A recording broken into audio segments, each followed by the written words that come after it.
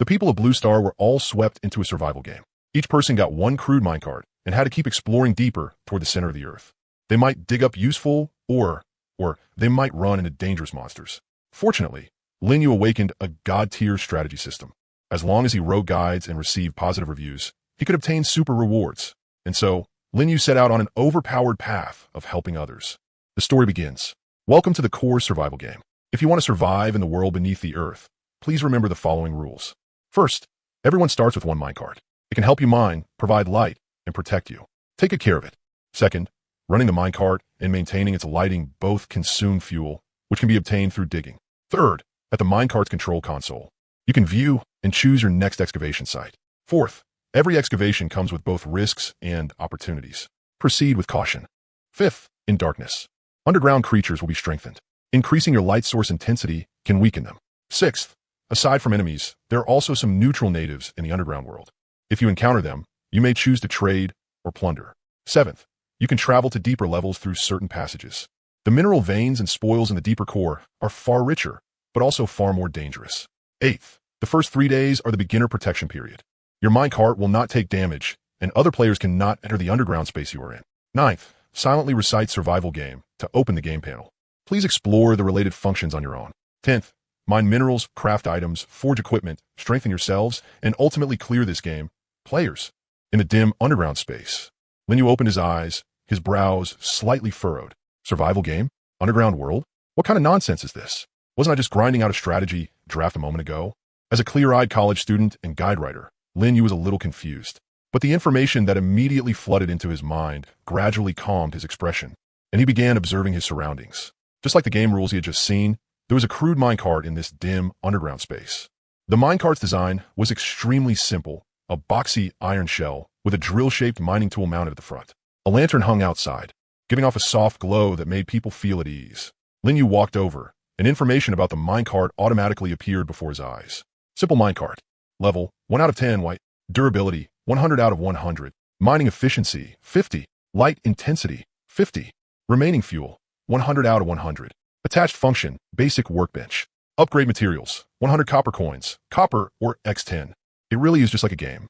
I can even see the stats. Lin Yu was quite surprised and stepped into the minecart. The minecart had only one carriage, and the interior space was somewhat cramped. Inside, aside from the control console, there was also a wooden table marked with measurement lines. Basic workbench can be used to craft some simple items. Recipes must be discovered on your own or made through blueprints. Currently available recipes, none. So this is everything I currently have as starting equipment. Thoughtfully, Lin Yu touched the table's cold surface.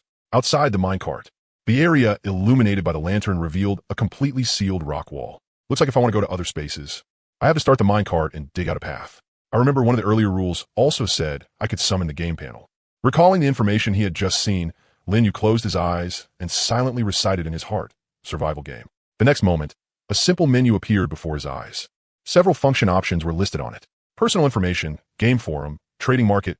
Lin Yu focused his attention on the game forum. Entering survival game forum.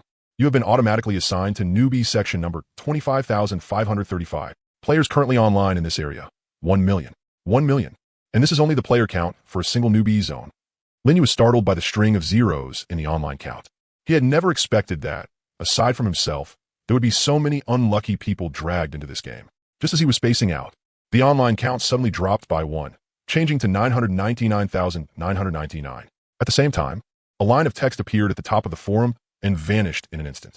Player Ji was killed by a slime and has died. Lin Yu's heart jolted. He hadn't expected the first death to appear so quickly. That made him realize that the survival game was a complete and total death game. Nothing like the virtual games he had played before. Anyway, I should first see what information the other players have. The survival games forum had 2 functions. One was the chat room, and the other was the post section. The former let players talk and chat with each other in real time. However, the number of messages one could send within a short period was limited. The latter allowed players to post text and images. Each person could only publish 1 post per day, but comments were unrestricted. You have entered the local chat channel.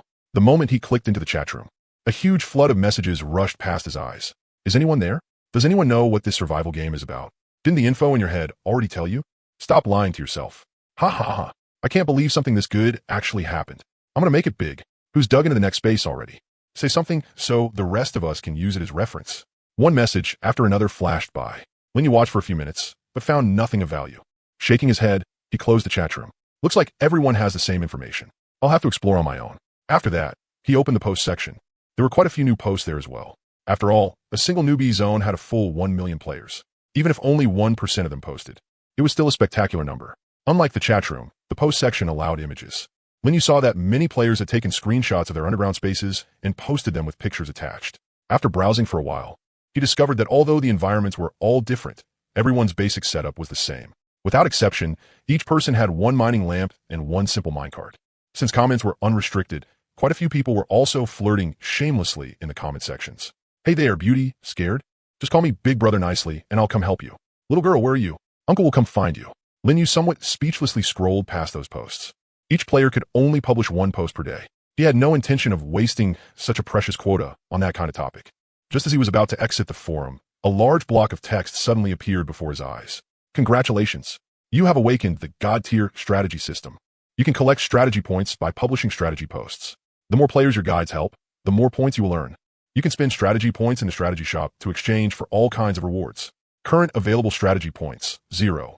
As a starting benefit, you may unlock the beginner level Eye of Appraisal for free. A system. The moment he realized what this information meant, Lin Yu's breathing immediately quickened. He had never expected to awaken the cheat ability that only protagonists in novels ever had. And it was even related to his old line of work. As long as he posted a guide, he could get rewards? There was such a good thing? All along, Lin Yu had written guides out of enthusiasm and love for games.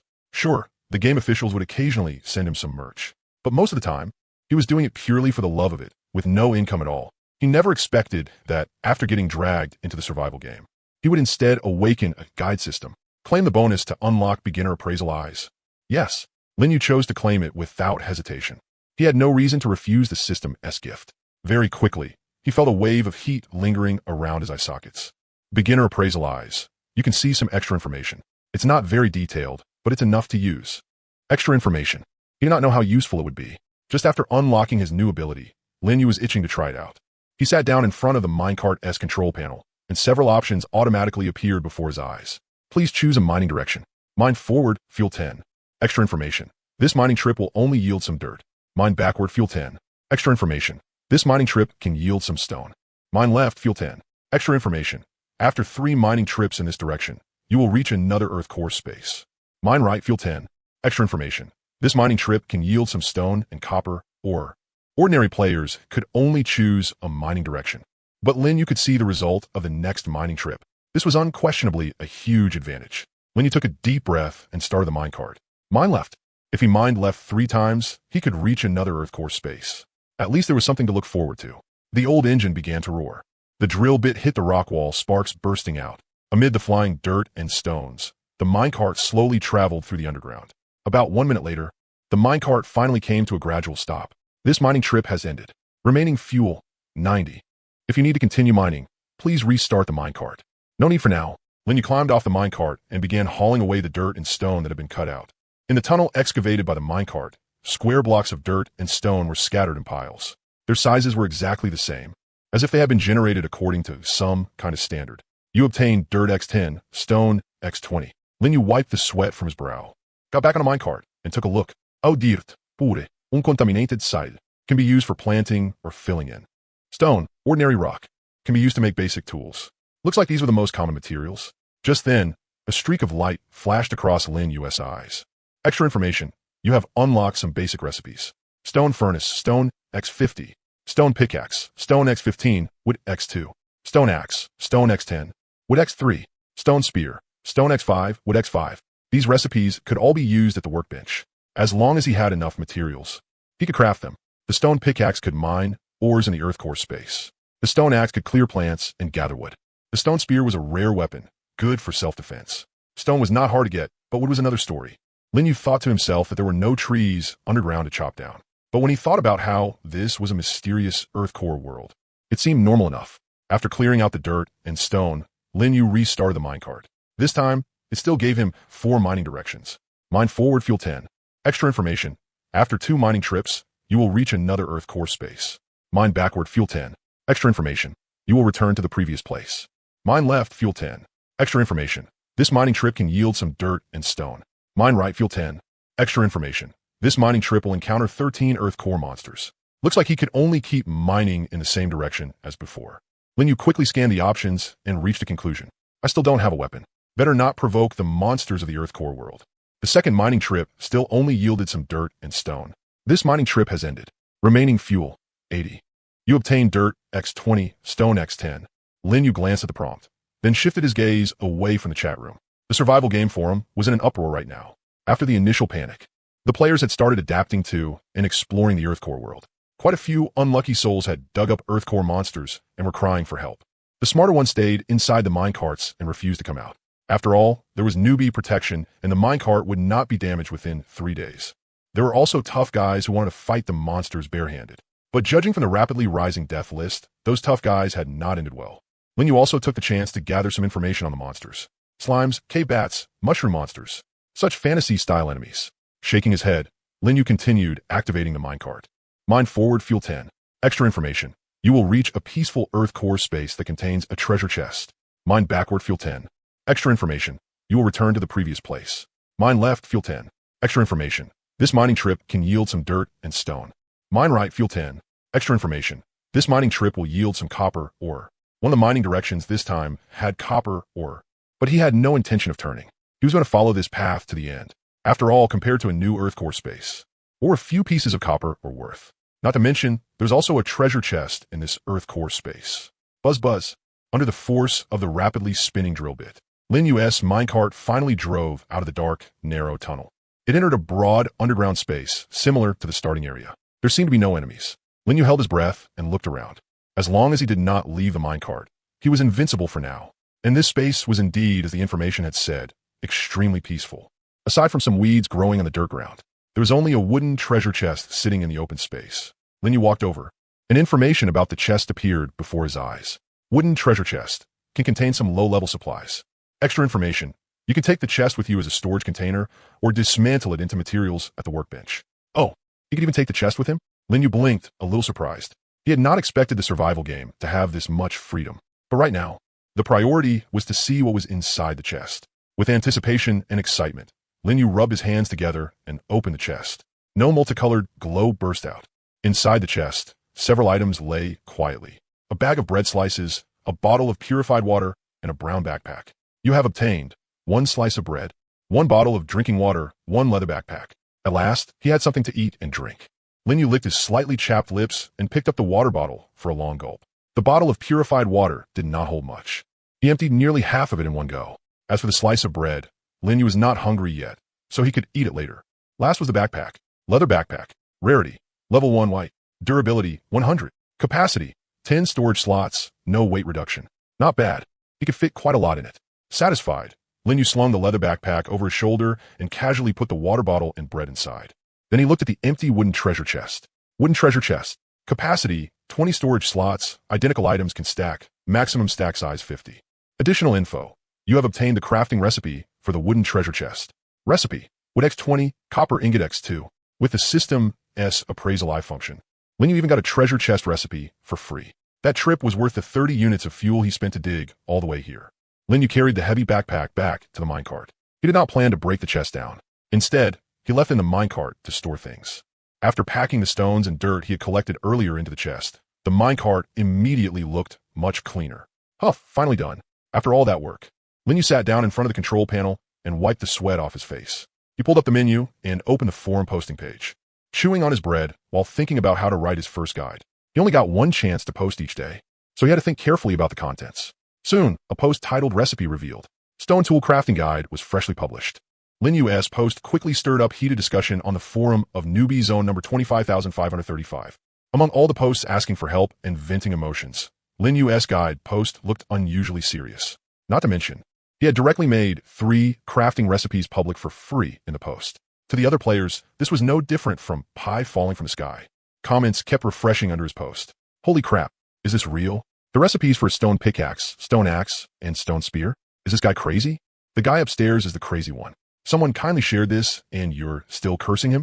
No, I mean, shouldn't this kind of thing be kept to yourself? If you make it public, that is such a huge loss. Thanks. Oh, I was just worrying about not knowing how to make weapons. I almost got hunted down by a slime just now. Saved a screenshot already. Good people live peaceful lives. I tried the recipes. They really work. You just need to place the materials on the workbench. Thanks to Big Boss Lin Yu for saving my dog life. Amid all the gratitude, there are also some discordant voices. Em dying laughing. P.S. actually posting something this good for everyone to see. Is this guy an idiot? Exactly.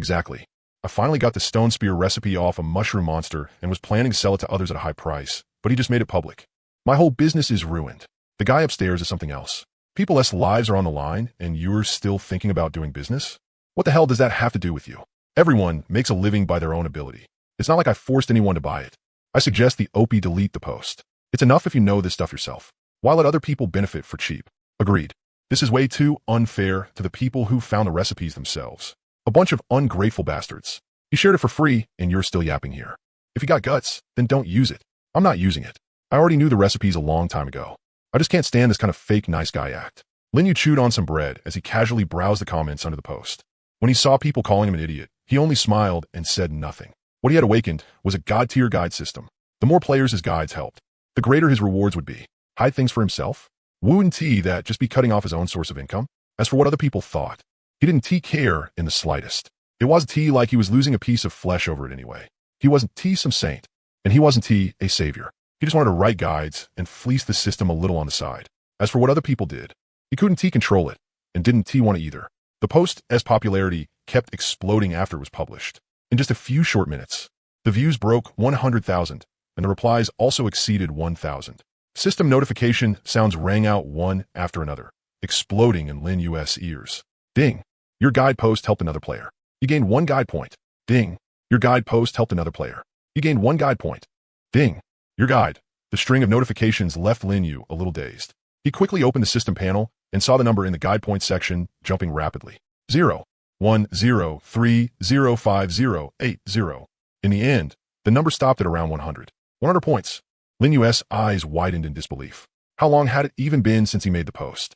10 minutes? Or 5? In just that little bit of time, he had already earned 100 guide points.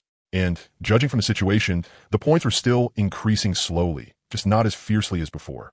However, there should have been more than 100 people reading the guide. It looked like guide points were not rewarded based on a 1-to-1 ratio with views, but according to some kind of proportion. Maybe it was related to the player's levels or progress. Lin Yu took a deep breath and forcefully suppressed the excitement in his heart. Time to go see what good stuff was in the shop. Lin Yu rubbed his hands together and opened the guide shop with a thought. The next moment, a simple interface appeared before his eyes. There weren't many items. Only 3, but every single one made Lin Yu's heartbeat speed up. Item 1. Upgrade Beginner Appraisal I to Intermediate Appraisal I. Points required, 500. Intermediate Appraisal I allows you to see more detailed information, including an enemy's exact attributes, the rarity of materials, the location of hidden mechanisms, and more. Item 2. Obtain 1 S-Rank Class Change Card. Points required, 1,000. S-Rank Class Change Card allows you to change into a powerful and unique class, and unlocks the leveling system. Item 3. Obtain 1 S-Rank Minecart Blueprint. Points required, 5,000. S-Rank Blueprint. Randomly obtain 1 crafting blueprint for an S-Rank minecart. Crafting an S-Rank minecart requires high-level crafting skills and a large amount of rare materials. All 3 items made Lin Yu drool with desire. Intermediate Appraisal I. 500 points. It looked like the cheapest one, and also the most practical. After all, the advantage he currently had came from the information provided by the Appraisal I. If he could upgrade it to the intermediate level and see more detailed information, then the quality of his guides would definitely rise to another level. But the problem was, the S-Rank class and the S-Rank minecart blueprint tempted him even more. Class. That single word made Lin Yu's heart tremble.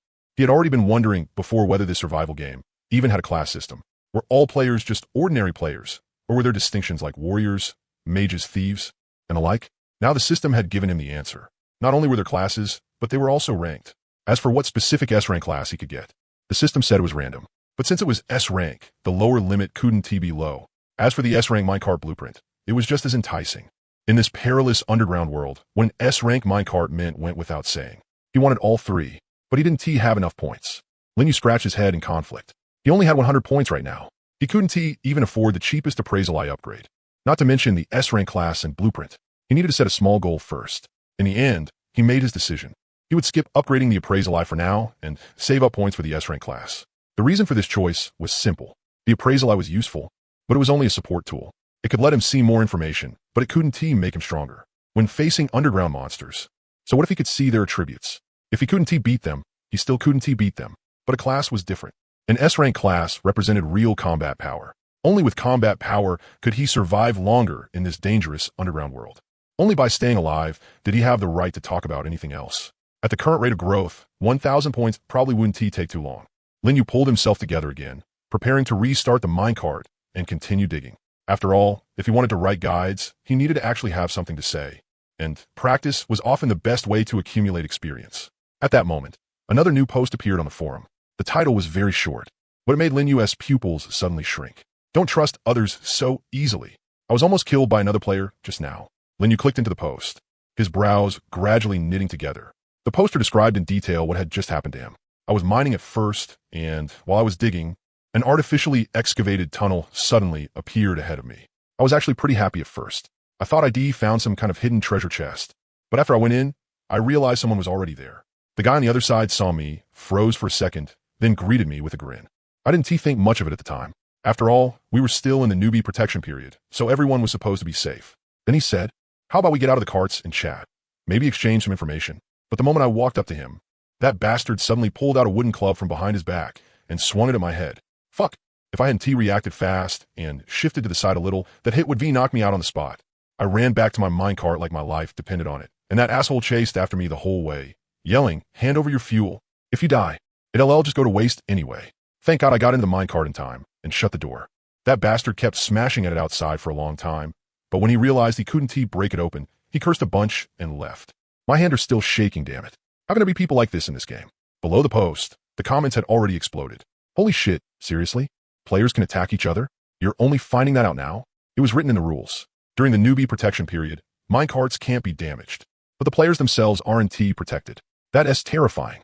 I was originally thinking about finding a neighbor to team up with, but now it looks like staying alone is safer. The human heart is impossible to predict. The server has only been open for how long? And people are already killing each other. What is that bastard's name? Expose him. Let everyone be careful. That is why you shouldn't trust people so easily. In this game, the only thing you could trust is your own minecart. Speaking of which, that guy named Lin Yu, the one posting guides. Do you really dare trust him? He is releasing recipes for free. Who knows what he is planning? Maybe there is some trap hidden in the recipe, like using a certain material make your minecart explode or something. Isn't your imagination a little too wild? I followed it and made a stone spear just fine. Just because nothing else happened now doesn't mean nothing will happen later. Anyway, I don't believe in free lunches falling from the sky. When Lin Yu saw that comment, the corner of his mouth twitched. He originally couldn't be bothered with conspiracy theorists like that, but the more that guy talked, the more ridiculous it got. He even started saying the recipe had some kind of backdoor in it. Fine, believe it or don't. Lin Yu curled his lip and directly tapped that person's profile picture, then selected block. Notice, you have blocked this player. From now on, neither side will be able to view the other's posts, comments, or private messages. Much quieter. Lin Yu clapped his hands lightly, feeling refreshed. He had never been a particularly generous person. You could question his motives, but don't yap in front of him. Anyway, once someone got blocked, they wouldn't be able to see his guides anymore. As for who was losing out, that went without saying. After dealing with the annoying mess on the forum, Lin Yu sat back down in front of the control panel. Time to keep digging. The minecart's remaining fuel was displayed as 70 out of 100. He had to use it sparingly. Right now, he still didn't know whether there were any other ways to get fuel besides digging. Please choose a digging direction. Dig forward, fuel cost 10. Additional information. This dig will yield some dirt. Dig backward, fuel cost 10. Additional information. You will return to the previous location. Dig left, fuel cost 10. Additional information. This dig will yield some copper or in stone. Dig right, fuel cost 10. Additional information. After 2 digs, you will reach another underground core space. Lin Yu glanced over it and quickly made his decision. To the right. His last experience had proven that a new underground core space often meant more resources. As for copper, it was important too, but there was no need to make a special detour just to mine it. Buzz, the minecart roared as its drill bit sank deep into the rock wall on the right. The first dig ended, yielding some dirt and stone. Remaining fuel, 60. Lin Yu didn't hesitate and chose to dig right again. After the second dig, a new space appeared at the end of the dim tunnel. Remaining fuel, 50. After several digs, the minecart's fuel had already dropped to only half. Lin Yu stepped out of the minecart and looked around. This underground core space was a bit larger than the previous 2 he had visited. But to his disappointment, there was no sign of a treasure chest. In its place was a dense patch of mushrooms. Red, blue, purple, mushrooms of all kinds of colors were crammed together, giving off an eerie glow under the light of the minecart's lantern. Mushrooms? Lin Yu didn't go over recklessly. He remembered some information he had seen on the forum earlier. Someone had dug into mushroom monsters before, creatures that looked like mushrooms and could spray spores to attack players. Could those things be hiding among these mushrooms? Linyu narrowed his eyes and carefully examined each mushroom. Among the mushroom patch, the edges of 3 mushrooms glowed with a faint red light, completely different from the others. Additional information: these 3 mushrooms are mushroom monsters in disguise. They will awaken and attack the player once approached. So there really was an ambush. Linyu sucked in a breath of cold air. If he had run overexcitedly to harvest them like before, he would probably already be getting surrounded by 3 mushroom monsters. He needed to make a weapon first. Linyu retreated to the side of the minecart and opened the trading market. This was his first time using this function. In the trading market, players could list items they owned. They could also sell certain items to the game shop and recycle them into coins. The survival game as currency was gold, silver, and copper coins with a ratio of 1 to 100 to 100. Basic materials like stone and dirt couldn't be recycled. A bag of bread had a recycle price of only 10 copper coins. There were no goods in the shop. You could only sell things there. If you wanted to buy something, you had to browse items consigned by other players. You could also post a purchase request and wait for other players to take the order. Linyu looked through it and found that the trading market was still pretty deserted. There were only a handful of listed goods. Still, he found what he wanted. Wood X10 price, 10 copper coins, no bargaining. Linyu didn't have a single copper coin right now, but he had bread. In the survival game, bread belonged to the food category and could restore fullness. In the resource-starved early phase of the game, the value of food went without saying. After thinking for a moment, Linyu posted a purchase request. Buying, Wood X10. Offer, bread slice X1. Less than a minute after the post went up, someone accepted the order. Trade successful. You obtained Wood X10 and paid bread slice X1. Sell a message. Bro, where do you get that bread? I've been digging forever and haven't found anything to eat. I'm starving to death. Linyu didn't reply. He took the wood and returned to the workbench inside the minecart. Craft, stone spear. Materials sufficient. Beginning crafting. Crafting complete. You obtained stone spear X1. A crudely shaped stone spear appeared in Linyu's hand. The spearhead was a sharpened piece of stone. It didn't look like much, but it was still better than going barehanded. Stone spear. Grade, level 1 white. Durability, 100. Attack, 17. Note, a basic weapon. Better than nothing. Linyu tightened his grip on the stone spear and walked back toward that patch of mushrooms. He didn't attack right away. Instead, he gently prodded the red glowing mushrooms with the spear tip. Swish. The instant it was touched, that mushroom suddenly swelled up and yanked itself out of the soil. The mushroom monster's body was made of a thick stalk and a brightly colored cap. Beneath the cap, a vicious face could vaguely be seen. It had no legs, yet it could move quickly using the root-like tendrils at the bottom of its stalk. The moment it revealed itself, Linyu also saw the mushroom monster's information. Mushroom monster. Level 1. HP, 30-30. Skill unknown. Weakness, unknown. Looks like I'll have to upgrade to intermediate appraisal eye before I can see detailed stats. Linyu felt a little regretful, but for him, being able to distinguish monsters from ordinary mushrooms was already enough. 30 HP wasn't much. Linyu didn't panic, relying on the stone spear's attack range advantage. He thrust straight at the mushroom monster's cap. 5. The mushroom monster let out a sharp screech, its tendrils lashing wildly across the ground as it pounced at Linyu. Linyu stepped back and thrust out another spear strike. 6. After 2 consecutive thrusts, the mushroom monster had already lost nearly a third of its HP. It let out a shrill cry and charged straight at him. Linyu had been prepared. He turned sideways and dodged the mushroom monster's charge. Then he seized the chance to step forward and follow up with more attacks. 4, 7, 6. The mushroom monster's HP dropped to 0. Its entire body rapidly withered, leaving only a few mushrooms behind where it had stood. You killed a mushroom monster. You currently do not have a class and cannot gain experience points. You obtained Mushroom X2, so I can't level up without a class? What a stingy system. Linyu shook his head. Just as he was about to deal with the remaining 2 mushroom monsters, he suddenly felt a warm sensation in his eye sockets. Extra information. By killing a mushroom monster, you have comprehended some new recipes. Cooking recipe. Grilled mushroom requires a campfire or furnace. Cooking recipe. Mushroom soup requires a campfire or furnace, as well as clean water. Facility blueprint. Simple campfire stone X10, wood X5. Linyu's eyes lit up. Now this was the real reward. Facing the 2 remaining disguised mushrooms. With his first real combat experience behind him, Linyu's movements became even cleaner and more decisive. First, he used the stone spear to poke them from afar and force the mushroom monsters to reveal themselves.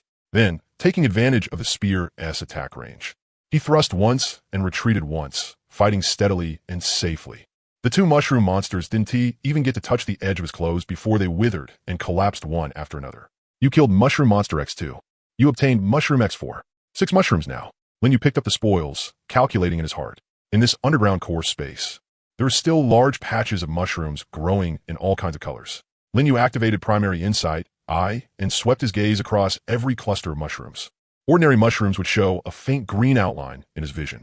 As for mushrooms that contain toxins and couldn't be eaten, they would display a dark red warning glow. After a round of sorting, he found another 5 ordinary mushrooms that were safe to eat. You obtained mushroom X5. That made 11 mushrooms in total. Enough to eat for a while. Linyu nodded in satisfaction and carried the mushrooms back to the minecart. He opened the workbench and checked the recipe he had just obtained. Simple campfire, stone X10, wood X5. Extra information. A campfire cannot be crafted inside the minecart. It can only be placed on flat ground. Once placed, it cannot be moved. Maintaining the campfire requires consumption of wood and other fuel. Can't be moved. Linyu thought for a moment, then made his decision. He glanced at the open space outside the minecart. The terrain was fairly flat, and there was nothing flammable nearby. I'll build a campfire here. I have to eat something hot at least. He took out stone and wood from the treasure chest and clicked craft. Material sufficient. Beginning crafting. Crafting complete. You obtained simple campfire X1. Extra information. You have unlocked a new crafting recipe. Charcoal. Charcoal, wood X2, requires a campfire or furnace. Charcoal can be used as furnace fuel and can also replenish fuel for the minecart. Each unit of charcoal restores 5 fuel. Linyu's eyes lit up. Charcoal can refill the minecart as fuel. This was a major discovery. The minecart only had 50 fuel left, and he had been worrying about what to do once it ran out. Now that he had charcoal, the fuel problem was more than half solved. He immediately placed the simple campfire in the open area. A circular fire pit made of stone appeared out of thin air, with several pieces of wood stacked in a cone shape in the center. Orange-red flames leaped up, driving back a large patch of the surrounding darkness. Warmth rushed over him. The campfire was already lit the moment it was placed. If that was the case, then he could start a fire even without fire-starting tools. Linyu skewered the mushrooms with the stone spear and slowly roasted them over the flames. Very soon, golden beads of oil seeped out across the mushroom surfaces, releasing a rich mushroom aroma. You obtain grilled mushroom X11. Grilled mushroom. Level 1 white. Effect. Continuously restores stamina and HP over 1 minute. Up to a maximum of 30 points. Finally, I can eat something hot. Linyu picked up a scalding hot grilled mushroom and started chewing with bared teeth. The taste was fresh and delicious, though it was a pity there was no seasoning. Still not fully satisfied, Linyu licked his lips and stored the remaining grilled mushrooms in his backpack. After eating his fill, he stared at the firewood crackling in the campfire and suddenly had a new idea. Since the campfire was still burning, why not make some charcoal first? As soon as the thought came, he opened the trade market. He had already run out of wood and needed to replenish some. As for what to trade, no one should be able to resist these freshly made, fragrant grilled mushrooms. List item, grilled mushroom X5. Price, each grilled mushroom in exchange for wood X20. Item description, restores stamina and heals HP. Can be purchased individually. First come, first served. The item had only been listed for a short while before the forum exploded. The chat room had originally been discussing all sorts of random topics. But suddenly one message flooded the screen. Holy shit, someone S selling food. Grilled mushrooms. For real? Post the link. I saw it. It's Big Shot Linyu, the one who posted the guide. PS trading grilled mushrooms for wood. 20 units of wood for 1 grilled mushroom? ISNT that way too expensive? Expensive my ass. I've been digging this whole time and haven't even seen the shadow of a mushroom. Exactly. You can't buy food even if you have money. The fact that Big Shot Linyu is willing to trade at all is already super generous. Say no more, I'm trading. I just happened to have saved up some wood earlier. Damn it, they're gone. Who the hell was that fast? In just a little over 10 seconds. The 5 skewers of grilled mushrooms were snatched clean by starving players. Linyu looked at the successful trade notifications, the corners of his mouth lifting slightly. Trade successful. You obtained wood X100. In the chat room, everyone was still discussing heatedly. Damn, how didn't T get one? Big Shot Linyu. Do you have any more grilled mushrooms? I'll pay a higher price. By the way, how did he make those grilled mushrooms? You can't eat raw mushrooms directly, right? Boss Linyu posted the recipe for stone tools before. Could it be that this time he's going to post food recipes too? Seeing someone guess what the next guide post would be about. The corners of Linyu's lips lifted slightly. He opened the chat room input panel and slowly typed out a line. Tomorrow, I'll post a guide on how to replenish minecart fuel. And I'll also reveal the crafting recipes for the campfire and charcoal. The moment that message appeared, the chat room completely exploded. A way to replenish minecart fuel. Am I seeing this right? That's great. I've already used up half my fuel and was worrying about it. Boss Linyu is insane. He can even solve fuel. Boss, you're my god. Please post it already. My minecart only has 20 fuel left. Tomorrow? Can't you post it today? Are you stupid? Everyone can only make 1 post per day. Boss already posted one today. So that's how it is. Then we'll wait for tomorrow. Boss Linyu, I sent you a friend request. Accept it? I sent one too. Boss, look at me. But Linyu had already closed the chat room and gone back to handling his own business. He took out 40 units of wood and put them into the campfire, burning them in batches. The remaining 60 units of wood were moved into the wooden treasure chest on a minecart for later use. Flames licked at the wood, and black charcoal gradually took shape. The process of making charcoal was fairly slow and required some patience, and Linyu happened to have plenty of patience. A few hours later, smelting complete, you obtained charcoal X20. 20 units of charcoal, each unit restoring 5 fuel, meant a total of 100 fuel restored. That would last for a while. Linyu carefully stored half of the charcoal in the treasure chest. As for the other half, he put into the facility he had just crafted. Rock furnace, the most basic furnace, can be used to smelt low-tier minerals.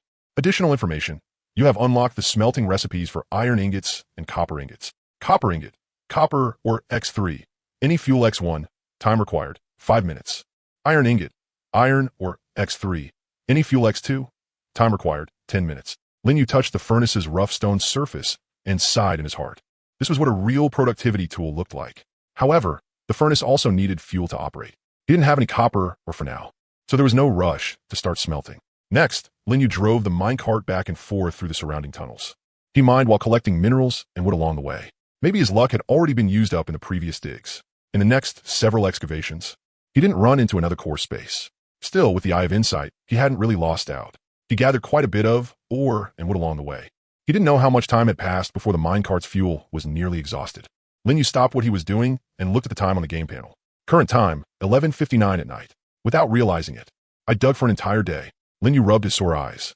Still, the gains were pretty good. He checked his inventory. Copper or X15, stone X45, dirt X65, wood X20 or 80 total counting the amount in the chest, plus the mushrooms, charcoal, and the rest he already had before. At that moment, the system notification suddenly rang out. Announcement, during the newbie protection period, at midnight every day, all players will automatically recover half of their minecart fuel. Rounded up, your minecart fuel has been restored, 50 over 100. So it automatically restores half the fuel every day. Linyu suddenly understood. That would save him quite a bit of charcoal. Still, once the newbie protection period ended, he'd have to figure out a way to replenish fuel himself. He stretched, walked over to the campfire, took out a skewer of grilled mushrooms, and slowly chewed on it while opening the forum posting page. It was a new day, and he had gotten another chance to make a post. After thinking it over, he decided to first write a guide about replenishing minecart fuel. Judging from the reaction in the chat room, this was the issue all players care about most right now. The post title was quickly drafted, No More Fuel Anxiety. Full reveal of the campfire, charcoal, and furnace recipes. In the main post, Linyu gave a detailed explanation of the recipe for a simple campfire and the things to watch out for. He explained how to use wood to make charcoal, as well as the exact ratio for using charcoal to replenish minecart fuel. He also posted the crafting recipe for the rock furnace and mentioned that the furnace could smelt minerals such as copper ingots and iron ingots. All of the above recipes have been personally tested by me and confirmed to work. Wishing everyone the best of luck surviving in the core world. He clicked publish. The moment the post went out, the forum burst into celebration again. First comment. Boss Linyu posted a new guide. Fuel. Fuel. There's finally a way to replenish fuel. The campfire needs wood and stone. I have stone, but where do I get wood? You can buy wood in the trading market or dig up those underground dead trees. 1 unit of charcoal restores 5 fuel. Since I recover 50 fuel every day, that means 10 charcoal. If I use it carefully, that's enough. Thanks, boss. My minecart only had 10 fuel left. I almost thought I'd be trapped underground until death. Wait, the rock furnace needs 50 stone? I only have 20. Is there a budget version? Be satisfied, man. Without the recipe, you wouldn't even be able to make a furnace. Linyu browsed the comments while eating his grilled mushrooms. Seeing the player's enthusiastic response, the corners of his lips curled up slightly. The system notifications started ringing wildly again. Ding. Your guide post helped other players. You gained guide points X1. Ding. You gained guide points X1. Ding. Watching his guide points continuously rise, Linyu felt an intense sense of satisfaction. He turned off the system notification sound, found a clean corner inside the minecart, and relaxed. Not long after, he fell asleep. When he woke up from one full sleep, Linyu felt refreshed, although sleeping on the floor had left his body a little stiff. Overall, though, it still counted as a good night's sleep. After all, during these few days, the minecart was absolutely safe, so he could rest without worry. Let's see how much the guide points have gone up. Linyu opened the system interface and glanced at the point total. Guide points, 1,096. 4 digits. Linyu's eyes instantly widened, and he subconsciously held his breath. 1,000 points already. Linyu took a deep breath. He opened the friend list. Unread private messages, 999. Friend requests, 999. Every single one was stuff like boss please carry me, boss add me as a friend, Linyu boss I love you, and so on. Linyu shook his head and cleared all messages from strangers with one click. Business first. He opened the guide shop and fixed his gaze on the second item. S-rank class change card, 1,000 points. Bought it. Consumed 1,000 guide points. Obtained S-rank class change card X1. A card radiating a dark golden glow appeared in Lin Yu's hand. Complicated runes were engraved on the surface of the card, with a question mark symbol in the center. S-rank class change card. Random after use. You will change into an S-rank class. This class is unique, and it unlocks the level system. Use it. Use. Lin Yu did not hesitate in the slightest. A dark golden brilliance burst out from the card and completely enveloped his body. A surging power poured into every part of his body. Countless pieces of information flashed through his vision at high speed. Changing class. Congratulations. You have obtained the S-rank class card tamer. The dark golden radiance gradually faded. Lin Yu opened his eyes and felt that some subtle change had taken place in his body. Class change complete. You have become the S-rank class card tamer. This class is unique. You are the only player on the entire server with this class. Level system unlocked. Current level 1/100. Class skill tree unlocked. Please explore on your own. Card tamer. Lin Yu murmured to himself, carefully savoring the name of this class. It sounded like it had something to do with cards. He opened the game menu and tapped personal information. Player, Lin Yu. Class, card tamer, S rank. Level 1. Experience, 0/100. Health, 100/100. Mana, 120/120. Stamina, 75/100. Attributes, Strength, 10/100 E rank. Constitution, 10/100 E rank. Spirit, 12/100 E rank. Willpower, 10/100 E rank. Luck, 10/100 E rank. The attributes are a bit higher than I expected. Lin Yu nodded in satisfaction. He remembered seeing other players post screenshots of their attribute panels on the forum before. For ordinary players without a class, their basic attributes averaged around 10 points. His spirit attribute was 2 points higher than the average person. The spirit attribute was tied to a player's total mana. That was why Lin Yu's mana was 120 points. Using skills required consuming either mana or stamina.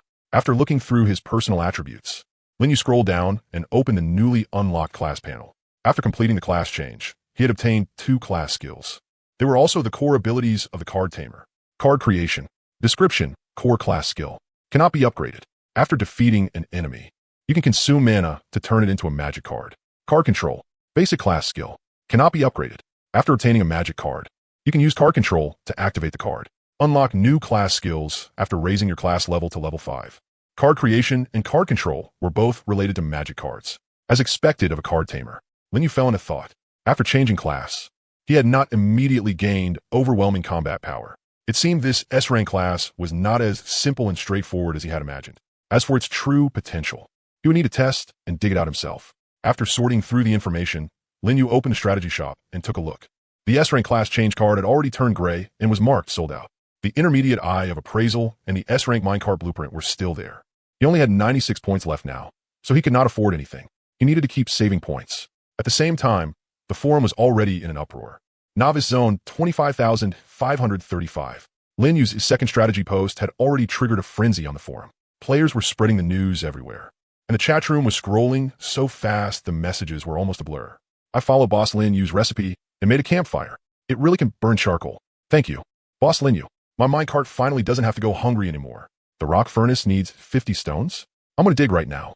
Guys, I've got a question. Besides refueling the minecart, can charcoal also be used as fuel for the furnace? Why don't you just try it and find out? Tried it. It works. And it burns longer than wood. Boss Lin Yu is awesome. This strategy is basically a lifesaver. In the middle of all the heated discussion, one player's message seemed especially out of place. What are you guys talking about? What campfire recipe? What charcoal? The speaker's ID was Carter. Carter stared blankly at the rapidly scrolling messages in the chat room. He had also seen the title of Lin Yu's post just now, but when he clicked into it, this was what appeared. This post does not exist or has been deleted. Doesn't exist? How is that possible?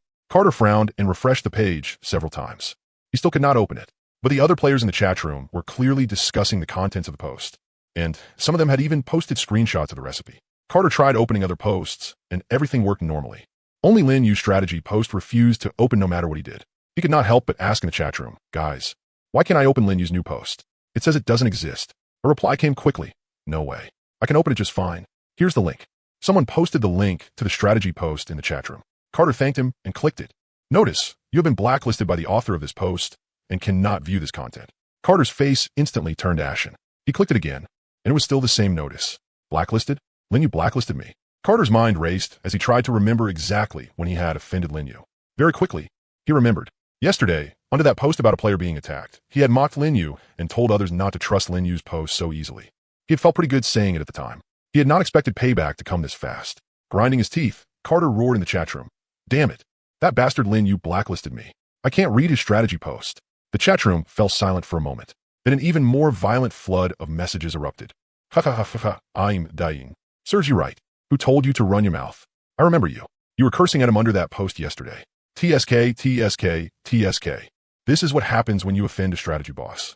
Bro, you better pray for yourself. You'll never get to see Boss Lin use strategies again. Not just this one. You won't see any of them from now on. I feel bad for you for 1 second. And then I'm going back to laughing, ha ha ha ha ha. Carter's face flushed red as he furiously typed. What the hell are you all laughing at? It's just one stupid strategy post. I can live without reading it. Just wait until I figure out the recipes myself in the future. Then we'll see who's begging who. That fake nice guy Lin Yu is going to crash and burn sooner or later. But instead of winning anyone's sympathy, his angry shouting only made the other players in the chat room even more amused. Oh, he's panicking. He's really panicking. You got blacklisted for having a filthy mouth. And you still have the nerve to curse someone else? Bro, do you know what it means to get blacklisted by Boss Lin Yu? It means you'll never see his strategies again, and every single one of his strategies can save lives. If I were you, I'd re-roll with a new account right now. Ha ha ha ha ha. Carter was trembling with rage, but there was nothing he could do. He wanted to keep spamming curses, but he quickly hit the daily message limit. Seeing Carter finally go quiet, the other players in the chat room gradually changed the topic. But even then, they still could not avoid talking about Lin Yu's strategy. Guys, remember this lesson. Never offend Boss Lin Yu. Agreed. If anyone dares to insult Boss Lin Yu again, I won't be the first to let it slide. Boss Lin Yu's strategies are the guiding light of our lives in the world beneath the earth. I've already put Boss Lin Yu on special follow. I'll carefully read every single one of his posts. Same here. Boss Lin Yu YYDS. After Carter stirred things up like this, the players on the forum all reached a consensus. Absolutely do not provoke Lin Yu. The price of getting blacklisted was permanently losing the right to see his guides. In this underground world where information was life, that price was far too great. Lin Yu had no idea about what had happened on the forum. He closed the system panel and sat back down in front of the minecart as control console. Time to get to work. Minecart fuel, 50 out of 100. After recovering yesterday, it was back to half a tank. The charcoal stored in the wooden chest still wasn't needed for now. Lin Yu opened the excavation direction selection interface. Please choose a digging direction. Dig forward, fuel 10. Additional information. This excavation can obtain some dirt blocks and stone blocks. Dig backward, fuel 10. Additional information. You will return to the previous place. Dig left, fuel 10. Additional information. After 2 excavations, you will arrive at another underground space. That space contains a large amount of plant life and what can be collected there. Dig right, fuel 10. Additional information. After 2 excavations, you will arrive at another underground space. There's a treasure chest in that space guarded by monsters. His luck was pretty good today. On the very first dig, there were already 2 underground spaces. Lin Yu's gaze shifted back and forth between option 3 and option 4. To the left was a plant space where he could gather wood. To the right was a treasure chest space, but it was guarded by monsters. As for wood, I'm not lacking it for now, but treasure chests. After thinking for a moment, Lin Yu made his decision. To the right. Perfect. He could use this chance to test the real combat ability of the S-rank class, Cardmaster. Lin Yu started the minecart and chose to dig to the right. The engine roared, and the drill bit bored into the rock wall. The first excavation yielded some stone blocks and dirt blocks. Remaining fuel, 40. Without hesitating, Lin Yu chose right again. After the second excavation ended, a bright and spacious underground area appeared at the end of the dim tunnel. Remaining fuel, 30. Fuel was starting to get a little tight. Lin Yu glanced at the remaining amount and decided he would add some charcoal later. He jumped down from the minecart and swept his gaze across the new space before him. This underground space was larger than any he had visited before. As far as the minecart lantern-S light could reach, large exposed copper veins covered the ground. The bluish-green or gleamed with a metallic luster under the light. An open-air copper mine? Lin Yu's eyes lit up. This time, he was going to make a fortune. However, what truly drew Lin Yu's attention was the wooden treasure chest in the very center of the space. It was exactly the same as the one he had found in that peaceful space before. But this time, the area around the chest was far from peaceful. 3 blue slimes were slowly patrolling near the chest. They weren't very large. Their surfaces were smooth and gave off a faint blue glow. Lin Yu didn't rashly move forward. Instead, he activated the beginner Eye of Insight. Slime, level 1. HP, 40 out of 40. Skill, unknown. Weakness, unknown. 40 HP, 10 more than the mushroom monsters. Linyu frowned slightly. The mushroom monsters he had encountered before had been in disguise, so he could deal with them one by one. But these 3 slimes were all fully awake. Once he engaged them, he would have to face 3 enemies at the same time. Let us check if there's any information on the forum first. Linyu opened the game forum and entered the posting section. To his surprise, the atmosphere on the forum today was completely different from yesterday. It was no longer filled wall-to-wall with cries for help and wailing. There were now quite a few serious discussions. Linyu typed the word slime into the search bar and started looking for useful information. In the end, his gaze landed on a post titled Some Small Discoveries About Slimes. The poster was named Vincent. The post wasn't too long, but it contained quite a bit of information. Today, I dug into an underground space with 3 blue slimes inside. At first, I was pretty panicked and thought they were some super powerful monsters. Later, I forced myself to fight them a few times and found out these things actually aren't that hard to deal with. Slimes have a very simple attack pattern. All they do is jump up and smash into you. As long as you stay calm and dodge to the side when you see them jump, they'll basically never hit you. But be careful and absolutely don't let yourself get surrounded. If all 3 jump at once, it's hard to dodge all of them. Also, these things are pretty tanky. I had to stab one around 7 or 8 times before it died. Stone Spear. Summary. Slimes are basically just meat shields. There's nothing technical about fighting them. Just throw them down slowly and you'll be fine. There were a few scattered comments below the post. Thanks for sharing. I got blocked by slimes yesterday too and didn't even dare get off the card. OPS a good guy, way better than the ones who hide everything. If Boss Linyu posted a slime guide, it'd definitely be more detailed than yours. The poster replied to that last comment. Boss Linyu writes comprehensive guides. Mine's just a small discovery for everyone's reference. After reading it, Linyu nodded lightly. Although this post didn't contain much, it was practical. Looks like under my influence, people are starting to share useful information. That was a good thing. Information sharing could help all players survive longer. And as the owner of the guide system, he could benefit from it as well. After all, the longer players survived, the more people would read his guides and the faster his points would grow. After thinking about it, Linyu left a reply in the comment section of that post. Thanks, OP. Very helpful. May good people live in peace all their lives. Linyu closed the forum, tightened his grip on the stone spear, and took a deep breath. Time to get to work. He stepped down from the minecart and approached the 3 slimes. The minecart lantern's light weakened as he moved away, but he was still within its effective range.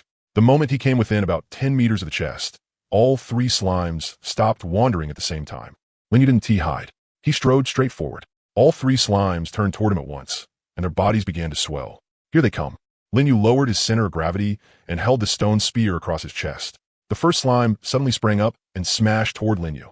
Its blue spherical body traced an arc through the air. Linyu twisted to the side, and the slime slammed into the ground, brushing past his shoulder with a dull thud. A shallow crater was smashed into the ground. That was close. Linyu didn't waste the opportunity. During the brief stiffness after the slime landed, he thrust out with his spear. 5. A small chunk of the slime's HP dropped, but it quickly recovered and sprang up again. At the same time, the other 2 slimes also moved. They flanked him from the left and right, then jumped at the same time.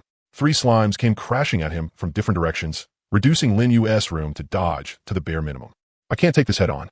Linyu made a split-second decision and retreated several steps in a row. 2 slimes slammed down less than half a meter in front of him, kicking up a cloud of dust. The third landed even closer. It nearly smashed straight into his foot. Linyu steadied himself, then thrust out another spear. 6. The first slime's HP had already dropped to 29. But Linyu didn't get greedy. He quickly retreated and widened the distance. The 3 slimes wriggled again, preparing for another round of jumps. Just like that, Linyu used agile footwork to circle around the 3 slimes in the open space near the treasure chest. 1 spear thrust, step back, dodge, then another thrust. Although each hit didn't deal much damage, the key was that it was steady. The 3 slimes' jumping attacks were dense. But Linyu stayed calm the whole time and didn't get hit even once. A few minutes later, the first slime's HP hit 0. Its body rapidly deflated like a punctured balloon, finally turning into a puddle of blue slime. You killed Slime X1. You gained 10 EXP. Linyu's eyes lit up. Just as expected, after changing class, he could finally gain EXP. He glanced at the EXP bar, 10/100. He only needed to kill 10 slimes to reach level 2. But now was the time to think about that. After seeing their companion fall, the remaining 2 slimes clearly sped up their attacks. But their attack pattern still hadn't changed. They just jumped faster and slammed down harder. Linyu steadied his mindset and continued using hit-and-run tactics. A few more minutes passed. The last 2 slimes also fell one after another. You killed Slime X2. EXP plus 20. Current, 30/100. You obtained Slime Gel X3. The battle was over. Linyu let out a breath and realized his palms were covered in sweat. 3 slimes, and the fight had taken nearly 10 minutes. It was actually pretty exhausting, but the rewards were also quite good. The 3 slimes had given him a total of 30 EXP, putting his level up progress at 30. On top of that, there were 3 portions of slime gel, which should be enough to unlock a new recipe again.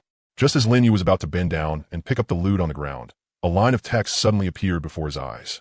Detected targets that can be made into magic cards, Slime X3. Do you want to consume mana to turn them into magic cards? Hint, each magic card consumes 10 mana. Current mana, 120/120. Linyu froze for a second, then reacted. Right, I'm a card master now. I can use card making to turn monsters into cards. He chose yes without hesitation. A gentle force flowed out from his body and gathered in his right palm. Pale blue motes of light appeared in the air and slowly drifted toward the 3 puddles of slime on the ground. The motes wrapped around the slime and gradually condensed into 3 translucent cards. The cards floated in the air for a moment, then gently drifted down into Linyu's hands. Card creation successful. You obtained Magic Card, Slime X3. Consumed 30 mana. Current mana, 90/120. Mana will slowly recover over time. Current recovery speed, 1 point per 2 minutes. Linyu lowered his head and looked at the 3 magic cards in his hands. The cards weren't large, about the size of playing cards, and the material felt like some kind of translucent hard plastic. On the front was a 3-dimensional projection of a blue slime. It looked lifelike. The back was engraved with complex runes, somewhat similar to the patterns on a class change card.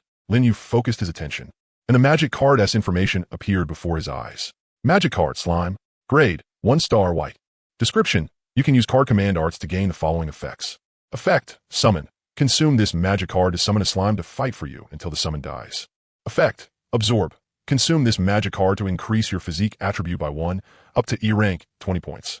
Linyu stared at the magic card-s effect description and stayed silent for a full 5 seconds. Then he took a deep breath. Isn't this way too strong? Linyu stared at the 3 translucent magic cards in his hand, his pupils trembling slightly. It was T like he had never played games before, and it was T like he had never seen card-based classes. But the absorb effect had truly caught him off guard. Effect, absorb. Consume this magic card to increase your physique attribute by 1, up to E rank, 20 points. What did that mean?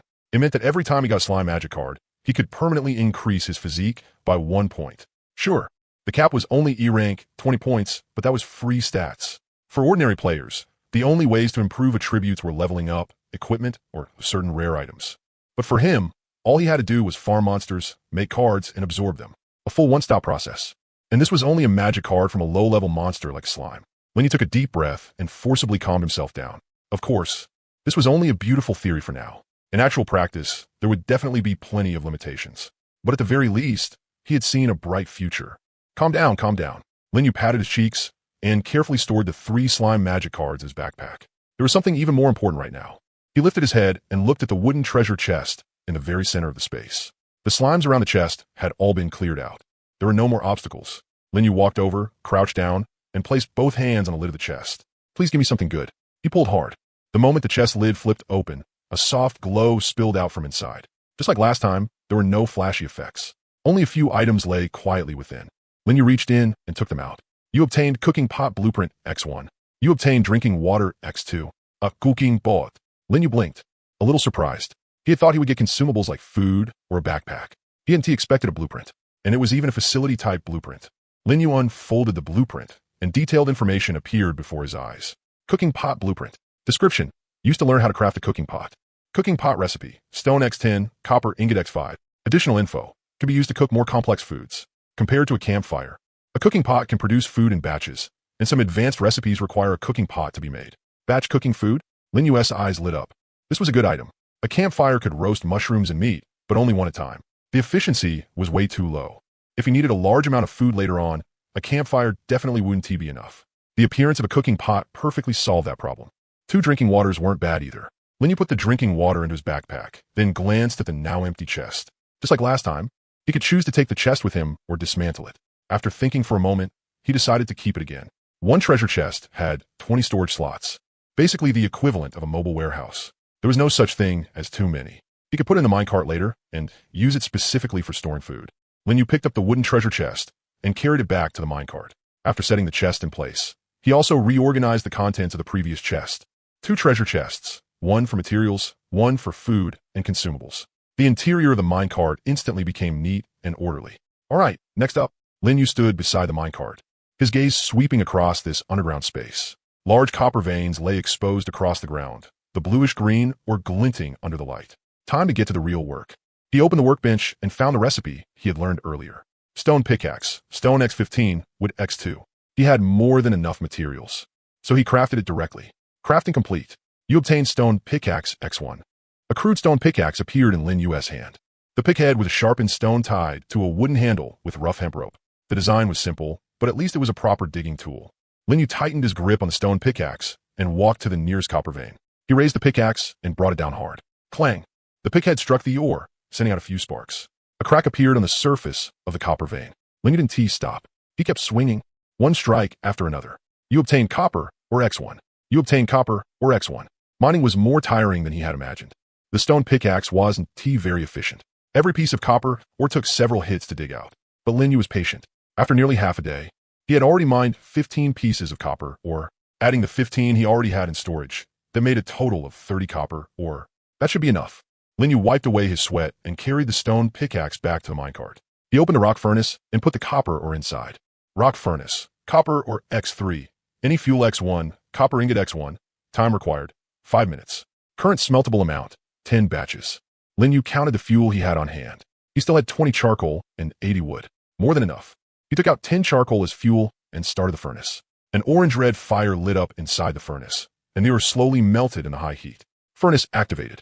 Copper ingots will be completed in 5 minutes. He would have to wait for a while. Lin Yu didn't sit idle. While the furnace was running, he took a lap around the minecart and collected the scattered stones and dirt in this underground space. The area was larger than before, and the resources were richer too. He picked up nearly 30 stones from the ground alone. Added to the previous 45, he now had a total of 75 stones. His dirt had increased by quite a bit too, bringing the total close to 100. Once the copper ingots were done, he would be able to make quite a few things. As Lin Yu organized his materials, he opened his backpack to check the slime gel he had obtained earlier. Slime gel X3. Description: a sticky substance left behind after a slime dies. Can be used to craft certain items. Lin Yu stared at the 3 portions of gel, and his eyes heated slightly. The beginner-level Eye of Insight activated automatically. Additional information. Through slime gel, you have unlocked some basic recipes. Torch. Grade. Level 1 white. Requirements. Wood X1. Slime gel X1. Basic workbench. Description: a torch can be held for illumination or attached to the ground or a wall. Light intensity, 50. Burn duration, 2 hours. Gel shield. Grade, level 5 green. Requirements: slime gel X10, wood X10, copper ingots X3, anvil. Description: a small shield reinforced with gel. It can deflect physical attacks. Torch shield. Lin Yu muttered to himself, a thoughtful glint flashing through his eyes. The torch recipe was very practical. Its light intensity was only 50. The same as the minecart lantern, but its advantage was portability. It could be carried by hand or planted in the ground. When exploring the underground world, one more light source meant one more layer of safety. The gel shield was good too. It was the only green quality item Lin Yu had seen so far, although it couldn't compare to a real metal shield. It was already a rare piece of defensive gear in the early game. The other materials weren't a big problem, but he still had no way to get the anvil required to make it. He would probably have to get iron ingots first before that could be unlocked. No ruse. One step at a time. Lin Yu memorized the recipe information and continued organizing his materials. Time passed bit by bit. The firelight inside the furnace gradually dimmed. Smelting complete. You obtained copper ingots X10. 10 copper ingots. Perfect. Lin Yu took the smelted copper ingots out of the furnace and placed them on the workbench. The moment he set them down, new information appeared before his eyes. Additional information. Copper ingots detected. You have unlocked some new crafting recipes. Copper axe. Copper ingots X3. Wood X3. Description: compared to a stone axe, a copper axe chops wood more efficiently and has better durability. Copper pickaxe, copper ingots X3, wood X3. Description: compared to a stone pickaxe, a copper pickaxe mines faster and can dig higher grade ores. Copper sword, copper ingots X5, wood X2. Description: a real metal sword. Attack, 5 to 15. Durability, 200 out of 200. A qualitative leap compared to the stone spear. The copper 3-piece set. Lin Yu's eyes lit up, while the other players were still using stone tools. He had already stepped into the Bronze Age. No rush on the copper axe and copper pickaxe. I already have a stone pickaxe and stone axe, so they're barely enough for now. Lin Yu's gaze landed on the copper sword recipe, but his weapon had to be upgraded. The stone spear only had an attack value of 1 to 7. It was fine for dealing with slimes and mushroom monsters, but if he ran into stronger monsters, it definitely wouldn't be enough. The copper sword S attack value was 5 to 15, more than double the stone spear S, and it had higher durability too, so he wouldn't have to worry about his weapon breaking in the middle of a fight. Craft copper sword. Materials sufficient. Beginning crafting. Crafting complete. You obtained copper sword X1. A brand new copper sword appeared in Lin Yu's hand. Lin Yu swung it twice. The blade cut through the air with a faint hum. Way better than the stone spear. He nodded in satisfaction. After that, he looked at the other recipes on the workbench. He wouldn't make the copper axe or copper pickaxe for now. He would wait until he actually needed them.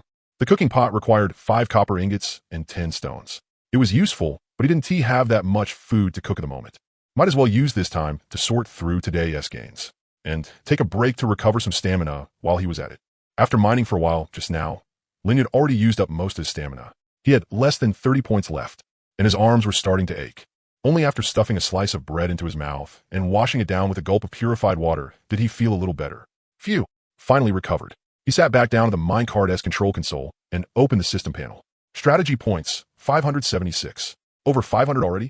Lin was a little surprised. He hadn't even posted a new guide today, yet his points had already risen to 576. It seemed the momentum from yesterday's fuel guide was still going strong, combined with the popularity he had built up over the past 2 days. New players were checking his posts every day without end. 500 points was just enough to upgrade the Eye of Insight. After thinking for a moment, Lin opened the guide shop. Item 1. Upgrade beginner level Eye of Insight to intermediate level Eye of Insight. Cost, 500 points. Redeem. Consumed 500 strategy points. Your appraisal eye has been upgraded. Beginner intermediate. A stream of warmth, even hotter than before, surged into his eyes. The world in his vision became even clearer. The intermediate appraisal I could not only see extra information, but also a monster-esque weaknesses and skills. That would be a huge help for his upcoming exploration. Time to keep digging. Lin glanced at his fuel reserves. The minecart had 30 fuel left. There were still 10 portions of charcoal in the chest, enough to restore 50 fuel. He could burn some more charcoal as backup. Lin took out half of the remaining wood, about 40 units, and put it into the furnace. The charcoal from that batch of wood would be just enough to fill 1 cart's worth of fuel. After that, he restarted the minecart. With the intermediate appraisal eye, the information he could see became much more detailed. For example, he could now see the exact number of dirt blocks and stone blocks he could get from this excavation. The 3 directions for this dig were all the same old stuff. Only one direction was a type he had never seen before. Dig to the left. Fuel, 20. Extra information. You will enter a rocky zone. Fuel consumption, 10. Digging time, 100. Stone and mineral yield, 100. Rocky zone. Lin fell into thought. Clearly, this was a tough nut to crack. For ordinary players, even with the doubled mineral output, the fuel cost would be too much to bear. But Lin was different. Right now, he was rich in resources and fully equipped. He could afford the doubled fuel consumption. Of course, the most important part was that he could see the result of every dig. He would not waste fuel on useless directions like a headless fly. Let us see what this rocky zone is all about. Lin took out a few portions of charcoal, filled the minecart's fuel to the brim, and started digging. Buzz, buzz. The drill seemed to hit a hard rock layer, sending sparks flying. The minecart's forward speed slowed down quite a bit compared to before, but was still moving steadily. With nothing else to do, Lin simply opened the trading market, planning to trade some of the supplies in his hands for useful items. It was already the 2nd day of the survival game. A lot of strange and unusual items had started appearing on the market. After all, a single beginner zone had players in the millions. No matter what got dug up, it would not be surprising. There was even a gold quality item. Who was this? How could someone be this lucky? Feeling rather envious, Lin tapped open the item details. Whether sorted by quality or by price, this item was ranked first in the trading market. It was impossible to ignore. Golden Miner S-Ring. Grade, 5 gold. Requirement, player level must reach level 2. Effect, reduces durability consumption of stone, copper, and iron pickaxes by 50%. Effect, when mining copper or iron or silver ore, there's a 33% chance to gain double output. Effect, when mining stone blocks, there's an 11% chance to obtain 1 random low-grade mineral. Effect, when mining minerals, there's a 1% chance to obtain 1 gold ore. Extra information, each player can equip up to 3 accessories. Seller, anonymous. Message, exchange for a gold quality item of the same grade or 100 portions of food. Lin was startled at first by the price of 100 portions of food, but he quickly understood that the seller was not asking for an outrageous price. If not for the Ring S level restriction, players who had neither class changed nor leveled up could not use it at all. Otherwise, the seller probably would never have wanted to part with this goose that laid golden eggs. After all, double mineral output was just too good. By trading the extra or gain from it, the cost could be recovered in no time. Unfortunately, the level 2 requirement made it impossible for ordinary players to make use of this item as effect. What a pity. I don't have 100 portions of food either. Linyu was very tempted by the ring as well, but all he could do was stare at it longingly. Just as he was about to browse other items, he noticed the asking price suddenly change. It dropped from 100 portions of food to 90. It was obvious the seller really needed food. If that was the case, after thinking for a moment, Linyu put up 1 portion of roasted mushrooms in the trade listing and left a comment. Linyu, about the gold quality ring on your shelf, can we talk? It seemed the seller was also watching the market closely, because a reply came very quickly. Seller, anonymous roasted mushrooms are nice, but the quantity is too small. Not for sale. Linyu, you should know too that no one has that much food on hand right now. Seller, anonymous, what are you trying to say? Linyu, I can keep supplying you with food in exchange for the right to use this gold ring. Seller, anonymous, no. That's just trying to get something for nothing. Linyu, I have the ability to do it. There is no need for me to lie to you. After that, Linyu sent over the information for the cooking pot blueprint. Seller, anonymous, this blueprint. Wait, you're Linyu? That Linyu big shot who wrote those 2 strategy posts. Looking at the message sent by the seller, the corners of Linyu's mouth lifted slightly. It seemed the name Linyu already had a certain level of fame in beginner zone number 25,535. That was an unexpected, pleasant surprise. Linyu, I would dare call myself a big shot. I only wrote a few somewhat useful posts. The other side went silent for a moment, as if weighing their words. Seller, anonymous, to be honest, at first I thought you were a scammer. Linyu, and now? Seller, anonymous, you even dared to post such a valuable recipe for free. What would be the point of cheating me out of 1 ring? Linyu looked at that message and smiled noncommittally. This seller was a sensible person. Seller, anonymous, my name is Chi Chuan. Big shot, want to be friends? System notification. Player Chi Chuan has requested to add you as a friend. Linyu tapped accept. 1 more name appeared on his friend list. Chi Chuan's profile picture showed a young man with a buzz cut, probably in his 20s. He looked pretty energetic. Very soon, Chi Chuan sent a message through the private friend chat function. After players became friends, they could communicate one-on-one. Aside from that, they could also send items to each other. But there was a time delay. Chi Chuan, big shot Linyu, honestly, I'm really short on food right now. My minecart as fuel is already almost gone. And I've used up all my wood too. If I still can't find anything to eat, I'm afraid I won't make it to tomorrow. Chi Chuan, I got that gold ring as a drop from a giant mushroom monster. That thing nearly rammed me to death back then. Good thing my minecart was sturdy enough. Linyu, but you can't use it right now. Your level isn't high enough. Chi Chuan, right? The game system says I have to class change first before I can level up, so all I can do is stare at it. Looking at the string of messages Chi Chuan sent, Linyu could feel the other party's anxiety. He thought for a moment, then typed a line. Linyu, how much fuel does your minecart have left right now? Chi Chuan, 10 points. Linyu, don't panic yet. I can give you some charcoal and food first, enough to get you through these next 2 days. Chi Chuan, really? Big shot, you're not tricking me. Are you? Linyu, what benefit would I get from lying to you? Chi Chuan, true enough. Then, this ring. Linyu, I really do want the ring. How about this? I'll pay in installments. Linyu, give me the ring first, and I'll provide you with food and supplies in batches. What do you think? Chi Chuan's side went silent for a long time. Linyu wasn't in a hurry. Leaning against the minecart's cold iron wall, he waited patiently. He knew this proposal was a little risky. After all, in this treacherous underground world, nobody dared trust a stranger so easily, especially not when it meant handing over something valuable first. Only after quite a while did Chi Chuan's message appear again. Chi Chuan, Boss Linyu, to be honest, I hesitated for a long time. Chi Chuan, but I want to gamble on this. Chi Chuan, ever since your first guide was posted, I've been following your threads. You're not like those people who hide everything, and you're not like those scammers who just run their mouths. Chi Chuan, every guide you've written has been packed with real, practical stuff.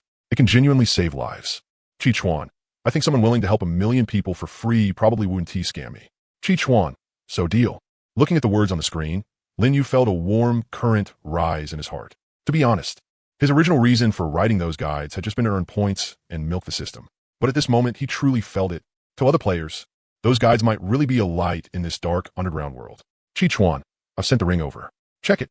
System notice. Player Chi Chuan has gifted you Gold Miner's Ring X1. Accept? Linyu took a deep breath and clicked accept. An ancient-looking metal ring appeared in his palm. The entire ring was golden yellow, with a rough miner's pick engraved on the surface. Under the light of the minecart lantern, it gleamed brilliantly. Good stuff. This was really good stuff.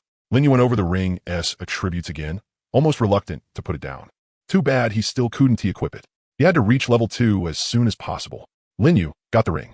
Here, as the first batch of supplies. Take these for now. Lin Yu took out 2 portions of roasted mushrooms from his backpack, then took out 10 portions of charcoal and sent them to Chi Chuan through the gift function. That was roughly half the supplies he currently had on hand. System notice. You have gifted player Chi Chuan roasted mushrooms X2, charcoal X10. Chi Chuan. Boss, you really sent them. Chi Chuan. 2 portions of roasted mushrooms. And charcoal too. I'm saved now. Chi Chuan. Thank you, boss. Thank you so much. Chi Chuan. No rush on the rest of the food, boss. Take your time. I trust you. Looking at Chi Chuan's excited, incoherent messages, the corners of Lin Yu's mouth lifted slightly. Lin Yu, I've still got things to do here, so let us stop chatting for now. Be careful. Chi Chuan got it. Boss, you be careful too. After closing the chat interface, Lin Yu leaned against the minecart wall and let out a long breath. To be honest, when he suggested paying in installments just now, he hadn't been confident either. After all, these days, trust was the most luxurious thing of all.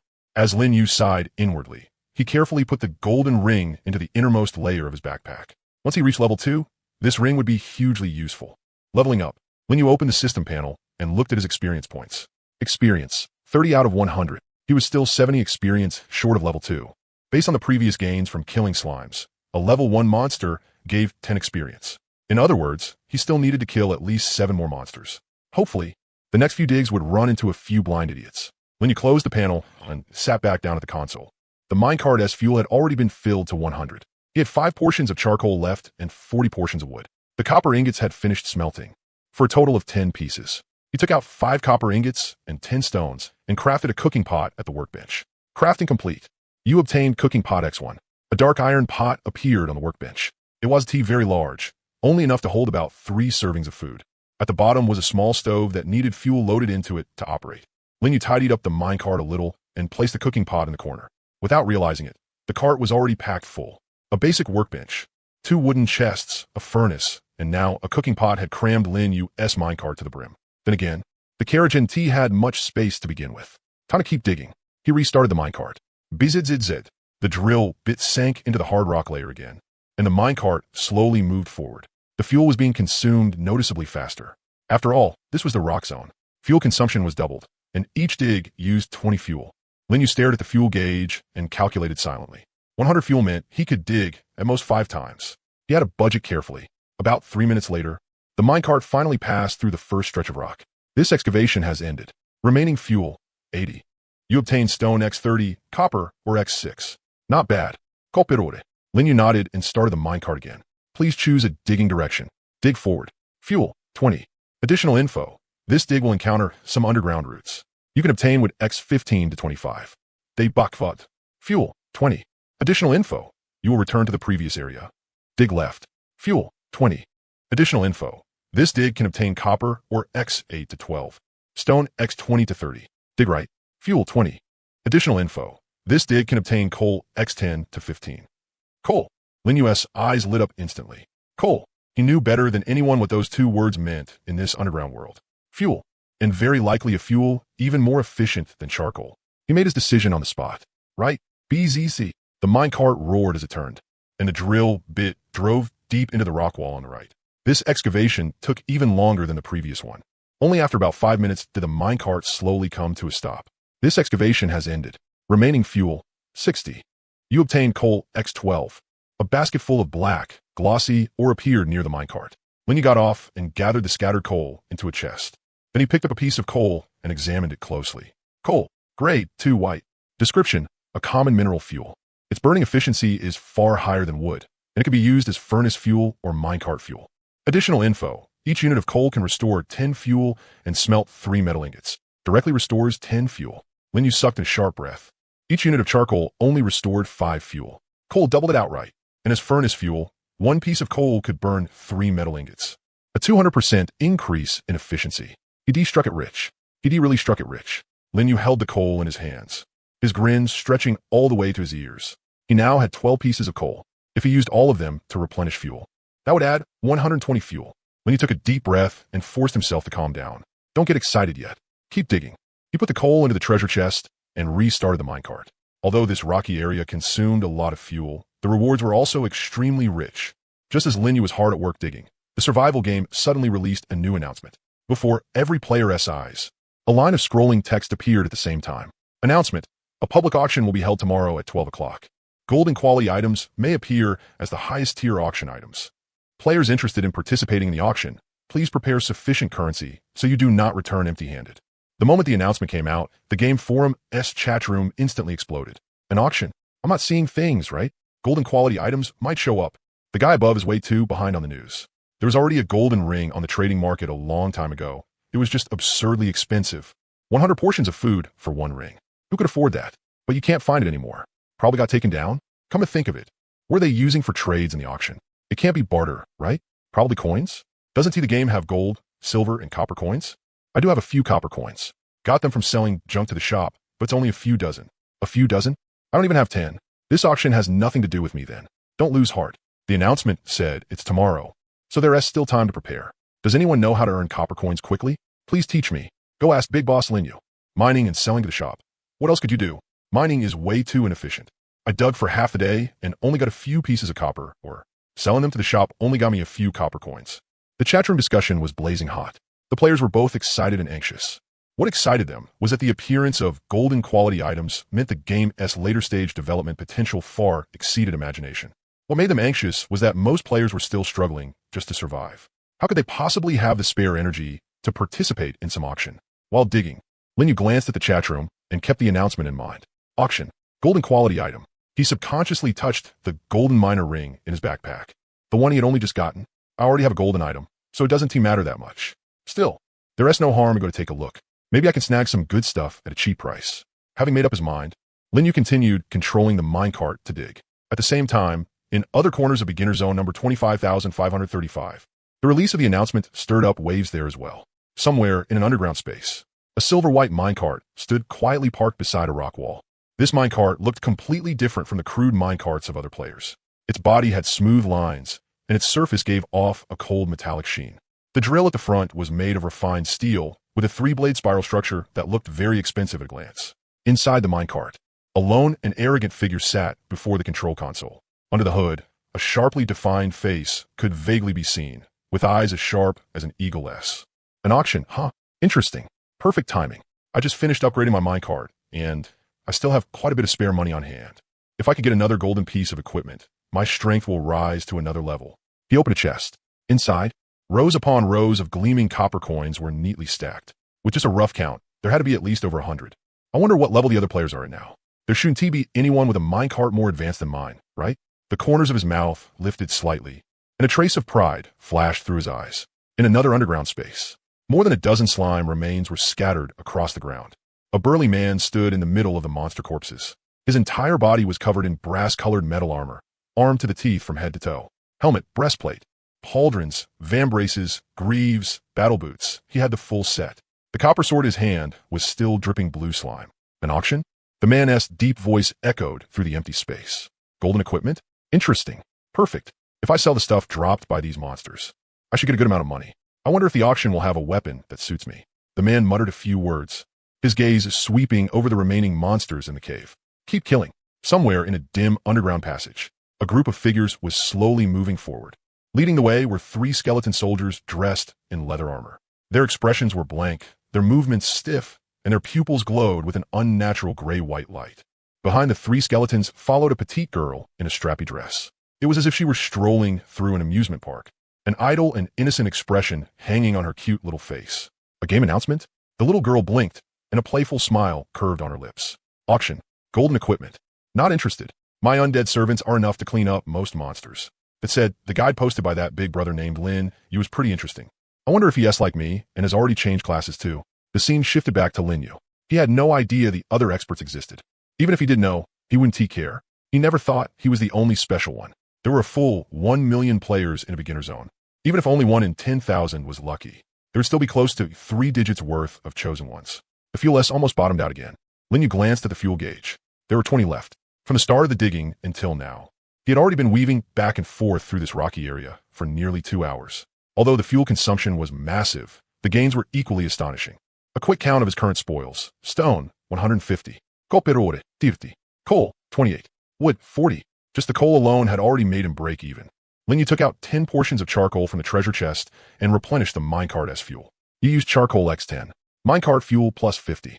Current fuel, 70 out of 100. Keep digging. Please choose a mining direction. Option 1. Dig forward, fuel cost 20. Additional information. This dig can obtain coal x 6 to 10. Option 2. Dig backward, fuel cost 20. Additional information. You will return to your previous location. Option 3. Dig left, fuel cost 20. Additional information. This dig can obtain copper or x 5 to 8, stone x 15 to 20. Option 4. Dig right, fuel cost 20. Additional information. After 2 digs, you will reach another underground space. That space contains a large number of mushroom monsters and 1 locked copper treasure chest. Another underground space appeared again. Lin Yu's gaze landed on the 4th option. A copper treasure chest should be a higher grade chest than a wooden treasure chest. But the description, a large number of mushroom monsters, meant there were quite a few monsters. Should he take this risk? After thinking for a moment, Lin Yu decided that fortune came with risk. He now had an S-rank class, along with copper weapons by his side. As long as he wasn't deliberately courting death, dealing with mushroom monsters shouldn't be a problem. Dig right. The drill once again let out its buzzing shriek. The minecart with a hanging lantern moved slowly through the hard rock zone. At the end of the dim tunnel, a massive underground space came into view. The lantern light from the minecart shone into it, but only lit up the tip of the iceberg. Even more of the area was hidden in darkness, where dense clusters of mushrooms could vaguely be seen. Red, blue, purple, mushrooms of all kinds of colors were crammed together, similar to the mushroom patches he had seen before. But the number was at least 10 times greater than before. Lin Yu narrowed his eyes and activated the intermediate appraisal eye. The world in his vision became much clearer. Ordinary mushrooms showed faint green outlines. Poisonous mushrooms gave off a dark red warning glow. As for monsters, Lin Yu sucked in a cold breath. Hidden among this mushroom patch were at least 20 mushroom monsters. Their red glow filled his vision densely, like ghost fires in the dark. 20. Lin Yu swallowed. That was not a small number. Even with a bronze sword, there was no way he could deal with that many enemies at once. Not to mention, he still had no idea what skills the mushroom monsters had. He couldn't just charge in recklessly. Lin Yu shifted his gaze deeper into the space. At the innermost part of the mushroom patch, he could vaguely see a treasure chest with a metallic sheen. It was larger than a wooden chest, and its design was much more refined. Locked bronze treasure chest. Description: can contain some low-level supplies, with a small chance of yielding rare items. Requires a bronze key or a lock-picking skill to open. Bronze key. Lin Yu frowned. He did not have a bronze key, and he did not know any lock-picking skill either. Was this trip going to be for nothing? Right after that, the intermediate appraisal, I provided additional information. Additional information. Bronze keys can be crafted through a key mold or randomly obtained from treasure chests. In other words, as long as he could make a key mold, he would never lack keys again. But that was not something Lin Yu could worry about right now, since bronze keys could also be obtained from treasure chests. Maybe other players were selling them. After parking the minecart at the entrance of the mushroom cave, Lin Yu opened the trading market. Ever since news of the auction came out, the way trades were done in the market had clearly started to change. Bartering, which had originally dominated the market, was gradually being replaced by coin-based trading. Players had started frantically dumping the supplies in their hands in exchange for copper coins and silver coins. 100 copper coins for 10 portions of food. Big shots, leave a message if interested. Selling copper, or 5 copper coins each. Bulk buyers get better prices. Wood for copper coins. 10 wood for 1 copper coin. Hurry if you want it. Buying silver coins. I'll take as many as you have. Price negotiable. Lin Yu browsed through the listings and found that the exchange rates for copper coins in the market were extremely chaotic. Some players traded 1 portion of food for 5 copper coins. Some players were buying 1 piece of copper or for 10 copper coins. There was no unified standard at all. So this was the chaos of an early market. Lin Yu shook his head and did not join in. He did not have many copper coins on hand either. As for selling junk to the shop, Lin Yu glanced at the mountain of dirt blocks and stone blocks piled up in his backpack. The shop did not take those things. Looks like I'll have to find a way to get some coins. After thinking it over, Lin Yu decided to put that aside for now. The auction would not be held until tomorrow, so he still had time to prepare. Buying a bronze key to open the treasure chest in front of him was the priority. Lin Yu entered a keyword and searched. A page of results immediately appeared before him. Sure enough, quite a few players had gotten bronze keys through various means, but they did not know what they were for, or they had never come across a treasure chest, so they could only put the keys up for sale. After all, at a time like this, fuel and food were the most important things. Lin Yu checked the listed prices for bronze keys. He ignored some of the more outrageous offers right away. In the end, he picked out 2 bronze keys that caught his eye. One seller wanted to trade by barter, asking for 1 cart of fuel. The other was willing to trade for currency, priced at 1 silver coin. 1 silver coin, which meant 100 copper coins, was fairly cheap. After thinking for a moment, Lin Yu first took out 10 pieces of coal and bought the first bronze key. As for the other bronze key, he added it to favorites. Maybe he would have the money to buy it very soon. Trade successful. You use coal X10 to exchange for bronze key X1. A somewhat heavy metal key with an ancient design appeared before Lin Yu. He reached out, grabbed it, and examined it in his hand. Bronze key. Description: Can open locked bronze treasure chests of any type. Disappears after use. Additional information. You have obtained the crafting recipe for a bronze key mold. Bronze key X1, clay X10. Can be crafted into a key mold at a furnace. Not bad. He had even gotten a free bronze key crafting recipe out of it. Lin Yu nodded in satisfaction and looked outside the minecart, carefully observing the area around the bronze treasure chest. Very quickly, he noticed one detail. Although the mushroom monsters were packed densely, they did not completely cover the entire space. In the area near the minecart entrance, the number of mushroom monsters was not that high. There were only a few scattered ones. The deeper he went, the denser the monsters became. That meant, Lin Yu narrowed his eyes. I can clear out the mushroom monsters on the outer edge first, then push forward step by step. At the same time, I can use the minecart as a base. If I can't win, I'll retreat back here. Anyway, during the newbie protection period, the minecart is invincible. As long as I'm inside the minecart, I'm safe. The more Lin Yu thought about it, the more workable it seemed. Right after that, he began making preparations for battle. First, he checked his weapons. Bronze sword, durability 200 out of 200, in good condition. He also brought the stone spear as a backup weapon. Next, he prepared lighting. At the workbench, Lin Yu used wood and slime gel to make several sets of torches. Crafting complete. You obtained torch X20. The moment he held the torches, they immediately gave off a warm glow. The light intensity was about the same as the minecart lantern, but the advantage was that they were portable. Finally, he checked his supplies. Lin Yu took out 2 roasted mushrooms and swallowed them down in a few bites. Then he pulled out 1 bottle of the pure water he had been saving and gulped down half of it. That should do it. Lin Yu wiped his mouth and tightened his grip on the bronze sword. Fed and watered. Time to get to work. He jumped down from the minecart and walked toward the mushroom cavern. The torchlight drove back a large stretch of darkness. Lin Yu did not attack right away. Instead, he first used the appraisal eye to observe the mushroom monsters in their disguised state. After upgrading to intermediate, the appraisal eye could now identify an enemy's weaknesses and skills. Mushroom monster. Level 1. HP. 30 out of 30. Skill. Spore charge. Weakness. Afraid of flame and brightness. When a nearby light level is 50 or above, it gains the weakened status. So that's how it is. A sharp gleam flashed through Lin Yu's eyes. He vaguely remembered the rules he had seen when he first entered the survival game. Monsters in the underground world would be strengthened in darkness. But on the other hand, a sufficiently strong light source could also weaken them. The torch's light intensity was about the same as the minecart lanterns, but its advantage was that it could move. He could use a torch to actively shine light on the monsters and weaken their combat power. That made things much easier. Lin Yu stuck a torch into the ground, lighting up a section of the area. Then he walked up to the nearest camouflage mushroom and lightly nudged it with his bronze sword. Swish! The mushroom monster suddenly swelled up and yanked itself out of the soil. But the moment it was exposed to the torchlight, its speed slowed down quite a bit. 12. The sharp edge of the bronze sword sliced through the mushroom monster's cap, and green juice sprayed out. The mushroom monster let out a sharp hiss, its root-like tendrils lashing wildly across the ground. But its movements were clearly much slower than the others he had encountered before. Lin Yu easily dodged its pounce and followed up with another slash. 14. 8. 3 swords. It only took 3 strikes. The mushroom monster's HP dropped to 0, and it withered as it collapsed to the ground. You killed Mushroom Monster X1. Experience plus 10. You obtained Mushrooms X2. Profit. Seeing the rewards from the kill, Lin Yu was instantly fired up. 1 mushroom monster could drop 2 mushrooms and give 10 points of experience. It provided food and helped him level up too.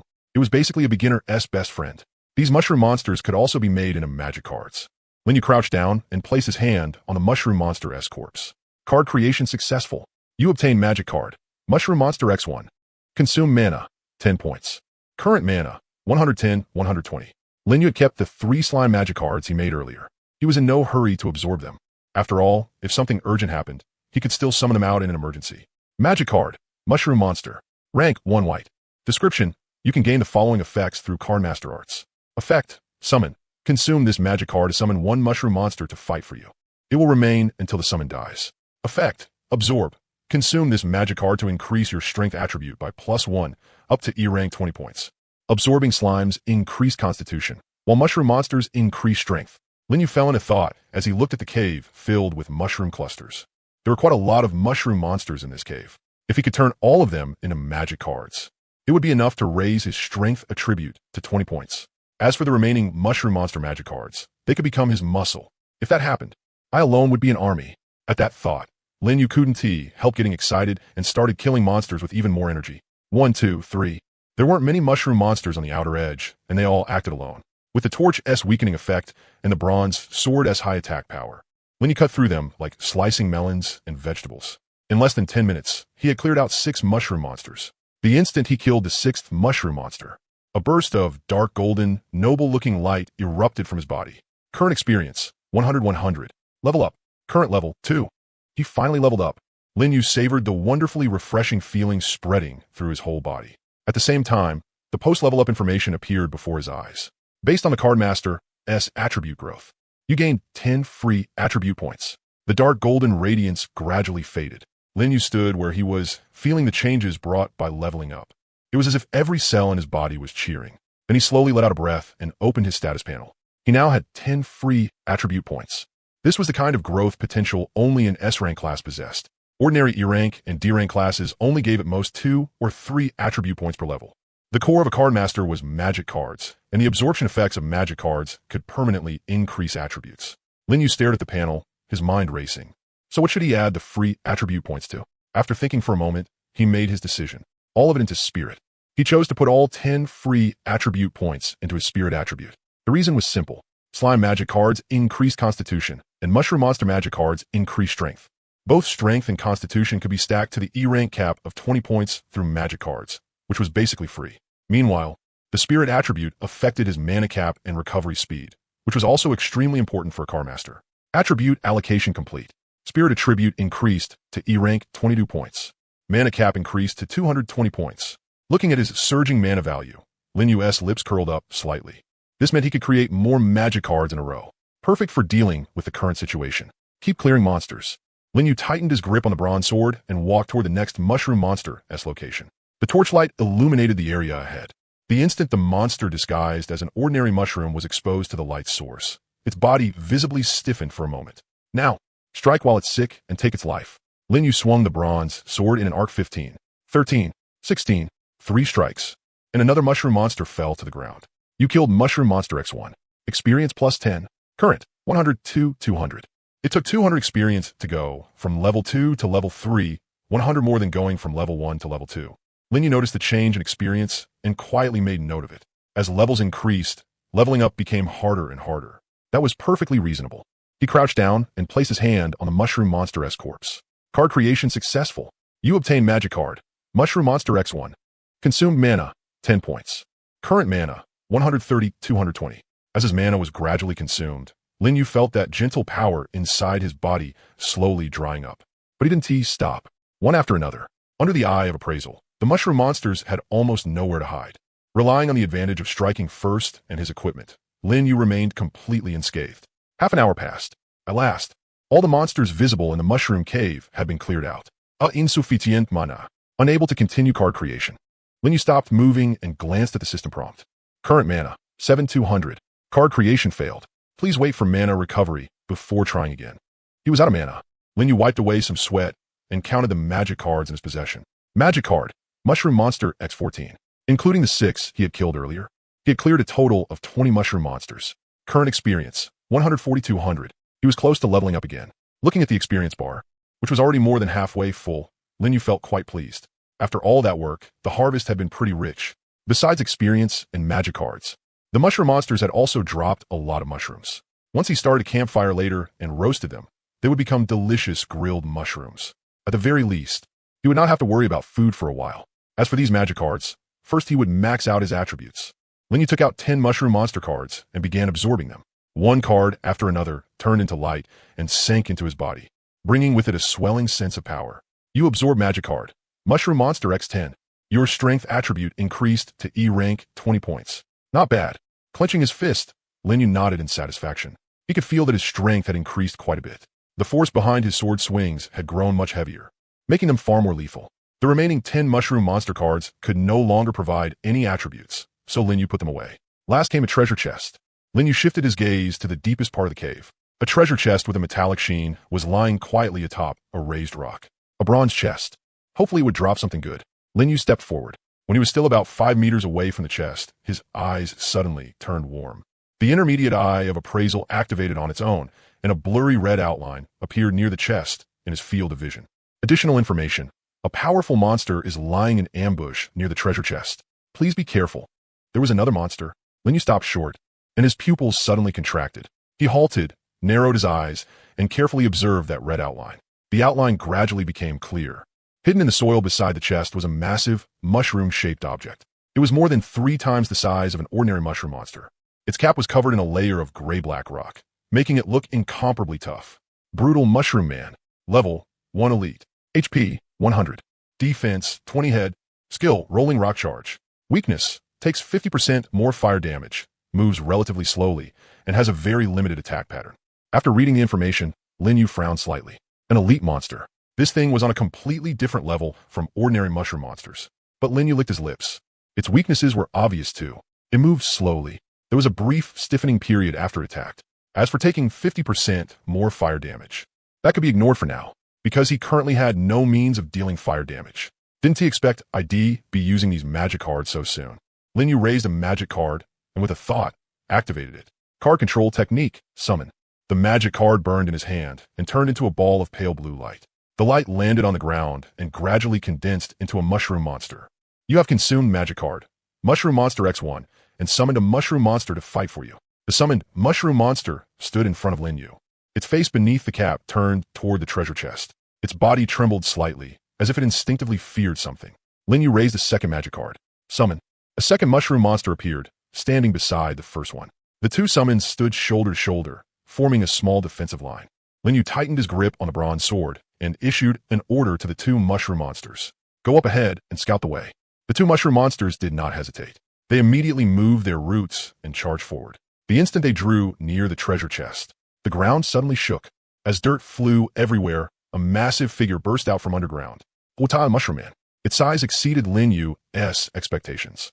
Its cap was nearly 2 meters across, and its surface was covered in a thick layer of gray-black rock. Its stalk was as thick as a bucket, and at the bottom was a foot formed from countless tangled roots. Roar. The brutal Mushroom Man let out a low roar. The sound waves echoed through the cave, making Lin Yu's eardrums ache. The two summoned mushroom monsters were so frightened by that roar that they kept retreating. Split up and keep a pin down. Lin Yu's command could not be disobeyed. The mushroom monsters immediately turned around and sprinted in opposite directions. The brutal Mushroom Man's attention was drawn over. Its body leaned back slightly, and its mushroom cap tilted downward. The layer of rock on top of its head aimed at the fleeing mushroom monster in front of it. Rolling Rock Charge. The brutal Mushroom Man suddenly lunged forward, displaying shocking speed that didn't match its size at all. Rumble, rumble, rumble. The ground trembled violently, and broken stones flew everywhere. The hunted mushroom monster was smashed into the rock wall. Its HP instantly dropped to 0, and its body turned into pale blue points of light and scattered. Your summoned creature, Mushroom Monster, has been killed. 30 HP, and it couldn't even withstand one move. Lin Yu sucked in a cold breath. But after the brutal Mushroom Man finished its charge, it did not get back up immediately. Its mushroom cap was deeply embedded in the rock wall, and it was currently reforming its shattered rock layer. The opening after its attack. Now, Lin Yu seized the chance and rushed forward from the side. The bronze sword was raised high, its blade reflecting a cold gleam under the torchlight. He aimed at the vulnerable area of the brutal Mushroom Man that was not covered by rock. The bronze sword came down viciously. 22. After his strength attribute had increased, his attack power had risen along with it. The damage each swing could deal had become greater. The brutal Mushroom Man let out a pained hiss. It struggled to pull its cap out of the soil, its scarlet eyes locking onto Lin Yu. Roar. Rock Charge. Activated again. Lin Yu had long been prepared. He did not greed for another hit. The moment he succeeded with one strike, he immediately retreated. The massive mushroom cap slammed into the ground, barely grazing the edge of his clothes, and the flying gravel it kicked up scraped his cheek painfully. That was close. Lin Yu steadied himself and waited for the brutal Mushroom Man's recovery window. Another slash. The brutal Mushroom Man's HP rapidly dropped. Just as the Eye of Appraisal had shown, the brutal mushroom monster's destructive power was astonishing, but its attack pattern was far too simple. As long as he stayed calm and didn't greed for attack opportunities, he could easily control the rhythm of the battle. The final strike. Panting heavily, Lin Yu viciously drove the bronze short sword into the body of the brutal mushroom monster. 11. The brutal Mushroom Man's HP dropped to 0. Its massive body crashed to the ground with a boom, kicking up a cloud of dust. You have killed Brutal Mushroom Man Elite. EXP plus 50. Current EXP 19200. 50 EXP. Lin Yu breathed heavily. One of these was worth 5 normal monsters. Worth it. He glanced at his stamina. After the continuous fighting, there were only a little over 10 points left. There was even an extra weakened icon in the status bar. Weakened, when stamina is below 25. Work efficiency and damage are slightly reduced. When stamina falls to 0, you will slowly lose HP. Phew, looks like stamina isn't the same as mana. I can't let it drop too much. It needs to stay within a healthy range. Linyu silently made a note of that. Then he took out the few roasted mushrooms he had left from his backpack and swallowed them down with purified water.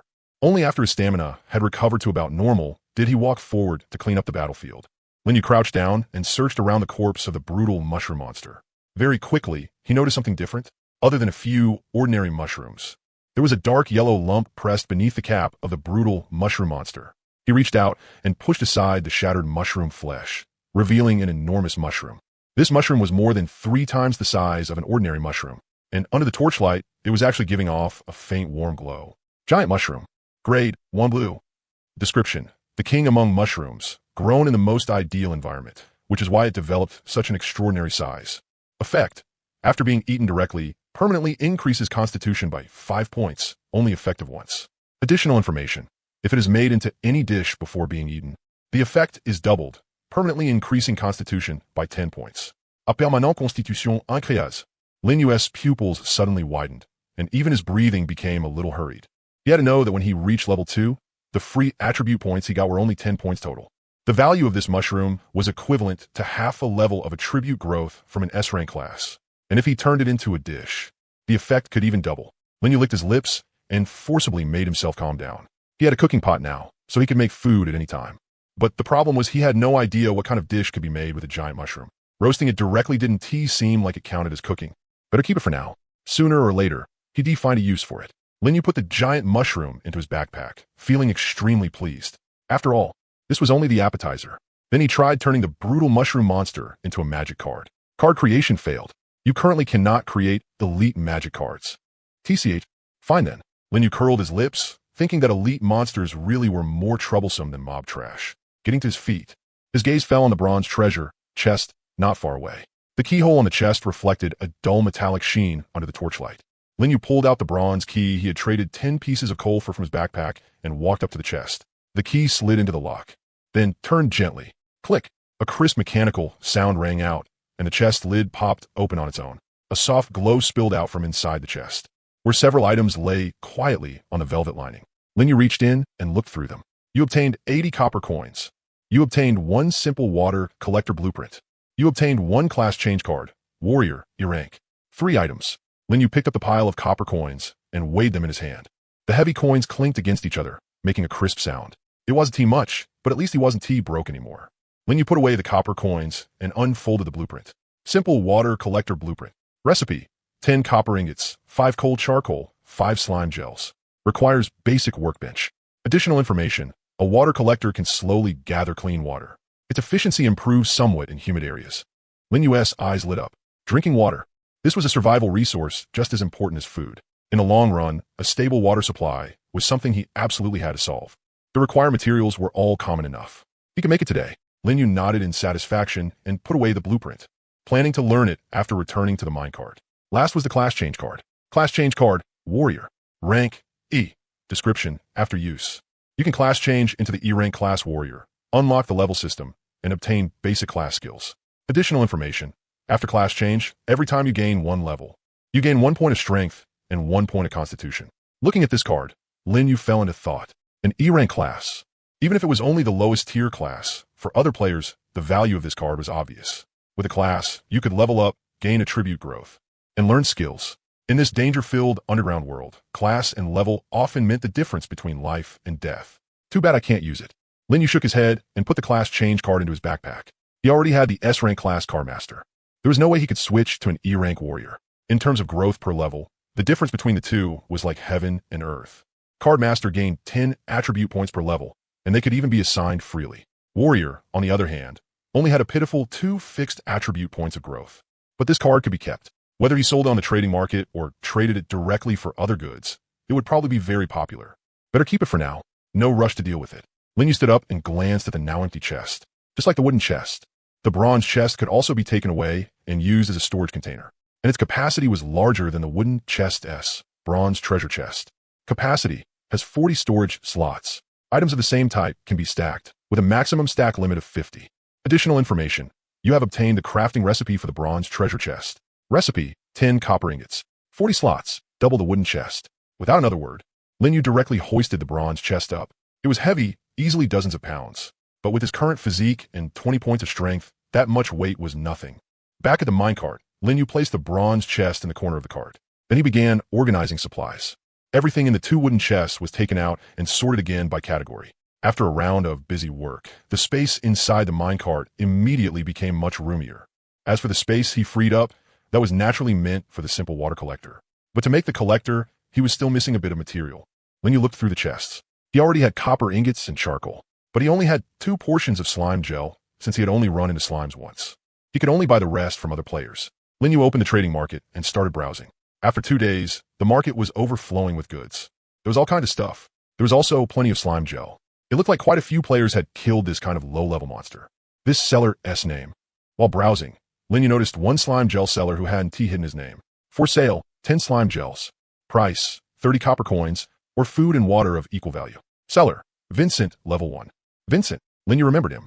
He was the one who had written that post about how to deal with slimes.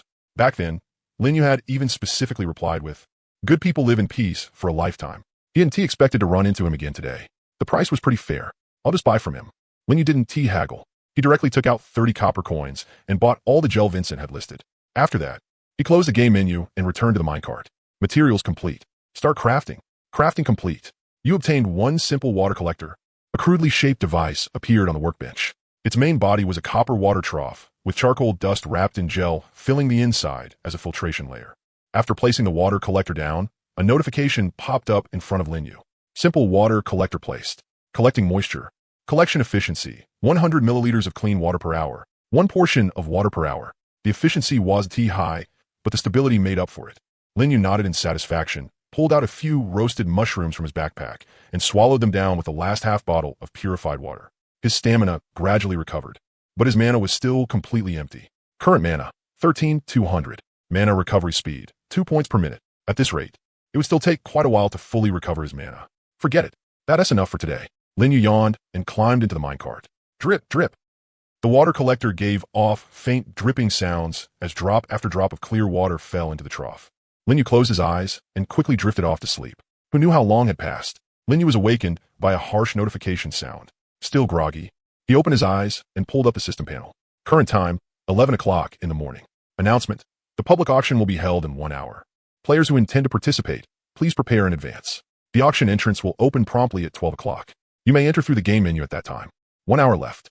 Lin Yu rubbed his sleepy eyes and sat up. His mana had already fully recovered, and his stamina was back to a healthy level as well. He stretched and walked out of the minecart.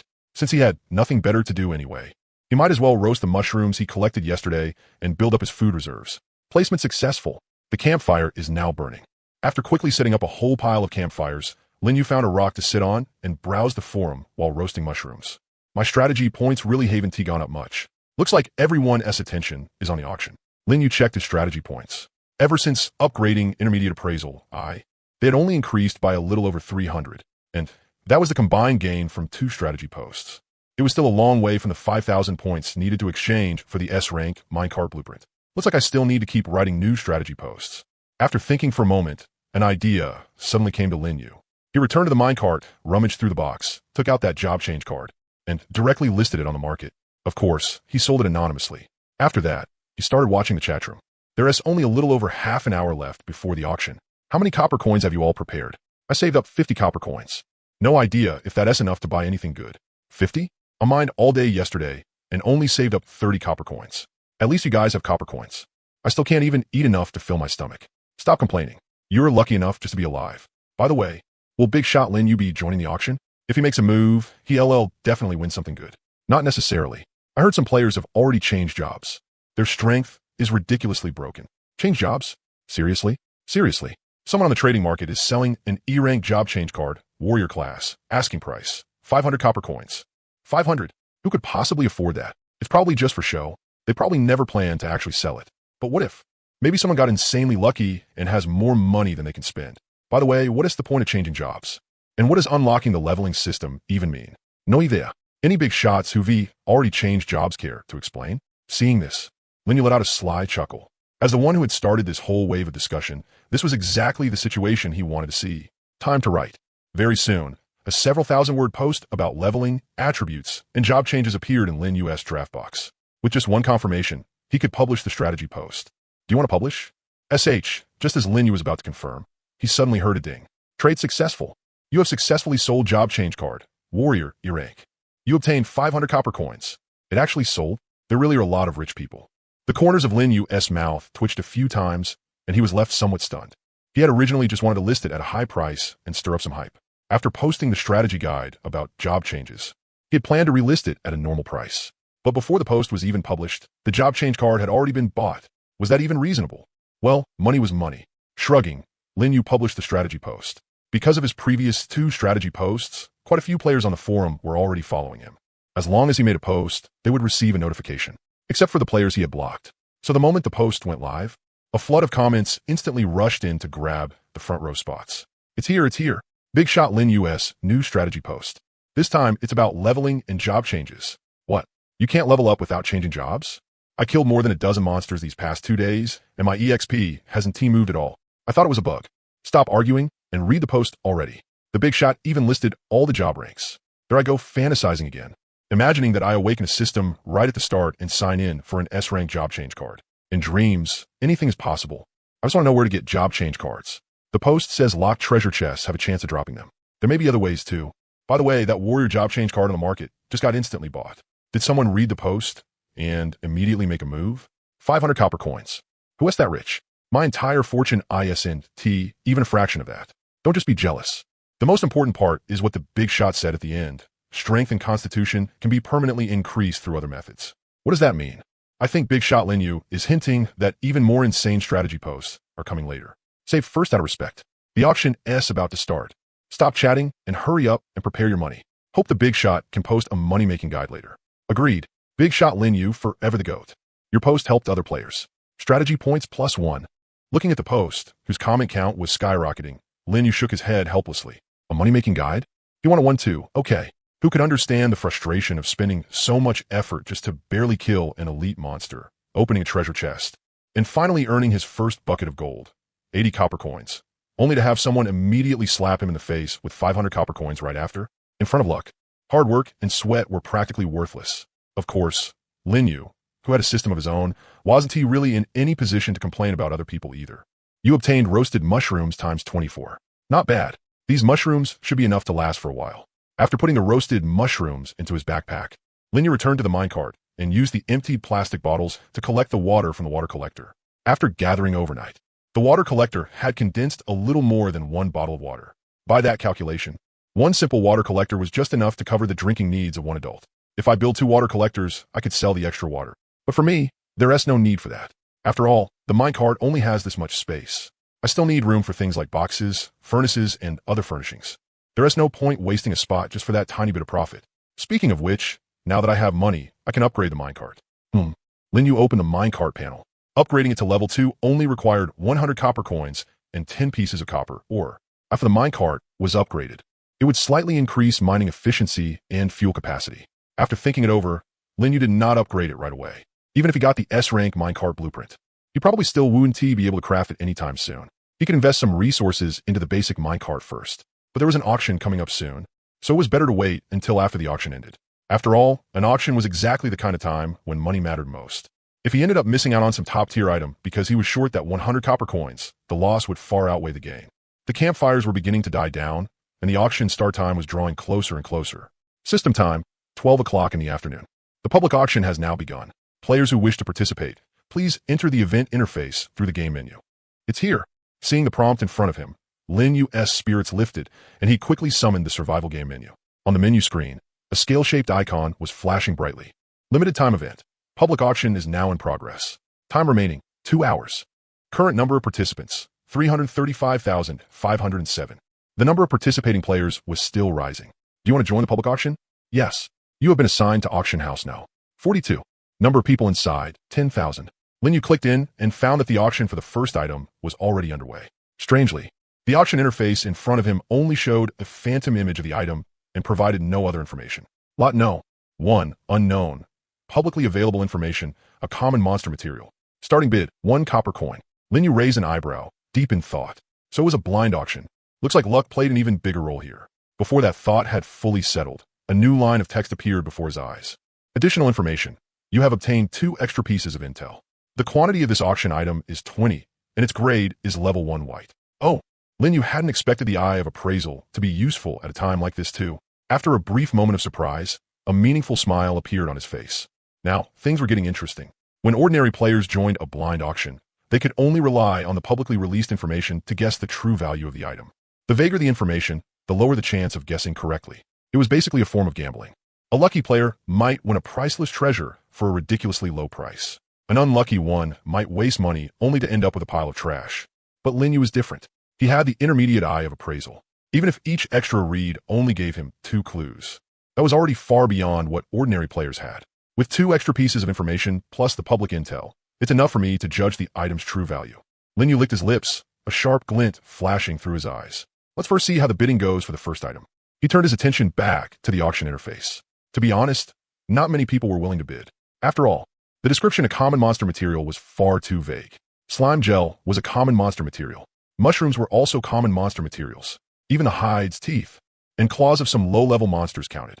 The range was too broad. It was hard to tell what it actually was. Most players were still watching. Time passed second by second. Time remaining, 30 seconds. Still no one raising the bid. Lin Yu raised an eyebrow, a little surprised. Looks like the players in this auction house were all pretty cautious. Or maybe they were just all broke as hell and didn't dare spend money recklessly. Countdown. 5, 4, 3, 2, 1 sold. Lot no. 1 was won by player Colin for 5 copper coins. Revealing item information. Lot no. 1 mushrooms x20.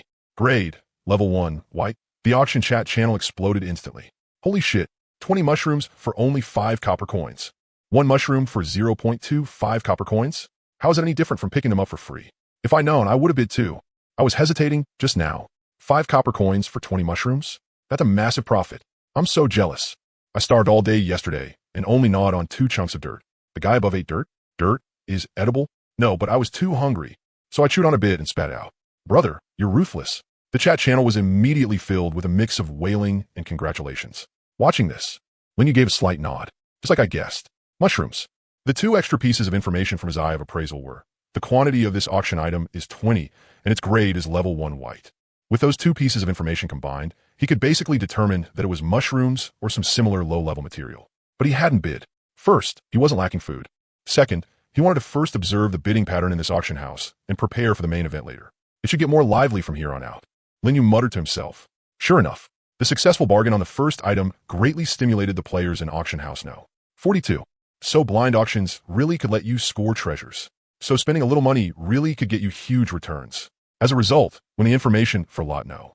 2 was revealed, the number of people participating in the bidding clearly increased. Lot No. 2, unknown. Public information, a common basic material. Starting bid, 1 copper coin. Current bid. Lin Yu glanced at it and saw that someone had already raised it to 3 copper coins, and the price was still slowly climbing. He activated the eye of appraisal. Additional information, the quantity of this item is 10, and its grade is level 1 white. Another white quality item, quantity 10. Lin Yu thought for a moment, then shook his head. Most likely stones or wood or something similar. Not worth making a move. He kept watching. In the end, Lot No. 2 was bought by a player named Shermu for 15 copper coins. Once the information was revealed, the chat channel boiled over again, but this time, it was mockery. Lot No.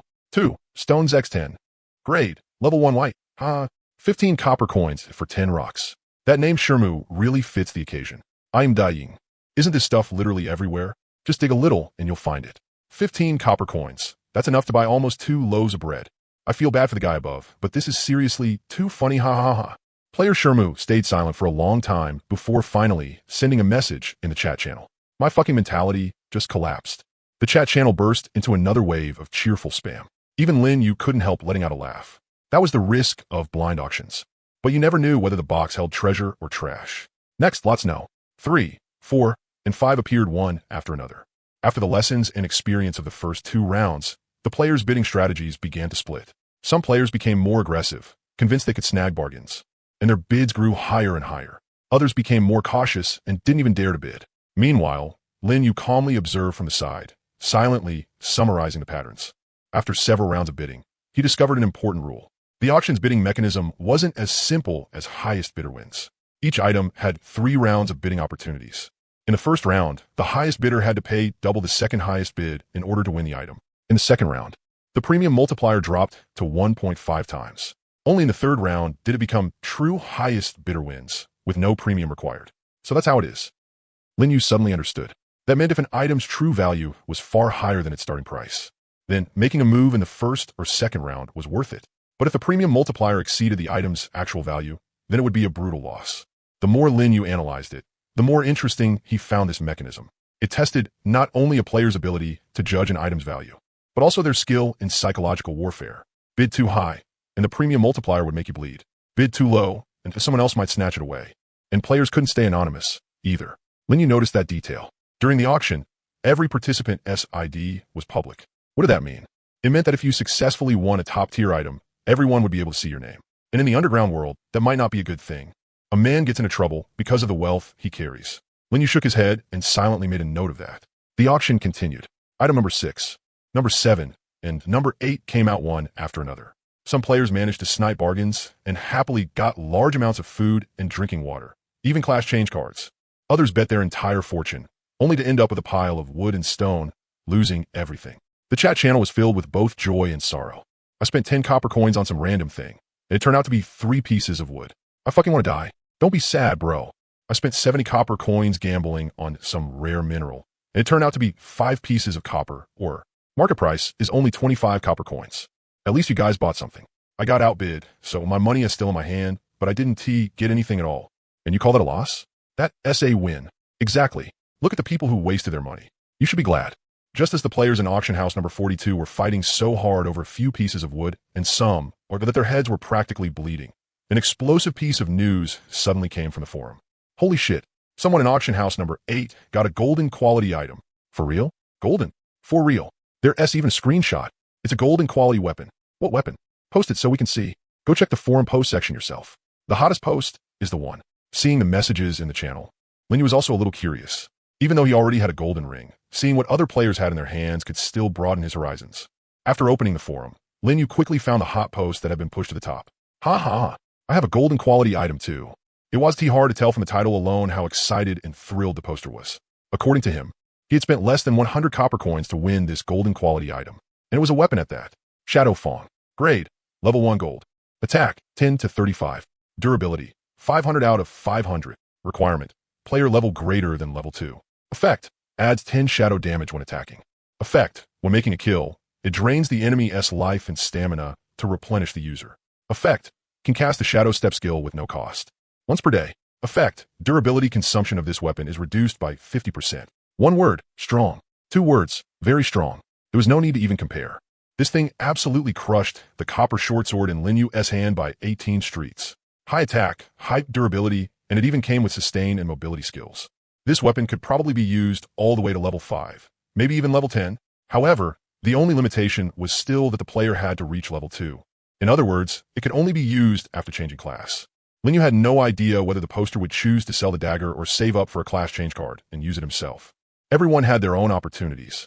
Once this auction ended, quite a few players would probably soar into the sky in a single leap. Thinking that, Lin Yu closed the forum and returned to the auction page. The channel for auction house number 42 was still lively as ever. It's not just weapons. Someone in auction house number 11 got a C rank class change card. C rank. C rank. I thought there was only E rank. There's actually C rank too. Someone made a forum post. It says C rank classes get 5 attribute growth per level, more than double E rank. More than double? Then what about S rank? There can't really be S rank, right? Keep dreaming. S rank is protagonist only. If ordinary players like us can get a C rank, we should already be burning incense in gratitude. By the way, does anyone know where these golden items and high rank class change cards even come from? Probably from opening high tier treasure chests or elite monster drops. Anyway, it has nothing to do with us. True, I can't even beat normal monsters right now.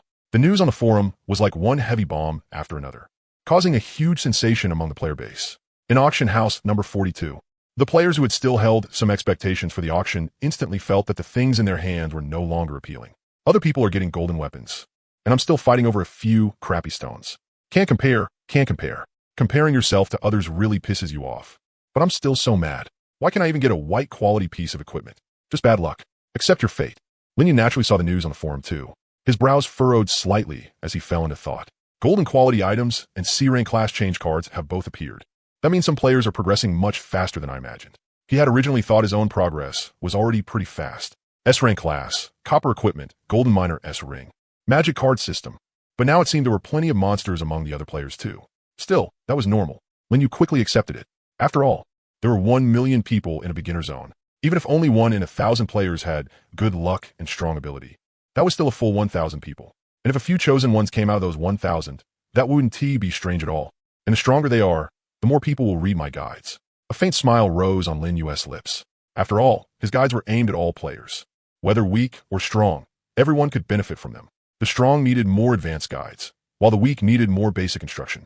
As long as he kept putting out high-quality guide content, he would never have to worry about lacking readers. And he would never have to worry about lacking guide points. The auction was still going on. Better focus on what's in front of me first. Lin Yu shifted his attention back to the auction interface. The next few items that appeared were clearly of higher quality than before. In the extra information given by the Eye of Appraisal, green quality labels had started to appear. Lin Yu still didn't make a move. He was waiting for an item truly worth acting on. Time passed second by second. The auction had entered its latter half. In auction house number 42, some players were happy while others were miserable. There were also some players who had not bid even once from beginning to end. It wasn't that they didn't want to bid. They just didn't dare. Because the pitiful little amount of copper coins in their hands simply wasn't enough to matter. If I'd known, I would mine more yesterday. Who would thought the auction would be this intense? I declare that starting today, I'm going to save money like crazy. Next auction, I'm definitely buying something good. Seconded. In the chat channel, players began setting flags one after another. Right then, the auction interface suddenly refreshed. A new item appeared, and its starting price far exceeded any previous item. Third to last auction item, unknown. Public info available. An egg. Starting bid, 50 copper coins. The chat channel instantly fell silent. Then it exploded into even more frantic spam. An egg?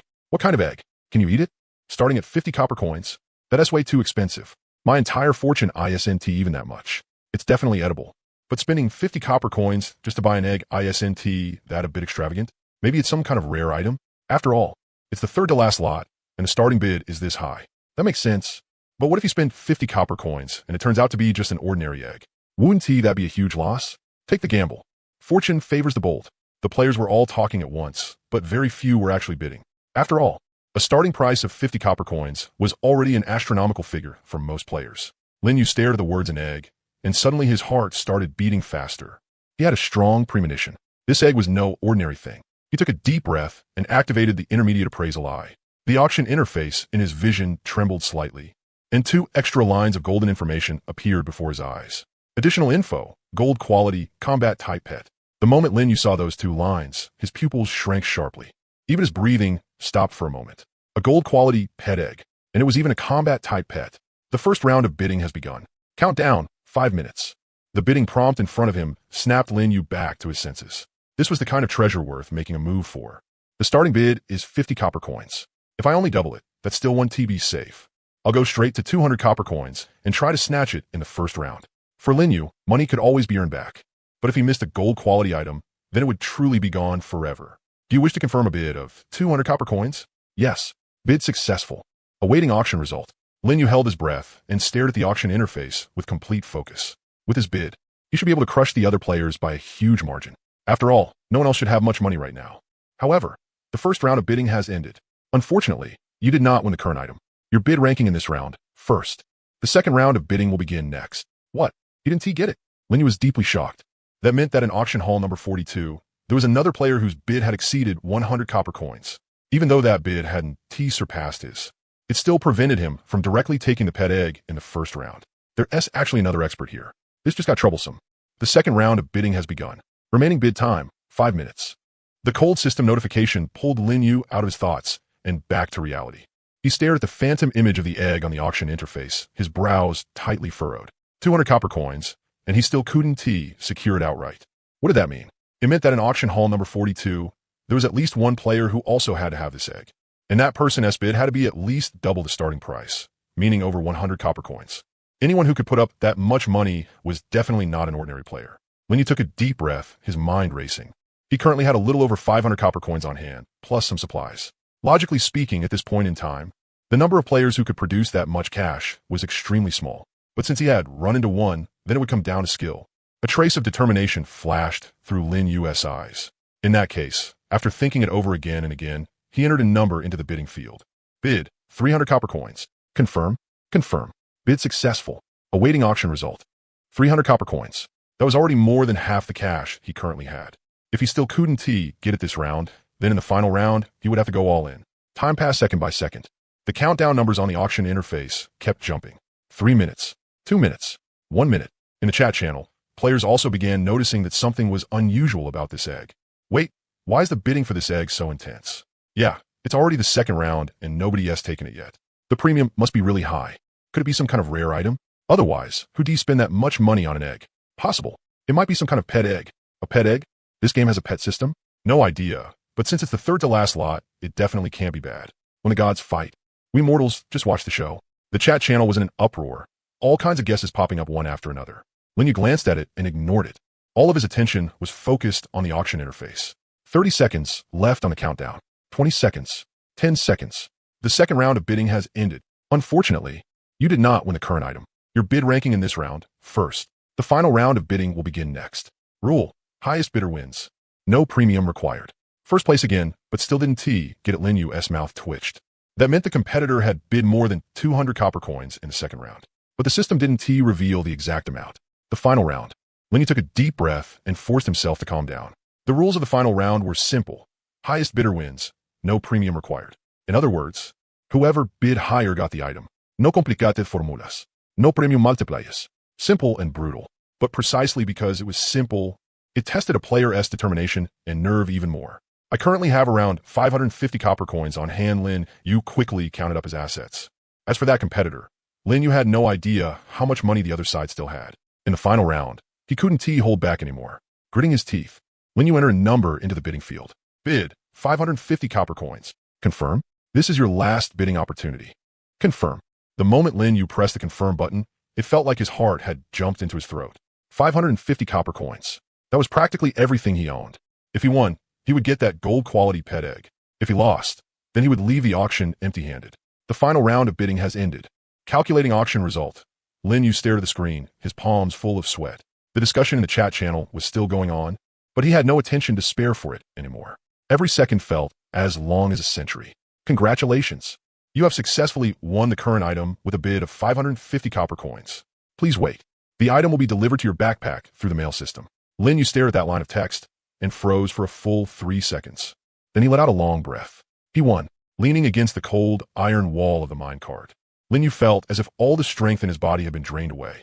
550 copper coins for a gold-quality pet egg. Was it worth it? Lin Yu felt that it was. The moment the auction result was announced, the chat channel of auction hall number 42 completely exploded. Auction result announcement. Player Lin Yu successfully won the current item with a bid of 550 copper coins. Lin Yu. That Lin Yu boss who writes strategy guides. Holy crap. Big boss is in this auction hall too. 550 copper coins. Boss. Are you really that rich? Boss Lin Yu. Let me ride your coattails. Wait, 550 copper coins for one egg? Boss, did you get scammed? Yeah. What if it's just an ordinary egg? Wouldn't that be a huge loss? I really don't understand the world of rich people. 550 copper coins. That's enough to buy me so much food. With that kind of money, wouldn't it be better to buy something practical? What is the point of buying an egg? Looks like Lin Yu got impulsive this time. Voices of doubt rose one after another. But very soon, all of those doubts were completely crushed. The auction item information has been revealed. Pet egg, flametail spirit cat, gold. Type, combat pet. Description, after hatching, you can obtain the combat pet flametail spirit cat. This pet can grow to level 80 and can inherit fairly powerful fire magic from its bloodline. Hatching requirements, blood, binding required. Hatching time, 24 hours. The chat channel instantly fell silent. Then came an even crazier flood of messages. G-Gold quality, Akumbape. It can even grow to level 80. ISNT, this way too ridiculous. I take back what I said. Buying this for 550 copper coins is an absolute steal. I just said boss was impulsive. I was wrong. Boss is always right. I'm so jealous I could die. I want a gold pet too. Boss Lin Yu, please. Put out a pet guide. I want to get a pet too. Agreed. Pet guide. Pet guide. In the chat channel, all the earlier voices of doubt had vanished. In their place came an overwhelming wave of congratulations, envy, and wailing. Some envied Lin Yu's luck, some marveled at his strength, and some were desperately begging for a guide. Looking at those messages, Lin Yu's lips curved up slightly. He typed out a line and sent it into the chat channel. Lin Yu just got lucky. 5 understated words. No bragging, no explanation. But precisely because of that, the other players felt even more frustrated. Lucky, is this really just a matter of luck? Boss, stop being modest. Being willing to throw out 550 copper coins like that takes guts. Exactly. If it were me, I definitely wouldn't dare gamble like that. That's why he asked the boss, and we're just ordinary players. Linny did not reply again. He closed the chat channel and turned his attention back to the auction. There were still 2 more items coming up afterward. Because of the gold pet egg, the players all started bidding enthusiastically. But when the final results were revealed, they could only be called barely acceptable. Neither of them reached gold quality, and neither caused another uproar across the whole venue. It was finally over. Time to sort through today's gains. Linny exited the auction interface and opened his backpack. Aside from the pet egg that hadn't arrived yet, his biggest gains today were those mushroom monster magic cards and the giant mushroom dropped by the elite monster. As for that gold ring, Linny glanced at his level. Level 2, just enough to use it. He took out the gold miner ring from his backpack and put on the ring finger of his left hand.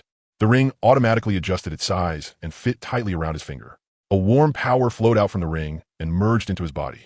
You have equipped the gold miner ring gold. Now that feels good. Linny nodded in satisfaction. The effect of this ring will be tremendously useful while mining, especially the double or effect. It was basically free resources. Just as he was sorting out his equipment, the system notification sounded again. The public auction event has ended. The next opening time is to be determined. You have a new trade mail. Please check it. Linny opened the mail.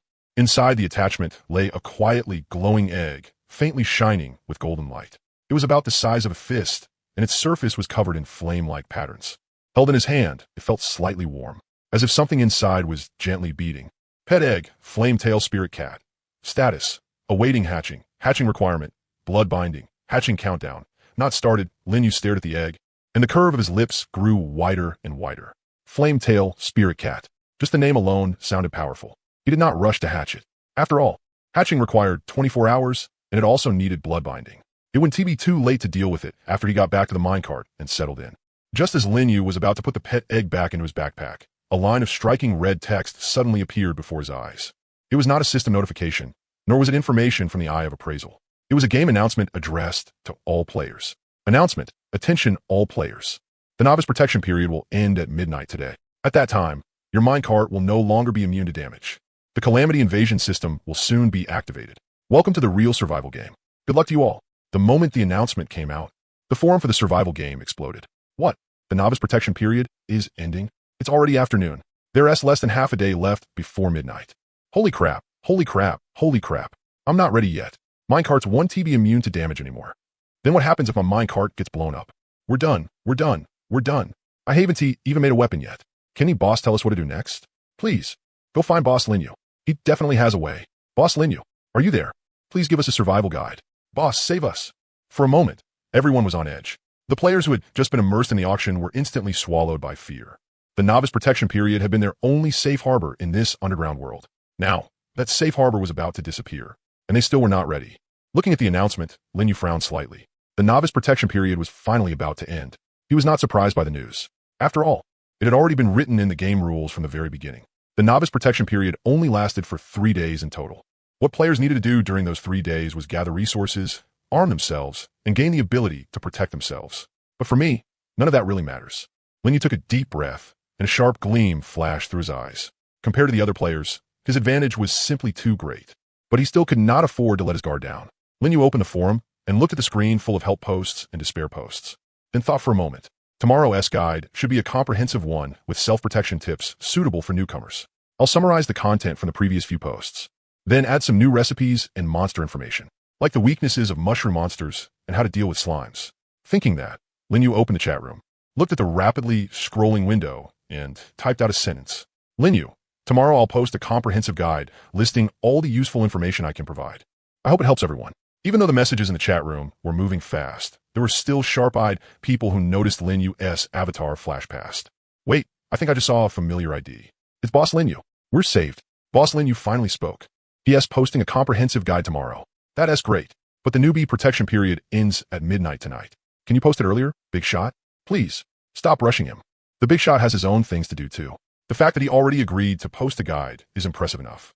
My whole body is shaking right now. My minecart only has 10 fuel left, and it's dark all around me. I don't dare go out at all. Same here. I've been digging for 3 days and still haven't gotten a single recipe. I've only survived this long thanks to the Big Shot's guides. Tonight, I'm planning to curl up inside my minecart and not move an inch. I'll wait until tomorrow when the guide comes out before doing anything. Good idea. Even if the minecart doesn't actually have damage immunity, as long as we don't go out, monsters shouldn't be able to get in and attack us, right? Not necessarily. The announcement said the Calamity Invasion system is about to open. Who knows if monsters will start actively attacking minecarts? Don't scare me, big shot. You have to stay safe. We'll be waiting for your guide tomorrow. Linyu also didn't know what the 2 new systems about to open were, but he believed that no matter how difficult things got, he could always find a way to deal with them. He would just respond to whatever came his way. Closing the forum, Linyu glanced at the system panel. His guide points had already risen to over 800, and the upward trend was obvious. The approaching end of the newbie protection period had probably stimulated most of the players, so a lot of people were digging through his previous guideposts, which conveniently brought another wave of traffic. Not bad. Tomorrow's post should get even more views. As for this egg, Linyu took out the flame-tailed spirit cat pet egg and gestured with it a few times. In the end, baring his teeth, he drew a cut across his finger with a copper sword. A few drops of blood fell onto the eggshell. The moment the blood touched the shell, it vanished as if it had evaporated, absorbed by the latter. Blood recognition successful. Time remaining until hatching is complete. 23 hours, 59 minutes, 59 seconds. A pet egg needed a full day to hatch. Linyu carefully placed this precious egg, which had cost him his entire fortune, onto the minecart as control console. Then started the minecart. The familiar excavation prompt appeared before his eyes. Please choose a digging direction. Dig forward, fuel 20. Additional information. This dig will leave the rock zone. Dig backward, fuel 20. Additional information. You will return to your previous location. Dig left, fuel 20. Additional information. You will harvest some stone. Dig right, fuel 20. Additional information. After digging twice, you will arrive at an underground core space containing an underground core secret realm. HM? Linyu raised a brow, sharply catching one particular term. Underground core secret realm? Never heard of it. I should search it up. Faced with unknown information, Linyu directly borrowed the power of 1 million players and started searching the forum. But unfortunately, the number of posts that came up was 0. That meant what Linyu had encountered was likely the very first underground core secret realm in newbie zone 25,535. Something this good finally landed in my lap. Realizing this, Linyu was delighted, secretly thinking that he had finally lucked out for once. The minecart had plenty of fuel, so Linyu didn't hesitate and immediately dug to the right twice in a row. Although digging forward would let him leave the rock zone, the underground core secret realm was obviously more important right now. Very soon, after 2 digs, an open space appeared in Linyu's field of vision. Unlike the few underground core spaces he had encountered before, this underground core space came with its own lighting, and the light source was a massive stone gate in the center. The stone gate was arched, and in the middle was a deep blue curtain of light, within which faint vortex-like patterns flowed. Other than that, there was nothing else in this underground core space. There wasn't even any weed growth. The ground was completely bare. You have discovered an underground core secret realm. After getting off the cart, Linyu gripped his copper short sword tightly and cautiously approached the glowing stone gate. When he got close to the stone gate, some information appeared before his eyes. After quickly reading through it, Linyu showed a look of understanding. So that's what this is. It's a dungeon. Underground core secret realm. Dark mine tunnel. Secret realm depth. 1 normal. Challenge time. 60 minutes. Player limit. Up to 4 people can challenge it at the same time. Minecarts cannot enter the secret realm. Secret realm description. A mine tunnel formed by several winding passageways. Aside from some exposed minerals, a few weak monsters also roam here. You must stay alert at all times against ambushes from the darkness. Death penalty. Enter soul weakness state for 24 hours. First clear reward. Choice blueprint treasure chest, green, X1. Additional information. After the first clear of this underground core secret realm is completed, it will open to all players in the current newbie zone after 24 hours. A green quality choice blueprint treasure chest. Linyu licked his lips, somewhat tempted. A green quality blueprint meant he could craft facilities or equipment more advanced than what he currently had. But he didn't rush into the secret realm. Instead, he first returned to the minecart and opened his friends list. Chichuan's profile icon was lit up, showing that he was online. Linyu, you there? The moment the message was sent, Chichuan's reply came back. Chichuan, yeah. Big shot, you finally came looking for me. Chichuan, I thought you forgot about me. Linyu smiled and typed a line. Linyu, how could I? I had a pretty good haul today, so I'll send you the second batch of supplies I promised first. He took out several portions of grilled mushrooms and charcoal from the treasure chest and sent them over through the gift function. System notification. You gifted player Chichuan grilled mushrooms X5, charcoal X10. Chichuan, this is enough to keep me going for several days. Thank you. Big shot. Thank you. Even through the screen, Linyu could feel Chichuan's excitement. Linyu, No problem. We agreed on installment payments. I'm not going to default. Chi Chuan, big shot. You're way too reliable. By the way, did you see the announcement? The newbie protection period ends tonight. Lin Yu, I did. Chi Chuan, big shot. Do you have any advice? Lin Yu thought for a moment, then typed a line. Lin Yu, don't panic yet. How much fuel do you have left right now? Chi Chuan, I still haven't used up the charcoal you gave me yesterday. Including what you just sent, I've got 15 portions of charcoal left. Converted into fuel, that's about 75 points. Lin Yu, that's enough. Stay inside your minecart tonight and don't go out. Wait until my new guy comes out tomorrow before making any moves. Chi Chuan, got it. I'll listen to you, big shot. You need to stay safe too. Lin Yu, no, I still have things to do here. So let us stop here for now. Closing the chat interface, Lin Yu began preparing for the trip into the secret realm. He first walked over to the furnace and took out all the copper ore in storage, including what he had mined earlier. He now had a total of 35 pieces of copper ore.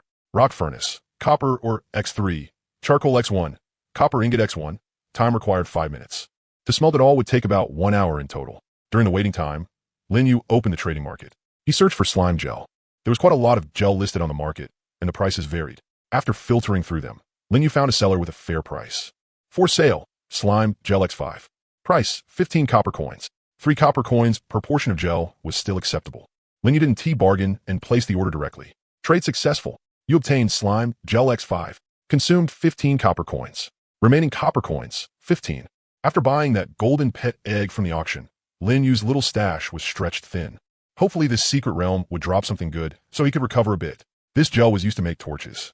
Because the minecart couldn't enter the secret realm, it also lost the lantern's light source, so he had to carry his own. Otherwise, he would have to fight monsters in complete darkness. That was not the kind of experience Lin Yu wanted. After all, darkness was the monster's home field.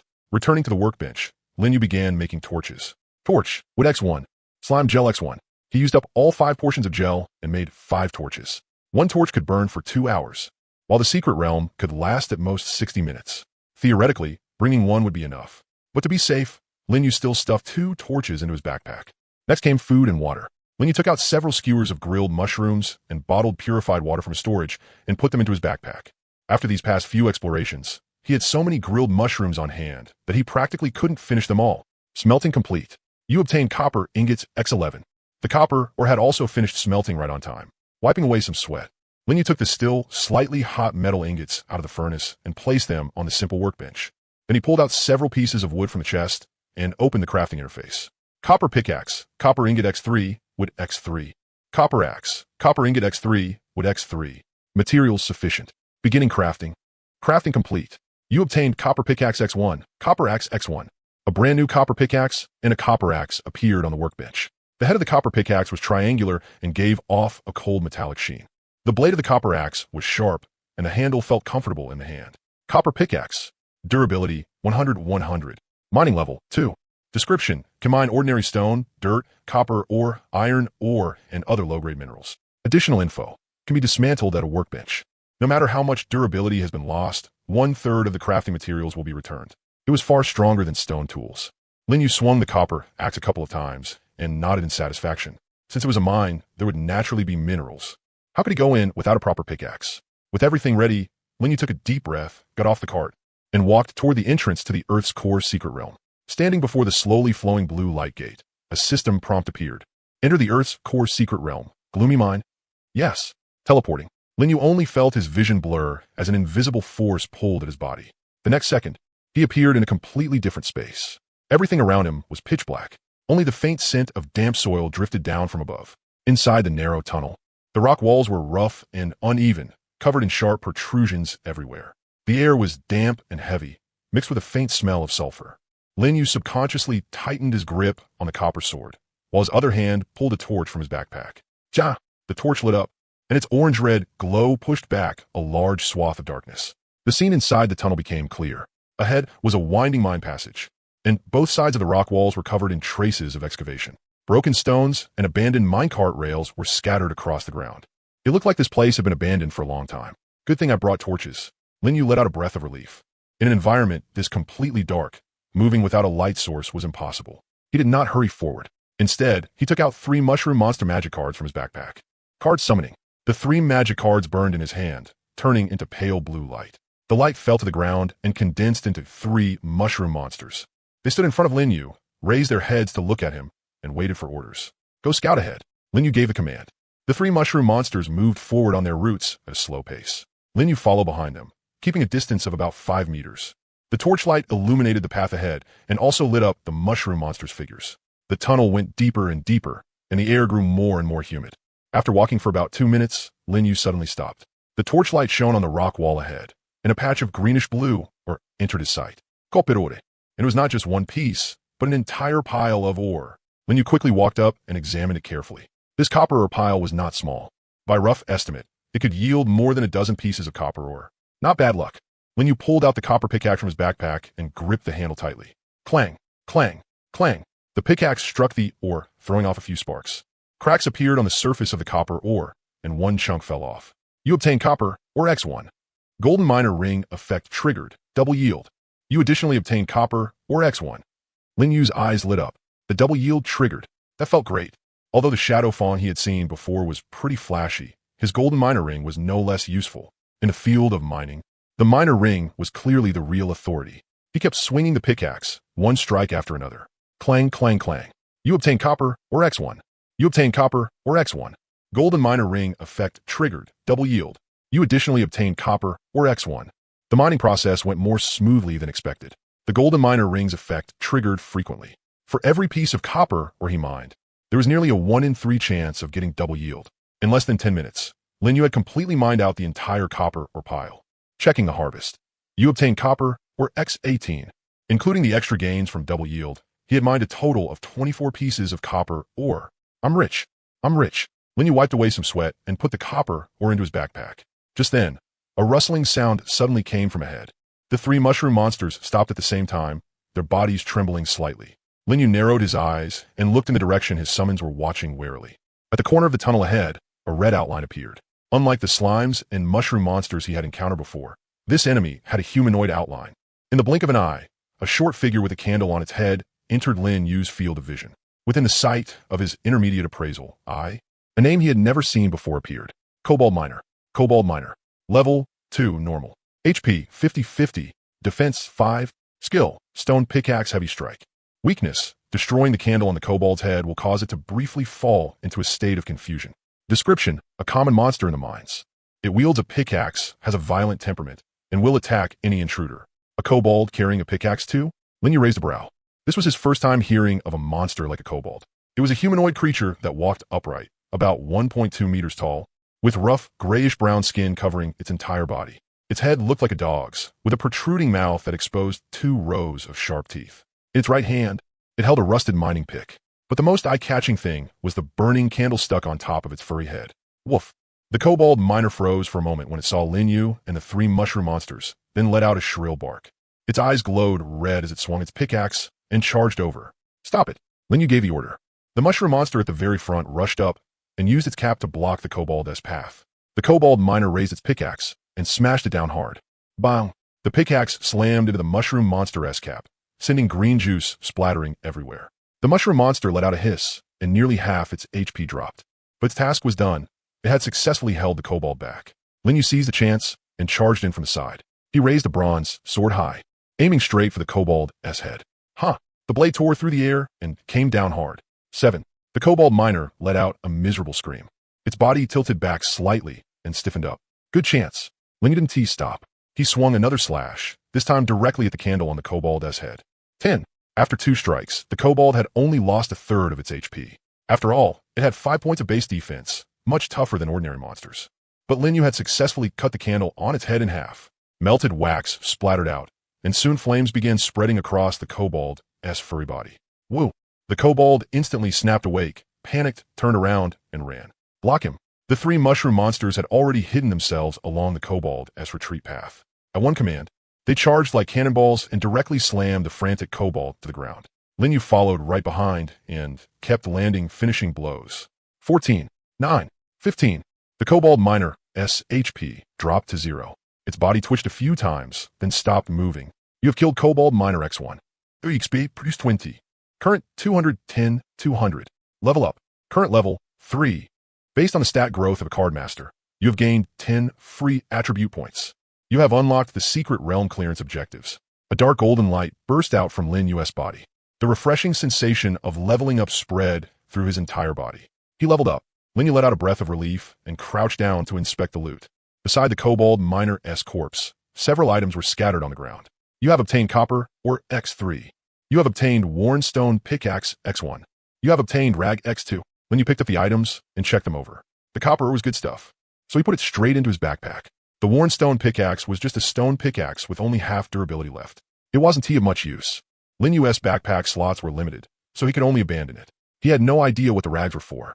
They were probably some kind of material, so he decided to keep them for now. After that, Lin Yu tried turning the kobold miner into a magic card. Card creation successful. You have obtained magic card, kobold miner X1. Consumed 20 magic power. Current magic power, 220. The cost to create a kobold magic card was double what it had been before.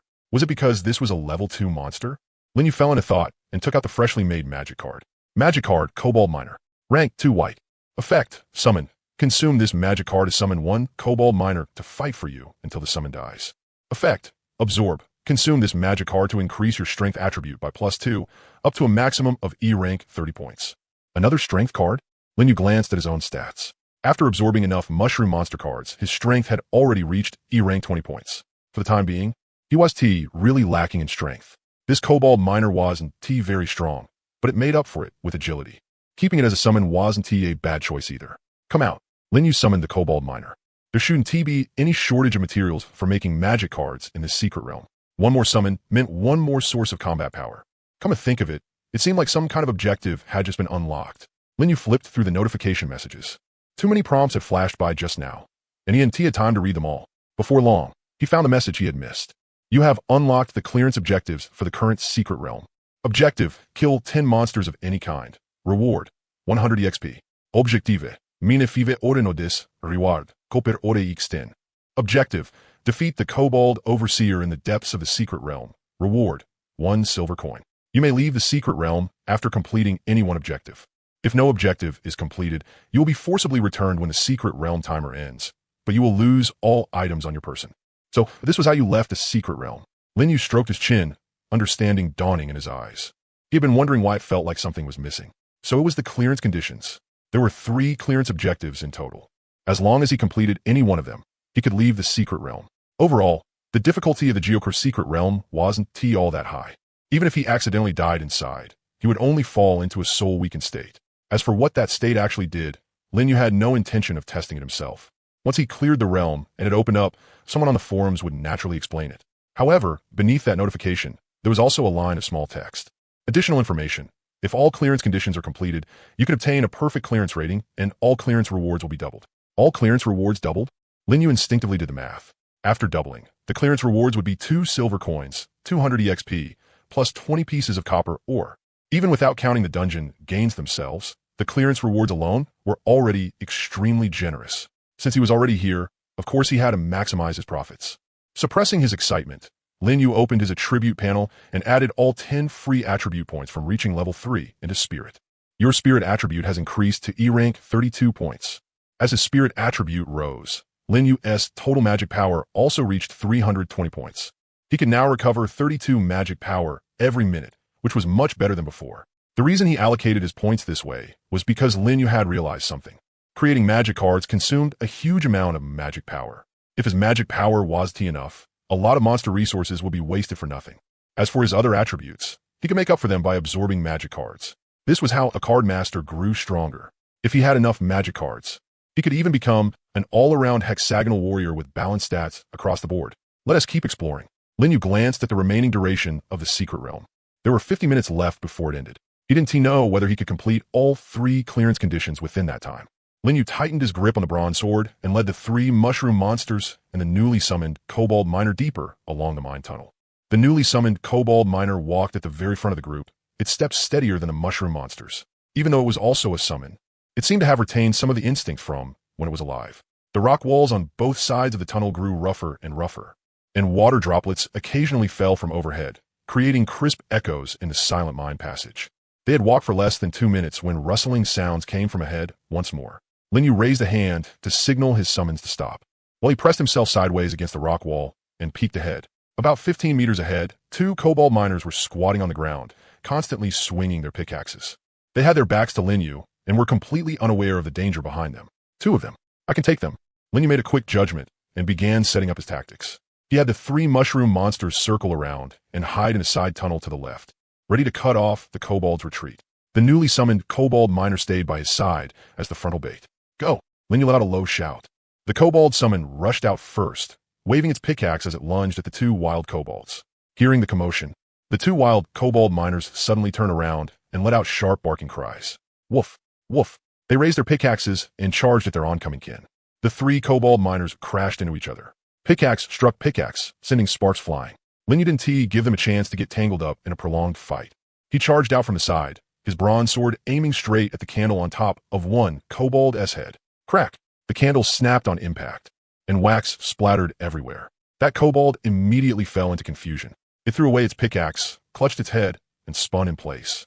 Linyu seized the chance and swung his sword repeatedly. 13, 11, 15. After several slashes, the kobold's HP dropped to 0, and it collapsed to the ground. You killed kobold miner ×1. Experience plus 20. Seeing this, the other kobold tried to run, but the moment it turned around, it found that its escape route had already been blocked by the 3 mushroom monsters. Caught with nowhere to advance or retreat, the kobold could only grit its teeth and charge at the relatively weaker mushroom monsters. One mushroom monster with low health was smashed flat by the kobold's pickaxe. But Linyu quickly caught up and launched another flurry of thrusts from behind. 12, 14. The bronze sword pierced through the kobold's back. It let out a miserable scream, twitched a few times, and stopped moving. You killed kobold miner ×1. Experience plus 20. Current experience, 40/300. 3 mushroom monsters plus 1 kobold summon. 4 against 2. The advantage is mine. Linyu shook the blood off his sword, then crouched down to pick up the loot. The 2 kobold miners dropped a total of 5 copper ores, 3 pieces of tattered cloth, and 2 worn stone pickaxes. Linyu put everything in his backpack, then tried making cards. Card creation successful. You obtained magic card. Kobold miner ×2. Consumed 40 mana points. Current mana, 243/320. 2 more kobold magic cards. Linyu nodded in satisfaction and put the new cards away. Although he had lost 1 mushroom monster, his combat power had not decreased. Instead, it was growing more and more.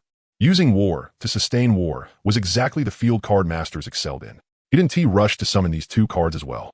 The current team size was already enough. Too many summons would actually make them harder to control, and in the narrow mine tunnels, they could easily get in each other's way. Continue deeper. The tunnels ahead became even more winding, and there were more forks as well. With the help of the Eye of Appraisal, Linyu was able to spot the monsters hiding ahead every time in advance. In less than 20 minutes, he ran into 4 more waves of kobold miners, 7 in total. With summons tanking damage in the front line, Linyu had a very safe environment to deal damage. All 7 kobold miners were killed. Not a single one escaped. You killed kobold miner ×7. Experience plus 140. Current 180/300. Card creation successful. You obtained magic card. Kobold miner ×7. Consumed 140 mana points. Current mana, 110/320. As time passed, his mana had recovered a bit as well. Combined with the free attribute points Linyu had invested, it was enough to support the consumption inside the secret realm. Right now, I have a total of 9 kobold miner magic cards in hand. Linyu glanced at the quest list. The first objective, kill 10 monsters of any kind, was already marked green as completed.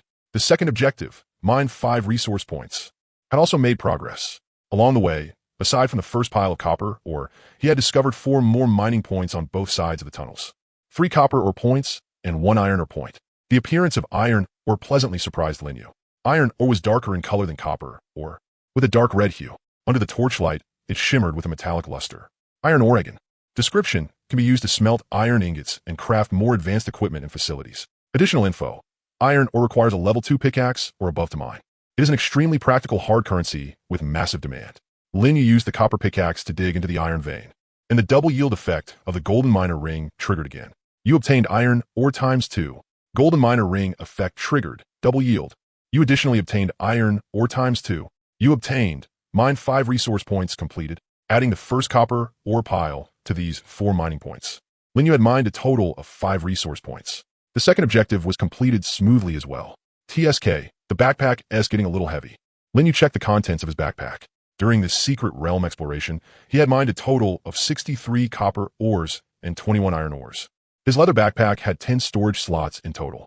Although items could stack, it had no weight reduction effect, with nearly 100 ore chunks stuffed inside. The backpack weighed several hundred gene, With Lin US current E-rank 20 points in strength, it wasn't like he couldn't carry it. But this would definitely have a serious impact on his next moves. HM, right? As he thought, Lin US gaze drifted over and landed on the kobold miner, standing by with its tongue hanging out. Wasn't this a ready-made labor? He smacked his forehead, realizing his thinking had still been limited by old habits. Who said summons could only be used for fighting? You, come here, carry this on your back. Lin Yu gave the kobold miner an order.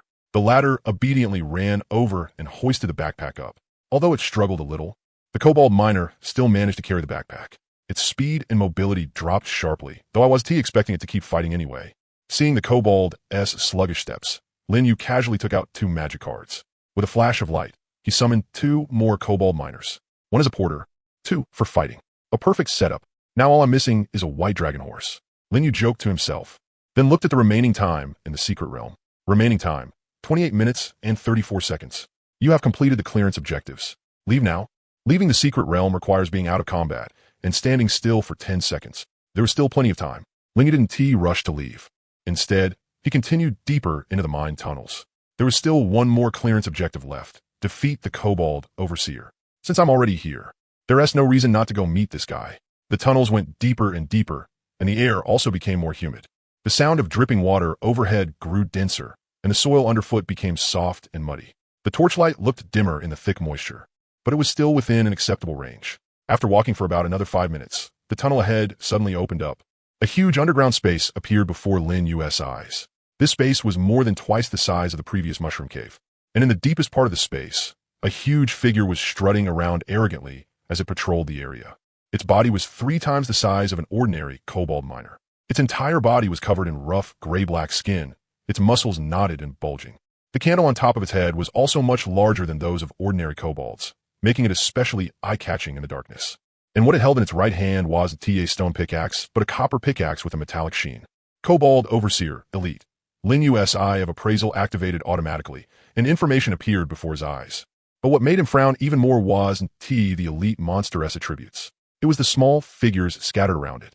As the torchlight swept over them, 3 ordinary kobold miners could be seen digging nearby with all their strength. 1 elite plus 3 normal monsters. Lin Yu took a deep breath and pulled several magic cards from his pocket. Looks like I'll have to get serious too. Lin Yu took another deep breath, his gaze moving back and forth between the elite monster and its 3 lackeys. 5 kobold miners, plus myself, should be enough. Card Master summon. 5 magic cards burst into flames in his hand at the same time, turning into 5 clusters of pale blue light. The light landed on the ground and condensed into 5 kobold miners, including the 2 he had summoned earlier. Lin Yu now had a total of 7 kobold miners by his side. The tunnel instantly became crowded, the kobolds standing shoulder to shoulder in a rather impressive formation. Mushroom monsters, go first. Lin Yu gave the order to the only 2 mushroom monsters he had left. The 2 mushroom monsters didn't hesitate at all. They spread their roots and charged toward the underground space ahead. Their footsteps echoed through the spacious cave, instantly drawing the kobold overseer's attention. Woof! The kobold overseer let out a low growl. The 3 ordinary kobold miners that had been digging heard the command. They immediately dropped what they were doing, turned around, and their eyes lit up red. They raised their pickaxes and met the charging mushroom monsters head-on. Now, go! With a low shout from Lin Yu, the 7 summoned kobolds rushed out at the same time, pickaxes raised high as they pounced on the enemy. For a moment, the tunnel was filled with the harsh screech of metal clashing and the barking cries of kobolds. Gripping his copper sword tightly, Lin Yu followed behind his summons, looking for a chance to break in. The mushroom monsters were the first to make contact with the enemy. The 2 mushroom monsters slammed into the 2 kobold miners in front at the same time. Mushroom caps collided with pickaxes, and green juice splattered everywhere. The mushroom monsters' HP dropped rapidly, but they successfully pinned down 2 enemies. Right after that, the 7 summoned kobolds arrived. 7 against 3. The numbers advantage was overwhelming. The 3 wild kobold miners were surrounded on all sides. Pickaxe struck pickaxe, sending sparks flying. They resisted desperately, but in the face of an absolute disadvantage in numbers, they were quickly suppressed. Lin Yu didn't join the encirclement.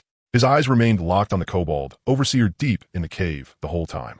That elite monster was the real threat. Kobold Overseer, level 2 elite, HP, 75-75, defense, to skills, inspiring lash. Heavy pickaxe strike.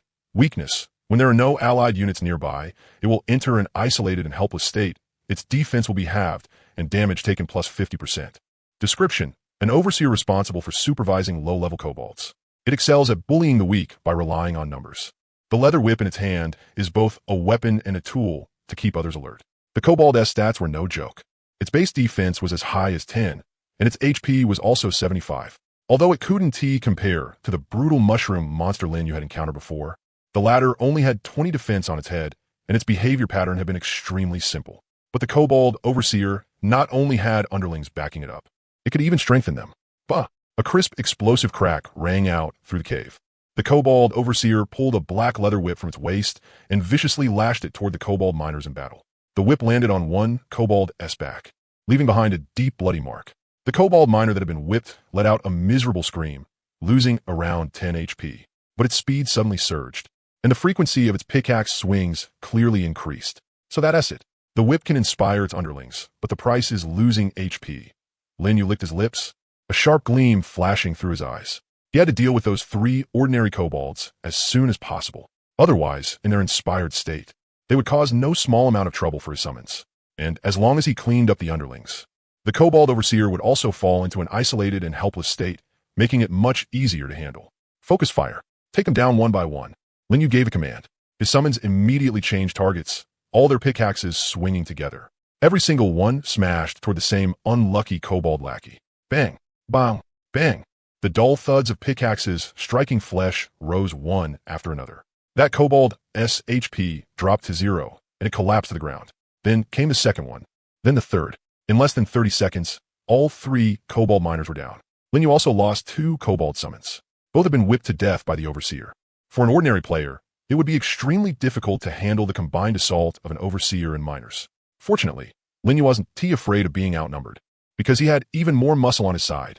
You killed Kobold Miner X3. XP produced 60. Current, 24300.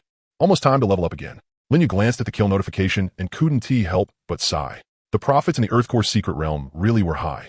The EXP alone had already made this trip worth it. Only one left. Lin Yu raised his head, locking his gaze onto the Kobold Overseer deep in the cave. When the elite monster saw that all its underlings had fallen, it immediately panicked. Its huge dog-like face was full of alarm and confusion. In the end, it was still nothing more than a bully that only preyed on the weak. Kill it. The remaining Kobold summons advanced at the same time.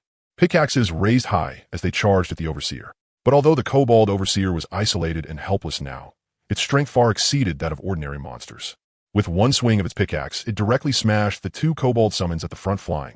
Both summons instantly lost half their HP and fell to the ground, struggling to get back up. What terrifying attack power! Lin Yu sucked in a cold breath. If he took a hit like that himself, he'd break at least several ribs. The remaining kobold miners attacked from different directions. Their pickaxes kept striking the Kobold Overseer's legs. 3, 4, 2, 5. The damage was high, but it made up for that with speed. Annoyed by the constant harassment, the Kobold Overseer swung its whip in a sweeping arc. Bah! The leather whip traced an arc through the air, striking 3 kobold summons. The 3 summons lost nearly 1/3 of their HP, but their attack speed suddenly increased. Under the inspired state, their attack frequency clearly sped up, and their pickaxes rained down on the Kobold Overseer. 5, 6, 4, 7. Damage numbers kept popping up. It can work like that too? Lin Yu had just been about to join the battle when he saw this scene, leaving him both amused and speechless. The enemy's attack had actually put a buff on his summons. Although these kobold miners had lost quite a bit of HP, as long as they could take down the elite monster, it would be worth it even if every single one of them died. HP, 2075. The Kobold Overseer's HP had dropped into the danger zone, but didn't he just sit there and wait to die, covered in wounds? The Overseer raised its copper pickaxe. It aimed at a kobold's head and smashed down with all its might. Bang! That summon's head was crushed flat, and its body turned into pale blue motes of light and scattered away. Your summoned kobold miner has been killed. TCH, it was time. Lin Yu tensed up, gripped his copper sword, and charged in from the side. The Kobold Overseer had just finished an attack and had fallen into a brief stagger. Now, Lin Yu leaped up, aimed his copper sword at the candle on top of the Kobold Overseer's head, and slashed down hard. Crack! The candle snapped on impact, wax splattering everywhere. But the Kobold Overseer's candle was much larger than an ordinary kobold's. Even after breaking, it didn't go out completely. The remaining flame was still burning. It didn't fall into chaos. It only shook its head. Then it turned toward Lin Yu, the red glow in its eyes growing even fiercer. Woof! The whip came lashing over. Lin Yu had no time to dodge and could only turn his body and take it head on.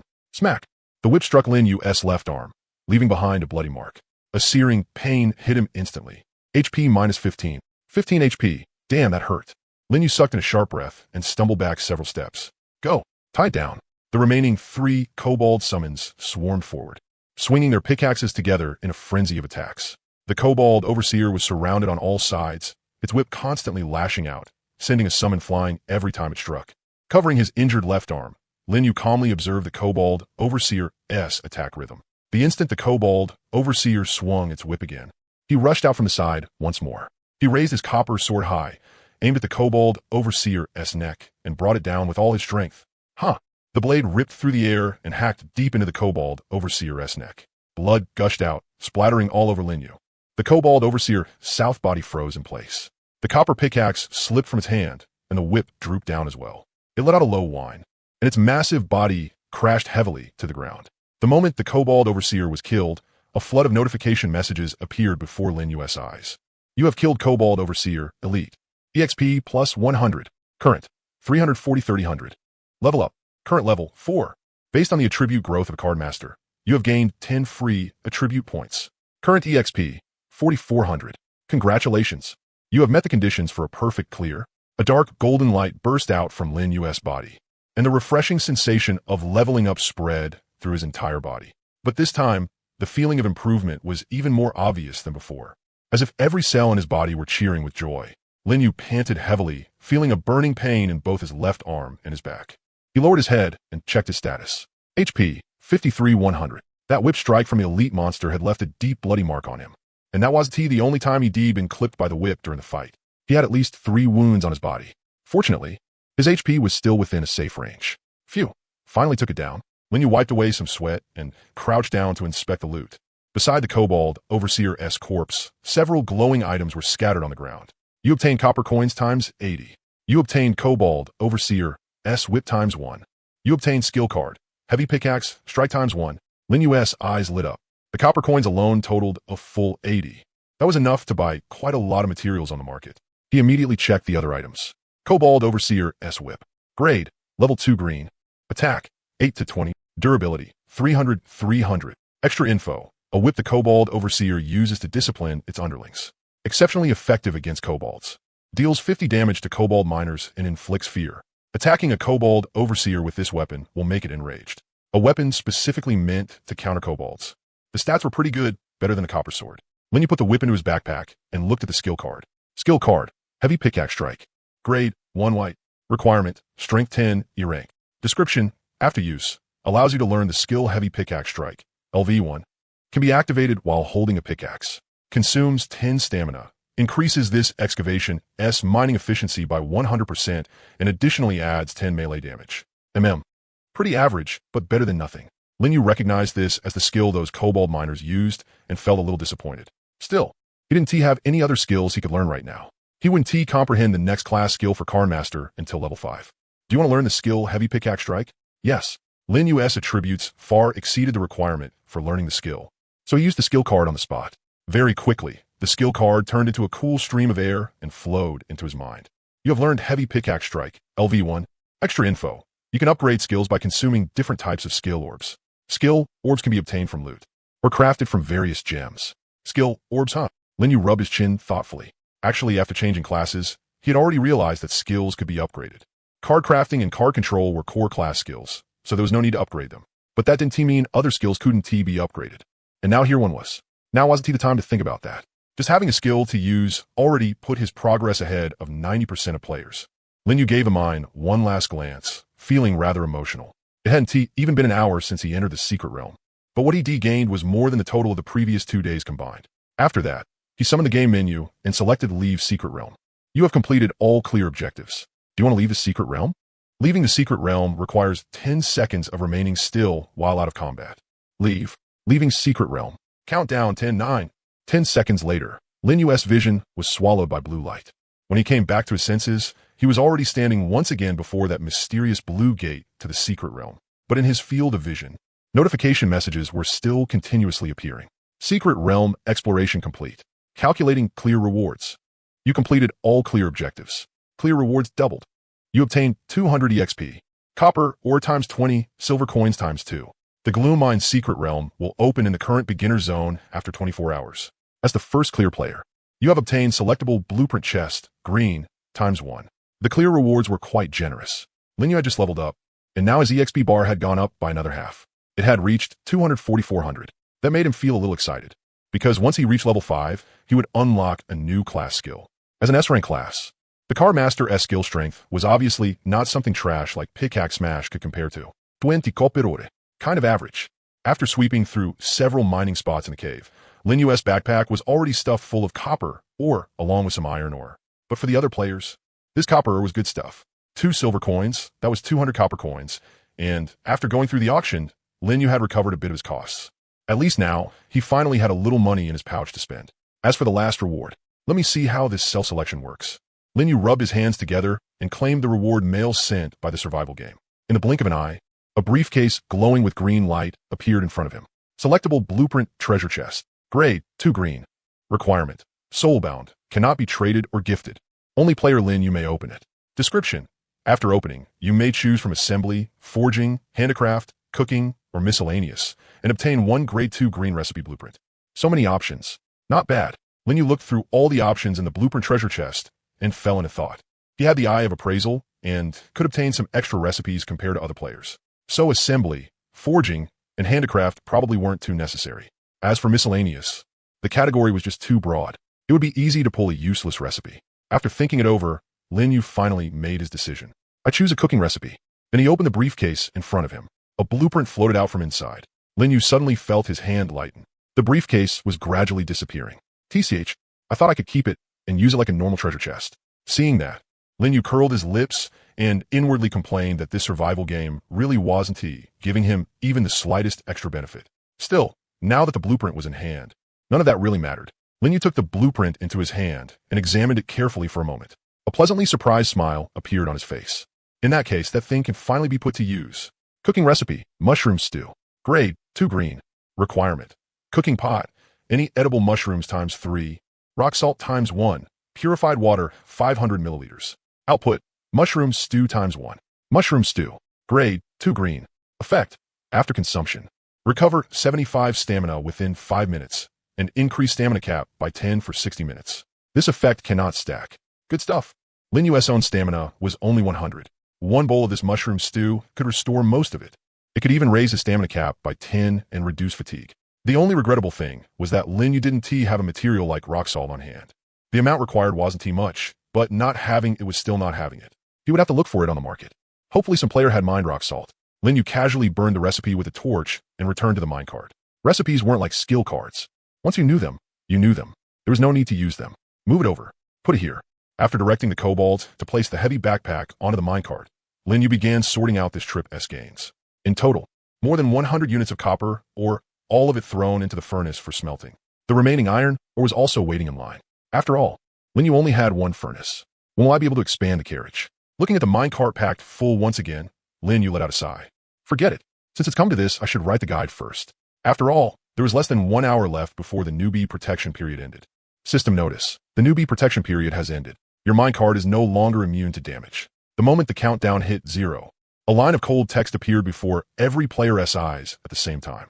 The instant the notice vanished, the entire game forum fell into dead silence. In newbie zone 25,535, nearly 1 million players felt the weight of fear at the exact same moment. Somewhere in a dim underground space, a skinny young man crouched in the corner of his minecart, clutching his head with both hands, his whole body trembling. It's over. It's all over. His minecart's fuel was almost gone, with less than 5 points left. There was no food in his backpack at all, not even drinking water. His only weapon was a badly worn stone spear, made from a recipe he had copied from a guidepost. I don't want to die. I really don't want to die. Tears slid from the corners of his eyes and dripped onto the cold iron floor. In another underground space, a middle-aged man stood outside his minecart, holding a copper sword in his hand, his expression grave. His minecart had plenty of fuel, and his food and water were enough to last several days. But the end of the newbie protection period meant he would be facing even more unknown dangers. What was meant to come would come eventually. He took a deep breath, slid the copper sword back into the leather sheath at his waist, and turned to return to the minecart. From today onward, every step has to be even more careful. In a narrow underground passage somewhere, a young girl sat in front of the minecart's control console, her expression blank. She held a roasted mushroom in her hands, but had no appetite at all. What am I supposed to do? During the 3 days of newbie protection, She had barely mined anything valuable. No weapon, no armor. And even her fuel had less than 20 points left. Maybe I want to live much longer. She put the roasted mushroom back into her backpack, hugged her knees with both hands, and buried her face in them. In a brightly lit underground space, a bald, burly man stood on top of his minecart, hands on his hips, laughing wildly at the sky. Ha ha ha ha ha. It's finally over. I've been waiting 3 whole days for this. His entire body was covered in brass-colored metal armor, gleaming brilliantly under the lantern light. The copper sword in his hand gave off a cold sheen, and slime mucus still clung to the blade. Come on, I'll kill as many as come. This underground world will be mine sooner or later. All kinds of people, all kinds of reactions. There was fear, confusion, despair, and also excitement and anticipation. But no matter what mindset the players had, it could not change one fact. The real survival game was only officially beginning from this moment. Linyu leaned against the cold iron wall of the minecart and watched the notice disappear with an expressionless face. It's finally over. He took a deep breath, pulled out his copper sword from his backpack, and placed it within easy reach. Then he sorted out several portions of coal and charcoal and placed them beside the furnace. Finally, he glanced at the pet egg that was still incubating. Time remaining until hatching is complete. 18 hours, 23 minutes, 44 seconds. When you come out, we'll be partners fighting side by side, Linyu said softly, then shifted his attention back to the system notice. In the notice panel, another line of text appeared. System notice. The Calamity Invasion system has been unlocked. While digging, players have a chance of encountering the undead Calamity. The undead will attack minecarts and the living. Defeating them will also grant rewards. Good luck to you all. Undead Calamity? Linyu frowned slightly and entered those words into the forum search bar. The search results were still 0. Another brand new system. This survival game really did love giving players surprises. Linyu shook his head and opened the chat room. At this moment, the chat room had completely exploded.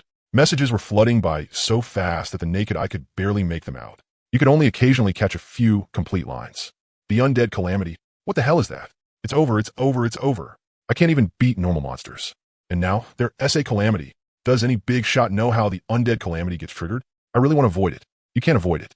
The announcement already said there is a chance of it happening. It's all luck. Then am I doomed since I'm cursed with bad luck? Don't panic. The announcement said there are rewards for defeating a Calamity. Maybe it's a good thing. A good thing? Look at the words undead Calamity. Does that sound like a good thing to you? If my minecart gets blown up, does that mean I die too? The rules didn't say, but if your minecart blows up, you're definitely not far from death. Boss Linyu, save us. Didn't boss say he'd post a full guide today? Boss, where are you? Please, hurry up and post it. I'm about to be crushed by fear. Linyu looked at the rapidly scrolling messages in the chat room and took a deep breath.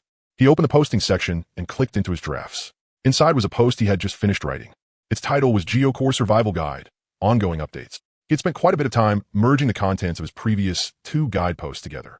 Stone tool recipes, campfire and charcoal recipes, furnace recipe, the weakness of mushroom monsters, ways to deal with slimes. Every bit of information that could help players stay alive had been gathered into this single post. On top of that, he had also added plenty of new content and recipes. At the very end of the post, he added one more paragraph. The newbie protection period is over. What comes next is the real challenge. I'll keep updating this guide. Every time I discover something new, I'll add it here. I hope everyone can survive. That is all. He clicked publish. Only a few seconds after the post went live, its view count had already broken 100,000. The comment section was growing at a speed visible to the naked eye. First comment. Boss Linyu's new guide. It's here, it's here, it's here. It's finally here. Just looking at the title Geocore Survival Guide tells you this is packed with useful stuff. Holy shit, this post is way too detailed. ISNT it. It merged all the previous guides together and even added a ton of new content. Copper tools. Boss Linyu already made a copper sword. Torches can weaken monsters. How did I not know that? Because you're not Boss Linyu. Thank you, Boss Linyu. This guide is basically a beacon in the darkness. I hereby announce that from today onward, Boss Linyu is my real dad. Why not mom? Why not mom? That last paragraph from Boss really got my eyes tearing up. I hope everyone can survive. Woo-woo, Boss Linyu is way too gentle. Linyu's post was not the only guide posted after the newbie protection period ended. In the posting section, quite a few other players had also published all kinds of guides. Some introduced the uses of slime gel, some shared how to save fuel, and some taught people how to mine quickly. But the quality of those posts varied wildly, and some of them even contained serious mistakes. There was also a player named Roger openly selling various recipes in the posting section. Every single one of those recipes had already been made public for free in Linyu's guide. Some people pointed this out, but not only were they blocked, they were also mocked by Roger in a self-righteous tone. I know someone already shared these recipes for free, but I still put in effort to dig them out. So ISNT it perfectly normal for me to charge? If you don't want to buy, then don't buy. No one is forcing you. But let me remind you of one thing. The free stuff is the most expensive. Who knows whether those recipes have traps hidden in them? Those remarks caused quite a bit of controversy. Some people cursed Roger out in the comments for being shameless, while others felt he had a point and were willing to pay for peace of mind. Seeing that, Roger even struck while the iron was hot and doubled his prices. Naturally, Lin Yu saw all of this while organizing his post, but he merely shook his head and ignored it. If someone is willing to be a sucker, I can't stop them. He turned his attention back to his own guide post and checked the comments and point gains. Ding. Your guide post helped other players. You gained 1 guide point. Ding. Gain 1 guide point. Ding. Gain 1 guide point. The system notifications started ringing madly again, even more violently than the previous 2 times. Now that the newbie protection period had ended, players' demand for guides was growing exponentially. Every second, tens of thousands of players were viewing his post and drawing survival wisdom from it. The guide point total was rising at breakneck speed.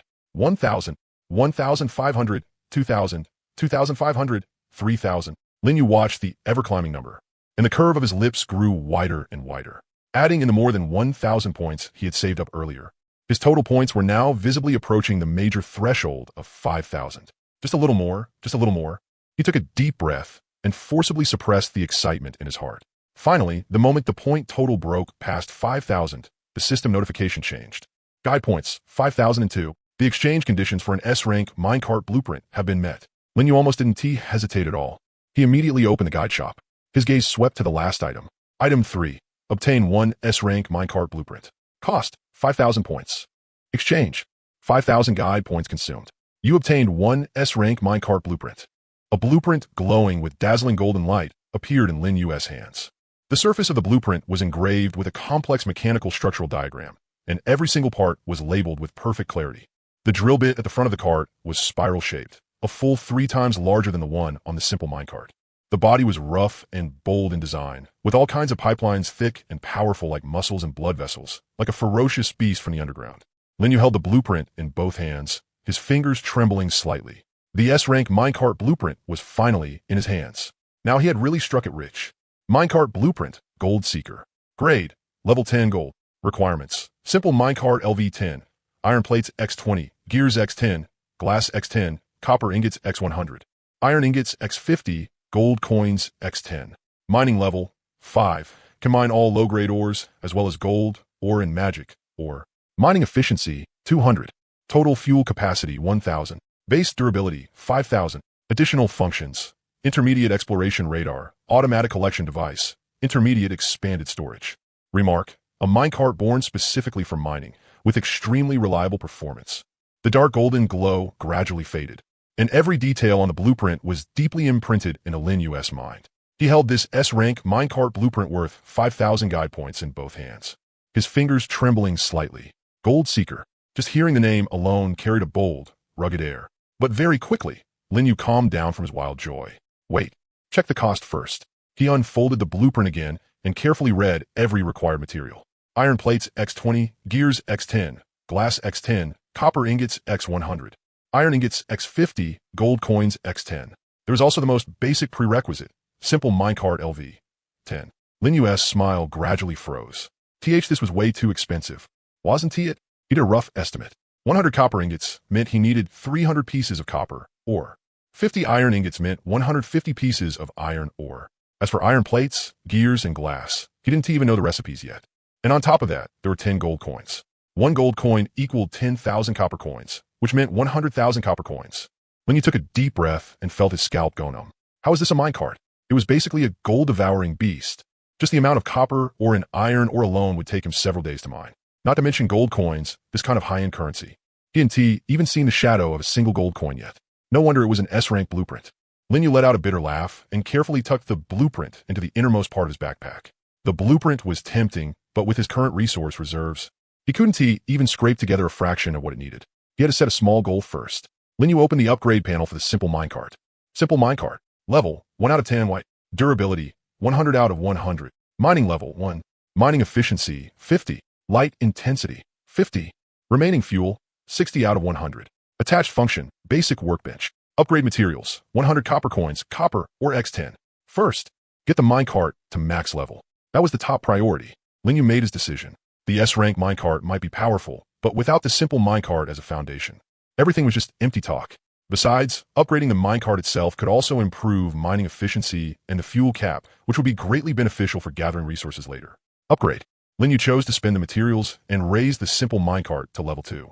Consumed 100 copper coins, copper or X10. Simple minecart level increased. Current level, 2 out of 10. Mining efficiency, 50-60. Fuel cap, 100-110.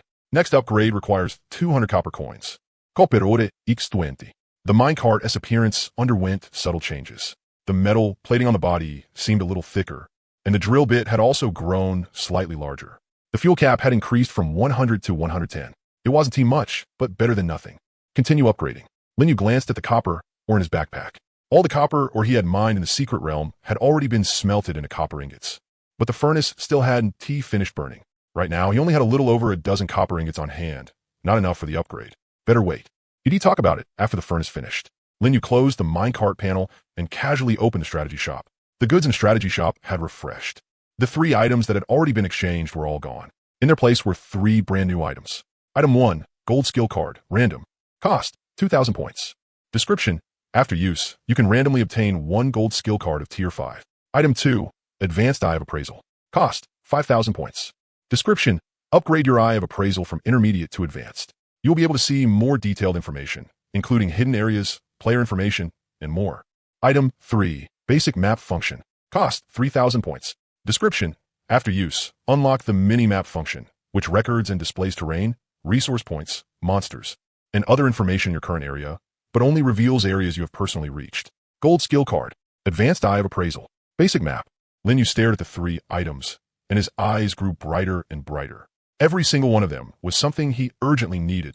The gold skill card could randomly give him a gold skill. Linyu licked his lips. Right now, his combat power mainly relied on the copper sword and his summons. The only active skill he personally had was pickaxe heavy strike, and it was just a white quality one at that. If he could get a gold skill, his combat power would definitely soar by a huge margin. The advanced eye of appraisal was also extremely important.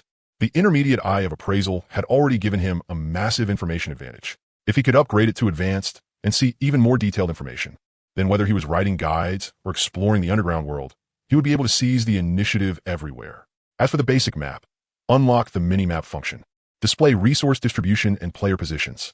Linyu took a deep breath. The value of this thing might even be higher than the first 2. The underground world was pitch black, and players could only rely on their minecart lanterns and torches for lighting. With a mini-map, it would be like unlocking full map vision. Not only could he find resource points, but he could also discover other players' locations in advance. In this dangerous underground world, information was life. He wanted all 3, but he didn't have enough points. Linyu looked at his current strategy point balance. After exchanging for the S-rank minecart blueprint, he only had a pitiful 2 points left, but the number was jumping rapidly, increasing every second. At this rate, it would hit 2,000 very soon. Linyu calculated silently. The newbie protection period had just ended, and players' demand for guides was at its peak. The view count on his post, Underground Survival Guide, had already broken 1 million, and the comment count had exceeded 100,000. Every second, thousands upon thousands of players were reading his guide and contributing points to him. First save up 2,000 and grab the gold skill card. Linyu made his decision. The advanced eye of appraisal and the basic map were both important too, but their costs of 5,000 and 3,000 points were too high. Compared to them, the gold skill card at 2,000 points was much easier to obtain, and skill cards could directly boost combat power, making them the most cost-effective choice. Once he saved up enough points, he could exchange for the others bit by bit. Linyu closed the strategy shop and sat back down in front of the control console.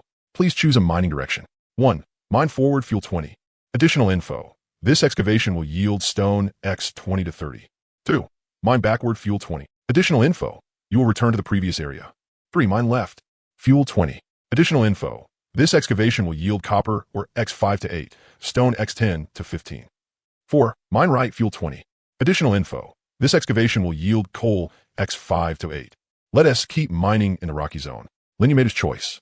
To stockpile a large amount of ore materials, the rocky zone was the best option. Although fuel consumption doubled, mineral output doubled as well.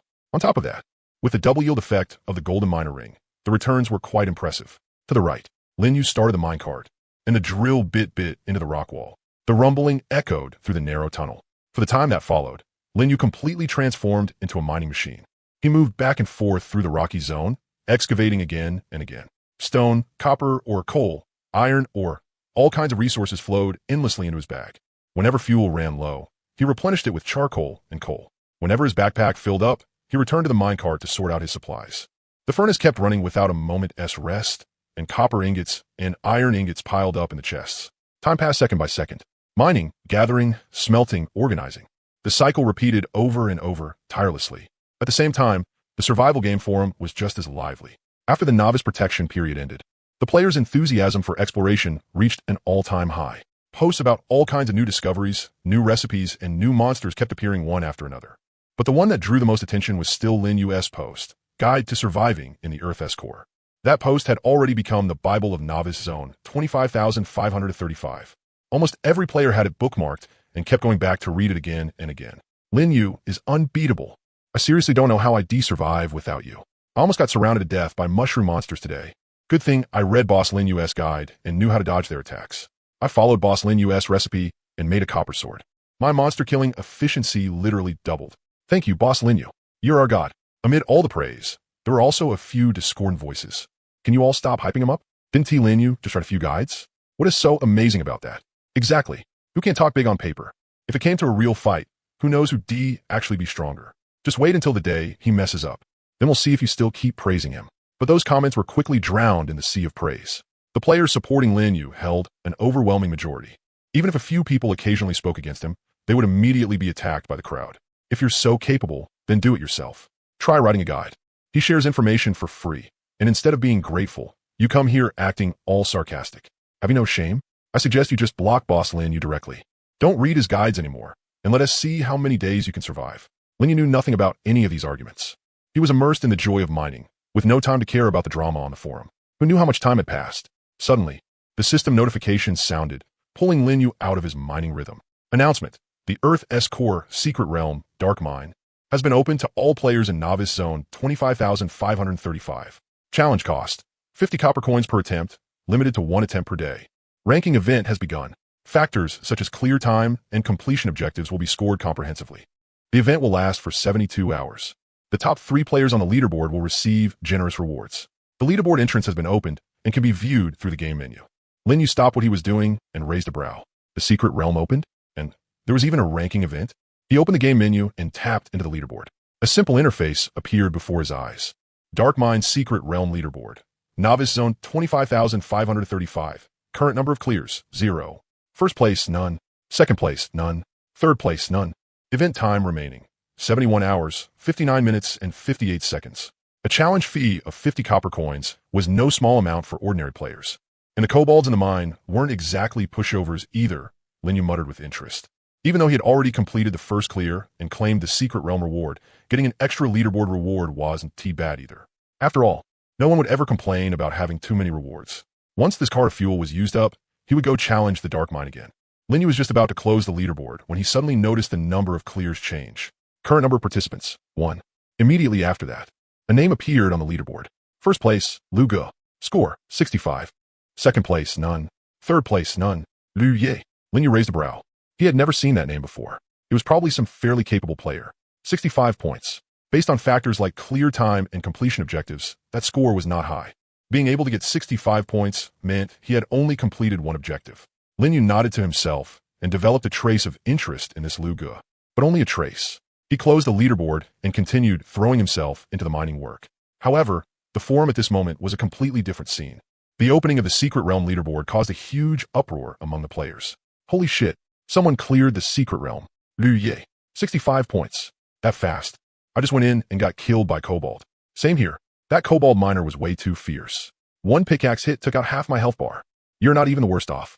I got whipped to death by a kobold overseer and went straight into soul weakness. What does soul weakness feel like? All attributes reduced by 50%. Even my max HP got cut in half, and it lasts for 24 hours. I'm like a salted fish right now. I can't do anything. That S brutal. This secret realm is way too hard. ISNT it?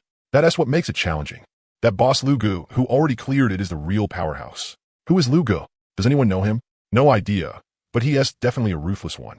By the way, we're S boss Lin Yu. Why ISNT he on the leaderboard? Yeah, why didn't T Lin Yu join the leaderboard event? If boss Lin Yu made a move, he'd definitely take first place, right? Stop hyping him up. Being able to write guides doesn't mean he is strong. Maybe he just got lucky. Exactly. Lu Ge's ranking is right there. Can Lin Yu really surpass him? Just wait and see. I believe in boss Lin Yu's strength.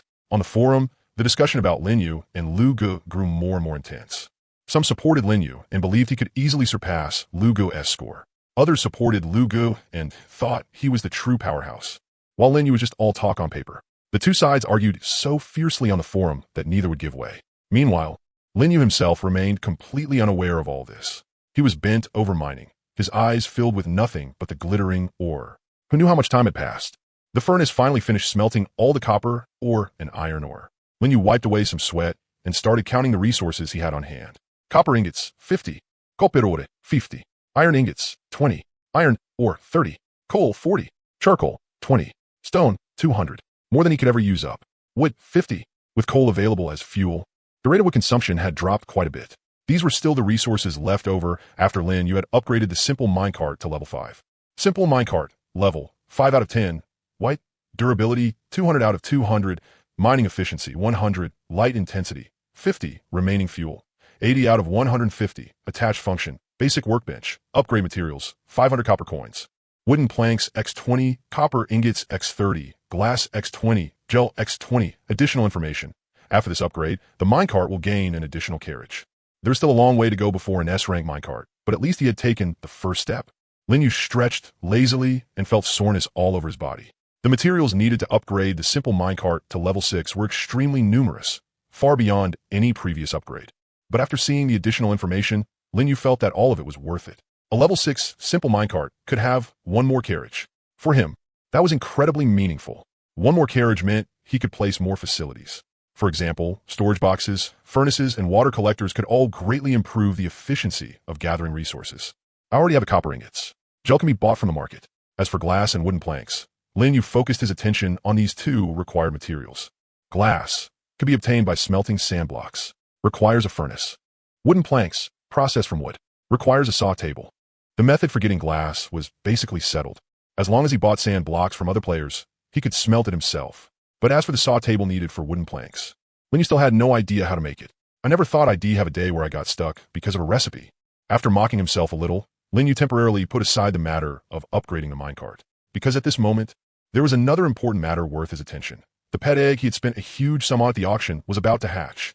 The flame patterns on the surface of the pet egg were faintly glowing, and its temperature was a little higher than before. It was like something inside was gently moving.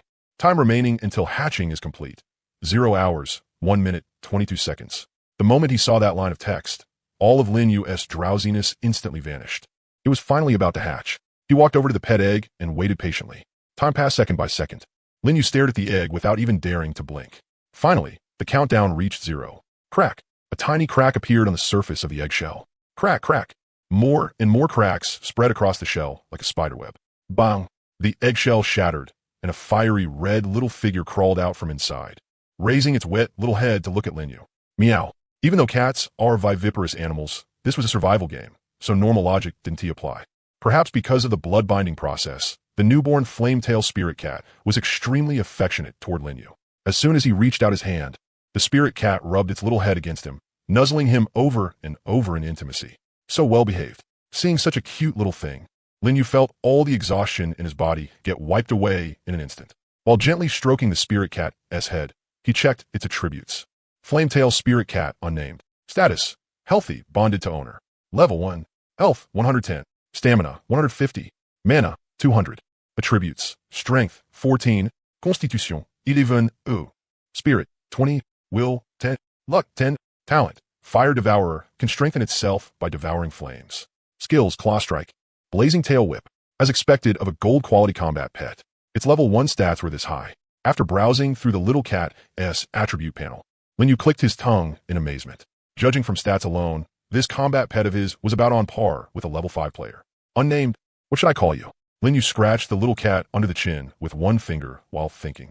A moment later, he decided not to torture himself any further and directly took 2 characters from Flametail Spirit Cat. From now on, your name is Yenling. As if it understood him, the Flametail Spirit Cat nodded at Lin Yu, then started circling around him, looking very lively. Naming successful. You have named your current pet Yenling. Lin Yu played with Yenling for a while. After it got tired, he finally remembered that there was now one more mouth to feed at home. It probably doesn't eat grilled mushrooms, right? Lin Yu tried handing a skewer of grilled mushrooms to Yenling's mouth. Smelling the fragrance of the food, The little cat excitedly came closer and sniffed it carefully. Then it revealed a disappointed expression and weakly turned its head away. Clearly, mushrooms were not part of the cat's diet. I knew it. Seeing that, Lin Yu shook his head helplessly and opened the market to search for meat ingredients. If he hadn't searched, he wouldn't have known. The moment he did, his heart went cold by half.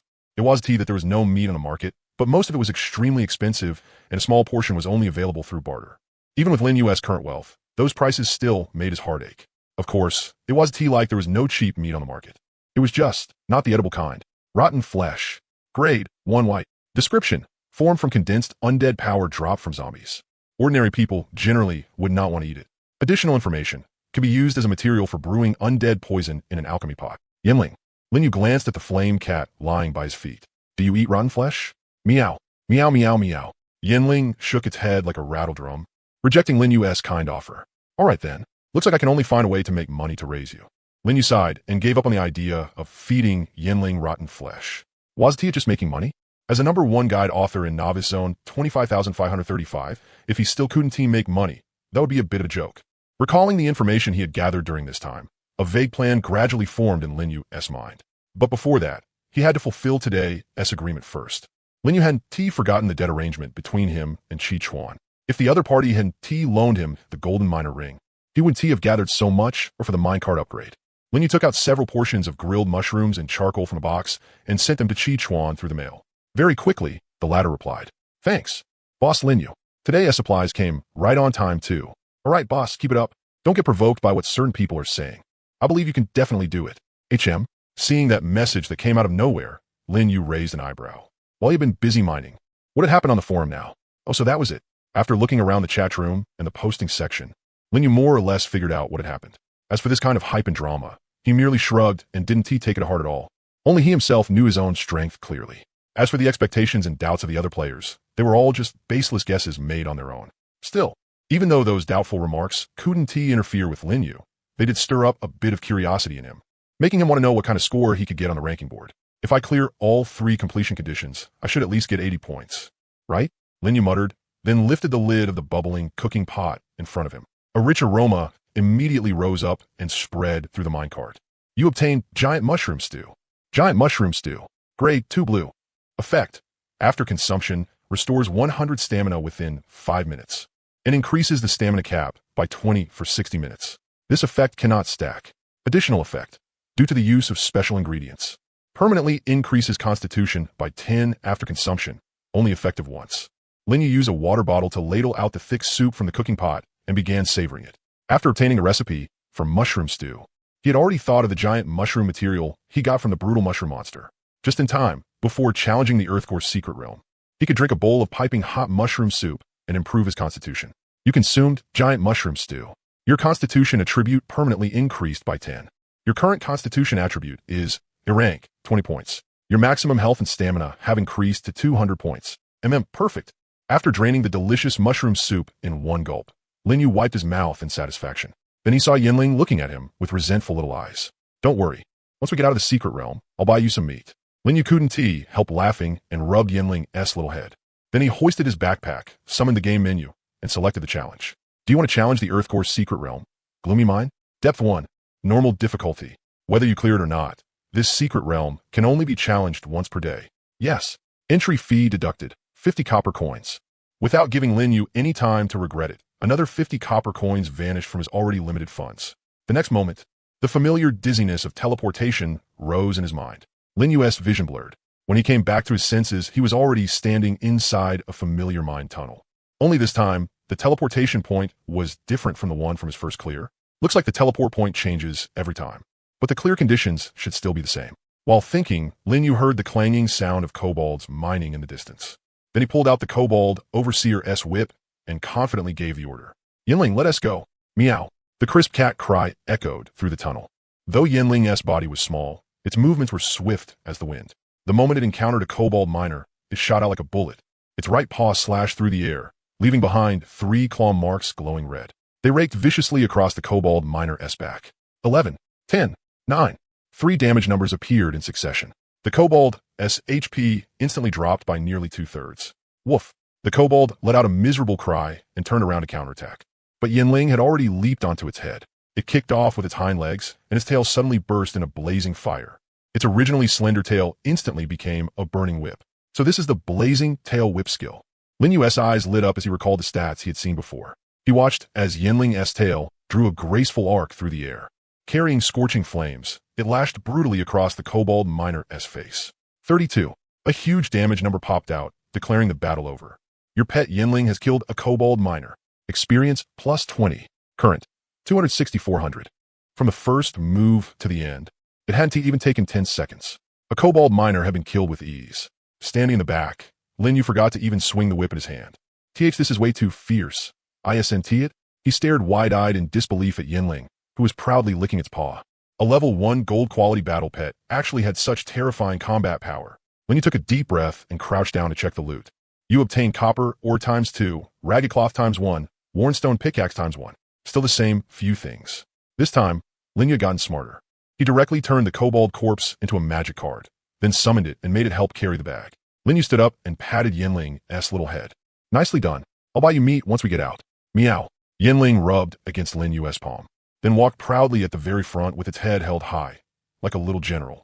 Lin Yu followed behind, feeling especially relaxed and cheerful. With Yinling's help, this exploration of the secret realm went far more smoothly than he had imagined. This little fire cat not only had explosive combat power, but was also incredibly agile, able to move freely through the narrow mine tunnels. The kobold miner's attacks were fierce, but they simply couldn't hit it. Most of the time, before a kobold's pickaxe could even come down, Yinling had already jumped behind it and finished it off with a flurry of claw strikes. Even when it ran into more than 2 kobolds, Yinling could still handle them with ease. It would tie one up with claw attacks, then instantly kill the other with blazing tail whip. Lin Yu didn't even need to make a move. He just had to follow behind and pick up the loot. The 500 copper coins he had spent at the auction really hadn't been wasted. From that point on, the exploration turned into a one-sided slaughter. Yinling opened the way in front, while Lin Yu cleaned up behind. Every time they ran into a group of kobold miners, Yinling would end the fight within 10 seconds. Lin Yu never even swung the whip once. He was basically here as a tourist. Meow. Woof. The kobolds' miserable cries rose and fell throughout the mine tunnel. One kobold miner after another fell, turning into Lin Yu's experience points and magic cards. Your pet Yinling has killed kobold miner times 1. Experience plus 20. Card creation successful. You obtain magic card. Kobold miner times 1. Your pet Yinling has killed kobold miner times 1. Experience plus 20. Card creation successful. You obtain magic card. Kobold miner times 1. The kill notifications and card creation notifications alternated, flooding Lin Yu's vision like a scrolling screen. In less than 15 minutes, the first clear objective was completed. Kill 10 monsters of any kind completed. Lin Yu checked the kill count. A total of 12 kills. All of them had been solo killed by Yinling. 12 kobolds meant 12 magic cards. Lin Yu counted the magic cards in hand. He still had 5 kobold magic cards left over from his first clear. Adding the 12 from this run, he now had a total of 17. After thinking for a moment, he took out 10 magic cards and summoned them all. 10 clusters of pale blue light fell to the ground and condensed into 10 kobold miners. The tunnel instantly became unbearably crowded. The kobolds stood shoulder to shoulder, and it was hard for them to even turn around. Too many. Lin Yu scratched his head and sent 5 of them off to mine. You 5, go clear out every node in the tunnel. Bring back all the you dig up.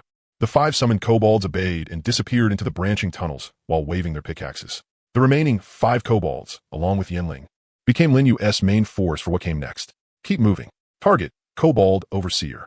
A huge underground cavern appeared before them, exactly the same as the one he had seen during his first clear. Deep inside the cavern, the kobold overseer was arrogantly patrolling its territory. 3 ordinary kobold miners followed at its side. Same lineup as last time.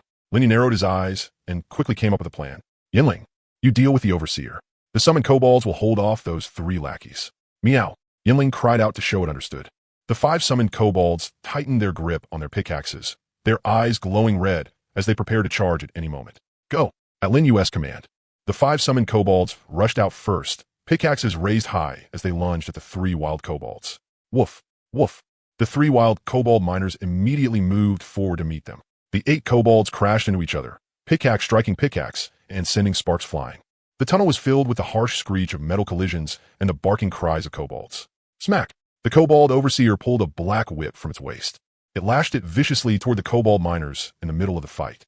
The whip lashed across a wild kobold's back, leaving behind a bloody mark. The kobold's speed suddenly shot up, and the rate at which it swung its pickaxe visibly increased. But right at that moment, A fiery red figure burst out from the side, so fast that only an afterimage could be seen. Yinling. It didn't T-charge straight at the Overseer. Instead, it first circled around to the side of the cave, using the rock wall as cover as it approached. The instant the Overseer swung his whip, Yinling launched a surprise attack from the side. Meow. In midair, flames blazed up along Yinling's tail. Blazing tail whip. The burning tail smashed viciously into the Kobold Overseer's neck. 21. The Kobold Overseer let out a miserable scream. His body jerked backward, and the whip in his hand almost flew out of his grasp. Nice. Lin Yu, watching from the rear, couldn't help but cheer. Yinling's ambush had come at the perfect moment. The Kobold Overseer raised his bronze pickaxe and smashed it toward Yinling. But Yinling's body was far too nimble. With one light hop, it avoided the attack. The bronze pickaxe slammed into the ground, sending shattered stones flying. Wooford! The Kobold Overseer roared in fury and swept his whip sideways, forcing Yinling back. Yinling leaped backward, dodging out of the whip's range. It didn't retreat. Instead, it charged forward again, slipping right through the gap in the whip's arc. Claw strike. Yinling's right claw left 3 deep, bloody gashes across the Kobold Overseer's leg. 5, 6, 7. The Kobold Overseer's HP rapidly dropped. Even though his defense was higher than that of an ordinary kobold, he still couldn't withstand Yinling's frenzied assault. Very soon, his HP was already like a candle flickering in the wind. One more hit. Lin Yu clenched his fists.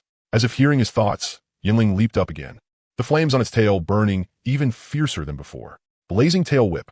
This time, the burning tail struck the Kobold Overseer directly in the face. 20. The Kobold Overseer's HP dropped to 0, and his huge body crashed to the ground. From the start of the battle to the end, it had taken less than 30 seconds.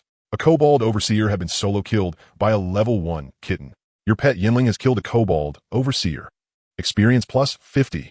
Current 390-400. What a pity, short by 10 EXP. Lin Yu glanced over the battle log, feeling quite regretful. Instead, a crimson storm suddenly burst out from Yinling's body. It let out a long meowing howl, and all the fur on its body began burning like flames. But the state only lasted for a few short seconds before returning to normal. Your pet Yinling has reached level 2, so you can level up by killing monsters too. Lin Yu rubbed Yinling's little head in delight. It felt a bit warm to the touch. Yinling let out a proud meow, then narrowed its eyes and enjoyed Lin Yu's massage. A moment later, it suddenly ran off and came back carrying a glittering card from the corpse of the kobold miner. This is, Lin Yu took the card and looked at it. It was actually a D-rank class change card. Class change card, Geocore Miner. Ahonk, dehonk. Requirement, none. Description, after use, changes your class to Geocore Miner, a non-combat profession specializing in mining. Additional information, non-combat professions gain experience through various professional skills and still receive attribute growth when leveling up. So non-combat professions also have class changes. Looks like there was more content his previous guide could still be updated with. Lin Yu stroked his chin, deep in thought. Although non-combat professions also gained attributes when leveling up, they clearly didn't possess much combat power. Once someone changed into one, it was basically the same as entrusting their personal safety to external factors.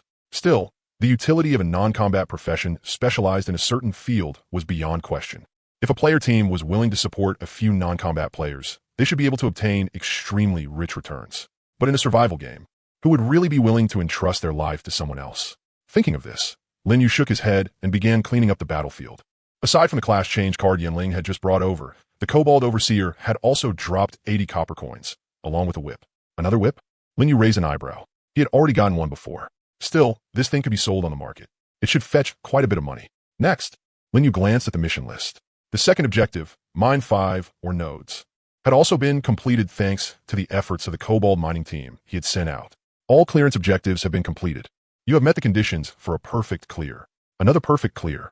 The corners of Lin Yu's mouth lifted slightly as he looked at the dungeon duration. Remaining time, 35 minutes and 22 seconds.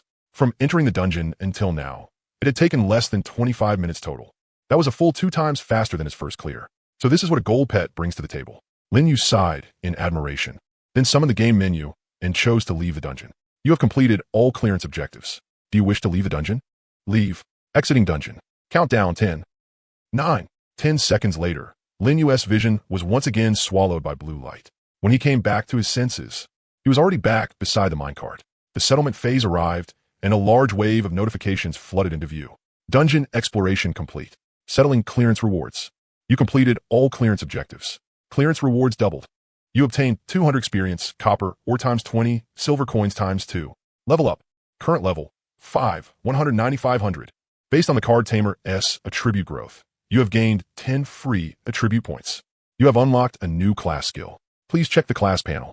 Your ranking on the Dark Mine Cave Dungeon Clearance Leaderboard has been updated.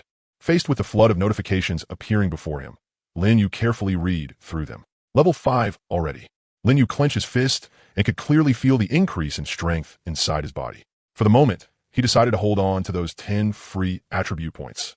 There was no rush. He could assign them after looking at the newly unlocked class skill. You have unlocked a new class skill. Please check the class panel. It's finally here. Lin Yu took a deep breath, suppressed the excitement in his heart, and opened the class panel. Compared to when he had first changed classes, the Card Tamer class panel now had one brand new skill slot. Card Crafting, core skill, cannot be leveled. Card Mastery, core skill, cannot be leveled. Magic Card Compendium, newly unlocked. Lin Yu's gaze landed on those 3 words, and a powerful sense of anticipation rose in his heart. He opened the skill description, and detailed information appeared before his eyes.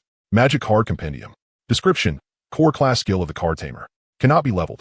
Effect, Compendium Storage. You can summon the Magic Card Compendium at any time. The Compendium has unlimited storage space, specially used for storing magic cards. Effect, Compendium Retrieval. By consuming mana, you can retrieve already summoned magic cards back into the Compendium. Effect, Magic Card Resonance. Locked unlocks at level 15. Lin Yu stared at those 3 descriptions, his pupils trembling slightly. After a moment of silence, he suddenly took a deep breath. This was way too strong. Wasn't it? He had originally thought that card creation and card control were already the core abilities of a card master. He never expected the appearance of the Magic Card Codex to directly raise the upper limit of his class to an entirely different level. Infinite storage space meant he would never have to worry about not having enough inventory slots again and could craft magic cards as much as he wanted. And the recycle function solved the problem of wasting summons even more. In previous battles, once a summon was called out, there was no way to take it back. He could only watch helplessly as they died in battle or went to waste. But now it was different. After a fight, he could just recycle the summon. The magic card would still be there, and he could use it again next time. Of course, recycling also consumed mana. Looks like he still had to keep raising his spirit attribute. Lin Yu quickly made his decision and put all the free attribute points he gained from leveling up into spirit. Your spirit attribute has increased to 52 points at E rank. Maximum mana has increased to 520 points. His mana value surged once again. That meant Lin Yu's combat endurance had increased drastically. Now, this was going to be fun. Lin Yu licked his lips, growing more excited the more he thought about it. This wasn't just a matter of resource efficiency. It was a qualitative change on the tactical level. As long as he had enough magic cards, he alone would be an army that would never run dry. Let us test it. With a thought from Lin Yu, he summoned the Magic Card Codex. A thick, illusory tome appeared before him. Its cover was engraved with complex runes, exactly the same as the pattern on his class change card. The book opened on its own, and page after page displayed all the magic cards he currently possessed. Magic Card, Slime, X3. Magic Card, Mushroom Monster, X2. Magic Card, Kobold Miner, X22. Each magic card appeared in 3-dimensional form on the pages, vivid and lifelike. Because he had never replenished them, the Mushroom Monster cards were almost used up. On the other hand, the Kobold Miner cards kept increasing. All because of the Dark Mine Dungeon. Lin Yu reached out and tapped one Kobold Miner magic card, choosing Summon. A flash of pale blue light passed, and a Kobold Miner appeared in front of him. Recycle. With another thought, the Kobold Miner's body turned into points of light. In the blink of an eye, it condensed back into a magic card and returned to the codex. The entire process took less than 2 seconds, smooth as breathing. You have recycled magic card, Kobold Miner, consuming 10 mana. Perfect. Lin Yu nodded in satisfaction and closed the codex. The mana required for recycling was half of what it took to create the card. With this skill, his combat power had increased by at least 30%. No, 50%, maybe even more. After dealing with his class skills, Lin Yu finally turned his attention to the ranking list. He opened the game menu and entered the rankings interface. Dark Mine Dungeon ranking list, Novice Zone No. 25,535. Current number of players who have cleared it, 27. First place, Lin Yu score, 90. Second place, Xiaoqi score, 70. Third place, Lu Gu score, 65. Fourth place, Vincent score, 63. Fifth place, Roger score, 60. Lin Yu raised a brow. 90 points? He hadn't participated in the scoring when he got the first clear before. So this was the result from his second perfect clear. 20 points higher than second place. Not bad. After all, he had cleared it perfectly, completed all 3 objectives, and only used around 20 minutes. If it were other players, just defeating the Kobold Overseer alone would be enough to stop most of them. Still, in such a short time, this many people had already cleared it, and Luga, who had previously been ranked first, had now fallen to third place. The second place player was someone named Xiachi, and she was a female player. Not only that, judging from her player avatar, she seemed rather young, around middle school age. Who knew what kind of lucky encounter she had gotten to actually score 70 points on the clear? Interesting, Lin Yu muttered, then closed the ranking list. He was only interested in rewards. As for everything else, he didn't care at all. At this moment, however, the forum had already exploded. Novice Zone No. 25,535, chatroom. Holy shit, holy shit, holy shit. The rankings updated. Did you guys see it? Yeah. Boss Lin Yu took over the top spot with 90 points. Crushed second place by 20 points. Ha ha. I told you Boss Lin Yu would definitely get first. Where are all the people who doubted him? Get out here and take the beating. Wasn't it said before that Boss Lin Yu only knew theory? Does your face hurt now? 90 points. I only got 50. I couldn't even make it onto the rankings. The gap is way too huge. ISNT it? 50 is already pretty good. I got kicked out by kobolds within 5 minutes of going in. I couldn't clear it at all. Same here. I got 0 points, and even lost the copper sword I finally managed to make in the dungeon. Woo-woo. Stop talking. The more you say, the more it hurts. So how did Boss Lin Yu get 90 points? It definitely has some special trick or equipment, right? Otherwise, how could he be that fast? Who cares? Boss Lin Yu is just badass. The chatroom discussion was blazing hot, and everyone's topic revolved around Lin Yu's 90-point score. Some were shocked, some were envious, some were analyzing it, and some were worshipping him. The voices that had once questioned Lin Yu's strength had all disappeared. The posting section was just as lively. A player immediately took a screenshot of the rankings and made a celebratory post. Congratulations to Boss Lin Yu for reaching the top of the dungeon rankings. 90 points crushing the entire field. The post included a screenshot of the rankings, with Lin Yu's name sitting firmly at the top, his 90 points far ahead. A huge flood of replies instantly poured into the comments. First reply, congrats Boss Lin Yu. A score of 90 is way too terrifying. I wouldn't even dare imagine it. Boss Lin Yu proved with real actions that not only does he write good guides, his strength is top tier too. Those people who questioned Boss Lin Yu before can shut up now. Honestly, I was a little doubtful before too. I thought someone who writes guides might not necessarily be able to fight. But today, I'm truly convinced. Boss Lin Yu, I'm begging you. Put out a dungeon guide. I want a high score too. Seconded. Dungeon guide. Dungeon guide. Don't rush. Boss Lin Yu already posted a guide today. Wait until tomorrow. Looking forward to it. Boss is forever God. Amid the chorus of praise, a few different voices were occasionally mixed in. 90 points is impressive, sure. But there is no need to hype it this much, right? Exactly. It's just a ranking list in a novice zone. What is there to brag about? Wait until Lin Yu gets a perfect score before you start bragging. But those comments were quickly drowned in the ocean of praise.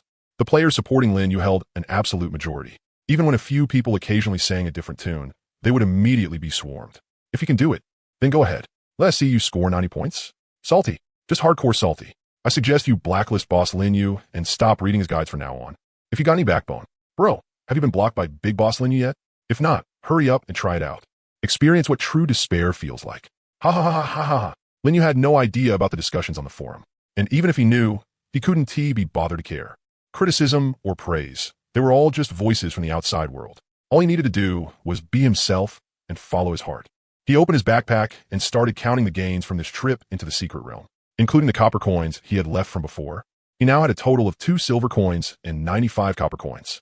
Lin Yu did the math and realized he was still broke. He had been spending way too aggressively these past 2 days, from the auction house to upgrading the minecart. His cash flow just couldn't keep up. He had to find a way to make money. Lin Yu's gaze fell on a few items in front of him. An extra kobold overseer's whip, and a class change card for a D rank class. A green quality weapon should be able to sell for a pretty good price. Lin Yu opened the trading market and listed the whip. Listed item, kobold overseer's whip green. Price, 5 silver coins or equivalent items. Item description, dropped by defeating an elite monster in a secret realm. Highly effective against kobolds. Suitable for use when challenging the dark mine. 5 silver coins meant 500 copper coins. This price wasn't cheap, but it wasn't outrageous either.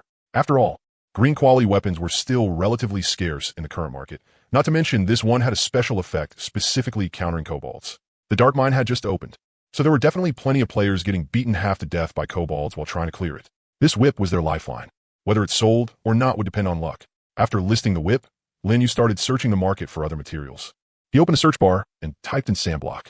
The results appeared quickly. For sale, sandblock X50, price, 50 copper coins seller. Anonymous 1 copper coin per sandblock was a pretty fair price. Lin Yu didn't hesitate and placed the order directly. Transaction successful. You obtained sandblock X50. Additional information. You obtain the glass recipe. 2 sand blocks can be made into 1 glass. Requires a furnace. Sand blocks were the raw material for firing glass. And glass was one of the essential materials for upgrading the minecart. Upgrading the simple minecart to level 6 required 20 pieces of glass. Each piece of glass required 2 sand blocks to make, which meant he needed 40 sand blocks total. These 50 units of sand were more than enough for Linyu. Next was clay. Linyu typed clay in the search bar. There were fewer results than for sand, but it still wasn't too hard to find. The only issue was the price. It was a bit more expensive than sand. Basically, it cost 2 copper coins to buy 1 unit of clay. Still, Linyu didn't need that much. As long as he had enough, it was fine. Transaction successful. You obtained clay x20. Spent 40 copper coins. Remaining funds, 2 silver coins and 5 copper coins. With both sand and clay in hand, Linyu closed the market. He rubbed his hands together a little impatiently and pulled out an item he had been saving at the bottom of his chest. It was the copper key he had left over from before. What came next was going to be a business with guaranteed profits. Linyu walked over to the furnace and put the copper key and the clay inside. Detected craftable item. Copper key mold. Requirements. Copper key x1. Clay x10 craft. Yes. Copper key mold is being crafted. Remaining time, 9 minutes and 48 seconds. Making the mold took 10 minutes. So Linyu waited quietly. Yinling lay by his feet, lazily swishing her tail back and forth, the flame at its tip flickering bright and dim. Bored, Linyu crouched down and scratched under Yinling's chin with his finger. The little cat let out a purring sound and narrowed her eyes in enjoyment. I'll buy you something tasty in a bit. Linyu remembered what he had promised Yinling earlier and opened the trading market to search. The prices of meat ingredients were still high, but with more than 2 silver coins and liquid funds, it was tea like he couldn't afford any. He scrolled through the listings and found a seller offering earthworm meat. Earthworm meat, grade 1 white. Description: meat taken from a burrowing worm creature. The taste is average, but it's better than nothing. Price: 50 copper coins per portion. No wonder it was so cheap if it tasted average. Linyu curled his lip, but still bought 2 portions. After all, Yinling was still young. She couldn't afford to be picky. Transaction successful. You obtained earthworm meat x2. Spent 1 silver coin. Remaining funds, 1 silver coin and 5 copper coins. Linyu took the 2 grayish-white chunks of meat out of the mail and placed them in front of Yinling. Come on, time to eat. Yinling moved closer and sniffed them, her nose twitching a few times. Then she raised her head and looked at Linyu with a resentful gaze. Don't look at me like that. Just make do with it for now. Once I got money later, I'll buy you the good stuff. Linyu rubbed Yinling's little head. Yinling seemed to understand. She lowered her head and reluctantly took a bite of the earthworm meat. After chewing a few times, her expression changed from disgust to reluctant acceptance, and she started tearing into it in big bites. The 2 portions of earthworm meat were quickly wiped out. Yinling licked her paw, yawned, then jumped into Linyu's arms and curled up into a ball. Meow. She let out a satisfied little cry, closed her eyes, and quickly drifted off to sleep. Linyu looked at the little one in his arms, and the corners of his mouth lifted slightly. Rest well. You really work hard just now. He gently stroked Yinling's soft fur, feeling the warmth of her body. The stamina and mana she had heavily depleted in battle were gradually recovering through sleep, little by little. I'll buy you something good after you wake up. Linyu silently made up his mind. Right now, the money in his hands was limited. He couldn't afford those expensive meats. But as long as the key mold was finished, he would be able to open up a business line with guaranteed profits. Copper key mold crafting complete. Linyu's spirits lifted, and he walked over to the furnace. A somewhat rough mold was taken out from the furnace, carrying a dull metallic sheen. Copper key mold, grade 1 white. Durability, 10 out of 10. Description: pour melted copper into it, and after it cools, a copper key can be made. Each use consumes 1 point of durability. 10 durability meant it could make 10 keys. Linyu rummaged through the chest and took out some copper ingots. The method for making a copper key was very simple. Put the copper ingot into the furnace and melt it into liquid copper. Then pour into the mold and let it cool. Each key required 1 copper ingot and took 1 minute. Let us begin. Linyu put the copper ingot and the mold into the furnace together. Crafting copper key. Remaining time, 59 seconds, 58 seconds. While waiting, Linyu opened the trading market and searched for the price of copper keys. There were quite a few results, but the prices were all over the place, ranging from dozens of copper coins to dozens of silver coins. Why is the price gap this huge? After thinking for a moment, Linyu decided to first take a look at the market trends. He checked the transaction records for copper keys. He noticed that the transaction prices over the past few hours had generally been around 1 silver coin. Then I'll list it for 1 silver coin. Linyu made his decision. A little over 1 minute later, the first copper key was finished. Crafting complete. You obtained copper key x1. Copper key mold durability, 9 out of 10. Linyu weighed the key in his hand. It was exactly the same as the one he had traded coal for before. He opened the trading market and listed the copper key on it. Of course, anonymously. Item listed, copper key X1. Price, 1 silver coin. Item description, can open locked copper treasure chests. Limited quantity, first come, first served. Less than 10 seconds after it was listed, someone bought it. Transaction successful. You obtained 1 silver coin. Looking at the payment notification, the curve of Lin Yu's lips grew wider and wider. The cost of 1 copper key was only 1 copper ingot.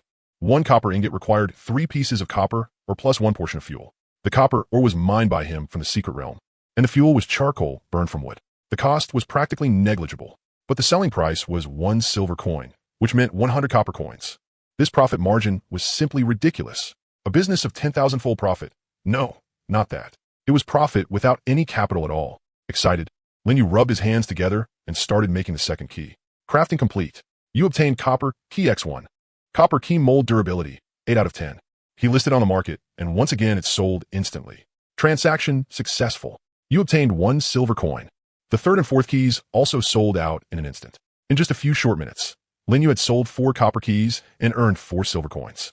After deducting the cost of buying clay, he still made a net profit of more than 3 silver coins. This business was really something.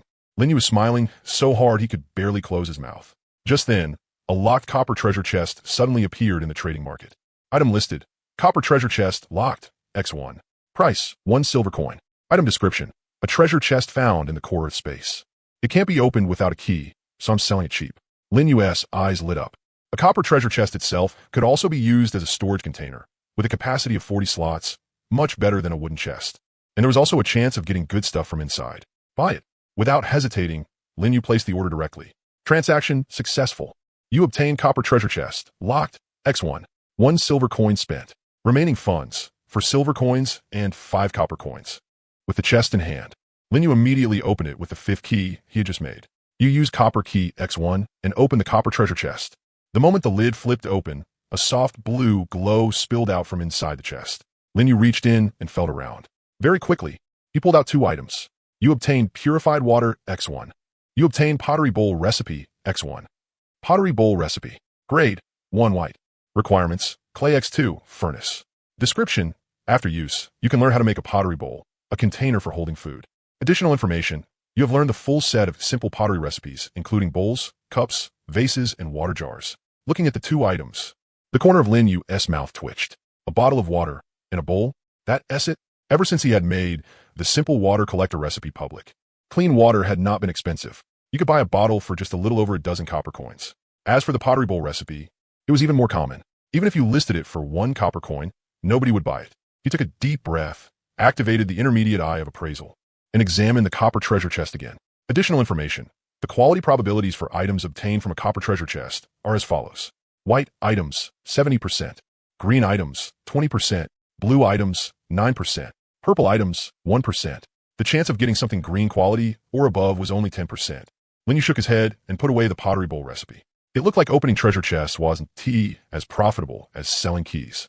He made a decision and continued buying raw materials to expand production.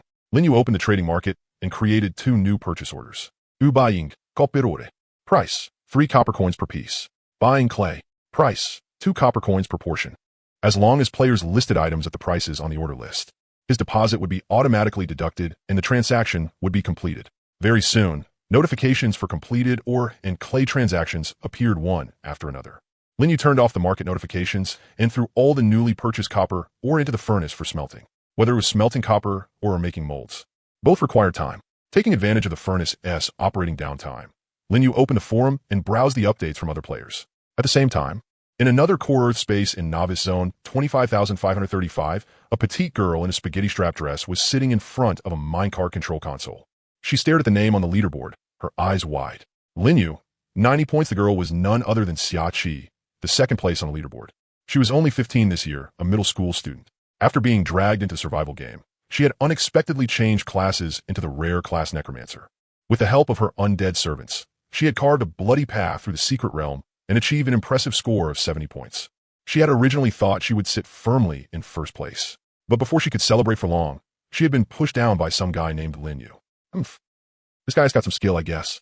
Xia Qi gave a light snort, swinging the pair of fair little legs sticking out from beneath her skirt. But after this secret realm ends, I'll have kobold undead under my command. Tomorrow, we'll see who's actually stronger. In another core Earth space, a bald, burly man sat on top of a minecart, wiping down the weapon in his hand. He was none other than Lugu, ranked 3rd on the leaderboard. His weapon was not the common copper sword, but a steel axe gleaming with a cold, sharp light. This was a treasure he had bought from the auction house with his entire fortune. He had originally thought that this secret realm challenge would earn him a good score, but who would have expected there to be another expert? 90 points. Looking at Lin Yu's name on the leaderboard, Lugu showed no expression on his face. He was not angry, nor was he jealous. There was only a heavy, burning fighting spirit. Being able to get 90 points, he really does have some skill. But that is only because I'm not familiar with the secret realm-esque terrain. Lugu jumped down from the top of the minecart, and the moment he landed, a dull thud rang out. Tomorrow, I'll use my full strength. When that time comes, we'll see who gets the last laugh. Inside Lin Yu's minecart, things are in full swing. He had even stopped the minecart and temporarily set down several rock furnaces dedicated to smelting copper ore. Lin Yu sat in front of the control console, waiting for the keys to finish crafting while writing a new guide. In his arms, Yinling was curled into a ball, sleeping soundly. Its tail occasionally flicked once, and the flame at its tip flickered bright and dim, giving off a faint warmth. Once this guide is finished, my points should rise quite a bit again. Lin Yu flexed his somewhat stiff fingers and continued typing. Right then, a system announcement suddenly appeared. System announcement: a new day has arrived. The number of challenge attempts for the Core Earth Secret Realm, Dark Mine Cave, has been reset.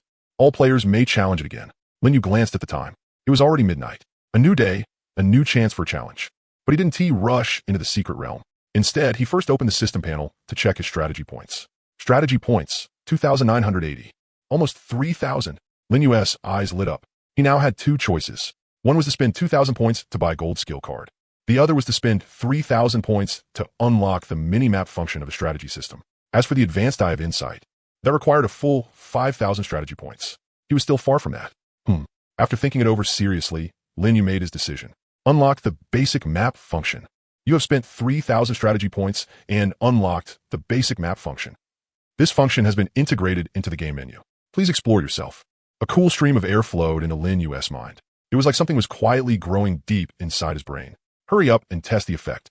Lin Yu was delighted inside and opened the Secret Realm challenge interface. Do you want to challenge the Geocore Secret Realm? Gloomdark Mine? Depth 1. Normal difficulty. Whether you clear it or not, this secret realm can only be challenged once per day. Yes.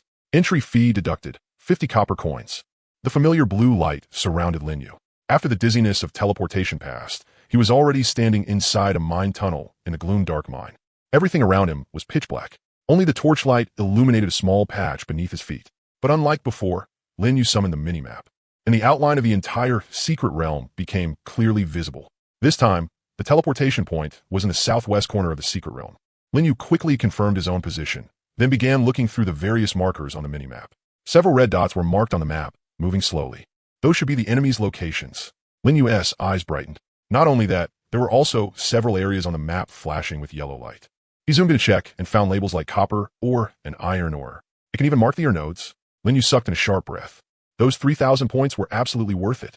With the minimap, he no longer had to stumble around the dark mine tunnels like a headless fly. Where was safe? Where resources were, where enemies were, everything was clear at a glance. On the minimap, the red dots were scattered throughout the mine tunnels, and there were quite a few of them. There were also several yellow dots, which are the ear nodes. But in the northeast corner of the minimap, there was one area that caught Lin Yu's special attention. The terrain outline there was more complex than in the other places, and at the edge of the map, there was a small gray patch that looked completely out of place compared to the surrounding mine tunnels. What is that? Lin Yu zoomed in on that area, only to find that it wouldn't show any more detail. The target location is too far away. Please move closer to inspect. As expected, it could only display the map of nearby areas. Let us get closer and take a look. Lin Yu tightened his grip on the copper sword and headed toward that mysterious area. This time, he didn't bring Yinling. The little guy was sleeping soundly in a minecart, and Lin Yu couldn't bear to wake it up. Besides, with his current strength, dealing with the kobolds in the secret realm was more than easy enough. What's more, he still had the 22 kobold miners in the magic card codex. Summon. With a thought, Lin Yu summoned 5 kobold miners from the codex. A pale blue flash passed by, and 5 summons appeared in front of him.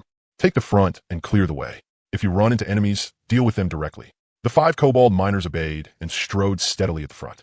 Lin Yu followed behind them, torch in hand, observing the minimap as he walked. The first wave of enemies appeared about 20 meters ahead. On the minimap, 3 red dots were gathered together, moving slowly. 3 kobold miners. Standard setup. Linyu gave the summons in the front row in order. Go. End it fast. The 5 kobold summons accelerated at the same time, raising their pickaxes high as they charged at the enemies. The 3 wild kobold miners had barely reacted before they were completely surrounded by the 5 summons. Pickaxe clashed against pickaxe, sending sparks flying. In less than 2 minutes, all 3 wild kobold miners had fallen. Your summons have killed Kobold Miner X3.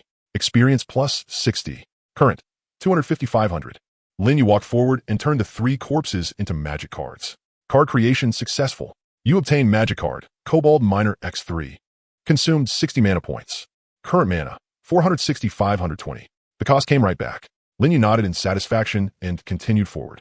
With the guidance of the minimap, his efficiency had increased by at least double compared to before. No need to take detours, no need to worry about ambushes. He could just take the shortest route directly. He also swept up every or node along the way. Whenever he reached in or node, he would summon a kobold summon to mine it. As for himself, he kept moving forward, wasting no time. There's an iron or node here. There's another copper or node here. There are 3 kobolds in this fork. Go around them. Don't waste time. Linyu planned his route while walking like a precision machine. In less than 10 minutes, the first clearance objective was completed. Kill 10 monsters of any kind completed. 5 minutes later, the second objective was completed as well. Mine 5 or nodes completed. Only the kobold overseer was left. Linyu glanced at the minimap. The overseer's location was in the huge cave at the very center of the map. Just like before, it was together with 3 ordinary kobold miners. No rush to kill it yet. That strange location was right in front of him now. The mine tunnel quickly came to an end. The torchlight shone on the rock wall ahead. At first glance, it looked no different from the surrounding walls. But after Linyu activated the intermediate eye of insight, extra information appeared before his eyes. Additional information. Behind this rock wall is a hidden space. You must destroy the rock wall with a pickaxe or explosives to enter. A hidden space. Linyu's eyes lit up. He immediately summoned the minimap and discovered that the gray area was located right behind this rock wall. So that's it. The area that the minimap couldn't display was a hidden space that had to be manually broken into. Linyu suddenly understood. I don't have explosives right now, so I can only dig it open with a pickaxe. He pulled out a copper pickaxe from his backpack and began chiseling at the rock wall.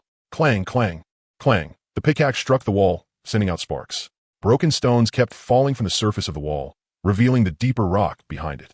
But the digging speed was very slow. Linyu dug for nearly a minute before managing to chip out a hole the size of a fist. This is way too slow. He stopped and frowned and thought. At this speed, it would take at least half an hour to dig through this rock wall. Looks like I can only win with numbers. With a thought, he summoned 10 kobold miners from the magic card codex. You lot, use your pickaxes to dig open this rock wall. The 10 kobold summons obeyed and began striking the rock wall with their pickaxes. Clang, clang, clang, clang, clang. 10 pickaxes smashed into the wall at the same time, sending stone shards flying and dust billowing everywhere. The digging speed instantly increased by tenfold. The hole in the rock wall expanded at a visible speed. In less than 2 minutes, a large opening that could fit one person had appeared in the wall. Stop. Linyu had the kobold stop, then held up a torch and crawled inside himself. The space behind the hole was unexpectedly large. It was roughly a dozen square meters. Like an abandoned workshop, rusty tools hung on the walls, and broken clay jars and miscellaneous junk were scattered across the floor. Linyu's gaze swept across the entire space before finally landing on 2 things. A worn wooden workbench leaned in the corner. A small rust-covered cart stood in the middle of the room. What is this place? Linyu stepped forward and activated the intermediate eye of appraisal. Additional information. This is an abandoned miner's break room. It used to be a resting place for kobold miners, but was later abandoned. The workbench may occasionally spawn blueprints, and the cart will regularly spawn some low-grade minerals, with a chance of spawning gold or in gem fragments. Linyu's breathing instantly quickened. Blueprints. Minerals. There was even a chance for gold or in gem fragments. This hidden space was basically a treasure vault. He quickly walked to the workbench and looked at the surface. A dust-covered blueprint lay there quietly. Linyu reached out and picked up the blueprint. A prompt popped up before his eyes. You obtained Anvil Blueprint X1. Linyu's eyes lit up. An anvil. That was a really good item. The basic workbench could only make some beginner tools and weapons.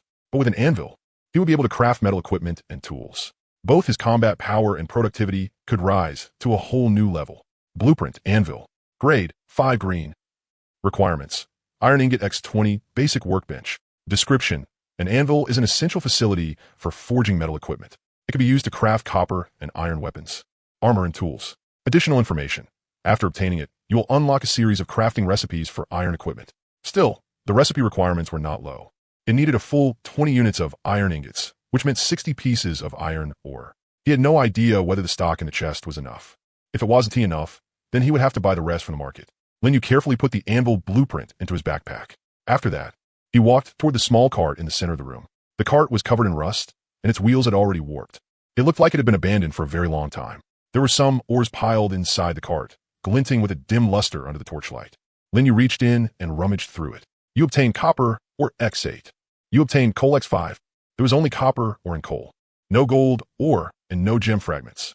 Lin Yu shook his head in slight disappointment. But then again, being able to pick up these resources for free was already pretty good. He couldn't expect pies to fall from the sky every time. Let's go back. Lin Yu led his summons out of the hidden space and returned to the mine tunnel. He glanced at the minimap. At the central cave's location, there were still 3 red dots representing cobalt miners, and 1 red that was noticeably larger than the others, a cobalt overseer. Better handle the real business first. Lin Yu tightened his grip on the copper sword and advanced toward the central cave. After the unexpected gains from the hidden space, he was in an especially relaxed mood. He even felt more motivated to kill monsters. At the same time, on the survival game forum, the atmosphere had turned a little strange. The players in Newbie Zone No. 25,535 were anxiously waiting for Lin Yu's guide. Why hasn't Boss Lin Yu posted the guide yet? It's already past midnight. Yeah, I got killed by Cobalt again when I challenged the dungeon today. I desperately need the guide to save my life. Stop urging him. The boss has his own things to do too. But Boss Lin Yu said before that he would keep updating survival guide to the Earth's core. Why is there no movement today? Maybe he's resting? It's already really late after all. Boss Lin Yu is sitting at the top with 90 points, while second place only has 70. That gap is way too huge. That's what real strength suppression looks like. Nothing more needs to be said. Amid all the anticipation and anxious discussion, some different voices began to appear. Have you guys noticed that Lin Yu has never publicly shared the specific details of the dungeon? Yeah, his guides only have the basic stuff. He has never written about how to actually clear the dungeon. Could it be that he wants to monopolize the dungeon's benefits? No way, right? Boss Lin Yu already made so many recipes public before. He doesn't seem like that kind of person. Publicly sharing recipes for free? Those recipes weren't useful to him anyway, so of course he didn't care. Dungeon intel is different. If he keeps it hidden, he can maintain his advantage. Now that you put it that way, it just kind of makes sense. And think about it. If Lin Yu can get 90 points, then he definitely has some special tricks or equipment. He has never mentioned those tricks or that equipment in his guides. He keeps saying he hopes everyone can survive. But in reality, he is hiding all the most important information. So this is the so-called guide boss, huh? Just pretending to be a good guy. These kinds of remarks began to spread across the forum. They weren't the mainstream opinion yet, but their numbers kept growing, gradually forming an undercurrent. Some people started questioning Lin Yu's motives. Some began suspecting that he was holding things back. Some even started digging up old history, saying that he had only shared those recipes for free to become famous, not to help people. That's enough. When Boss Lin Yu was sharing recipes for free, why didn't I hear any of you say this then? Exactly. A bunch of ungrateful wolves. He helped you people, and now you're still being all sarcastic here. If you don't trust Boss Lin Yu, then don't read his guides. No one is forcing you. The players supporting Lin Yu fought back hard and launched into fierce arguments with the doubters. The forum was a complete mess. Right at that moment, a new post appeared in the posting section. The post title was very simple. Complete guide to the gloomy mine dungeon with map, poster, Lin Yu. The moment the post went up, its view count broke 10,000. Players flooded in, impatient to check the contents of the post. Then, everyone fell silent. Because the level of detail in the post far exceeded their imagination. Lin Yu not only explained the enemy's attributes and weaknesses in the mine in detail, he also drew a complete map of the mine, marking all points and enemy spawn locations. He even drew out the enemy's patrol routes. What shocked the players most was this. A hidden cave location was marked on the map. At the end of a forked path in the northwest corner of the mine tunnel, there was a hidden rock wall that could be dug open with a pickaxe. Behind the rock wall was an abandoned workshop where blueprints and minerals had a chance to spawn. I found an anvil blueprint here. I hope it helps everyone. Also, the card inside has a chance to spawn gold, ore, and gem fragments, so everyone could try their luck. At the end of the post, Lin Yu added a short message. The above is the detailed guide to the gloomy mine. I hope it helps everyone. The dungeon can only be challenged once per day. I wish all of you good results. I'll keep updating the guide, and if I discover anything new, I'll add it in. That's all. After finishing the post, the forum fell into brief silence. Then, even fiercer spam erupted across the screen. Holy crap, holy crap, holy crap. Big Shot Lin Yu even drew out the map. A hidden cave, a gold mine, gem fragments. How the hell did I not notice that yesterday? Same here. I wandered around the mine tunnels for half the day yesterday and never noticed that rock wall at all. Big Shot Lin, you not only found the hidden cave, He even publicly revealed the location. Where are all those people who said Big Shot Lin Yu was hiding stuff? Get out here and take the beating. Your face is hurt or not. He even made the hidden cave's location public, and you're still here making snide remarks. I was wrong. I was really wrong. I should have doubted Big Shot Lin Yu. Me too. I apologize. I've got a loose mouth. I'll never dare do it again. Big Shot Lin Yu. Soda. Please don't block me.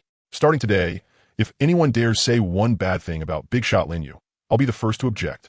Big Shot Lin Yu. How am I supposed to live without you? Can you write guides for the rest of your life? Still going, still going. This is basically spoon-feeding us. Too gentle, Big Shot Lin Yu. I've realized it. Big Shot Lin Yu is someone who could become my mother. We want a male mom. We want a male mom. The mood on the forum completely reversed. All the voices that had been questioning Lin Yu for hiding things had now completely vanished. In their place was an overwhelming flood of thanks and praise. Some people even followed Lin Yu's guide and successfully defeated the kobold foreman for the first time, shouting excitedly in the chat room. I cleared it. I finally cleared it. Thank you, Big Shot Lin Yu. Me too. Following Big Shot's guide, I avoided the kobolds the whole way while mining and easily fulfilled the second clear condition. It's just that hidden rock wall wasted way too much time. I used a copper pickaxe and spent a full half-hour digging it open. I found 2 silver ore in the minecart. I'm rich. You guys are so lucky. I only got a few pieces of copper ore. It's already good enough that you got any. Without Big Shot Lin Yu's guide, you would even have found copper ore, and Lin Yu himself was currently sitting in a minecart while chewing on roasted mushrooms. He browsed through the comments below the post. TSK. Sure enough, the human heart is the most changeable thing. Still, having guide points is enough for me. He closed the forum and turned his attention back to the work at hand. Just now, he had already bought the missing iron ore from a market and gathered all the materials needed to make an anvil. Let us make this thing first. Lin Yu walked to the workbench and started crafting the anvil. Materials sufficient. Beginning crafting. Crafting complete. You obtained anvil X1. As the system prompt appeared, a heavy anvil materialized on the workbench. Lin Yu reached out and touched it. The cold metallic texture felt extremely solid. The entire anvil was gray-black, with a smooth and even surface and a thick, stable base. The top face of the anvil was flat and wide, and one corner was engraved with runes he couldn't understand. Finally, a proper forging tool. With some effort, Lin Yu lifted the anvil down from the workbench and placed it in the corner of the minecart. The moment the anvil was set down, his vision was instantly flooded by a huge number of prompts. Additional information, anvil detected. The following crafting recipes have been unlocked. Iron bracers, iron ingot X5, rag X2, requires anvil. Iron chestplate, iron ingot X12, rag X5, requires anvil. Iron leg guards, iron ingot X8, rag X3, requires anvil. Iron helmet, iron ingot X6, rag X2, requires anvil. Iron sword, iron ingot X8, wood X2, requires anvil. Iron pickaxe, iron ingot X6, wood X3, requires anvil. Iron axe, iron ingot X6, wood X3, requires anvil. Iron hammer, iron ingot X4, wood X2, requires anvil. A whole string of recipe information spammed across Lin Yu's vision, leaving him dazzled. So many. Lin Yu swallowed and roughly counted them. There were nearly 10 kinds of newly unlocked iron equipment alone. From weapons to armor, they covered almost everything. And this was only the basic recipes unlocked by the anvil. As he obtained higher-grade materials and blueprints, the number of items he could craft would only increase. Let me make an iron sword first and see. Lin Yu checked the materials he had on hand. He still had some iron ingots, smelted from the iron or he had mined in the secret realm. Together with what he had bought from the market, he had around 30 in total. Making one iron sword required 8 iron ingots, which was more than enough. Iron sword, iron ingot X8, wood X2, requires anvil. Materials sufficient. Beginning crafting. Time remaining, 120 minutes. That long. Seeing the crafting time, Lin Yu froze slightly. This was the longest crafting time he had seen so far. It took 2 hours just to make one sword. If he wanted to make the rest of the iron tools, wouldn't that take a day or two? After all, there was no way he could keep watching the anvil all the time. Come to think of it, can Yinling help me craft things? Lin Yu looked toward the workbench. Yinling seemed to have just woken up and was elegantly licking its paw. After noticing his gaze, it tilted its head in confusion. All right, looks like not. Today's secret realm run and guide work were already done. Time to do the real job. Lin Yu sat back down in front of the console and started the minecart. After several digs, all he got were some scattered stone blocks and copper ore. He added another cartload of fuel and finally found something worthwhile. Please choose a digging direction. Dig forward. Fuel 10. Additional information. This dig can obtain stone block X 2030. They bakvat. Fuel 10. Additional information. You will return to the previous location. Dig left. Fuel 20. Additional information. This dig can obtain iron or X36. Dig right. Fuel 20. Additional information. After 2 digs, you will arrive at another underground core space. This space contains a large amount of iron ore. Lin Yu swept his eyes across the options, and his gaze landed on the 4th one. A large amount of iron ore. This was exactly the resource he needed most right now. To the right, Lin Yu started the minecart, and the drill bit dug into the rock wall. The roaring sound echoed through the narrow tunnel. The minecart moved forward slowly. Lin Yu leaned back in his seat, and Yinling jumped into his lap and curled into a ball. Meow. The little thing let out a satisfied cry, its tail swishing lazily. Lin Yu gently stroked Yinling as soft fur and opened the forum to browse other players' updates. On the leaderboard, his 90 points still sat firmly in first place. Second place was still Xiaoqi, but her score was now even higher than before, reaching 85 points. She was currently the player closest to his score. Looks like she fulfilled all 3 clear conditions too, just slower than me. Lu Gu had dropped to 4th place, pushed down by a player named Vincent. The name Vincent looks kind of familiar. Lin Yu thought for a moment and remembered that it was the player who had written the slime guide. Didn't he expect him to make the leaderboard too? On the forum, discussions about him were still blazing hot. The post-Dark Mine Cave Secret Realm full guide with map was getting comments almost every second. In the comments section, players were posting their own clear results one after another, thanking Lin Yu for his guide. Lin Yu looked at those comments, and the corner of his mouth lifted slightly. Right at that moment, the minecart suddenly shook violently. Lin Yu frowned and sat up straight. The vibration was very abnormal, like the minecart had hit something. He glanced at the fuel gauge and the digging progress, only to find that the minecart was still moving normally. Maybe it ran over a big chunk of rubble. Lin Yu didn't think much of it and kept browsing the forum. However, the very next second, boom, the wall on the left side of the minecart suddenly cracked apart, sending shattered stones flying everywhere. A ghastly white bony claw stretched out from the hole and latched tightly onto the edge of the minecart. What the hell is that? Lin Yu instantly went on guard, his bronze sword already in his hand. Yinling also jolted awake from sleep, arching its body as the flame on its tail blazed fiercely. Meow. From a hole, a skeleton soldier struggled its way out. Its entire skeleton glowed with a deathly pale light, and ghostly blue flames flickered inside its eye sockets. In its right hand was a rusty iron sword, and in its left was a tattered wooden shield. You encountered an undead calamity invasion during the excavation process. Undead calamity? Lin Yu's pupils contracted. He hadn't expected to run into this new system so soon. Boom. Boom.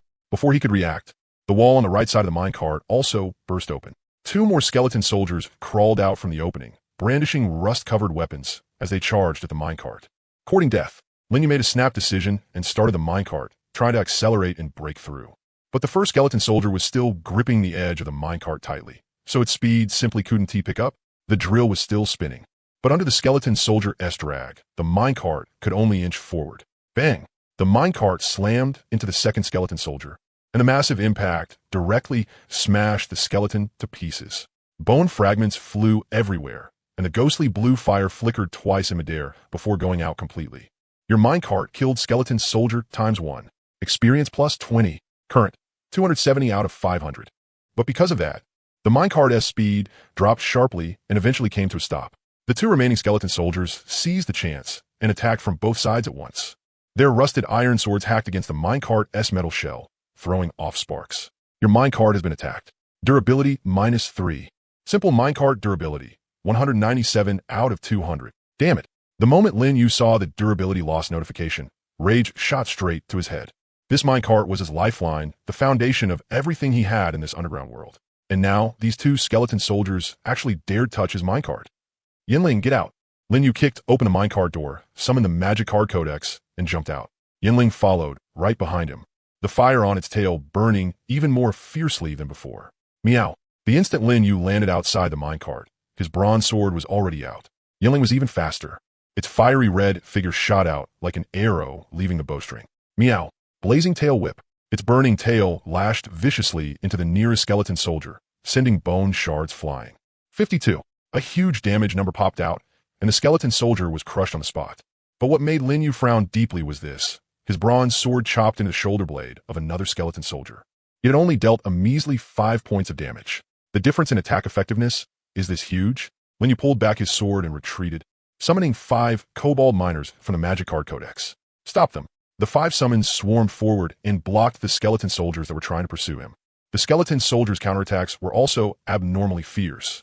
Their rusted iron swords hacked into the kobolds, leaving deep wounds as blood splattered everywhere. Taking the opportunity, Lin Yu backed up several steps and activated the intermediate eye of insight, carefully observing the enemies in front of him. Skeleton Soldier.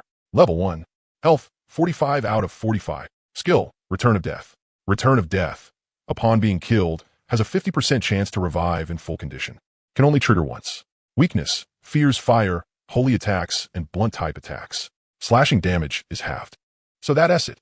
Slashing damage is halved. No wonder I could barely hurt them. Lin Yu suddenly understood. Good thing he hadn't gotten hot-headed and tried to fight them head-on earlier, or he might have suffered badly. Yinling used fire against them. Meow. Hearing Lin Yu's order, Yinling stopped playing around. Every attack now came with blazing flames. This method of attacking would greatly consume its mana, but the results were obvious. Your pet Yinling killed Skeleton Soldier ×1. Experience plus 20. Current, 290 out of 500. Good. Keep going. Lin Yu's spirits lifted. He directed the kobold summons to tie up the remaining skeleton soldiers while coordinating with Yinling to pick them off one by one. Yinling's fire damage had an extremely strong suppressive effect against skeleton soldiers. Every claw strike or tail whip dealt more than 50 points of damage. In less than 2 minutes, the remaining 3 skeleton soldiers all fell. One of them triggered Return of Death, and its scattered bones reassembled themselves. But before it could attack, Yinling smashed it apart again with a single tail strike. Your pet Yinling killed Skeleton Soldier ×3. Experience plus 60. Current, 350 out of 500. Battle over. You repelled the undead Calamity invasion. Lin Yu let out a sigh of relief and put away his bronze sword.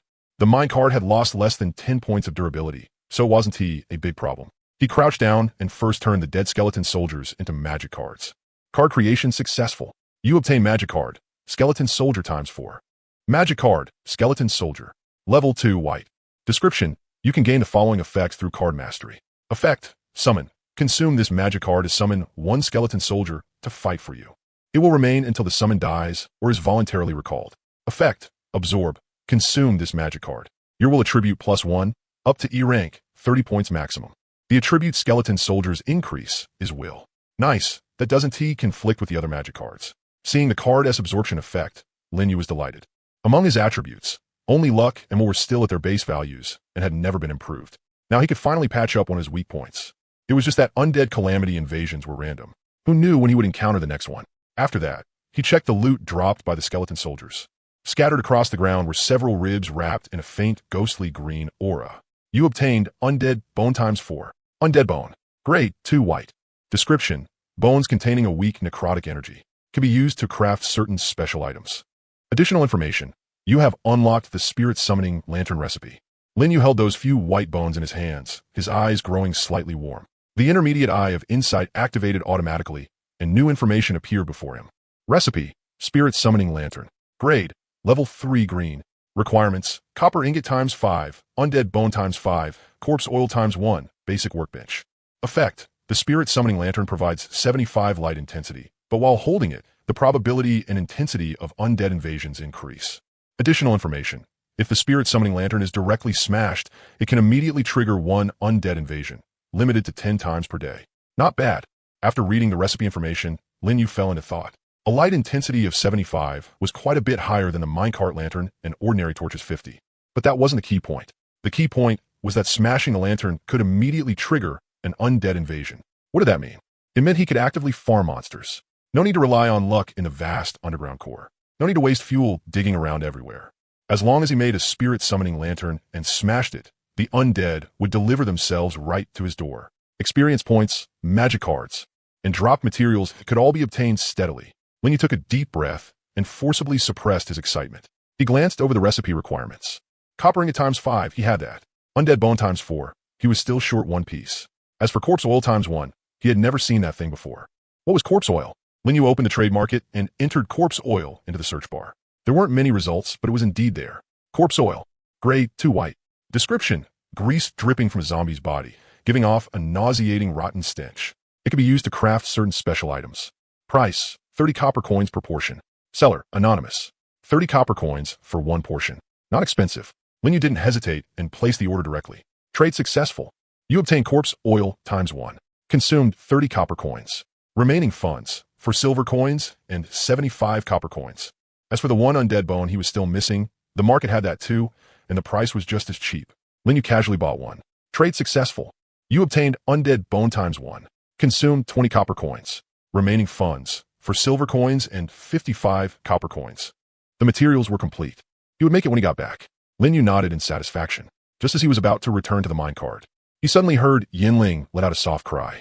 Meow. He looked down and found Yinling lying on the ground, the flame on its tail much dimmer than before. The little guy's eyes were half open and half closed, looking somewhat tired. Did it consume too much magic power? Lin Yu crouched down and gently stroked Yinling's head. In the battle just now, Yinling had absolutely been a main force. It had continuously used Claw Strike and Flametail Whip, so its magic power consumption definitely wasn't small. He opened Yinling's status panel and took a look. Yinling, Flame-Tailed Spirit Cat. Level 2. Magic Power, 45, 220. As expected, less than 1/4 of its magic power remained. You worked hard, little guy.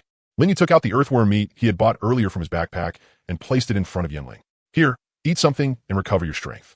Smelling the meat, Yinling barely managed to perk up and took a bite of the earthworm meat. After chewing a few times, its condition visibly improved, and it began tearing into it in big bites. One portion of earthworm meat was quickly wiped out. Yinling licked its paw, yawned, then jumped into Lin Yu's arms and curled into a ball. Meow. It let out a satisfied little cry, closed its eyes, and quickly fell asleep. Holding Yinling, Lin Yu returned to the minecart. He first stored the collected undead bones and corpse oil into the treasure chest, then sat back down in front of the control console. Keep digging. This time, the digging didn't last long. About 2 minutes later, the minecart drove out of the narrow passage. The view suddenly opened up. A wide underground space appeared before Lin Yu. This area was larger than any space he had been to before, where the minecart lantern's light reached. Large patches of dark red iron ore veins were exposed across the ground. Not bad. There were at least more than 5 mining spots. Lin Yu jumped off the minecart, activated the intermediate appraisal eye, and carefully observed the area. No mushroom monsters, no slimes, no kobolds. It looked very peaceful. Pretty lucky. Lin Yu let out a breath of relief, pulled out his copper pickaxe from his backpack, and prepared to start mining. However, at the very moment he took his first step, the intermediate appraisal eye suddenly sent out a strong warning. Beneath the ground, in his field of vision, a blurry red outline emerged. The outline was long and winding, slowly wriggling through the soil. Additional information. Several earthworms are lurking underground beneath this underground core space.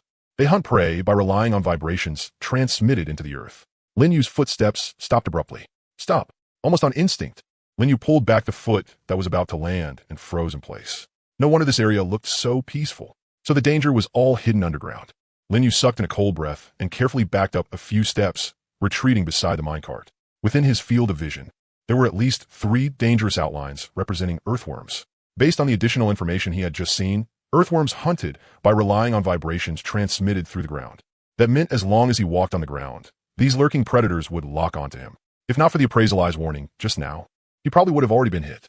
He needed to test them first. Lin Yu summoned a kobold miner from the magic card codex. A flash of pale blue light passed by, and the kobold appeared in front of him, holding a pickaxe and tilting its head as it waited for orders. Walk forward. Go near that iron vein. Lin Yu pointed toward the dark red or pile about 30 meters ahead. The kobold miner didn't hesitate in the slightest and started walking toward the target. 1 step, 2 steps, 3 steps. The kobold's footsteps echoed through the open underground space. They weren't particularly loud, but in the silent environment, they were especially clear. When it had walked about halfway, the light in Lin Yu's eyes suddenly flickered violently. The red outline underground abruptly accelerated. Boom! Soil flew everywhere as a gigantic worm-like creature burst out from underground. Its size far exceeded Lin Yu's imagination. At least 2 meters long and as thick as an adult man's waist. What was truly horrifying was its mouthpart, which was circular. The inner ring was packed with dense backward-facing spikes, like a high-speed meat grinder.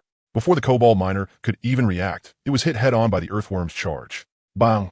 The kobold's body was sent flying like a rag doll. It rolled several times in midair before crashing heavily onto the ground. Its health instantly dropped by more than half, leaving less than 1/3.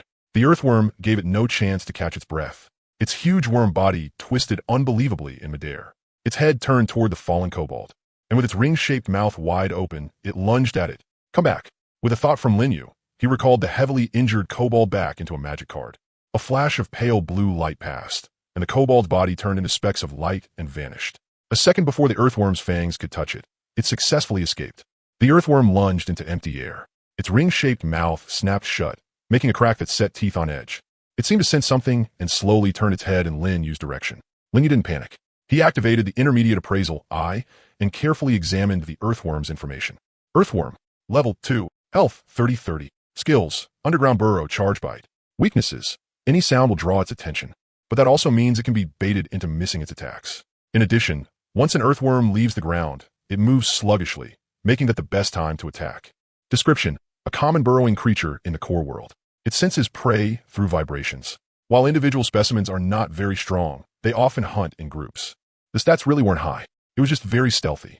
After reading the information, Linyu felt much more at ease. 30 HP. No defense, friendlier than a kobold miner. As long as he seized the moment it left the ground, he could deal with it easily. Yinling, can you fight? Linyu lowered his head and looked at the little cat in his arms. Yinling was still fast asleep, the flame on her tail flickering weakly. Clearly, her mana hadn't recovered yet. Forget it. Keep resting. Linyu gently placed Yinling onto the minecart seat. Then he tightened his grip on the copper sword and faced the earthworm again. The earthworm, south body, clung close to the ground, as if searching for the source of the sound. Linyu pulled out a stone from his backpack and hurled it hard to the left. Bah!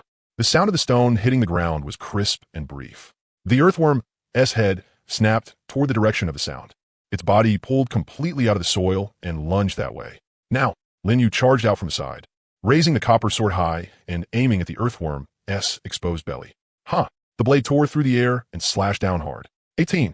The earthworm let out a sharp shriek, its body twisting violently. Just as expected, once its body left the ground, it moved sluggishly and had no time to turn. Linyu didn't get greedy. The moment his strike landed, he immediately retreated and pulled back. The earthworm struggled in place for a few seconds before finally turning its body around, its head pointing in Linyu's direction. Linyu took out another stone and threw it to the right. Bah! The earthworm was drawn by the sound again and lunged rightward. Linyu rushed out from the left and slashed again. 16. The earthworm's HP was emptied out. It let out one mournful cry before collapsing limp to the ground. Crap! Hearing the sound the earthworm made before dying, Linyu frowned and looked at the minimap.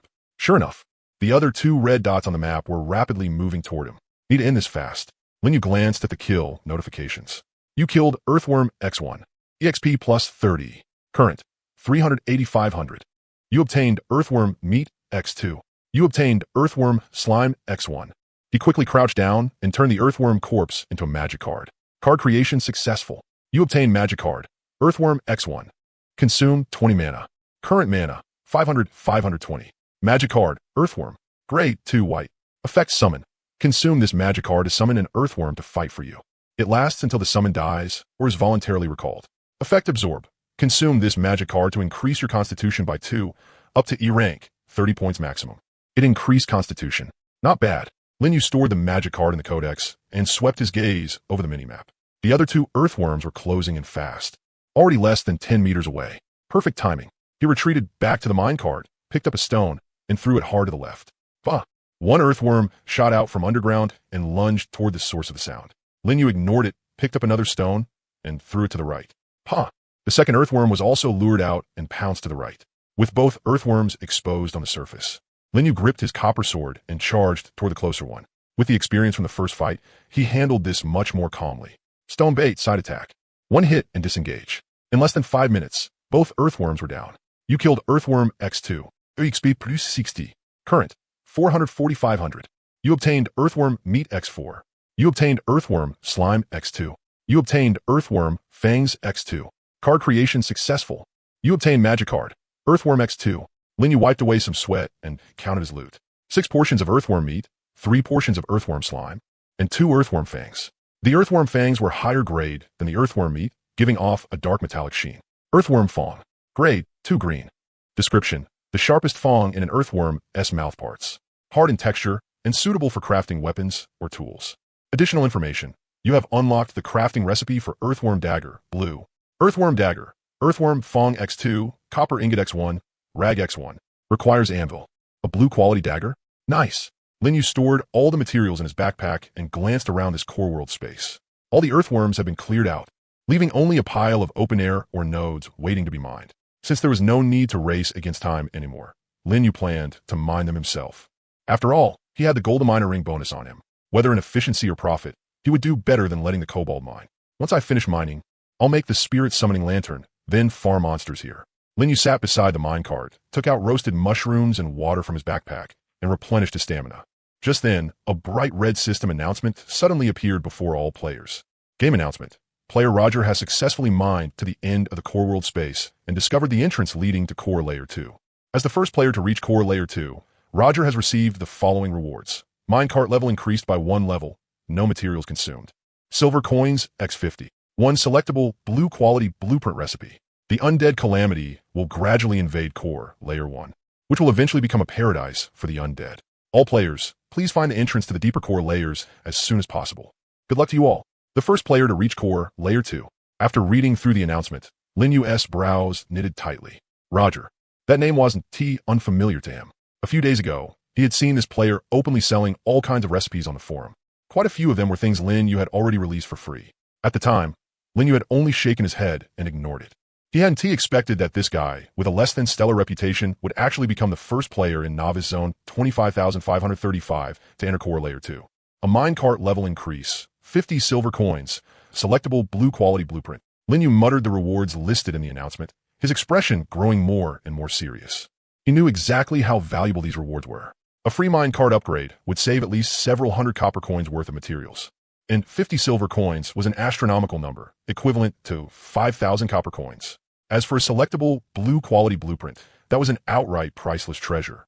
Too bad I've been busy with the core secret realm lately, and Haven T had time to dig and explore. Lenny took a deep breath and forced himself to calm down. He reviewed the contents of the announcement again, analyzing it word by word. The undead disaster will gradually overrun the first layer of the Earth's core, and in the end, it will become a paradise for the undead.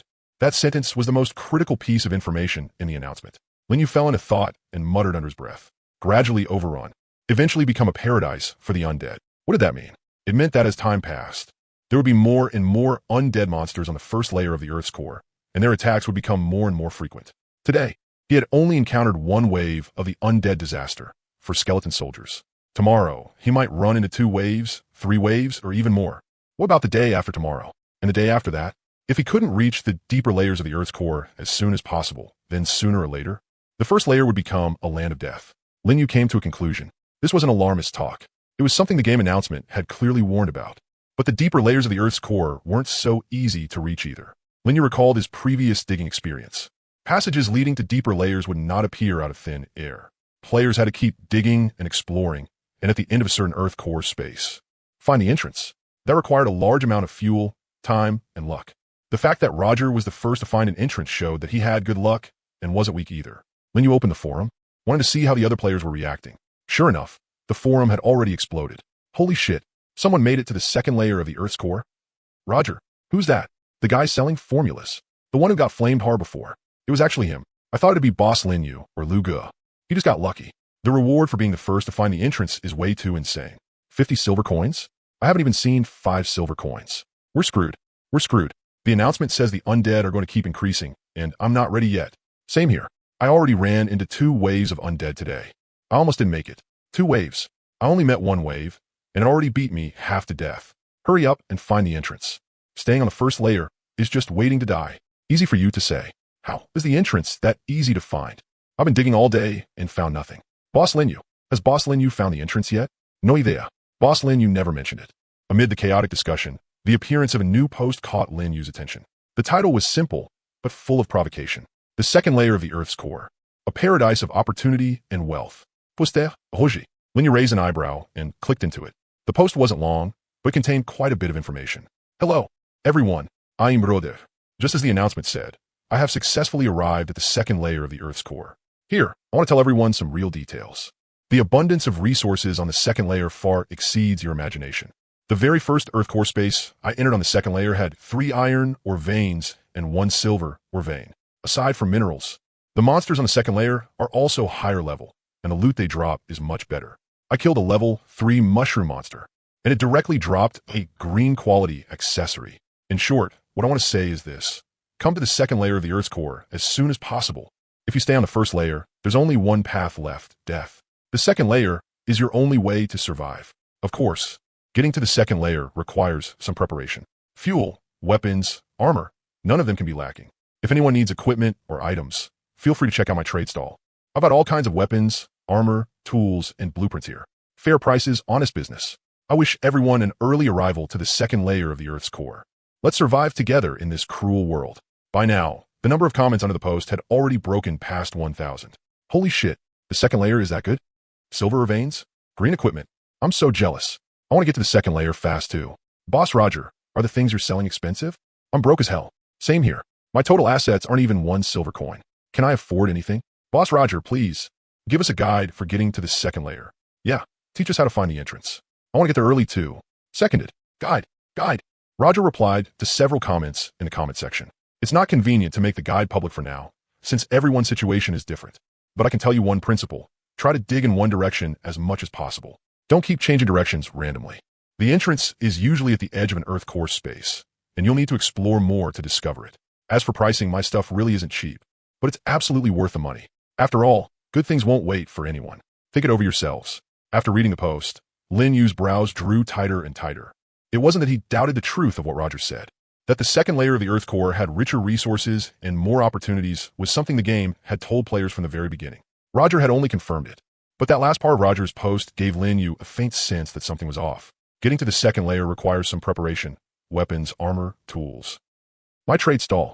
The guide isn't convenient to make public for now. Leaning back in his seat, Lin Yu's fingers tapped the armrest faster and faster.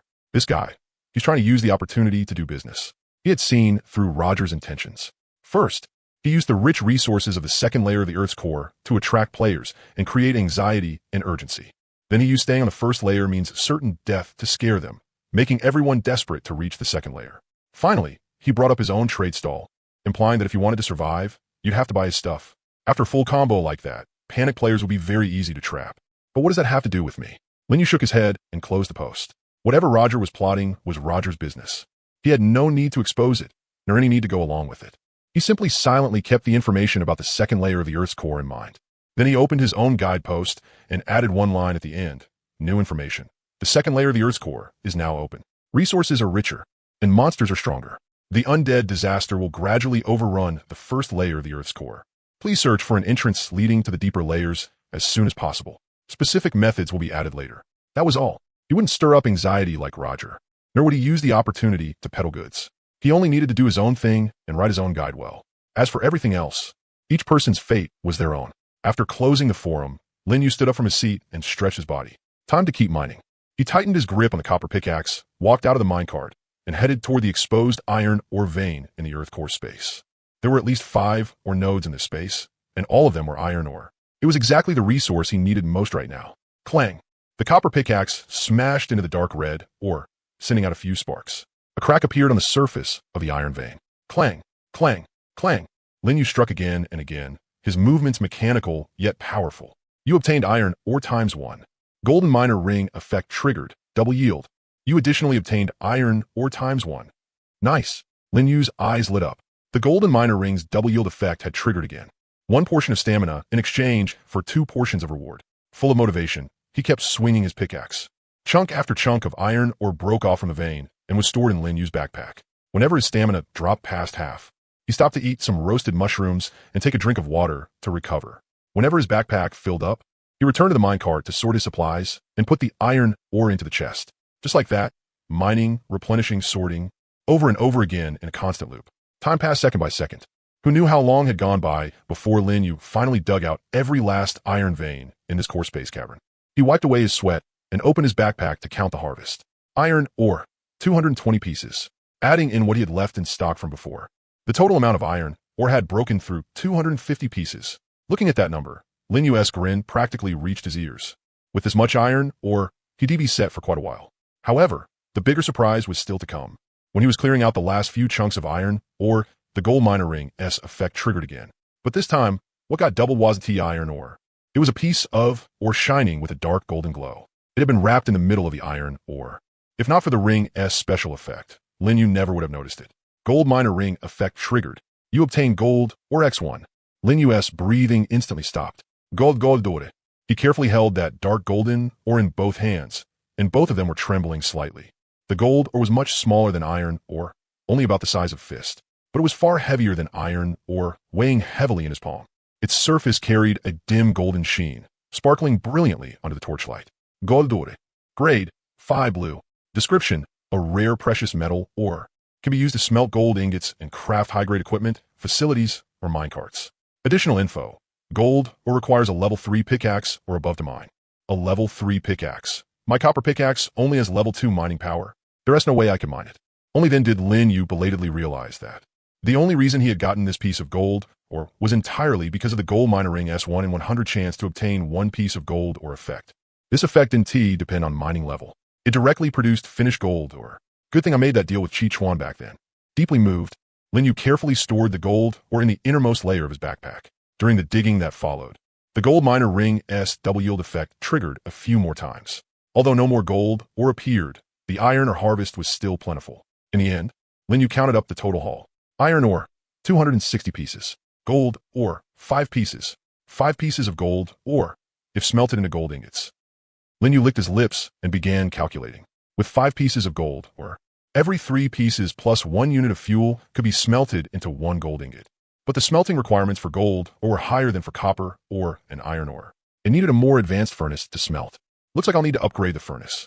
Lin Yu sat beside the minecart and focused his attention on the gold in his backpack. Additional info. Gold ore detected. You have unlocked the blueprints for the metal furnace and metal processing table. Metal furnace. 20 iron ingots, 10 copper ingots, 50 stone. Requires iron anvil. Description. An advanced furnace that can be used to smelt high-grade minerals such as silver ore, gold ore, and magic ore. Smelting efficiency is 3 times that of the rock furnace. Metal processing table. 15 iron ingots, 15 copper ingots, 20 wood. Requires iron anvil.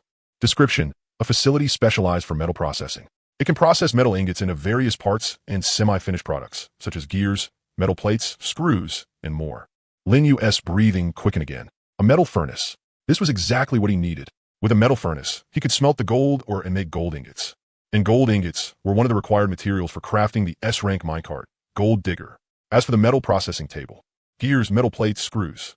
Weren't these exactly the materials the S-rank minecart needed? After searching far and wide in vain, the answer had come without effort. Lin Yu took a deep breath and forcefully suppressed his excitement. Perfect timing. I'll make everything I can right here in this core space cavern. Lin Yu made his decision. He opened the treasure chest and checked the materials he had on hand. Iron ingots. The iron ore he had just mined hadn't been smelted yet, so he only had a stock of a little over 30 pieces. Copper ingots. A little over 50 pieces, plenty. Stone. More than 200 pieces, completely enough. Not enough iron ingots. I'll have to smelt some first. Lin Yu took out 100 pieces of iron ore from the treasure chest and prepared to smelt them. But he only had 1 rock furnace, and the smelting speed was far too slow. 100 pieces of iron ore would have to be smelted in batches. At minimum, it would take several hours. He couldn't wait that long. Lin Yu frowned and thought for a moment. Then his eyes suddenly lit up. Wouldn't it be enough to just make a few more furnaces? Making rock furnaces didn't take much time anyway. At most it would just cost some stone. And stone was the kind of thing that couldn't sell for much even on the market. With just a few dozen copper coins, you could buy a huge pile of it. Crafting complete. You obtained rock furnace X1. Crafting complete. You obtained rock furnace X1. Crafting complete. You obtained rock furnace X1. Crafting complete. In less than 2 minutes, Lin Yu had crafted a whole pile of rock furnaces. He evenly distributed the iron ore among those furnaces. Then he took out charcoal and coal and added them as fuel. The dim core space cavern gradually lit up with the firelight emitted by the operating furnaces. While the iron ingots were smelting, it was a good time to do something else. Taking advantage of the time while the furnaces were running, Lin Yu opened the trading market. After these past few days, the forum for newbie zone 25,535 was already completely different from what it had been 3 days ago. It was no longer full of wailing and cries for help, but packed with all kinds of valuable information sharing. Lin Yu browsed through the post section, nodding from time to time. Core space environment classification and response strategies. This one looks good. He clicked in and read it carefully. The poster was a player named Elena. The post was illustrated with both text and images, giving a detailed summary of the various environment types in the core space world. Normal excavation zone, the most common type of core space area. Resources are evenly distributed, monster strength is low, and it is suitable for beginners to explore. Rock zone, the rock layers are hard, fuel consumption is doubled, but mineral output is also doubled. Suitable for resource collection. Underground jungle zone, dense vegetation and abundant wood resources, but there are many mushroom monsters, so torch lighting is required. Spore zone, toxic spores float in the air. A mask must be worn or continuous purification is required to enter. There's a chance to obtain rare herbs. Underground river zone, contains flowing underground water sources, allowing the large-scale collection of clean water, but there are piranhas in the river, so caution is required. Lin Yu read with great interest. Of these environment types, he had already experienced the rock zone and the normal excavation zone, but he still hadn't encountered the underground jungle zone, spore zone, or underground river zone. Looks like the environment of the underground world is far richer than I imagined. He continued scrolling down. At the end of the post, Elena had also attached a short message. The environment types above are the result of exploration by me and several friends over the past few days. I hope this can be of some help to everyone. If there is anything missing or mistaken, feel free to add corrections. Special thanks to Boss Linyu for the guide. Without your directions, we probably wouldn't even have been able to make the basic tools. Boss Linyu, if you see this post, I hope you can add me as a friend. I've made some discoveries about the spore zone that I'd like to discuss with you. After reading it, Linyu smiled faintly. This Irene was pretty thoughtful. He tapped on Irene's profile picture and sent a friend request. Message, thanks for sharing. We can talk when there is time. Then he continued browsing the forum. There were still quite a few other high-quality posts in the posting section. 10 uses for slime gel, a quick guide to gathering corewood. Market price trend analysis tips for dealing with the undead disaster. Linyu read through them one by one, taking in whatever useful information he could. On the 5th day of the survival game, the forum quality had already become completely different. He felt deeply moved. 5 days ago, the place had still been filled with help. Is anyone there? I'm scared. Now, people had already started systematically analyzing game mechanics and sharing exploration experience. This was humanity's ability to learn and adapt. Linyu opened the trade market, preparing to buy the materials needed to make soul-summoning lanterns. The copper key business was still booming. The batch of copper keys he had listed earlier had already sold out completely, bringing in 15 silver coins. Adding the 4 silver coins and 55 copper coins he had left from before, he now had a total of 19 silver coins and 55 copper coins in liquid funds. With plenty of capital, he could make large-scale purchases. Linyu created several buy orders. Buying undead bones, price 20 copper coins per portion. Buying corpse oil, price 30 copper coins per portion. Buying copper ore, price 3 copper coins per chunk. Buying clay, price 2 copper coins per portion. Less than a minute after the listings were posted, players started selling in bulk. Undead bones x10, corpse oil x5. Copper ore x30, clay x20. Transaction notices flooded across Linyu's vision one after another. He accepted every single one without hesitation, his funds flowing in and out like water. Out of his nearly 20 silver coins, almost half was quickly spent. But Linyu didn't feel any heartache. These materials were all raw ingredients for producing copper keys and soul-summoning lanterns. Selling copper keys would let him recover the cost, and the monsters spawned by the soul-summoning lanterns could give him experience and magic cards. No matter how he calculated it, he wouldn't lose out. There are still quite a few copper key molds left. Might as well use them all. Linyu walked over to the furnace and put in the copper and clay. Crafting complete. You obtained copper key X1. Copper key mold durability, 9 out of 10. Crafting complete. You obtained copper key X1. Copper key mold durability, 8 out of 10. One copper key after another was taken out of the furnace and listed by Linyu on the trade market. Each one was priced at 1 silver coin, and every single one sold out within a dozen seconds of being listed. Funds poured in like a stream, covering the material purchase expenses from earlier. This business was practically more profitable than mining. The curve of Linyu's lips grew wider and wider. After that, he took out copper ingots, undead bones, and corpse oil from the treasure chest. Time to craft soul-summoning lanterns. Linyu walked up to the basic workbench and placed in the materials. Soul-summoning lantern. Copper ingot X5, undead bones X5, corpse oil X1. Requires basic workbench. Materials sufficient. Beginning crafting. Remaining time, 3 minutes. 3 minutes wasn't too long. Linyu waited patiently, and in the meantime, made a few more copper key molds for future use. Crafting complete. You obtained soul-summoning lantern X1. A strangely shaped lantern appeared in Linyu's hand. The lantern's frame was welded from copper strips, with dark green vine-like patterns coiling around its surface. The lantern paper was made from some kind of semi-transparent leather, carrying a ghastly pale sheen. Inside the lantern, a ball of ghostly green flame burned in silence, giving off a cold, eerie light. Soul-summoning lantern. Grade, 3rd level green. Light intensity, 75. Effect. While holding this lantern, the probability and intensity of undead invasions increase. Special effect. Smash the lantern to immediately trigger 1 undead invasion. Limited to 10 times per day. Description. A strange lantern made from undead materials. Living people will feel uncomfortable holding it, but to the undead, it is a deadly temptation. A light intensity of 75 was higher than both torches and the minecart lantern. Linyu held it up and tested it. He could clearly feel the surrounding darkness being pushed back farther. But at the same time, a cold, sinister aura seeped out from the lantern and spread from his arm through his whole body. It really was a little uncomfortable, but still bearable. Linyu set the lantern aside and continued crafting the remaining 2. Crafting complete. You obtained soul-summoning lantern X1. Crafting complete. You obtained soul-summoning lantern X1. With all 3 lanterns finished, Linyu held one in his hand. He stored the other two in the treasure chest for future use. Ready. Lin Yu took a deep breath and tightened his grip on the copper sword. Yinling had already woken up from sleep and was elegantly licking its paws. Most of its magic power had recovered, and it looked to be in pretty good condition. Yinling, get ready for battle. Meow. Yinling arched its body, and the flame on its tail blazed fiercely. Lin Yu walked to an open area in the underground core space and raised the soul-summoning lantern high. Then he smashed it hard against the ground. Smash! The lantern shattered, and ghostly green flames burst out from the fragments. But the flames did not scatter in all directions. Instead, as if alive, they burrowed into the ground.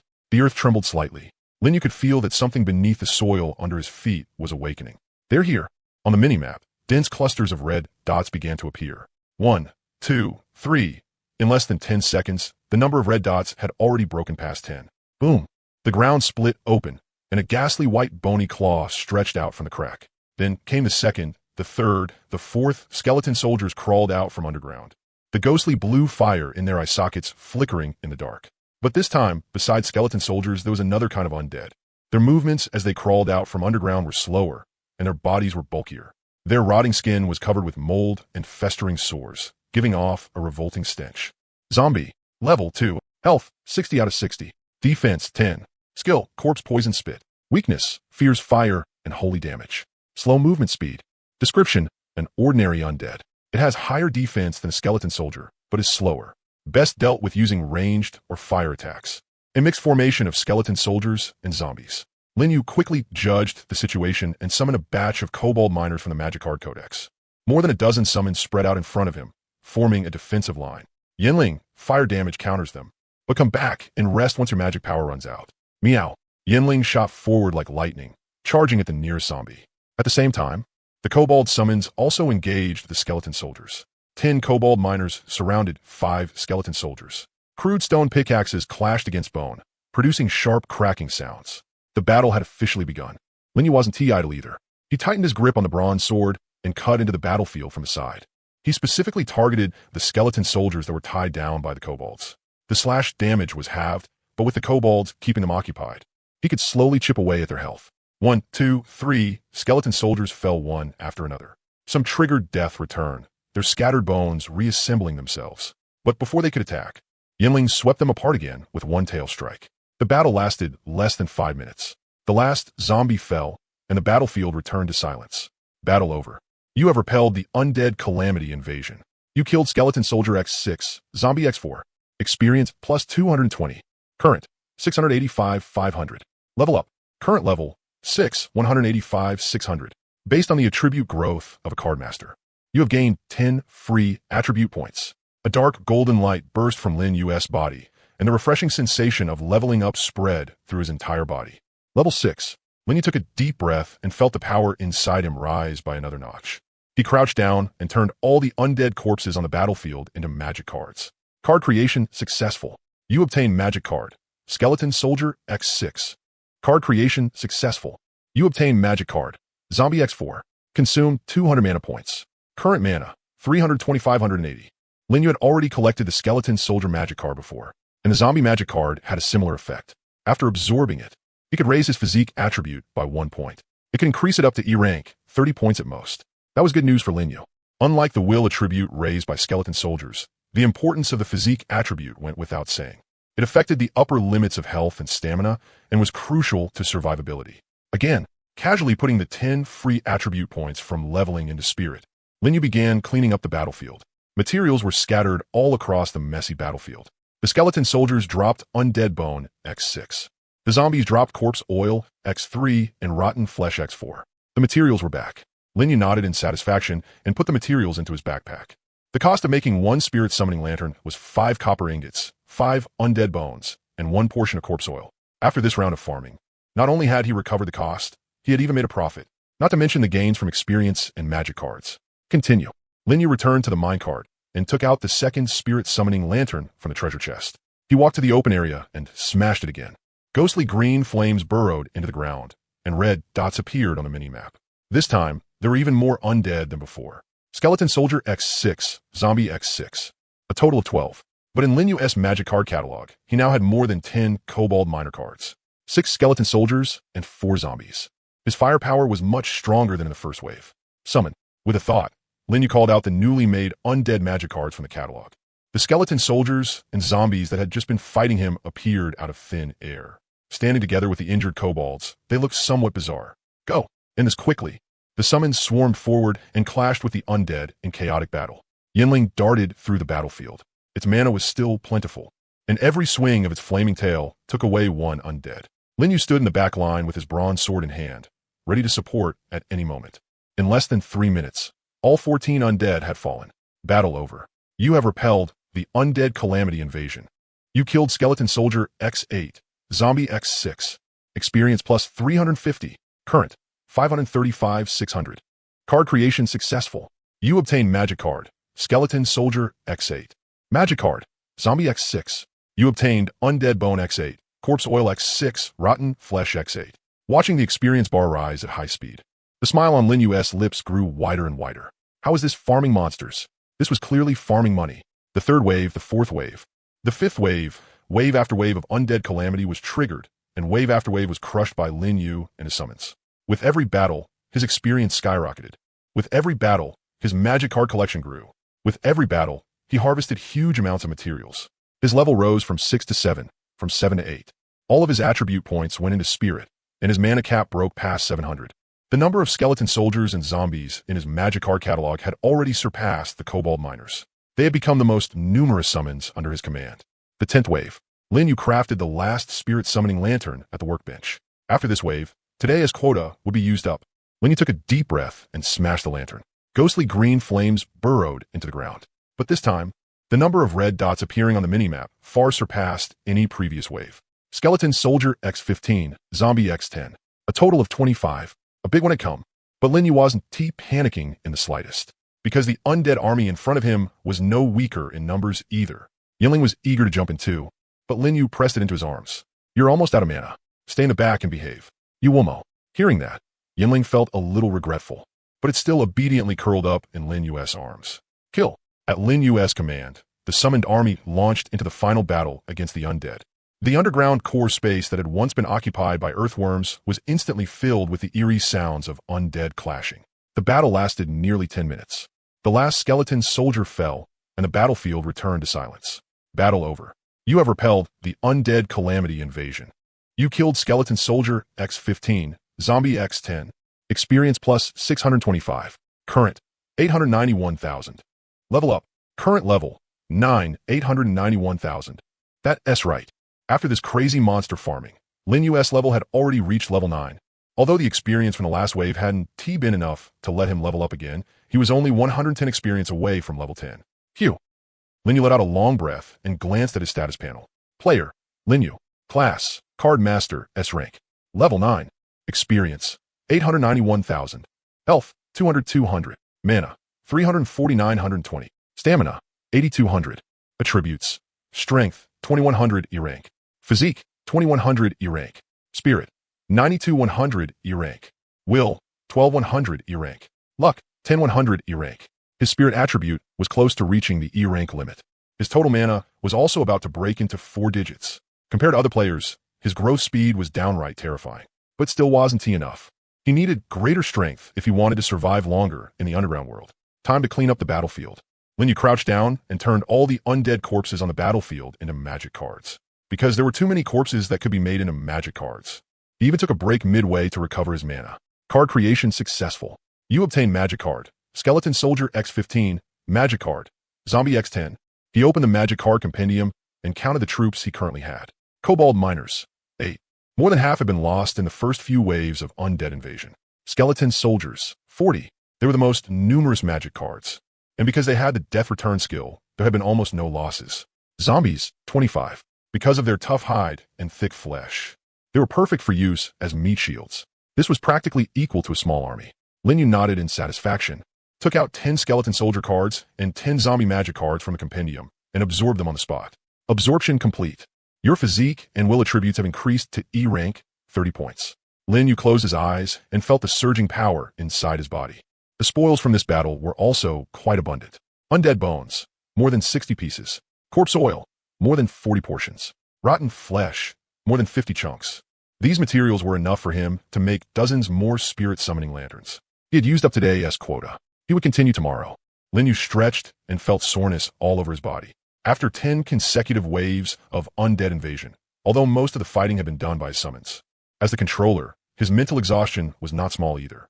Just as he was about to return to the minecart to rest, a huge and eerie sound suddenly came from behind him. It was like an earthquake. Even the ground started shaking. What happened? Even Yanling was startled awake. It widened its eyes and climbed onto Lin Yu's shoulder, then looked in shock with its master toward the direction the sound had come from. He saw that the ground, already riddled with holes from undead drilling up from below, suddenly collapsed into a huge pit. As he stared at this pitch-black hole, lines of information appeared before Lin Yu's eyes. You repelled 10 waves of undead invasion at the same location, triggering a hidden mechanism. The current core space structure has been damaged, and a passage to the deeper core Earth world has appeared. Lin Yu stood at the edge of the pit and looked down. The dark opening was bottomless, like a giant mouth leading to an unknown world. I really stumbled into this by accident, Lin Yu muttered to himself, his brain working at high speed. He had originally only planned to grind monsters and level up in this core Earth space while collecting materials on the side. He had never expected to trigger a hidden mechanism and directly dig out a passage leading deeper down. No matter what, it was still an unexpected pleasant surprise. Lin Yu crouched down, activated intermediate appraisal eye, and carefully observed the details of the opening. In his field of vision, a faint ghostly green glow seeped out from deep within the hole. Lines of additional information appeared before his eyes. Core Earth passage leads to Core Earth Layer 2. Description: a temporary passage formed by erosion from undead power. It will remain for 24 hours and will automatically close after 24 hours. Additional information: the game mechanics of Core Earth Layer 2 are different from Layer 1. Please make sufficient preparations. Additional information: after entering Core Earth Layer 2 through this passage, you will be unable to return to Core Earth Layer 1. A temporary passage that would close after 24 hours. Lin Yu nodded thoughtfully. This meant he did not need to make a decision in a hurry. He had a full day to think it over. But the latter half, about the game mechanics being different, caught his attention the most. What exactly was different? Lin Yu focused his attention and tried to get more information from the appraisal eye. The text in his vision flickered a few times, then several new lines appeared. Additional information: the trading rules in Core Earth Layer 2 have changed. When players buy or sell items from Layer 2 to Layer 1, they must pay additional transportation fees based on the depth difference. Likewise, when buying or selling items from Layer 1 to Layer 2, the buyer must also pay transportation fees. Transportation fees? Lin Yu frowned slightly. This meant the cost of cross-layer trading would increase dramatically. For bulk trades, that was definitely not a small amount. But looking at it the other way around, selling goods from Layer 2 to Layer 1 would let him sell them at a higher price. Lin Yu quickly understood the business logic behind it. After all, since the buyer had to bear the transportation fee, the seller would naturally set the product price a little lower. But no matter what, cross-layer trading would let the system skim off a fee. Are there any other changes? Lin Yu continued staring at the abyss-like pit. The intermediate appraisal I was really effective and kept displaying new intel. Additional information: the monster strength and resource quantity in Core Earth Layer 2 will significantly increase. The average level of ordinary monsters is level 23. Elite monsters and rare elites may appear in some areas. Mineral resources are also more abundant. Silver ore will start to appear, and iron ore and copper ore will become more common. Some Core Earth spaces will spawn rich veins, containing several times the ore reserves of ordinary mining spots.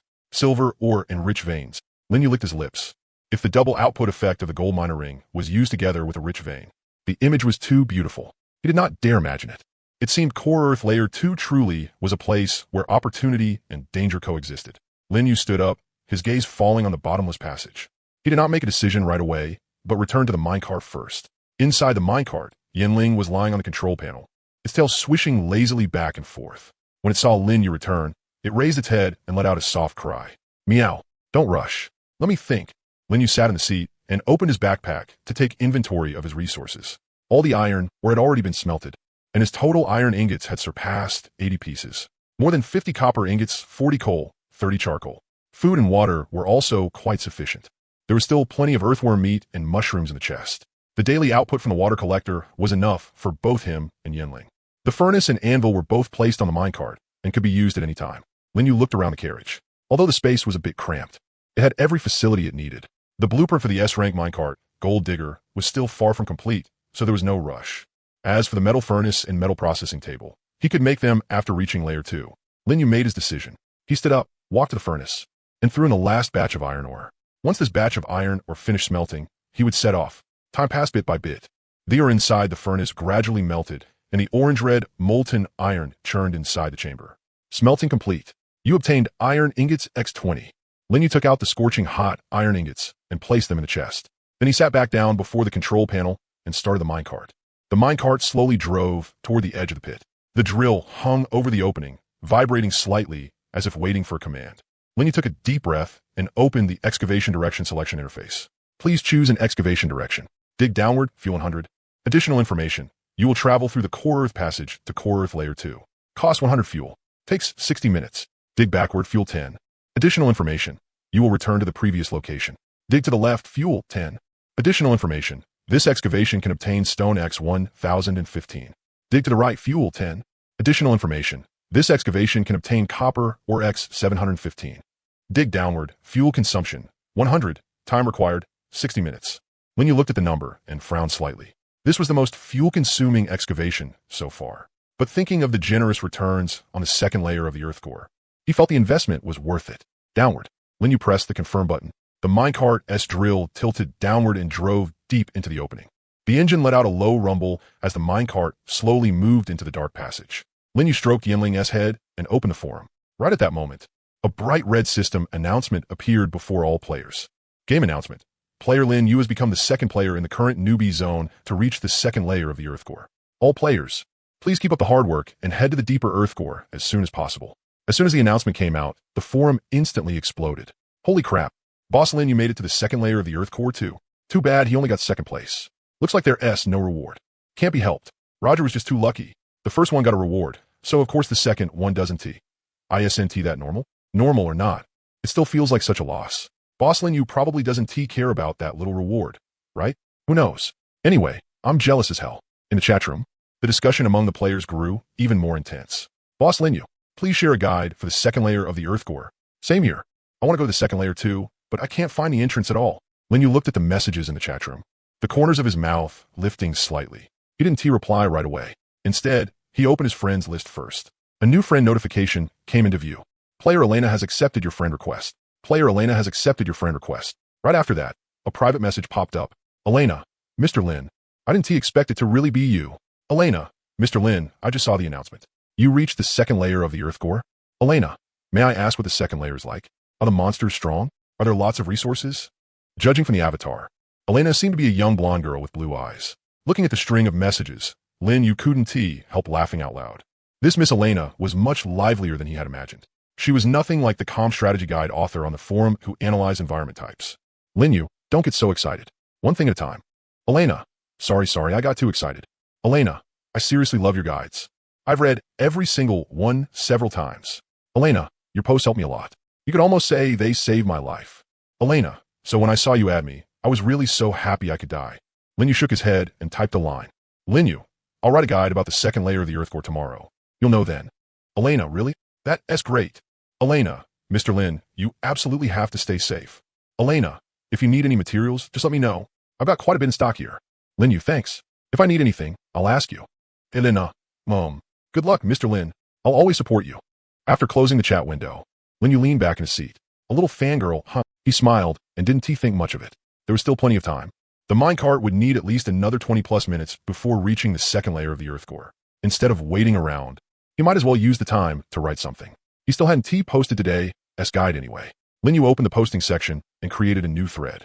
The title was quickly decided. The Hidden Mechanism of Undead Invasion. Another path to the second layer of the earth core. In the main post, Lin Yu not only revealed the recipe and effects of the spirit summoning lantern, but also explained in detail the full process of triggering the hidden mechanism today. If you repel 10 waves of undead invasion in a row at the same location, the spatial structure of the earth core will be damaged, and a temporary passage to deeper levels will appear. The passage lasts for 24 hours, and passing through it requires 100 fuel. He also attached screenshots of the earth core passage and some of the information observed through the Eye of Insight. That's what I discovered today. I hope it helps everyone. If you want to actively trigger this mechanism, you need to make thorough preparations. The intensity of the 10 waves of undead invasion increases wave by wave. And in the final wave, more than 20 undead will appear at the same time. It is recommended that you at least use iron armor and weapons for the challenge. And prepare sufficient supplies. Good luck to everyone. After writing the closing line, Lin Yu checked the time. It was just past midnight on the 6th day of the survival game. He clicked publish. The moment the post went up, players following Lin Yu all received a notification. Boss Lin Yu posted a new guide. Go check it out. The hidden mechanism of undead invasion? What is that? Another path to the second layer of the Earth core? You can reach the second layer without finding an entrance? Holy crap. Seriously? Players swarmed in, impatient to read the contents of the post. Then, everyone fell silent. After a brief silence, the comment section erupted with overlapping cries of despair. Repel 10 waves of undead invasion at the same location. More than 20 undead in the final wave. Boss Linyu, is this even a challenge a human can complete? I can't even beat the first wave. And you want me to fight 10? Is this the gap between a boss player and a normal player? I get it now. Boss Linyu isn't human at all. He is a monster. What kind of monster can fight 10 straight waves of undead invasion? I suspect Boss Linyu alone is an entire army. No need to suspect it. Boss Linyu's class must be insanely strong. Maybe it's even a B-rank class. But even with a B-rank class, soloing 10 waves of undead invasion is still kind of hard, right? Boss Linyu, please tell me, how did you do it? Don't ask. If you ask, the answer is just that he did it for fun. In the comments section, wailing and amazement mixed together. But no matter what, all the players reached one consensus. Linyu's strength was far beyond anything they could hope to match. Linyu looked at the comments and shrugged. His original intention was simply to share a route to the second layer of the Earth core. As for whether others could actually do it, that was none of his concern. Linyu closed the forum and turned his attention back to the minecart. The minecart was still moving forward through the darkness. The rock walls on both sides of the passage had begun to change. From rough stone, they gradually turned into, or that gave off a faint glow. Should be almost there. Linyu sat up straight and tightened his grip on the copper sword. Yinling also jumped out his arms, the flame on its tail blazing fiercely. At the end of the passage, a trace of light flickered in and out of view. Linyu took a deep breath, his gaze resolute. Second layer of the Earth core. Here I come. You have arrived at your destination. Current depth level, 2. 2 lines of prompt text appeared before his eyes. But what drew Linyu's attention even more was the scene ahead of the minecart.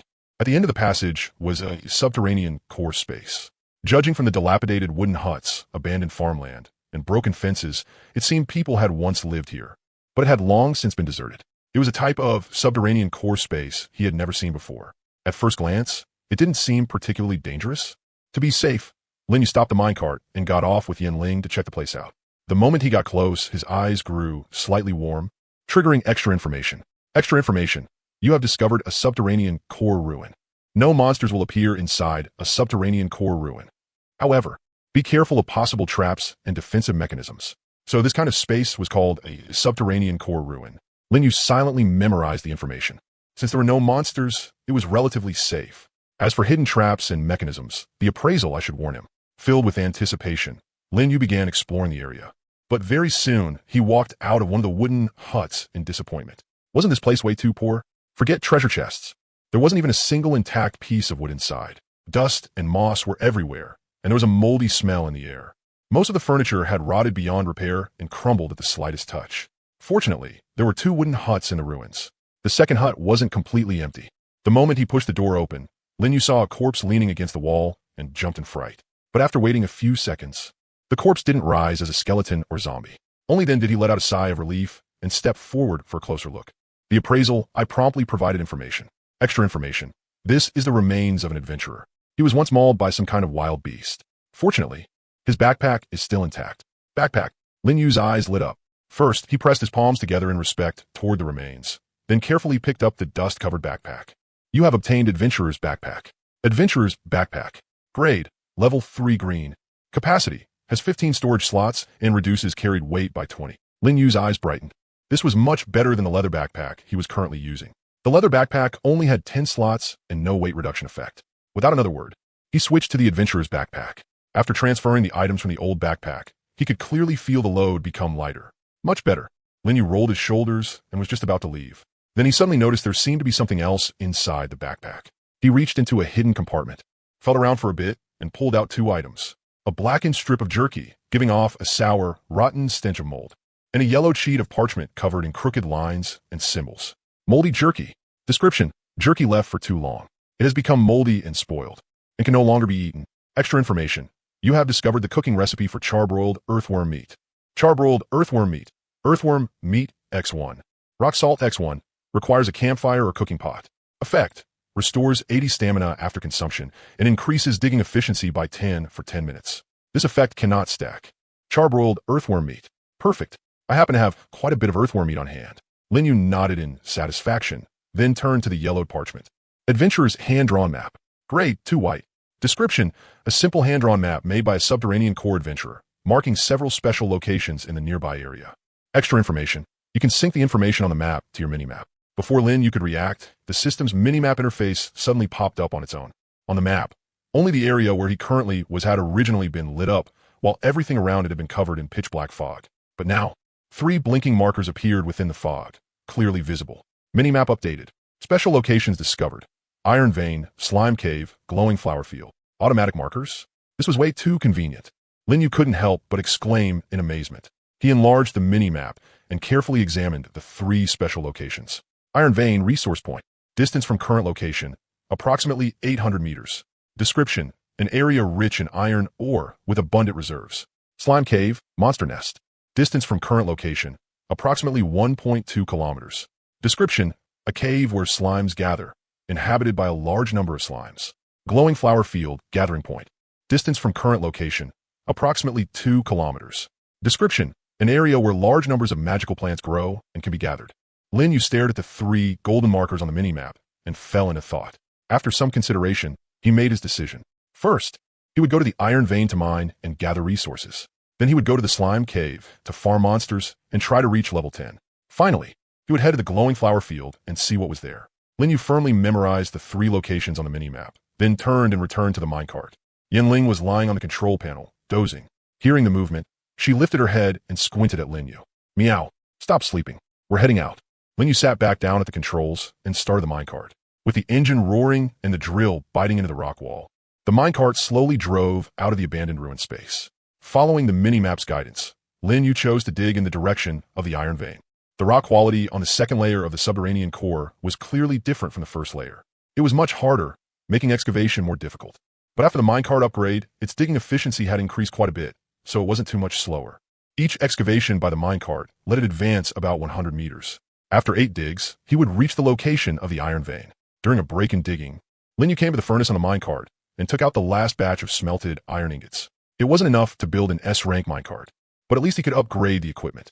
First, the metal furnace. Lin walked to the anvil and placed in the materials. Metal furnace, iron ingot X20, copper ingot X10, stone X50. Requires an anvil. Materials sufficient. Beginning crafting. Time remaining, 30 minutes. Half an hour of waiting wasn't too long. While controlling the minecart and continuing to dig, Lin also took some time to organize the supplies in the chests. Very soon, a prompt popped up before his eyes. Crafting complete. You have obtained Metal Furnace X1. A brand new furnace appeared in front of Lin. The metal furnace was entirely assembled from iron plates and copper plates, and was a full size larger than the stone furnace. Metal furnace. Grade, level 5 green. Description: can withstand higher temperatures, allowing it to smelt minerals such as silver or gold ore. It also significantly improves efficiency when smelting low-level minerals.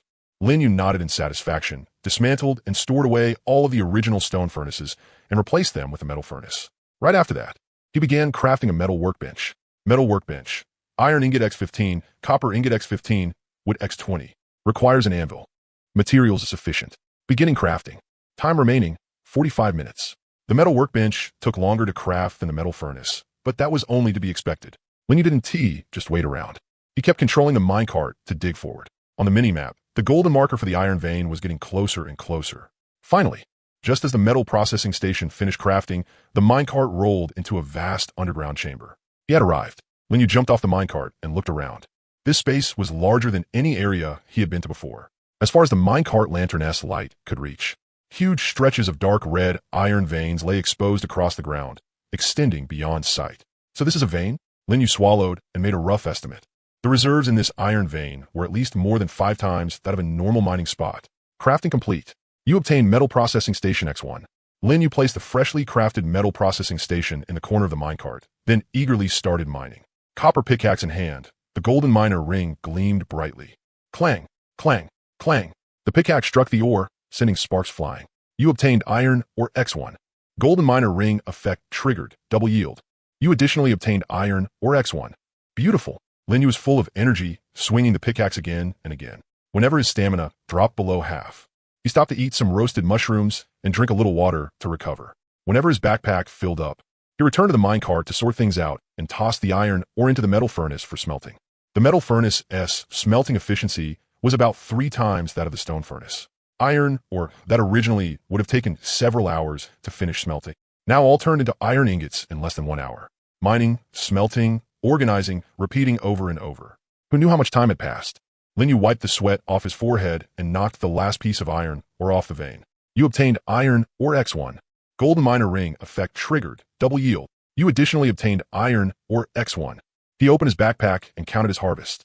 Iron ore, 350 pieces. The requirements for the S-rank minecart gold digger were iron plate X20, gear X10, glass X10, copper ingot X100, iron ingot X50, gold coin X10. Linyu silently compared them one by one. For 100 copper ingots, he currently had 80, so he was short 20. He still had quite a bit of copper ore in stock. Smelled a little more, and it would be enough. For 50 iron ingots, he already had more than 160. More than enough. As for 10 gold coins, he was still far off. He didn't even have a single gold coin. As for iron plates and gears, Linyu walked over to the metal processing station and began studying it. The metal processing station could process metal ingots and went into all kinds of parts and semi-finished products. He found the crafting methods for iron plates and gears in the recipe list. Iron plate, iron ingot X5, crafting time, 10 minutes. Gear, iron ingot X2, crafting time, 5 minutes. Wood plank, wood X1, crafting time, 3 minutes. Iron plates needed 5 iron ingots, and gears needed 1 iron ingot. Linyu quickly calculated in his head. 20 iron plates needed 100 iron ingots, and 10 gears needed 20 iron ingots. A total of 120 iron ingots. Not short by much. Once the newly mined iron ore finished smelting, it would be enough. Linyu muttered to himself, a sharp gleam flashing through his eyes. For all the materials needed to craft the S-rank minecart gold digger, the only thing left was the final 10 gold coins. Next, he just had to raise the simple minecart to level 10. Right now, he only had less than 20 silver coins on hand, but he had already gathered the conditions to upgrade the simple minecart. Do you want to upgrade the simple minecart to LV6? Yes. After paying 500 copper coins, which was 5 silver coins, along with a batch of materials, Linyu suddenly heard a series of metallic clanging sounds coming from behind him. When he turned around, he discovered that behind his one and only carriage, another empty carriage had appeared out of thin air. Your simple minecart has been upgraded to LV6. Your simple minecart has gained a new carriage. Just like I thought, a new carriage. Linyu excitedly pumped his fist. This matched the extra information he had seen before. The second carriage was exactly the same size as the first, and the inside was completely empty. The metal-plated carriage floor was flat and smooth, and the space was slightly larger than the first carriage. Now I can finally free up some room. Linyu rubbed his hands together and immediately started planning. He moved all the facilities from the first carriage into the second one and rearranged them by function. The metal furnace went on the left, while the workbench and similar facilities were placed on the right, leaving a passage in the middle. The basic workbench and the anvil were placed near the chest, making it convenient to grab materials and craft at any time. The metal processing station was set at the innermost side of the carriage, keeping a certain distance from the furnace. The cooking pot and water collector were placed near the carriage door, where ventilation was better and access was easier. Perfect. Linyu nodded in satisfaction as he looked at the completely refreshed workshop. Only the control console remained in the first carriage, and the space felt much more open. Yinling ran around in the new carriage a few times, then finally jumped onto the metal processing station and curled into a ball. Meow. That is not a place for sleeping. Linyu smiled and shook his head, but he didn't chase it away. After tidying everything up, Linyu took out several portions of burrowworm meat and rock salt from his backpack and walked over to the cooking pot. Charcoal grilled burrowworm meat X1. Rock salt X1 requires a campfire or cooking pot. Materials sufficient. Beginning crafting. The burrowworm meat sizzled under the high heat. Fat dripped down, giving off an enticing aroma. A few minutes later, the first portion of charcoal grilled burrowworm meat was done. Linyu immediately took a bite. Crispy on the outside and tender on the inside, with firm texture. It was better than roasted mushrooms by who knew how many times. Yinling, come have a taste. He held a cool piece of grilled meat up to Yinling's mouth. The little one sniffed it, its eyes lighting up, then immediately snatched it and started eating heartily. You obtained charcoal grilled burrowworm meat X6. Linyu counted them, packed up 2 portions, and sent them to Chi Chuan through the mail. System notice. You gifted player Chi Chuan charcoal grilled burrowworm meat X2. Cross-depth transfer fee, 10 copper coins. Automatically deducted. Remaining funds, 14 silver coins and 35 copper coins. Their SA fee, even for gifting items to friends. Linyu raised an eyebrow, but quickly accepted it. Since cross-depth trading required a transfer fee, then item transfers between friends definitely had a cost too. It wasn't too much, but over time, small amounts could add up to a considerable expense. Still, it made sense. Very soon, Chi Chuan's reply came. Chi Chuan, boss. You already made it to Geocore Layer 2. Congrats. Chi Chuan. Let me transfer the delivery fee back to you. I can't let you spend money for nothing. Lin Yu, no need. It wasn't too much. Chi Chuan, hee, then thanks for the food, boss. I'll work hard mining too, and try to catch up to your pace soon. Lin Yu smiled, and didn't reply again. He walked over to the metal furnace and threw in the iron where he had just mined. Then he went to the basic workbench and began mass-producing copper keys. The copper key mold had 5 durability left, and each key required 1 copper ingot and 1 minute. He put all 5 keys into the furnace at once and began batch production. Crafting copper key, time remaining, 59 seconds, 58 seconds. 5 minutes later, all 5 copper keys were finished. Lin Yu listed them on the marketplace for 1 silver coin each. In less than a minute, they were all sold out. The turnover efficiency had indeed improved. Lin Yu looked at his steadily rising balance, the corners of his mouth lifting. The furnace and processing bench in the second carriage were running at the same time. Smelting or on one side, crafting keys on the other. The efficiency was several times higher than before. Time for 2 more metal furnaces.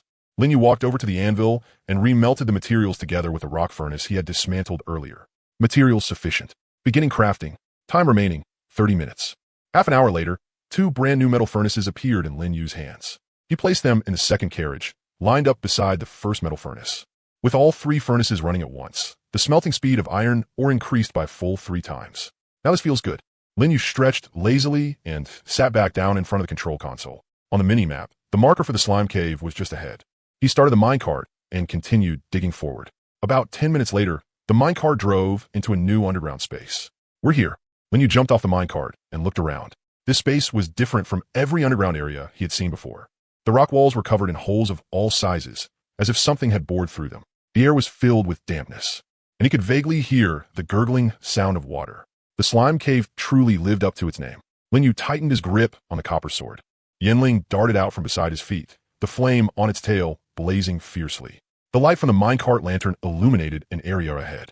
Deep inside the cave, dense clusters of blue and green slimes were slowly wriggling around. They were a size larger than the slimes on the first floor, and their surfaces gave off a glossy, translucent sheen. There were quite a lot of them. Lin Yu activated the intermediate eye of insight, and information appeared before him. Slime, level 2. HP, 60 out of 60. Skill, Gel Leap. Weakness, non-physical damage taken increased by 50%. Level 2 slimes. They had a bit more HP. Lin Yu nodded thoughtfully and summoned 10 skeleton soldiers from the magic card index. A pale blue flash passed by, and the skeleton soldiers lined up in front of him. Go! The skeleton soldiers swung their arms and charged toward the slime group. Yinling followed closely behind, but did not use any skills. Against trash mobs like these, it still wasn't time for it to spend mana. In less than 5 minutes, all the slimes that had gathered near the minecart were wiped out. You killed Slime X15. You obtained Slime Gel X20. Lin Yu crouched down and turned the slime corpses into magic cards. Card creation successful. You obtained magic card, Slime X15. Consumed 150 mana. Current mana, 650 out of 920. He opened the magic card index to check the effects of the slime magic cards. Magic card slime, rank 2 white. Effect summon, omitted. Effect absorb, consume this magic card. Your physique attribute +1 can be increased up to D rank 40 points. The upper limit for the physique attribute increased. Lin Yu's eyes lit up. Previously, when he absorbed slime magic cards, his physique could only be raised to E rank 20 points at most. Now that the card rank had increased, the cap had risen as well. Without a second word, he absorbed all 15 slime magic cards. Absorption complete. Your physique attribute has increased to D rank 35 points. Maximum HP increased to 350 points. Maximum stamina increased to 350 points. A warm power surged through his limbs and bones, and Lin Yu could clearly feel his body becoming tougher. Nice. Keep going. For the next half hour, Lin Yu led the skeleton soldiers and Yinling charging wildly through the cave. The slimes lurking throughout the cave were constantly drawn over by the sounds of battle. Gel, magic cards, and all kinds of loot were piling up everywhere.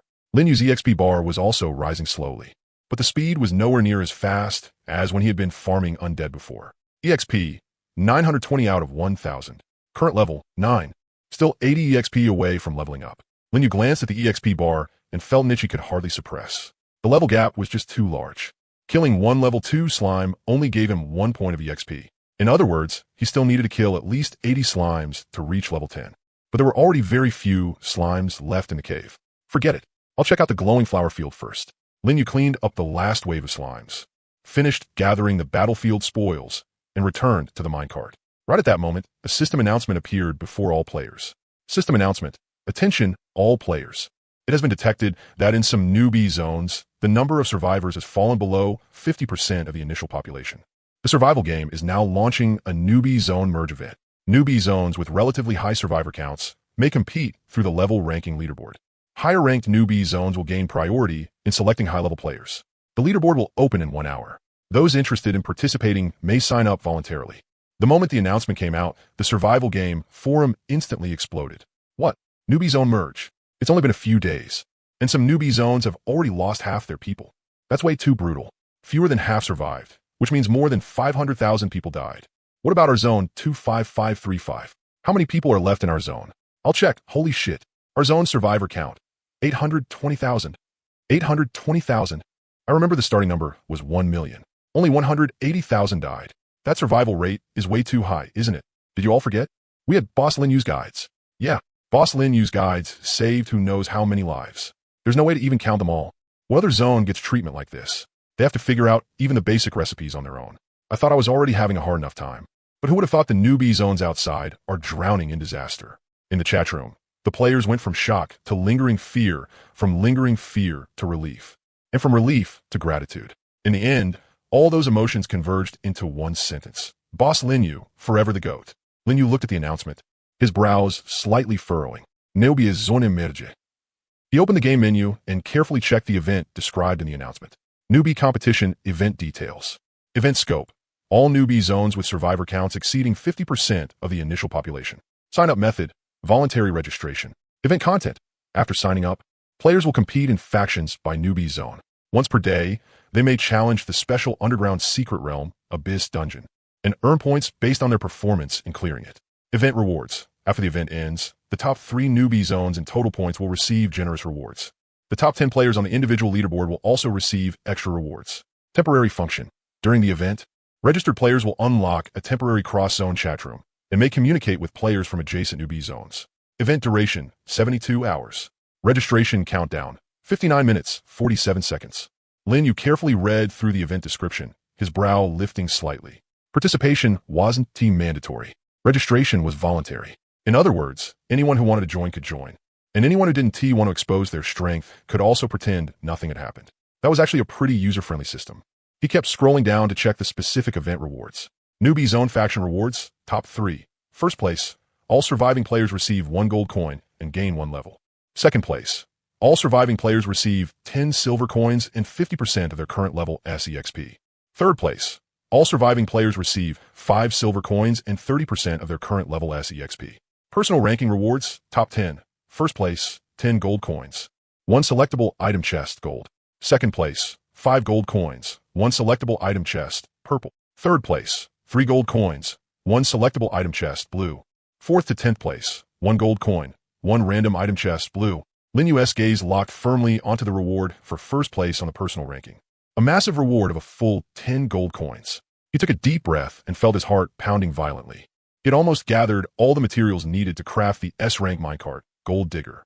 All that was left was upgrading the simple minecart to level 10 and getting 10 gold coins. Either one required a huge amount of money. 1 gold coin was equal to 10,000 copper coins, which was also 100 silver coins. 10 gold coins meant 1,000 silver coins, 100,000 copper coins. At his current rate of earning money, he would be able to save up sooner or later, but it would still take at least several days. But now, an opportunity had been placed right in front of him. As long as he took first place on the personal ranking in the newcomer contest, those 10 gold coins would be his immediately. This reward is practically tailor-made for me. Lin Yu licked his lips and clicked register without the slightest hesitation. Registration successful. You have joined the newcomer contest event. Current number of registrants in newbie zone number 25535, 1,247. The event will begin in 52 minutes. At that time, you may enter the Abyss Dungeon secret realm through the event page. Temporary cross-zone chat room unlocked. You may enter through the event page. Lin Yu closed the event page and opened the temporary chat room. Quite a few players were already talking in the chat. Player Alan from zone 25513. Anyone here? Kulmichat. Player Winnie from zone 25507. This temporary chat room is so convenient. We can finally talk to players from other zones. Player Knight from zone 25528. How many survivors does your zone have? Ours is down to only 610,000. It's horrible. Alan from zone 25513. Ours has 580,000. Not much better. What about you guys? Winnie from zone 25507, 530,000, barely above the line. Player Chi Chuan from zone 25535. Our zone still has 820,000 surviving players. Knight from zone 25528. What the hell? How does your zone have that many survivors? Alan from zone 25513.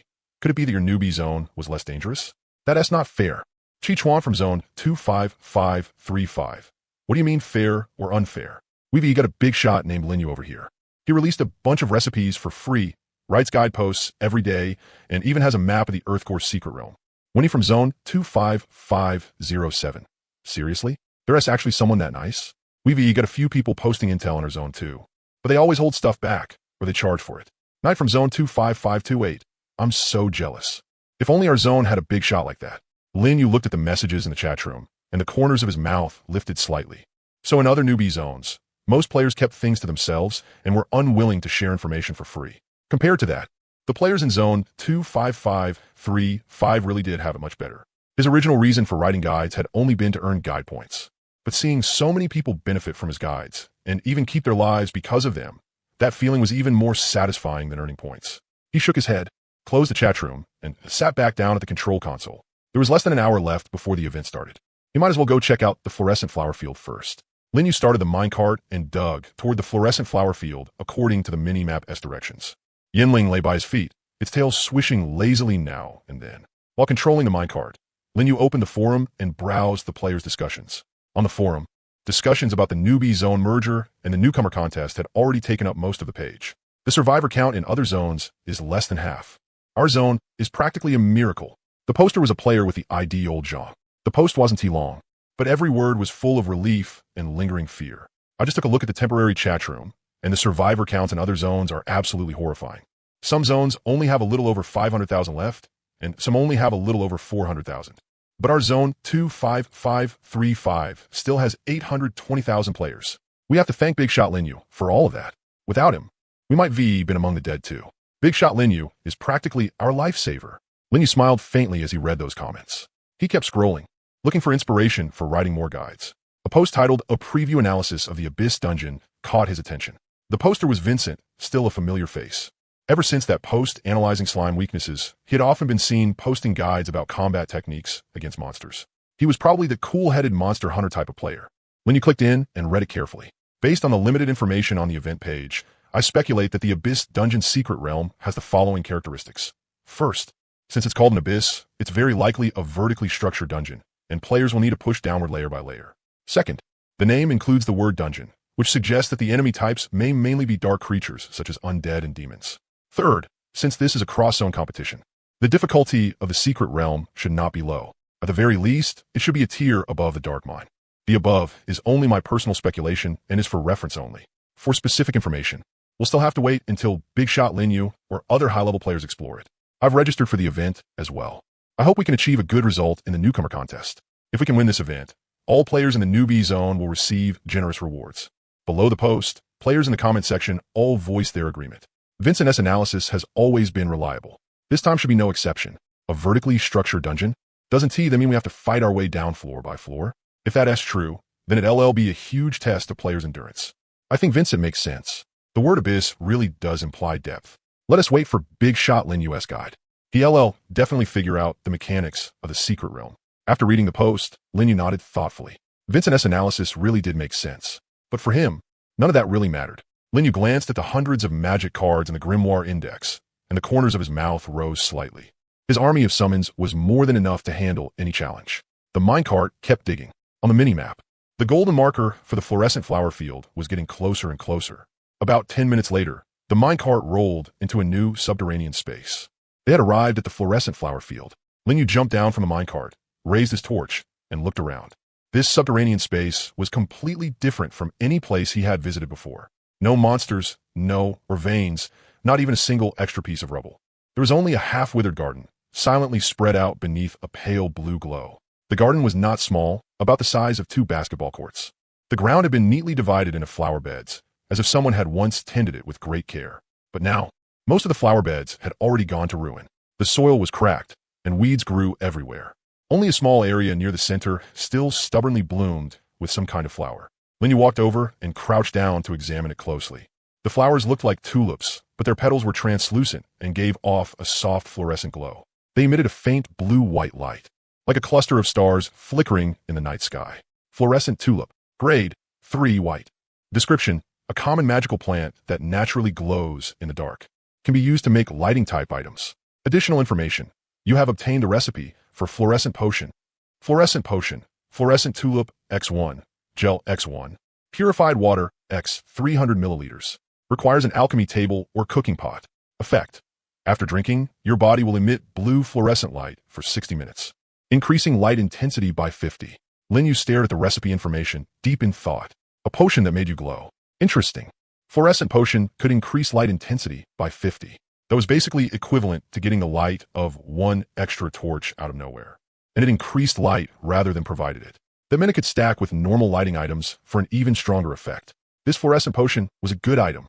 Lin Yu took a deep breath and swept his gaze across the entire garden. There were roughly 30-some blooming fluorescent tulips in the garden. If he harvested them all, he could make at least 30 portions of fluorescent potion. Each one lasted 60 minutes, enough to last him for quite a while. But he did not rush to start harvesting, because the intermediate eye of insight had revealed new additional information again. Additional information: this flower field is in a half-withered state. If enough purified water is used to irrigate it and make the withered parts bloom again, a hidden event can be triggered. Hidden event: awaken the flower fairy and gain her favor. Flower fairy, a rare friendly unit with the ability to purify pollution and accelerate plant growth. Awakening condition: irrigate the flower field and make at least 60% of the withered flowers bloom again. Any picking behavior will cause the awakening to fail. Lin Yu's breathing paused slightly. A flower fairy, a rare friendly unit. It could purify pollution and accelerate plant growth. That was far more worthwhile than harvesting the flowers for a one-time gain. Lin Yu almost did not hesitate at all and immediately made his decision. He stood up, took out the purified water he had stored in his backpack, and began irrigating the flower field. 1 bottle, 2 bottles, 3 bottles. Clear water poured over the cracked soil and was quickly absorbed. But the area of the withered flower beds was far too large. The purified water he had on hand was nowhere near enough. Not enough water. Lin Yu frowned and opened the trading market to search for purified water.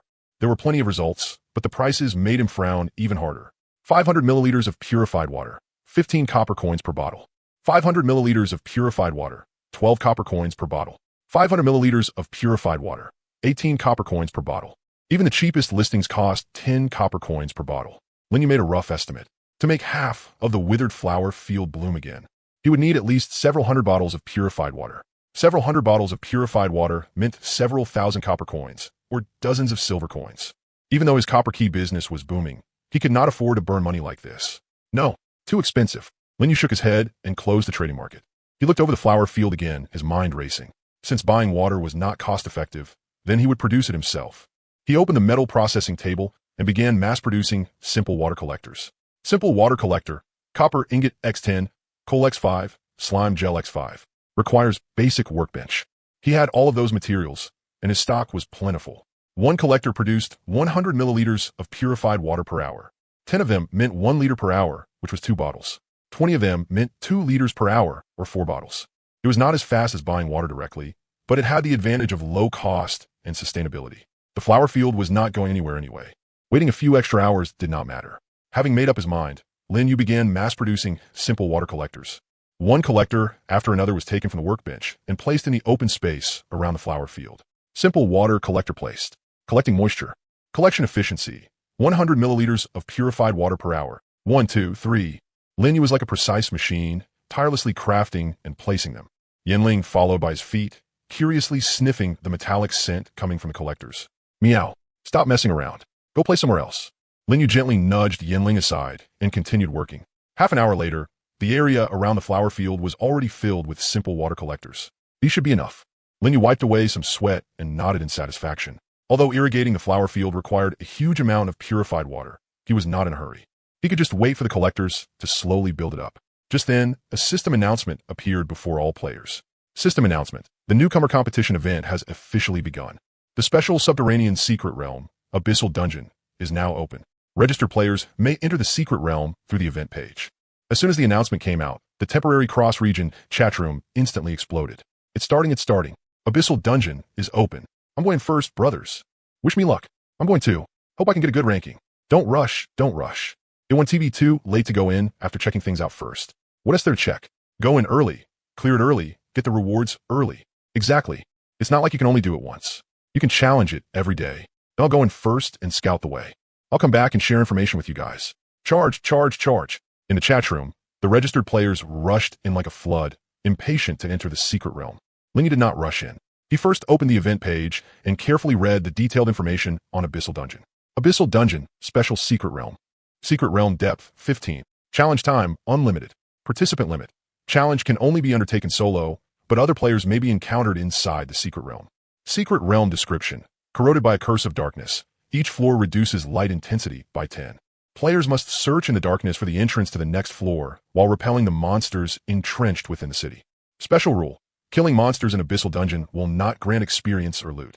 Special Rule. Dying in Abyssal Dungeon will not inflict the soul weakness penalty, but the player will be forcibly teleported out of the secret realm and consumed that day as challenge attempt. Special Rule. The Abyssal Dungeon rankings are determined by combined score based on 3 indicators: cleared floors, clear time, and kill count. Current number of players who have cleared it, 0. Ranking, none for now. After reading the information, Linyu frowned slightly. A 5-floor structure, dark curse. No experience, no loot. The design idea behind the secret realm was very clear. It was purely meant to test a player's hard power. After reading the Abyssal Dungeon intel, Linyu's brows furrowed slightly, but soon relaxed again. He had no intention of challenging the Abyssal Dungeon right now. It wasn't that he didn't want to. He simply couldn't. There were only 3 challenge attempts for this event in total, and every single one was extremely precious. If he wanted to achieve a good result from the very start, he had to be fully prepared. And the fluorescence potion made from fluorescent tulips was a must-have item. But right now, any act of picking them would cause the hidden event to fail. In other words, Linya had to wait until the flower field had been fully irrigated before he could harvest the materials.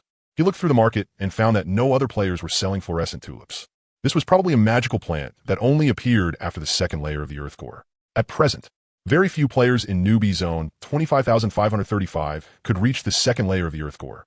That completely cut off Lin Yu's option of restocking through the market. Better wait a bit longer. Lin Yu stood up and swept his gaze over the neatly arranged, simple water collectors around him. There was still plenty of time left today anyway. No need to rush in. There was one more thing that made him decide to wait. Strategy points.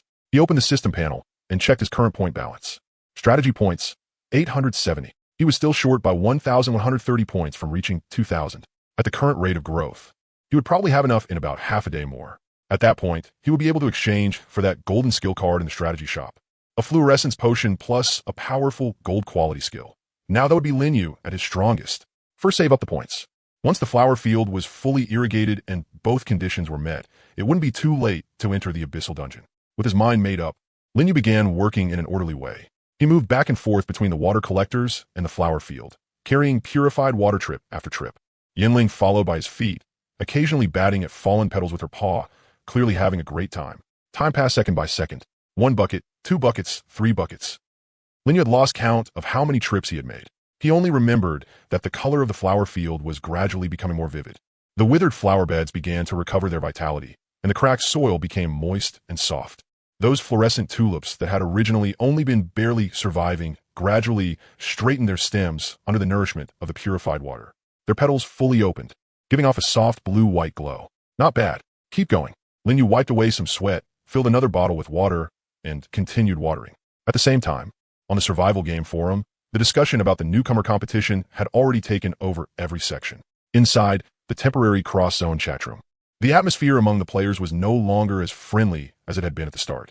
Why isn't that guy from zone 25,535 Lin Yu on the rankings yet? Could he have just been all hype? Exactly. People hyped him up like crazy before, saying he was some strategy big shot. But now that it's time for a real fight, he chicken out? This is hilarious. Our zone may have fewer survivors, but 2 of the top 10 on the rankings are from our zone. What about your zone, 25,535?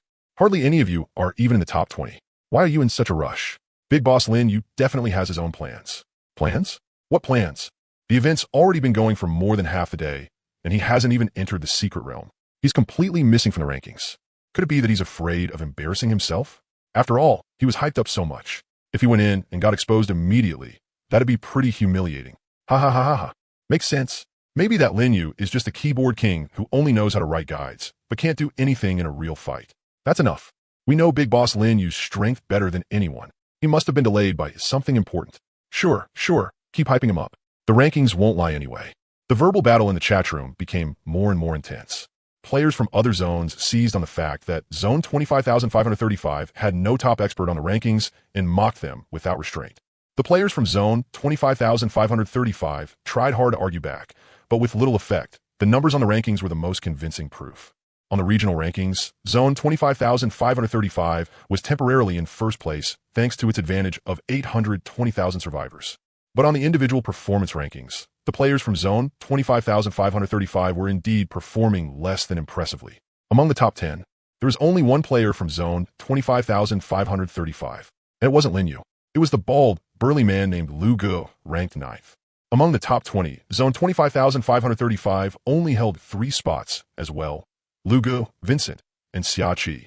Although this result was already quite good among all newbie zones, compared to the reputation Linyu had built up before, it was clearly not enough to impress. Big Boss Lu Gu, keep it up. Aim for top 5 tomorrow.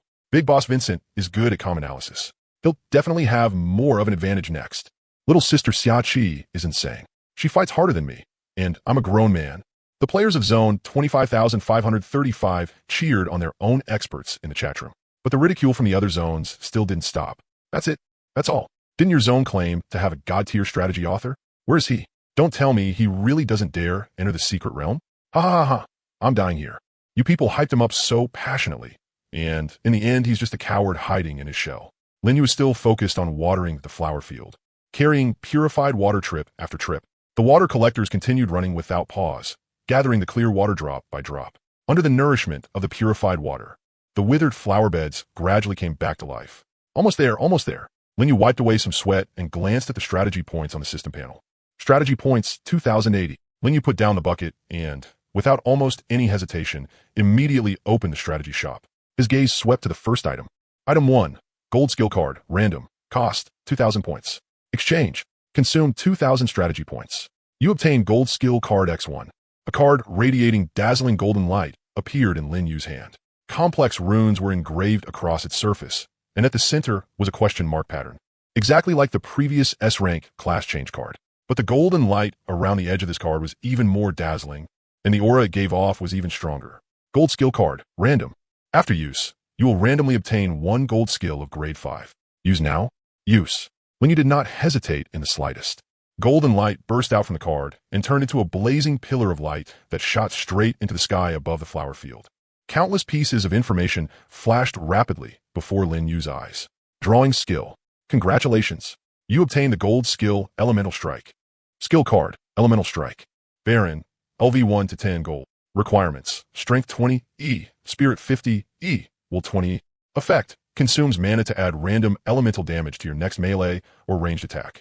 The damage is determined based on the total amount of mana consumed. Can consume up to 100 mana, adding up to 100 points of extra elemental damage. Once mana consumption exceeds 50 points, it will trigger an explosion effect of the corresponding element, dealing area damage within a range of 50. Upgrade, raising it to LV. 2 requires 5 lesser skill orbs. The mana and bonus damage cap will each increase by 100 points. Linyu stared at this information, his pupils trembling slightly. He stayed silent for a full 3 seconds. Then, he took a deep breath. An uncontrollable excitement appeared on his face. Elemental Strike. Up to 100 extra elemental damage. Elemental explosion effect. He murmured the skill description to himself, feeling his heart pound violently. At this moment, he finally had a powerful combat skill. The attribute requirements needed to learn it are all met. Perfect. Linyu nodded in satisfaction and used the skill card directly. As for the skill's actual combat performance, that would have to be tested in real battle. He glanced at the flower field. Most of the withered areas had already recovered their vitality. Only the last few flower beds were still waiting to be watered, and there were less than 3 hours left before the first day of the event ended. There was still enough time. Linyu picked up several water bottles and continued watering. As the soil in the final flower bed was soaked through with purified water, the entire flower field began to emit a soft blue-white glow. A light figure gradually condensed in the center of the flower field, forming the outline of a petite humanoid shape. Linyu narrowed his eyes and got a clear look at the figure. It was a tiny person no bigger than a palm, with 4 transparent wings on her back. She wore a light blue gauze dress, and as she fluttered through the air, specks of star-like light scattered from her body. You have triggered the hidden event of the luminous flower field. Your kind deed has awakened a flower fairy. She can grant you 1 wish. Please choose the reward you want.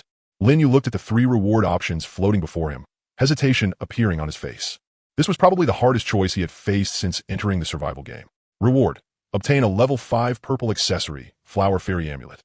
Reward: permanently increase luck by 20 points. Reward: recruit Flower Fairy Vivian as a follower. Lin Yu's gaze moved back and forth between the three options as he fell into thought. There was no need to question the value of a purple accessory. If he put it on the market for trade, it could sell for at least dozens or even over 100 silver coins.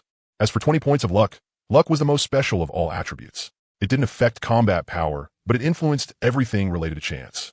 Lin Yu's current luck was only E rank, 10 points, the most basic value. If it were directly raised to 30 points, then his luck would undergo a qualitative change. Opening treasure chests, mining, monster drops, all of it would benefit. But even so, this still wasn't the option that tempted him the most. In the end, Lin Yu's eyes landed on the third option. Recruit Flower Fairy Vivian as a follower. Not an item, not a set of attribute points, but a living, intelligent follower. Lin Yu had seen other players discussing the follower system on the forum. That discussion wave had started after one lucky player changed class to Beast Tamer. According to that player, followers were divided into 3 major types: combat, support, and production. Combat followers could fight alongside their master, equivalent to having one extra permanent teammate. Support followers didn't directly participate in battle, but they could provide all kinds of buffs. Production followers were logistics units specially responsible for gathering, planting, crafting, and similar work. No matter what type of follower it was, all of them were rare existences that could only be encountered by chance. They were extremely hard to obtain and exceptionally scarce in number. This flower fairy should belong to either the support type or the production type. Lin Yu muttered to himself, his mind racing. A purple accessory was precious, but in the end, it was still just a piece of equipment. Once his strength increased in the future, he would naturally be able to get something better. Luck was attractive, but it could also be raised through other methods. For example, certain special items, or by absorbing magic cards. But a follower was different. The ways to obtain followers were extremely limited, and once he missed this chance, he might never encounter one again. He took a deep breath and made his decision. I choose the third reward. Recruit the Flower Fairy as a follower. Choice confirmed. You have successfully recruited Flower Fairy Vivian as a follower. Please name your follower. Optional. Vivian is already a beautiful name. No need to change it. The moment Lin Yu finished speaking, the blue-white glow in the center of the flower field suddenly became brighter. That petite figure slowly rose from the light and flew toward Lin Yu. She stopped in front of him, less than 20 centimeters from the tip of his nose. Lin Yu could clearly see her delicate features, her transparent wings, and those eyes glittering with star-like light. Hello, master. Vivian spoke, her voice crisp and pleasant, like wind chimes swaying in a gentle breeze. Thank you for awakening me. Lin Yu subconsciously extended his hand, and Vivian lightly landed in his palm. She weighed as little as a feather, so light that he could barely feel any weight at all. Without your watering, I might never have been born. Vivian lifted her head and looked at Lin Yu.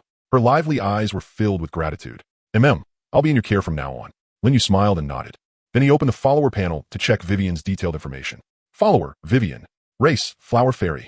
Level, 5. Health, 50-50. Mana, 500-500. Skills, Blessing of Flowers, passive skill. Plant growth speed increases by 200% within a 20-meter radius around Vivian. Gathering Mastery, passive skill. When Vivian gathers plant-type materials, there's a 50% chance to additionally obtain that plant's seeds or seedlings. Touch of Life, active skill. Causes one plant to fully mature within 10 seconds. Mana consumption is based on the plant's rarity and growth time. Cooldown, 30 minutes. Description: Flower fairies are incarnations of nature's will.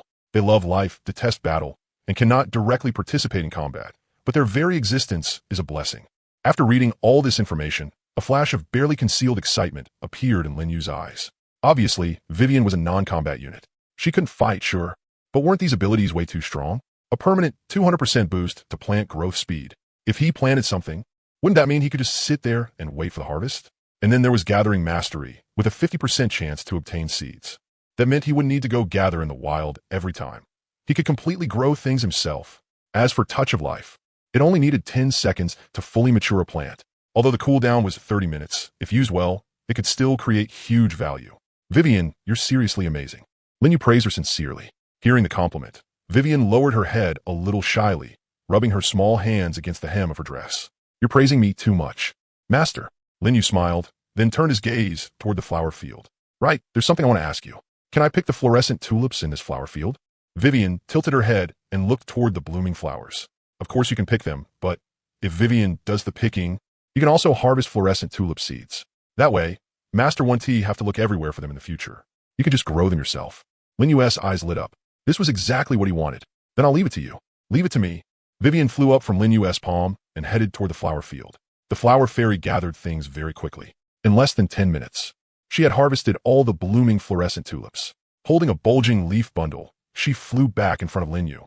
Master, these are all the petals and seeds I collected. Your follower Vivian has collected fluorescent tulip petals X36. Your follower Vivian has collected fluorescent tulip seeds X18. You have unlocked the crafting recipe for a planting pot. Planting pot, clay X5, wood X2, soil X10. Requires a basic workbench. Description, can be used to grow small plants. Must be placed in an environment with sufficient light and suitable humidity. Lin Yu's eyes lit up. A planting pot. With this, he could grow things on the minecart. Even though the lighting conditions on the minecart weren't great, he had torches and lanterns. So he could make up for it with artificial light. Vivian, nicely done. Lin Yu gave her thumbs up. Vivian happily fluttered her wings as well and landed on his shoulder. It's about time to head back. Just as Lin Yu was about to return to the minecart, he suddenly remembered something. He opened the forum, wanting to see how the other players were reacting to the newbie competition. Then he froze. Friend requests, 999. Private messages, 999. The red, unread numbers made his scalp go numb. He opened the top few private messages. Chi Chuan, big shot. Why haven't you gone into the abyssal dungeon yet? People from the other zones are all mocking us.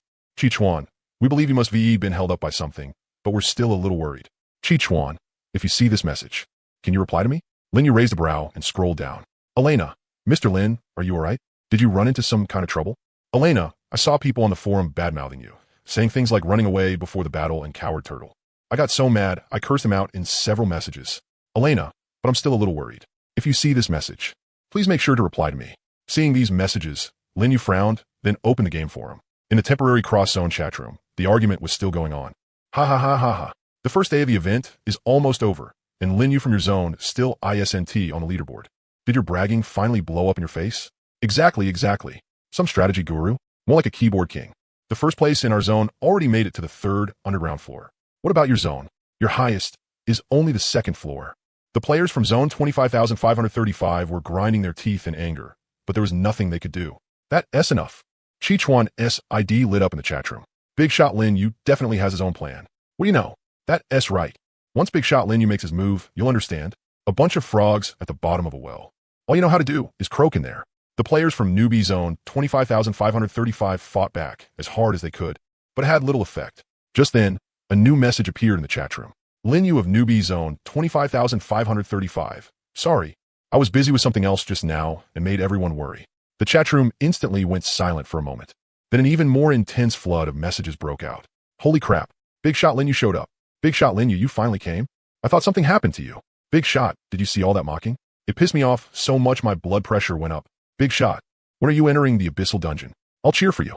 The players from zone 25,535 were so excited they could barely speak coherently, all sending greetings one after another. The players from the other zones, meanwhile, were a little dumbfounded. Wait, this Lin Yu is the strategy guru you were talking about? He actually really showed up? I thought he was a made-up person. Who cares whether he S made up or not? If he S not on the leaderboard, then he S not on the leaderboard. What are you bragging for? Lin Yu looked at the rapidly scrolling messages in the chat room, and the corners of his lips curled up slightly. He didn't reply again. Instead, he closed the chat room and opened the event page. Before going into the secret realm, I should make the potion first. Lin Yu walked over to the cooking pot and put in fluorescent tulip petals, slime gel, and purified water. Fluorescence potion, fluorescent tulip X1, gel X1, purified water X 300 milliliters. Requires cooking pot. Materials is sufficient. Beginning production. Time remaining, 1 minute. 1 minute later, the first bottle of fluorescence potion was finished. The pale blue liquid gave off a faint glow inside the bottle, as if starlight had been sealed inside glass. You obtained fluorescence potion X1. Effect, after drinking, causes the user to emit blue fluorescence for 60 minutes, increasing light intensity by 50. Lin Yu didn't drink it right away and continued crafting instead. Bottle after bottle, all 36 sets of materials were used up, producing 36 bottles of fluorescence potion. That's enough. Lin Yu took a deep breath and opened the event page. Do you wish to challenge the special secret realm? Abyssal Dungeon? Notice, this secret realm can only be challenged solo. Pets and followers cannot be brought in. Confirm? Confirm. Lin Yu pressed the confirm button, and his body was pulled by an invisible force. Darkness wrapped around him, as if he were falling into a bottomless abyss. Who knew how much time passed before the sensation of falling suddenly disappeared? His feet landed on solid ground, and Lin Yu opened his eyes. There was complete darkness all around him, so dark he couldn't see his own hand in front of his face. The air was filled with a rotten, decayed smell. So this is the abyssal dungeon. Linyu muttered to himself, pulled out a bottle of fluorescence potion from his backpack, twisted open the cap, and drank it in one gulp. The pale blue liquid slid down his throat, and a faint floral fragrance spread out. His body began to emit a soft blue glow. It was as if his whole body had been wrapped in a thin layer of light. You used a fluorescence potion. Light intensity, 50. Remaining time, 59 minutes and 58 seconds. Linyu then took out a torch from his backpack and lit it. With the torchlight added to the effect of the fluorescence potion, a large patch of the surrounding darkness was driven back. He looked around and finally saw the environment he was in clearly. In front of him was a wide stone corridor. The walls on both sides were built from massive stone blocks, and above was a towering arched ceiling. Many broken stones were scattered across the ground, and extinguished torches hung on the walls. The torch's brightness really is a bit dim. Linyu recalled the information he had seen on the forum earlier. The first floor reduces it by 10, the second by 20, the third by 30. By the fifth floor, it's 50. If you don't bring lighting tools, your light intensity will become negative. When that happens, the monsters lurking in the darkness will attack endlessly. He tightened his grip on the torch in his hand, then touched the newly forged iron sword at his waist. Good thing I have the fluorescence potion and a torch. With their light intensity stacked together, I can at least light up the entire first floor clearly. Linyu summoned 5 skeleton soldiers from the Demon Card Codex and had them clear the way up front. He moved forward, searching for the entrance to the next floor. The skeleton soldiers strode ahead on their white, bony legs, heading deeper into the corridor. Linyu followed behind them, the glow on his body lighting up the surroundings. In less than a minute, a rustling sound came from the darkness ahead. Just some mushroom monsters. Linyu glanced at them, then lost interest. Killing monsters in the abyssal dungeon gave no experience and no loot. Fighting them would be pointless, just a waste of time. Go around them. Ignore them. Linyu gave the order to the skeleton soldiers. The mushroom monsters bounced after them, trying to give chase. But the skeleton soldiers were much faster, and soon vanished at the end of the corridor. The mushroom monsters wandered around in the darkness for a few circles before finally giving up and disguising themselves again. Whereas the entrance. As he walked, Linyu carefully observed the environment around him. On the mini-map, the areas he passed through gradually lit up. Corridors, halls, stairways, forks in the road. Every kind of terrain appeared clearly on the mini-map. If he could light up the map in advance, the next time he came back, he would be able to find the exit directly. Linyu quickened his pace, rapidly moving through the first floor of the abyssal dungeon. The skeleton soldiers opened the way in front. If they encountered monsters, they went around them. If they hit a dead end, they turned back. Linyu followed behind, the torchlight in his hand illuminating every corner he passed.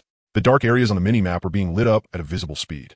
At the same time, in the temporary cross-region chat room, players who had just come out of the abyssal dungeon were noisily discussing their experiences. Too hard. I didn't even make out of the first floor. I got beaten to death by a pack of mushroom monsters. Same here. Holding a torch in one hand and swinging a sword with the other felt awful. I barely managed to find the entrance to the second floor, but the moment I went in, I was dumbfounded. 30 less light, and I was basically blind. Don't even talk about it. The more you say, the more it hurts. By the way, did any of you see a weird person in the secret realm just now?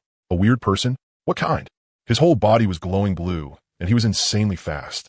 There was also a bunch of skeleton soldiers following behind him. I almost thought I'd seen a ghost. Holy crap, you saw him too. I thought I was just seeing things. I saw him too. That blue glow was way too eye-catching. In the dark, he was like a light bulb. Impossible to miss. Who was that guy? Which region was he from? That's way too insane. I only saw a blue streak shoot past. I didn't even get a clear look at his face. He was absurdly fast. I couldn't even catch up if I tried. And there were so many skeleton soldiers around him, at least 5 or 6. It was like he had an army with him. ISNT that way too exaggerated? How can one person bring that many summons? Could he be a necromancer? But even a necromancer shouldn't be able to bring that many. Stop guessing. Whoever it is, he is definitely a big shot. In the chat room, the discussion about the blue glowing weirdo kept escalating. Almost every player who came out of the abyssal dungeon had seen, to some extent, that blue figure racing through the darkness. Some said it was a ghost. Some said it was a special NPC in the secret realm. Others said it was some unbelievably strong player. All kinds of guesses kept popping up, but no one could give a definite answer. When the players from region 25,535 saw those discussions, they started forming a vague suspicion. That blue glowing weirdo they're talking about could be Big Shot Linyu? But Big Shot Linyu hadn't gone into the secret realm before, right? Did he just enter? Possible. Didn't the Big Shot say before that he was busy with something else? If it's Big Shot Linyu, then it all makes sense. Once Big Shot Linyu comes out, his name will definitely be on a leaderboard. For sure. I believe in Big Shot Linyu. Abyssal Dungeon, first floor. Lin Yu had no idea about the discussions going on outside. He was fully focused on lighting up the minimap. After more than half an hour of exploration, nearly 90% of the first floor map had been lit up. Only the last few corners remained unexplored. According to the posts he had seen on the forum, the entrance was usually in some inconspicuous corner, and there would be a street lamp nearby to guide the way. Lin Yu enlarged the mini-map and carefully checked every unexplored area. Suddenly, he noticed something unusual in the northeast corner of the mini-map. The shape of that area was different from the others. It seemed to be a separate small room. Let us go take a look. Lin Yu headed that way with the skeleton soldiers. After passing through a narrow corridor, his view suddenly opened up.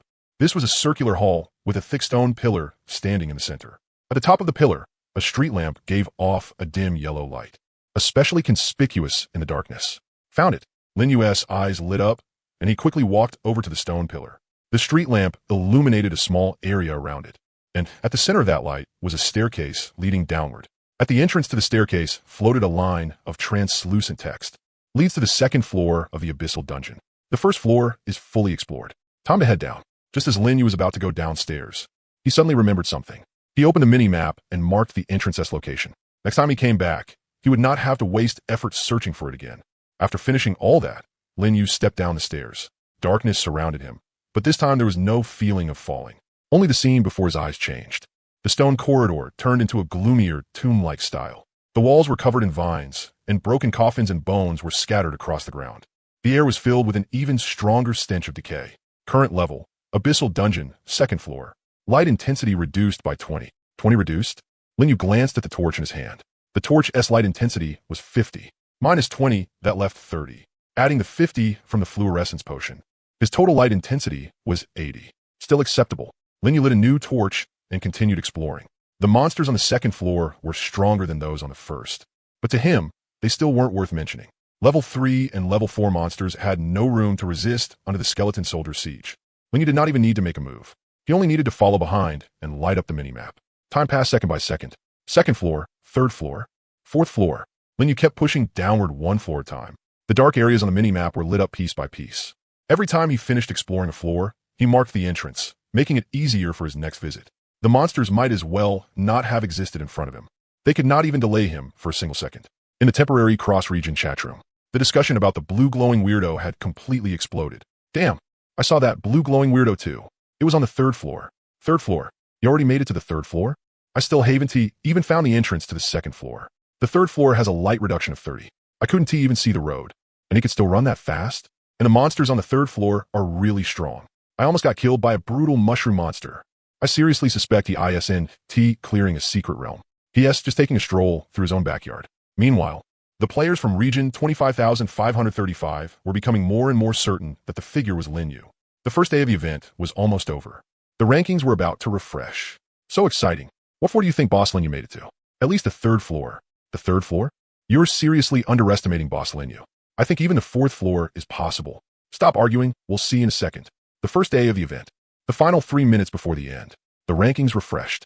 At that exact moment, every player watching the leaderboard saw that name. Abyss Dungeon Ranking List Cross-Region. First place. Lin Yu, Region 25,535, score, 95. Second place. Andrew, Region 25,534, score, 78.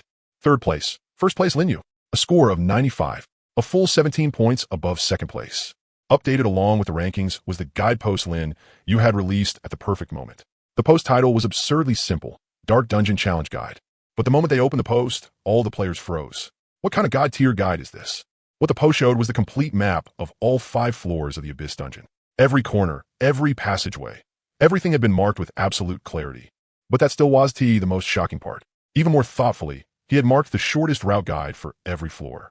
It told players how to reach the entrance to the next floor in the fastest possible way. This map is way too detailed. ISNT it. Boss Lin Yu actually cleared all 5 floors of the Abyss Dungeon. How'd he run through all 5 floors and draw the whole map by himself? I'm starting to suspect Boss Lin Yu ISNT even human. No wonder he'd been so quiet all day. So he was holding back something huge. Boss Lin Yu, nice one. With this map, I can go for the rankings tomorrow too. A huge wave of replies instantly flooded the comment section, increasing every second. Even players from several neighboring newbie regions learned about it through the temporary cross-region chat room. Inside the cross-region chat room, the players from other regions were completely dumbfounded. Right now, all they hated was the fact that this damn temporary channel didn't have a cross-region forum section. so they couldn't TC posts from other newbie regions. The Lin Yu from your region actually made the full map of the Abyss dungeon public. No, wait, should something like this be kept secret? What is he even trying to do? The highest ranked player in our region hasn't even touched the 5th floor yet, and your region already has someone who drew the full map of the secret realm. So this is the guide boss you guys were talking about? This is way too ridiculous. I take back what I said before. This Lin Yu really is fierce. The players of newbie region 25,535 finally held their heads high and spammed the chat room like crazy. Now you know how amazing our boss Lin Yu is, right? Who was it before that said boss Lin Yu ran away at the last second? Get out here and take your beating. Our boss Lin Yu is drawing the map for you people, got it? A bunch of frogs at the bottom of a well. All you know how to do is croak. And Lin Yu's guide post didn't just contain the map of the event's secret realm. At the end of the post, he had also attached one more thing.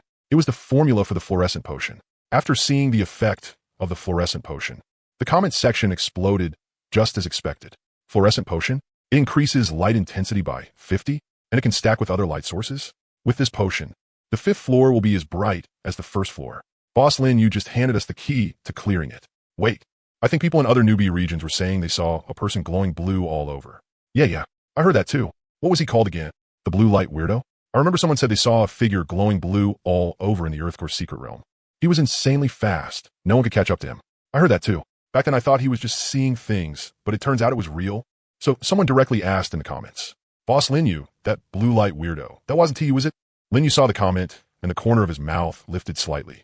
He typed a reply. It was me. Just the effect of the fluorescent potion. You glow after drinking it. The moment that message came out, the comment section instantly boiled over. Holy shit, it really was Boss Lin Yu. I knew it. There was no blue light weirdo. It was Boss Lin Yu after taking the potion. Wait, Boss Lin Yu, when did you go to another region? Probably inside the secret realm, right? Doesn't the event have cross-region matching? So that's it. Boss Lin Yu has already fought experts from other regions. No wonder he could draw the full 5-floor map. He was basically walking sideways through the secret realm. Lin Yu looked at those comments and didn't explain any further. He closed the forum, leaned back in his chair, and let out a long breath. Yin Ling poked her head out from his arms, narrowed her eyes at him, then shrank back in again. Vivian flew over lightly and skillfully sat on his shoulder. Her 2 little feet dangled in the air, swaying back and forth as she hummed some unknown tune. Master looks a little tired. I'll sing for you. Iem Fine. Lin Yu casually opened the system panel, secretly feeling expectant. Today his guide post was already out. His guide points should increase quite a bit. Guide points, 1,350. After the Abyss Dungeon guide post was published, the point growth had clearly sped up. But Lin Yu noticed a problem. Even though this guide post was gaining points quickly, its lasting momentum was far weaker than the previous Earthcore survival guide. Not much time had passed, and the growth rate was already starting to weaken. Logically speaking, the intelligence value of the Abyss Dungeon should be much higher than a basic guide. So why were the points increasing more slowly instead? Lin Yu frowned and thought it over, quickly figuring out the key point. Because most players hadn't signed up for the newcomer competition. The Abyss Dungeon was a special secret realm that only registered players could enter. And according to the data displayed on the event page, the number of people in newbie region 25,535 who had signed up for the event was still under 20,000. The other players could watch for fun, but the post had limited practical help for them. Naturally, the guide points increased more slowly. Kind of loss. Lin Yu shook his head, but didn't dwell on it too much. After all, writing guides was his main job. Whether the increase was big or small, it was still profit. He opened the trading market and began gathering materials to make planting pots. Planting pot, clay 5, wood 2, soil 10. Clay, wood, soil. None of these materials were rare. There were plenty of sellers for clay and wood on the market. As for soil, it was everywhere. You could casually collect a huge pile of it while mining. Lin Yu created several purchase listings. Buying, clay, price 2 copper coins per unit. Buying wood, price 1 copper coin per unit. As soon as the listings were posted, players started selling in bulk. Clay 20, wood 30. Transaction notifications flashed across Lin Yu's vision one after another. He accepted every single one, money flowing in and out like water. Transaction successful. You obtained clay 20. Transaction successful. You obtained wood 30. Lin Yu already had soil himself. He had stockpiled a huge amount of it while mining before. It had been sitting in his treasure chest for so long, it was practically about to grow mushrooms. With the materials ready, Lin Yu walked to the basic workbench and started making planting pots. Crafting complete. You obtained planting pot 1. Crafting complete. You obtained planting pot 1. In less than 10 minutes, all 5 planting pots were finished. Lin Yu carried them into the first compartment of the minecart and lined them up neatly against the wall. The 5 planting pots stood in a row, each one filled with loose, soft soil. Vivian, I'll leave the rest to you. Linyu took out the fluorescent tulip seeds from his backpack and handed them to the flower fairy sitting on the control console. Vivian took the seeds and happily fluttered her wings as she flew above the planting pots. She carefully buried the seeds in the soil, then gently patted the surface with her tiny hands. Your follower Vivian has planted 5 fluorescent tulip seeds. Flower Fairy Vivian's passive skill has taken effect. Plant growth speed increased by 200%. Estimated time to maturity, 8 hours. 8 hours to mature. Not bad. Linyu nodded in satisfaction. With Vivian's passive ability to speed up plant growth, he would be able to harvest crops from the planting pots continuously. After leaving the planting pots in Vivian's care, Linyu sat down in front of the control console. Time to farm today as 10 waves of undead invasion. Even though the level gap meant killing low-level monsters only gave 1 point of experience each, the good thing about undead invasion was the sheer number of enemies. With 100 to 200 skeletons and zombies combined, it would still add up to quite a bit of experience. It should be enough for him to reach level 10 and unlock a new class skill. Summoning undead in the flower field really wasn't a good idea. Better change locations. On the mini-map, there were still several unexplored areas around the fluorescent flower field. He picked a direction and started digging. The minecart moved slowly forward through the darkness. Yinling and Vivian were both resting, and the compartment was much quieter now. The only sounds were the drill scraping against the rock wall and the crackling of flames burning in the furnace. Leaning back in his seat, Linyu idly browsed the forum. Just then, a private message from a friend popped up. Elena, Mr. Lin, are you there? Linyu raised an eyebrow and typed a reply. Linyu, yeah, what is it? Elena, that's great. I was worried I might be bothering you. Elena, here's the thing. Someone just added me as a friend and said he has something important he wants to discuss with you. Elena, his name is Roger. Mr. Lin, do you know him? Roger? Looking at the familiar name, Linyu frowned slightly. The first player to reach the second layer of the Earth's core. The one who had publicly sold formulas on the market that Linyu had already released in his guide. Linyu did not have a good impression of this person, but after thinking for a moment, he still accepted the other party's friend request. Roger, Linyu, I've heard a lot about you. Roger, I've read your guide. It was written pretty well. Roger, but I didn't come to exchange pleasantries today. Linyu leaned back in his seat, his fingers tapping the armrest as he replied at an unhurried pace. Linyu, what is it? Just say it. The other side got straight to the point. Roger, I want you to delete the fluorescent potion formula. Linyu raised an eyebrow, but did not reply immediately. Roger sent a string of messages after that. He seemed to be trying to force Linyu into submission through sheer pressure. Roger, to be honest, I actually have some fluorescent tool materials on hand too. Roger, right now, the only 2 people who can reach the second layer of the Earth's core and make fluorescent potion are us. Roger, think about it. The Abyss Dungeon event is going on right now, and players from other zones desperately need this stuff. Roger, if only we can make it. Selling a bottle for a few silver coins wouldn't be too much, right? Roger, let us work together and monopolize the fluorescent potion market. We'll definitely make a lot of money in these 3 days. Reading those messages, a cold sneer appeared at the corner of Linyu's mouth. He finally remembered why this name looked so familiar. Back when he had posted his first guide and publicly revealed the stone tool formula. Someone in the comments had cursed him out as an idiot, saying that releasing formulas for free was cutting off his own path to wealth. What was that person's name again? It seemed to be this very person in front of him. Linyu, so you came to ask me to do business with you? Roger, exactly. It's a win-win. You're not going to refuse, are you? Linyu, sorry. Not interested. Roger was obviously stunned for a moment. Roger, what did you say? Linyu, I was already very clear. I'm not deleting the formula. Roger, are you crazy? What good does that do you? Linyu, that's none of your concern. Even if Roger racked his brain, he probably would never guess that Linyu actually had a system. Roger's reply was clearly tinged with anger now.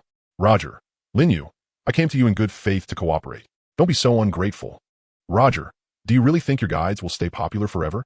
Once some time passes and everyone figures everything out, who is still going to read what you write? Roger, if you can make money now, then make it while you can. That's what a smart person does. Linyu looked at those words and shook his head. Different paths could not be walked together. Linyu, if you want to do business, I won't stop you. But don't drag me into it. As soon as the message was sent, he directly opened Roger's profile and selected Delete Friend. Notice, you have deleted this friend. From now on, neither side will be able to view the other's online status or send private messages. Peace and quiet at last. Linyu closed the chat window and let out a breath. Yinling seemed to sense the change in his mood. She poked her head out from his arms and let out a soft cry. Meow. It's nothing. I just ran into a boring person. Linyu rubbed Yinling's head and sat up straight again. The minecart continued onward, the sound of the drill scraping against the rock wall echoing through the darkness. On the mini-map, the area he had chosen was getting closer and closer. At the same time, in another Earth core space in Novice Zone 25,535, Roger sat in his own minecart, his expression so gloomy it was frightening. His minecart was far more advanced than that of ordinary players. It even had 2 extra compartments. One look was enough to tell it was a simple minecart of at least level 6. What an ungrateful bastard. Roger gritted his teeth, his fingers pounding against the control console with dull thuds. He had originally thought Lin Yu would know what was good for him and accept the cooperation. After all, no one would turn down money. He had never expected such a clean rejection from the other side. Lin Yu had even deleted him as a friend on the spot. Writing guides? Helping other people? Do you really think you're some kind of savior? Roger let out a cold laugh, and a sinister glint flashed through his eyes. He opened the event page and entered the temporary cross-zone chat room. Inside the chat room, players from several novice zones were still enthusiastically discussing Lin Yu's guide. Lin Yu from zone 25,535 is insane. He mapped out the full layout of all 5 floors by himself, and he even released the fluorescent potion formula. This thing is insanely useful in the secret realm. Why doesn't TR Zone have a big shot like that? I'm so jealous. Listening to those discussions, Roger's face became even uglier. He opened his friend list and pulled up several names. Over the past few days, he had added quite a few top players from other novice zones through the cross-zone chat room. They were all high-ranking players on the leaderboards, with considerable strength. These people were all his potential customers. But now he had a new idea. Roger opened Andrew's private chat window and typed a line. Roger, Andrew, I have a deal I want to discuss with you. Andrew, what deal? Roger, the map of the Abyssal Dungeon and the formula for the fluorescent potion. Do you want them? The other side fell silent for a moment. Andrew, those things probably aren't cheap. Roger, you should have seen the name at the top of the rankings. Andrew, Lin Yu, you want me to deal with him? Roger, not deal with him. Fair competition. He's first right now. Don't you want to drag him down? Andrew, what exactly do you want to do? The corner of Roger's mouth curled up slightly, and a hint of smugness flashed through his eyes. He didn't hurry to reply to Andrew. Instead, he opened the private chat windows of several other top players as well. The same message was sent out one by one. Some showed interest, some refused outright, and some were still hesitating. But Roger wasn't in a hurry. He knew that as long as even one of those people succeeded, Lin Yu's undefeated halo would shatter. And once that halo shattered, would anyone still read the guides he wrote? Would he still be able to maintain his image as a strategy guru? You dared refuse to work with me. This is the price. Roger leaned back in his seat, let out a cold laugh, and closed the chat interface. At this moment, Lin Yu was standing in a newly arrived underground core space, looking around. This space was more barren than any he had visited before. A few scattered copper veins were exposed on the ground, and there weren't many of them. But the space itself was very large, and the terrain was complicated. Jagged rocks jutted up everywhere, and hanging roots drooped down like natural barriers. This is the place. Lin Yu nodded in satisfaction. Although this space was poor in resources, the terrain was complicated, making it perfect for farming undead invasions. He walked to an open area and took out a newly crafted soul-summoning lantern from his backpack. Flame Spirit, get ready for battle. Meow. The Flame Spirit darted out from beside his feet, its golden pupils flashing with excited light in the darkness. Vivian, meanwhile, knowingly flew to the top of the minecart and watched the battle from afar. The Flower Fairy hated fighting, and Lin Yu didn't force her. Let's begin. Lin Yu raised the soul-summoning lantern high and smashed it hard onto the ground. Smack! The lantern shattered, and ghostly green flames drilled into the earth. On the mini-map, densely packed red dots began to appear. 1, 2, 3. The number quickly broke into double digits. The undead on the second layer of the underground core were slightly stronger than those on the first layer. The skeleton soldiers' HP had risen from 45 to 50, and the zombies had risen from 60 to 70. But to Lin Yu, that level of increase was completely negligible. Summon. With a thought, Lin Yu summoned 20 skeleton soldiers from the Magic Card Codex. A flash of pale blue light swept by, and the undead army lined up before him, clashing with the enemies crawling up from underground. You killed a skeleton soldier. EXP +1. You killed a zombie. EXP +1. Although the EXP increased slowly, the advantage was in the sheer number. As it accumulated, Lin Yu's EXP bar also began to rise little by little. EXP 950 out of 1,000.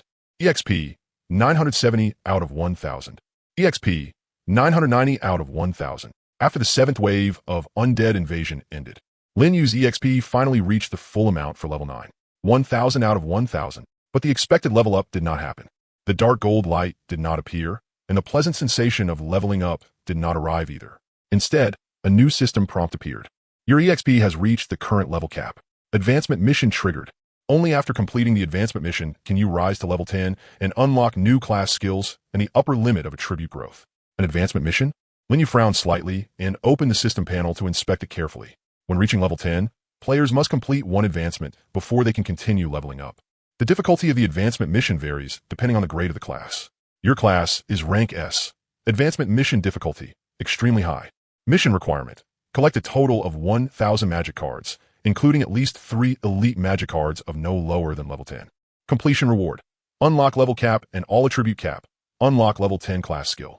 During the mission, you can continue accumulating EXP normally, but you cannot level up until the mission is completed. 3 elite magic cards above level 10. Lin Yu's frown deepened.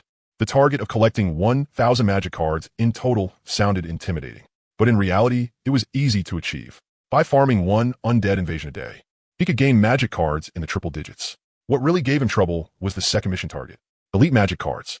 That meant he needed to defeat elite monsters and turn them into magic cards, and their level couldn't be below level 10. I'll have to go to the deeper underground core layers to find level 10 elite monsters. Lin Yu muttered to himself, his mind rapidly turning. The normal monsters on the second underground core layer were only level 2 or 3, and elites would be around level 4 at most. Following that logic, he would need to reach at least around the 8th underground core layer before he could encounter elite units of level 10. However, Lin Yu's gaze landed on the last line of the prompt. During the mission, you can learn the level 10 class skills in advance. You have unlocked new class skills. Please go to the class panel to check. Lin Yu's eyes lit up, and he immediately opened the class panel. 2 brand new skill slots appear before his eyes. Enhanced Control, unlocked at LV 10, temporarily available during the mission. Description, enhances the effect of your card-making art skill. You can now turn elite units into magic cards. Power Seizure, unlocked at LV 10, temporarily available during the mission. Description, enhances the effect of your card command art skill. You can now gain skills by absorbing magic cards. Now, that makes more sense. After reading the effects of those 2 temporary class skills, Lin Yu let out a slight breath of relief. He knew it. There was no way there would be a mission that couldn't be completed. With this, he now had the ability to turn elite monsters into magic cards. The only remaining problem was finding elite units above level 10. And that other skill. I can absorb monster skills now. A spark flashed through Lin Yu's mind, and he summoned several different magic cards from the codex. Sure enough, after unlocking the temporary skill, those magic cards now had additional skill information on them, including the Mushroom Monster's Spore Charge, the Slime's Gel Leap, and the Kobold Miner's Pickaxe Heavy Strike, among others. But what surprised Lin Yu the most was that even the Skeleton Soldier's Return in Death could actually be obtained. So that means as long as I have enough Skeleton Soldier magic cards, I'll permanently have a 50% chance to revive. But that skill says it can only take effect once. No idea how that would work exactly. Forget it. Better not test it with my own life. Lin Yu closed the panel and swept his gaze across the battlefield. The last few waves of undead invasion were still continuing, but his attention was no longer on these cannon fodder mobs. Right now, he had 2 main goals. The first was to level the simple minecart up to level 10 and save up 10 gold coins to craft the prospector. Lin Yu had already prepared most of the other materials. The only thing left was the steep cost of 10 gold coins. If he could take first place on the individual leaderboard in the newcomer competition this time, then the prospector would be practically within reach. The second goal was to complete the advancement mission and successfully reach level 10. Lin Yu had a faint feeling that, in the core world, 10 was an important number. A player's first advancement happened at level 10, and the simple minecart's level cap was also 10. Following that logic, when the core depth reached 10, there would likely be a huge change as well. But for him, all of that was something for later. What Lin Yu needed most right now was to keep digging deeper and search for high-level elite monsters. While he was thinking, Yen Wei and his summons had already cleaned up the remaining undead.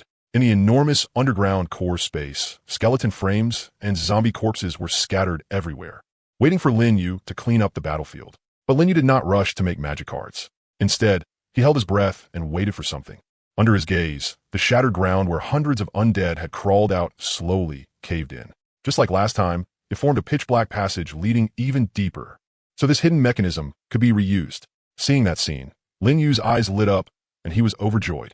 Just a moment ago, he had been worried that using an undead invasion to open a path to the deeper layers could only be done once. But now it seemed that, at least in places where the undead calamity existed, this mechanism could be used again and again. You have discovered a passage leading to a deeper core layer. Do you wish to enter? Wait first. Excited as he was, Lin Yu had not forgotten to clean up the battlefield. Although killing these low-level skeletons and zombies no longer gave much experience, he still needed to collect the undead bones and corpse oil they dropped. These were all materials for making spirit summoning lanterns. After he revealed the method for actively summoning an undead calamity invasion, the prices of these 2 materials had also risen along with demand. Saving a little was still saving a little. Besides that, after finishing the cleanup, Lin Yu's magic card codex also gained dozens of low-level undead magic cards that pushed the progress of the first objective in his advancement mission forward a little. Master, You're back. After returning to the minecart, Vivian, who had been waiting in the driver's cabin, came up to greet him, bringing a waft of fragrance with her. Next, we're heading somewhere deeper. Linyu held out one finger, letting the petite flower fairy land on it. Deeper? Vivian tilted her head, then suddenly said, Master should be careful of the threat on the 5th layer. Oh, Linyu was startled when he heard that. You've been to places below the 5th layer? Nope. Vivian shook her head. I was only born not long ago. But in the inherited memories of us, flower fairies, there's a rule like this. Every 5 layers in the core world are guarded by a powerful enemy. Only by defeating him head-on can one obtain the qualification to enter deeper layers. We call them watchers or gatekeepers. The strength of ordinary watchers is roughly equivalent to elite units of the same level. And the watchers of some special layers are said to possess power as great as leader tier or even king tier beings. So that's how it is. After hearing Vivian's explanation, Linyu stroked his chin thoughtfully. That was unexpected information. He had not expected Vivian to actually know something like this. She even had inherited memories. It seemed the flower fairy race had a long history in the core world as well. Do you know anything else? As for that, only this much for now. Vivian blinked and thought hard for a few seconds. The inherited memories will gradually unlock as my level increases. If Master wants to know more, then let me plant more flowers and grass. As a non-combat follower, Vivian did not gain experience by killing enemies, but through gathering and planting. Of course. Linyu smiled. You're my treasure now. Hee. Beside them, the flame spirit rubbed its eyes and let out a rather displeased cry. Meow. All right. Your treasure too, okay? Just as Linyu's minecart was traveling through the pitch-black passage toward the 3rd core layer, the rankings on the 2nd day of the newcomer competition were shifting wildly. Not long ago, Linyu had still been sitting firmly in 1st place with 95 points. But now, he had already been pushed down. He was not even in 2nd place. He had been shoved right out of the top 5. On the forums, Newbie Zone 25,535 was already in an uproar. Boss Linyu dropped to 6th place. The top 5 are all from other zones? That's way too insane, isn't it? Is that guy named Andrew with 99 points even human? We're done. Are we going to lose this event in our zone? Don't panic, there's still tomorrow. Boss Linyu could definitely catch back up, but 1st place has 99 points. How is he supposed to catch that? In the chat room, the players of zone 25,535 felt real pressure for the first time. It was not that they were disappointed in Linyu. It was that they felt despair at how powerful the opponents were. 99 points. Any player who had challenged the Abyss dungeon knew exactly what that score meant. It meant an almost perfect clear, with almost no mistakes and no time wasted at all. Linyu's 95 points was already very impressive. But Andrew's 99 points was even more terrifying. Dropped to 6th place, huh? Looking at his name on the leaderboard, Linyu's brows furrowed slightly, but soon relaxed again. 95 points, 6th place. The scores of the top 5 were 99, 98, 97, 96, and 96, all of them from other newbie zones. The 1st place player was someone named Andrew, with 99 points, only 1 point short of a perfect score. They're really grinding. Seriously grinding. Linyu shook his head and leaned back in his seat. He had not expected that after doing nothing more than farming a few waves of undead invasions and mining for a bit, the leaderboard would change this much. Especially that player named Andrew, whose score had jumped directly from 78 to 99. Calling that a coincidence was something only a 3-year-old would believe. Thinking back to the earlier conversation, Linyu immediately locked onto the culprit behind all of this. Roger actually really dared to be this shameless. There was no need to think about it. Roger must have secretly provided fluorescent potions and strategy maps to the strong players from the other newbie zones. That was the only way this situation could have happened. Doing something that harmed others without even benefiting himself had to be for the sake of getting revenge on him. At that thought, Linyu was so angry his teeth itched, and he directly blacklisted Roger. But the damage the guy had caused could no longer be undone. In the temporary cross-zone chat room, news of the massive change in the rankings had already spread. The other newbie zones, which had been so suppressed by Linyu before that they could barely lift their heads, had finally found a chance to hold their heads high. Ha. Linyu from zone 25,535 dropped to 6th place. Wasn't he being hyped up so hard before? Why can't he do it now? 95 points is impressive, sure, but our Andrew has 99 points. That's what real strength looks like. Don't say it like that. He's still 6th place after all. That's already stronger than most people. 6th place? We can't even make the top 3 in our zone. What is there to brag about? Don't lose heart, everyone.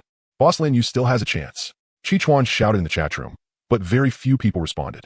It wasn't that they didn't believe in Linyu. The opponents were just truly too strong. 99 points. That score was like a mountain pressing down on the hearts of every player in zone 25,535. Linyu looked at those messages and frowned slightly. He opened his friends list, found Chi-Chuan, and sent him a private message. Linyu, don't worry. I know what I'm doing. Chi-Chuan, boss. You finally showed up. Chi-Chuan, I am not saying I don't believe in you. It's just that 99 points is really too terrifying. Lin Yu, 99 points is impressive, but it's not a perfect score. Chi-Chuan, you mean you can hit 100 points? Lin Yu, I'll give it a try. After closing the chat interface, Lin Yu leaned back in his seat and fell into thought. 100 points. The reason he had gotten 95 points before was because he had not deliberately chased speed. Even the clear route in his strategy post had focused mainly on stability and safety. After all, you only got points if you stayed alive. If a monster killed you halfway through, the loss would far outweigh the gain. But with the situation now, it was time to trade risk for opportunity. If he wanted to get 100 points in this event, that meant he had to achieve perfection in every single category. Cleared floors, clear time, kill count. All three categories had to be full marks. Time, kill count. Lin Yu muttered to himself as his mind raced. He had already analyzed the scoring system of the Abyss dungeon in his strategy post. To get full marks in cleared floors, he needed to reach the 5th floor. He had already done that. To get full marks in kill count, he needed to kill a certain number of monsters. That was not hard either. The hardest part was clear time. He needed to finish exploring all 5 floors in an extremely short amount of time, with no delays at any floor. If he followed the shortest route, the time would barely be enough. Lin Yu opened the system mini-map and carefully studied every detail. But the problem was that even the shortest route had monsters blocking the way. If he went around them, he would waste time. If he killed them, he would also waste time, unless he just charged straight through. A sharp glint flashed through Lin Yu's eyes. If he could withstand the monster's attacks and ignore them while sprinting straight ahead, he could save a huge amount of time. But doing that was extremely risky.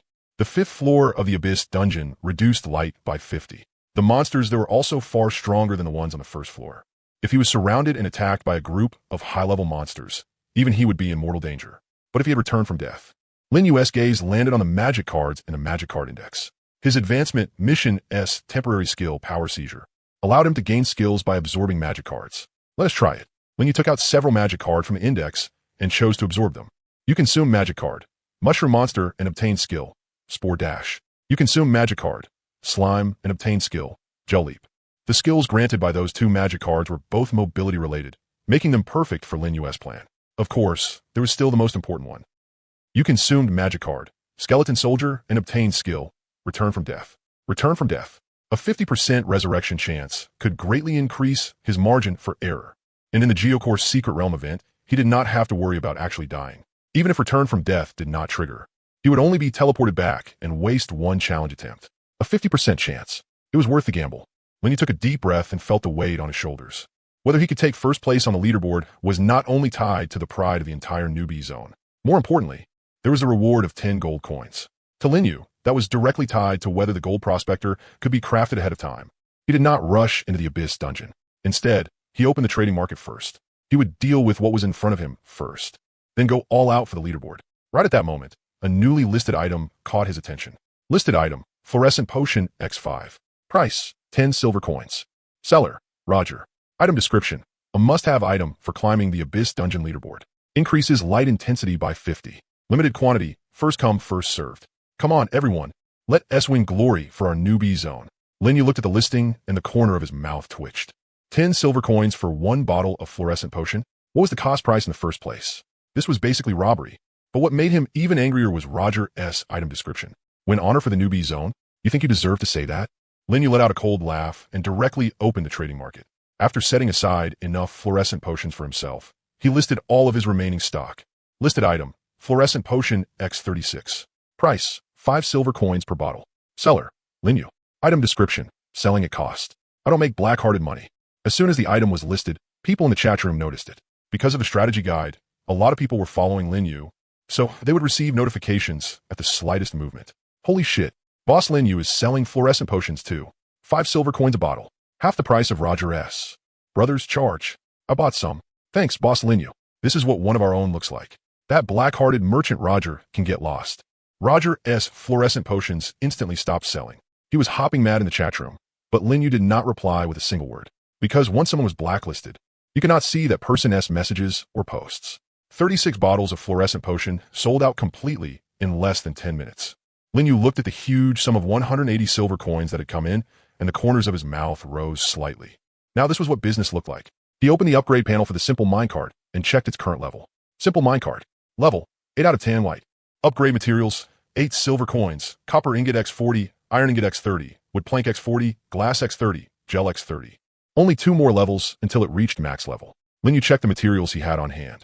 Copper ingots, iron ingots, wood planks, glass, and gel were all sufficient. He tapped upgrade. Consumed 8 silver coins and the corresponding materials. Simple minecart level increased to 9 out of 10. Durability limit, 260, 280. Mining efficiency, 140, 145. Fuel limit, 180, 190. Materials required to upgrade to level 10. 10 silver coins. Gatekeeper S proof X1. Gatekeeper S proof? Lin Yu frowned slightly and stared at this unfamiliar material. He activated the intermediate eye of appraisal and checked the detailed information. Gatekeeper S proof. Description: proof obtained after defeating a guardian in the Geocore world. Can be used to upgrade minecarts or exchange for special items. Note: this item is soulbound. It cannot be traded or gifted. Guardian. Lin Yu recalled what Vivian had said before. Every 5 floors in the Geocore world had a powerful enemy guarding it. Only by defeating it head-on could one earn the right to enter the deeper floors. And now it seemed that defeating a guardian was not only for deeper exploration. It also gave the essential material needed to upgrade the minecart. Just right. I'll go meet him tomorrow. Lin Yu closed the minecart panel and opened the strategy shop for a look. Strategy points, 2,150. Upgrading the intermediate eye of appraisal to advanced required 5,000 points. He was still far from it. He'd save up slowly. Lin Yu stretched, then opened the forum's post page. He still hadn't written today's guide. What should he write? After thinking for a moment, he decided to write a guide about making money. Judging from the past few days, a lot of players had absolutely no sense of prices in the trading market. Some people sold valuable things like trash, while others listed trash at sky-high prices like it was treasure. 10 little tips for making money. Lin Yu typed the title and started writing the main text. At this point in the survival game, the trading market has already begun to mature, but many friends still lack judgment when it comes to item value, which leads to wasted resources. Below are 10 little money-making tips I've personally summarized. I hope they'll be of some help to everyone. First, basic materials like copper or iron ore and wood. Selling them directly to the shop or listing them on the market won't earn you much. It's recommended to process them into semi-finished goods before selling, such as copper ingots, iron ingots, and charcoal. The price can double. Second, pay attention to market fluctuations. At different times of day, item prices will fluctuate. For example, during the late night hours, food and water prices tend to be higher. That's because secret realm entries refresh during that time period, increasing demand for supplies. Third, cross-layer trading comes with a teleportation fee. Try to keep up with the progress of most players as much as possible. Otherwise, buying and selling items will also become more difficult. Fourth, Lin Yu wrote them out one by one, summarizing his experience from the past few days. Some of the tips were things he had figured out himself, while others he had learned from posts by other players on the forum. He organized them all together, added his own understanding, and turned them into a simple, easy-to-understand guide. At the end of the post, he added a short paragraph. The above are 10 little money-making tips I've personally summarized. I hope they'll be helpful to everyone. Of course, these are only the basics. Real money-making methods vary from person to person. I wish you all smooth sailing in the core world. That's all. He clicked post. The moment the post went up, the players following Lin Yu all received a notification. Boss Lin Yu posted a new guide. 10 little tips for making money. Finally, someone's teaching me how to make money. I've been broke as hell these past few days. Thanks, Boss Lin Yu. I was just worrying about how to make some money. That first point hit me right in the heart. I used to sell raw materials directly. What huge loss. Cross-layer trading actually has extra fees? Looks like I need to hurry up and find the entrance to the second layer. Exactly. Once most players leave the first layer of the core world, buying stuff is going to get troublesome. Boss Lin Yu is way too thoughtful. He's even teaching us details like this. Woo-woo. Boss Lin Yu really treats us like his own people. In the comments, the players all express their thanks. But this time, the comment section was a little different from before. Aside from gratitude, a lot of people were also cheering Lin Yu on. Boss Lin Yu, keep it up. Yeah. Even though the scores from the other zones are scary, we believe in you. No matter what the result is, you're still number 1 in our hearts. Boss Lin Yu, don't pressure yourself. Just do your best. We'll always support you. Looking at those comments, Lin Yu felt his eyes grow slightly hot. Thank you, everyone.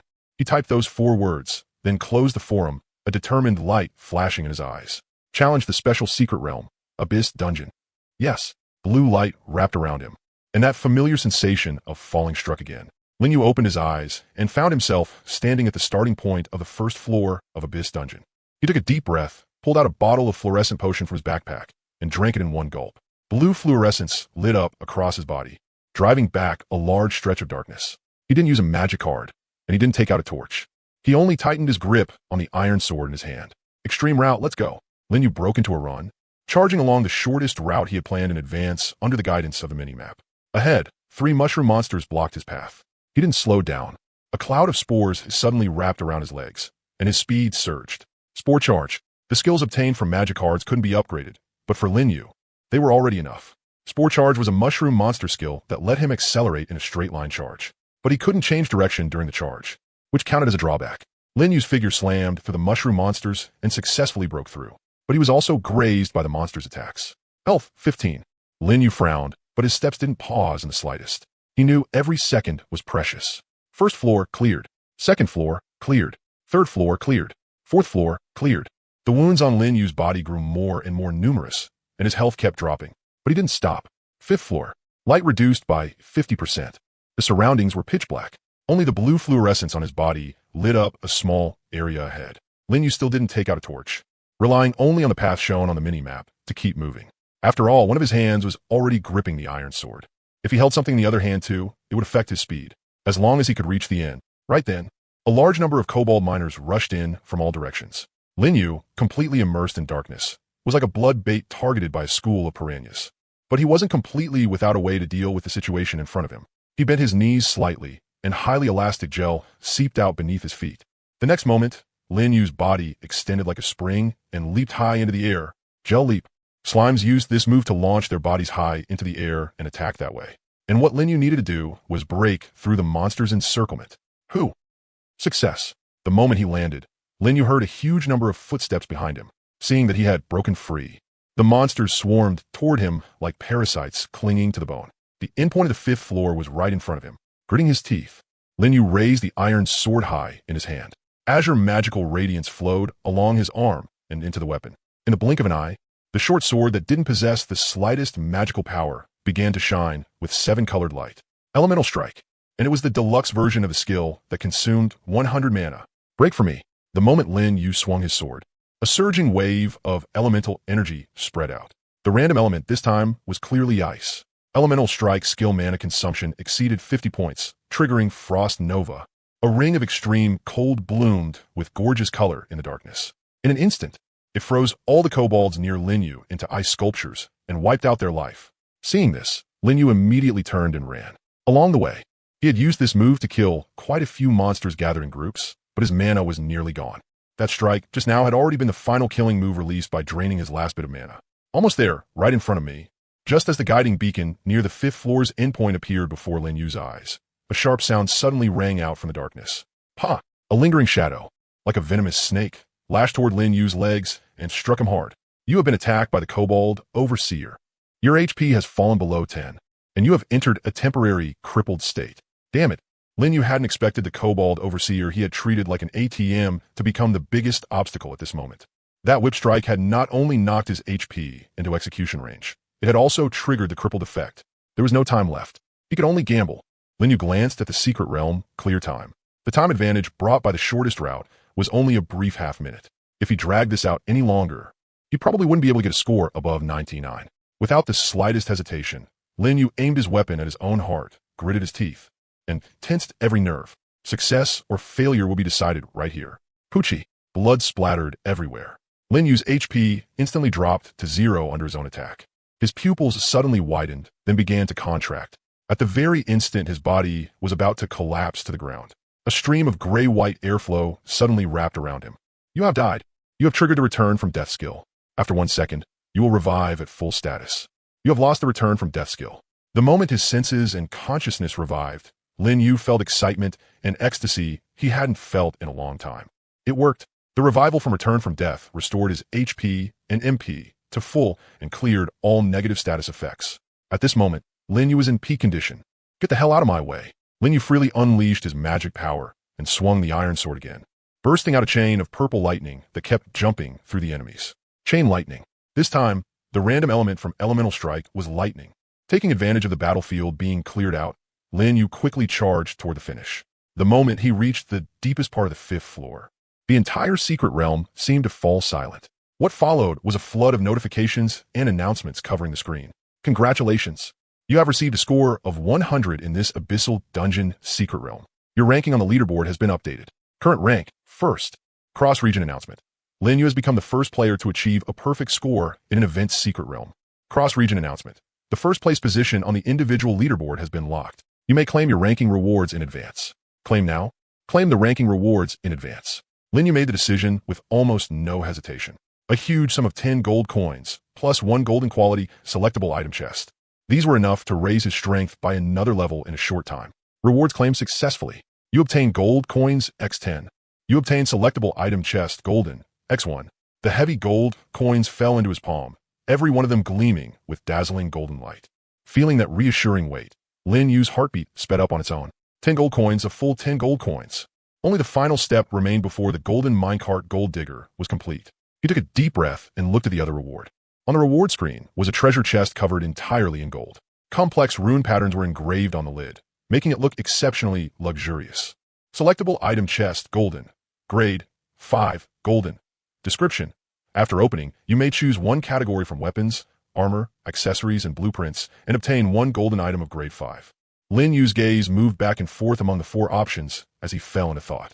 As for weapons, he currently had an iron sword and the kobold overseer's leather whip. They weren't particularly strong, but they were enough for now. Besides, as minerals were updated, weapons and armor were the items replaced most often, so there was no need to invest too many resources into them. As for accessories, he had a golden miner ring, but there were 3 accessory slots, and 2 of them were still empty.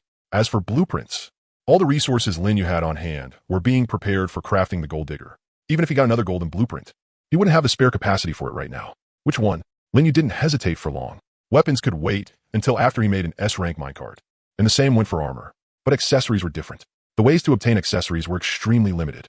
Occasionally, someone sold one on the market, but the prices were outrageously high, and golden quality accessories often had effects far rarer and stronger than weapons and armor of the same quality.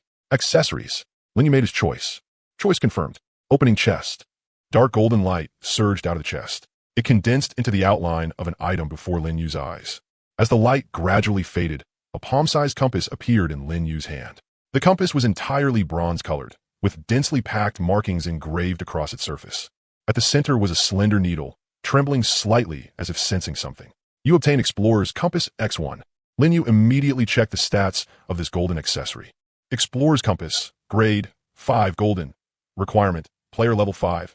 Effect, while equipped, stamina consumption is reduced by 10.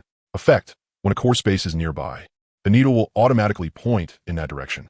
Effect, actively activate the compass to mark one special location on the current floor. Can only be used within core depth floor 10.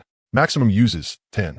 Additional information. The deeper the core depth, the higher the rewards and risks brought by special locations. Lin Yu's pupils trembled slightly.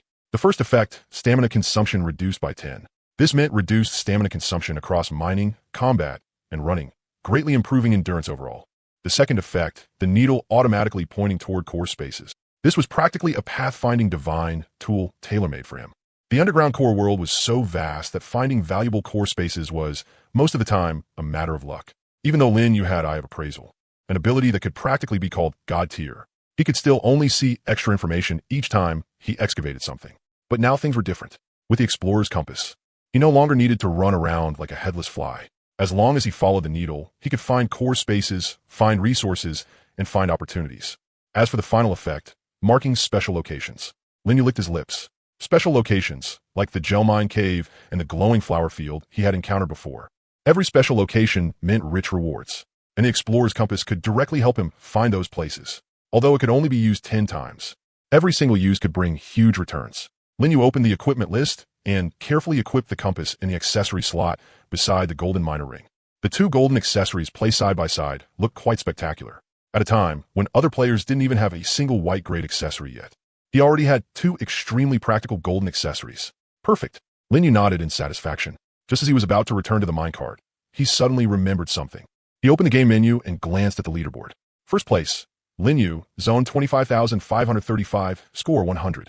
Second place, Andrew, zone 25,534, score 99. Third place, his perfect score of 100 sat firmly at the top of the rankings. And the gap between him and second place had gone from a crushing lead to something impossible to overcome.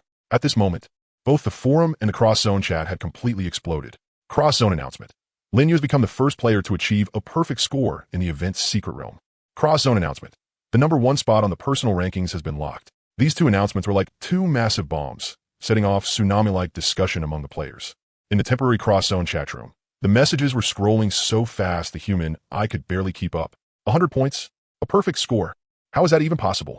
I can't even get past the 3rd floor, and this guy already cleared it with a perfect score. Is this really the gap between people? How'd he even do it? The game system is so strict, yet it still gave him a 100-point evaluation. The guy called Lin Yu definitely isn't human. He's a devil. The players from Zone 25,535 were so excited they were nearly in tears, spamming the chat like crazy. Boss Lin Yu YYDS. What did I say? Boss Lin Yu was definitely going to take first place. 100 points. A perfect score. This is total suppression. This is absolute domination. Boss Lin Yu has locked in first place ahead of time. There's still 1 day left in the event, but first place is already ours. Whoa, I'm so touched. Boss Lin Yu really brought glory to our Zone 25,535. Amid all the shock and cheering, there are also some discordant voices. So what if he got 100? It's not like he's the only one who can get a perfect score. Yeah, Andrew got 99.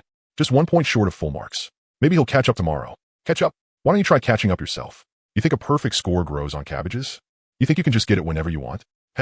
People from your zone really are limited to this level of vision. The players from Zone 25,535 immediately fought back, launching into a fierce argument with the doubters. This time, the players of Zone 25,535 were full of confidence. This was the confidence and courage Lin Yu had brought them. Meanwhile, in another underground core space of novice zone number 25,535, Roger sat in a minecart with a livid expression, his fingers thumping hard against the control panel. 100 points. How was that possible? He muttered to himself, his eyes full of unwillingness and anger. He had spent an entire day contacting experts from other zones, providing maps, providing fluorescent potions, and even helping them analyze the optimal routes, all for the sake of pulling Lin Yu down from first place. But now all of that effort had gone to waste. 100 points. This was a score no one could surpass. Roger opened his friends list, found Andrew's profile picture, and sent a message. Roger, did you see the rankings? Lin Yu got 100 points. Andrew, I saw. Roger, can you get 100 tomorrow? The other side went silent for a moment. Andrew, impossible. 99 is already my limit. To get 100, you need more than just strength. You also need luck. Roger, then you don't want to try again? If you don't, first place will be his. Andrew, first place was his to begin with. I was only ahead temporarily. Roger, what kind of attitude is that? Aren't you an expert? An expert should fight for first place. Andrew's side was silent for a long time. Then a message came through. Andrew, Roger, I'm cooperating with you, but that doesn't mean I have to listen to your orders. Andrew, don't look for me again. I'm withdrawing from this competition. System notice. Player Andrew has deleted you from friends. You. Meanwhile, Lin Yu was leaning against the minecart seat, resting with his eyes closed. Yinling was curled up in his arms, letting out soft, purring sounds. Vivian sat on the control panel, swinging her 2 little legs back and forth while humming an unknown tune. Master seems to be in a very good mood. Yeah, I can finally get some proper rest. Lin Yu rubbed Yinling's head, opened his eyes, and opened the forum. Friend requests, 999. Private messages, 999. The red, unread numbers were almost too much to take in at a glance. Chi Chuan. When I saw the rankings, I couldn't believe my own eyes. A perfect score. Elena.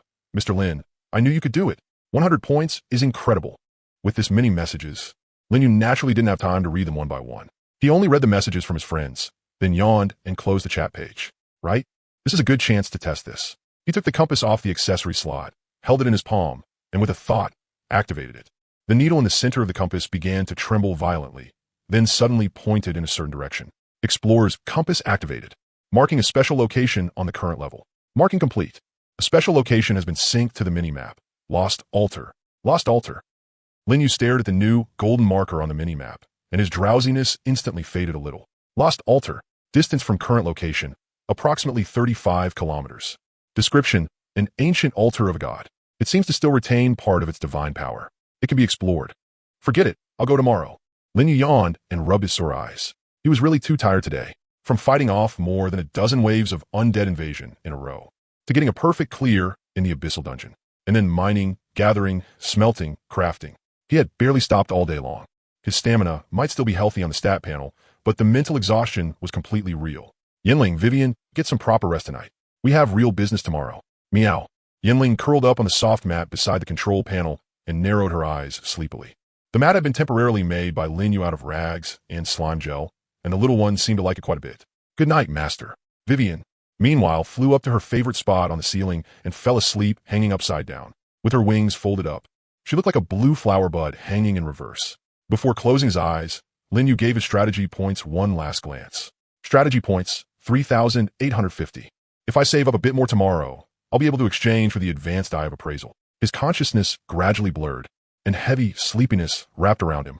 In his daze, Lin Yu heard a rustling sound. It sounded like someone was talking. Are you sure there's something here? Why does it look pitch black to me? I can't see anything at all. Keep your voice down.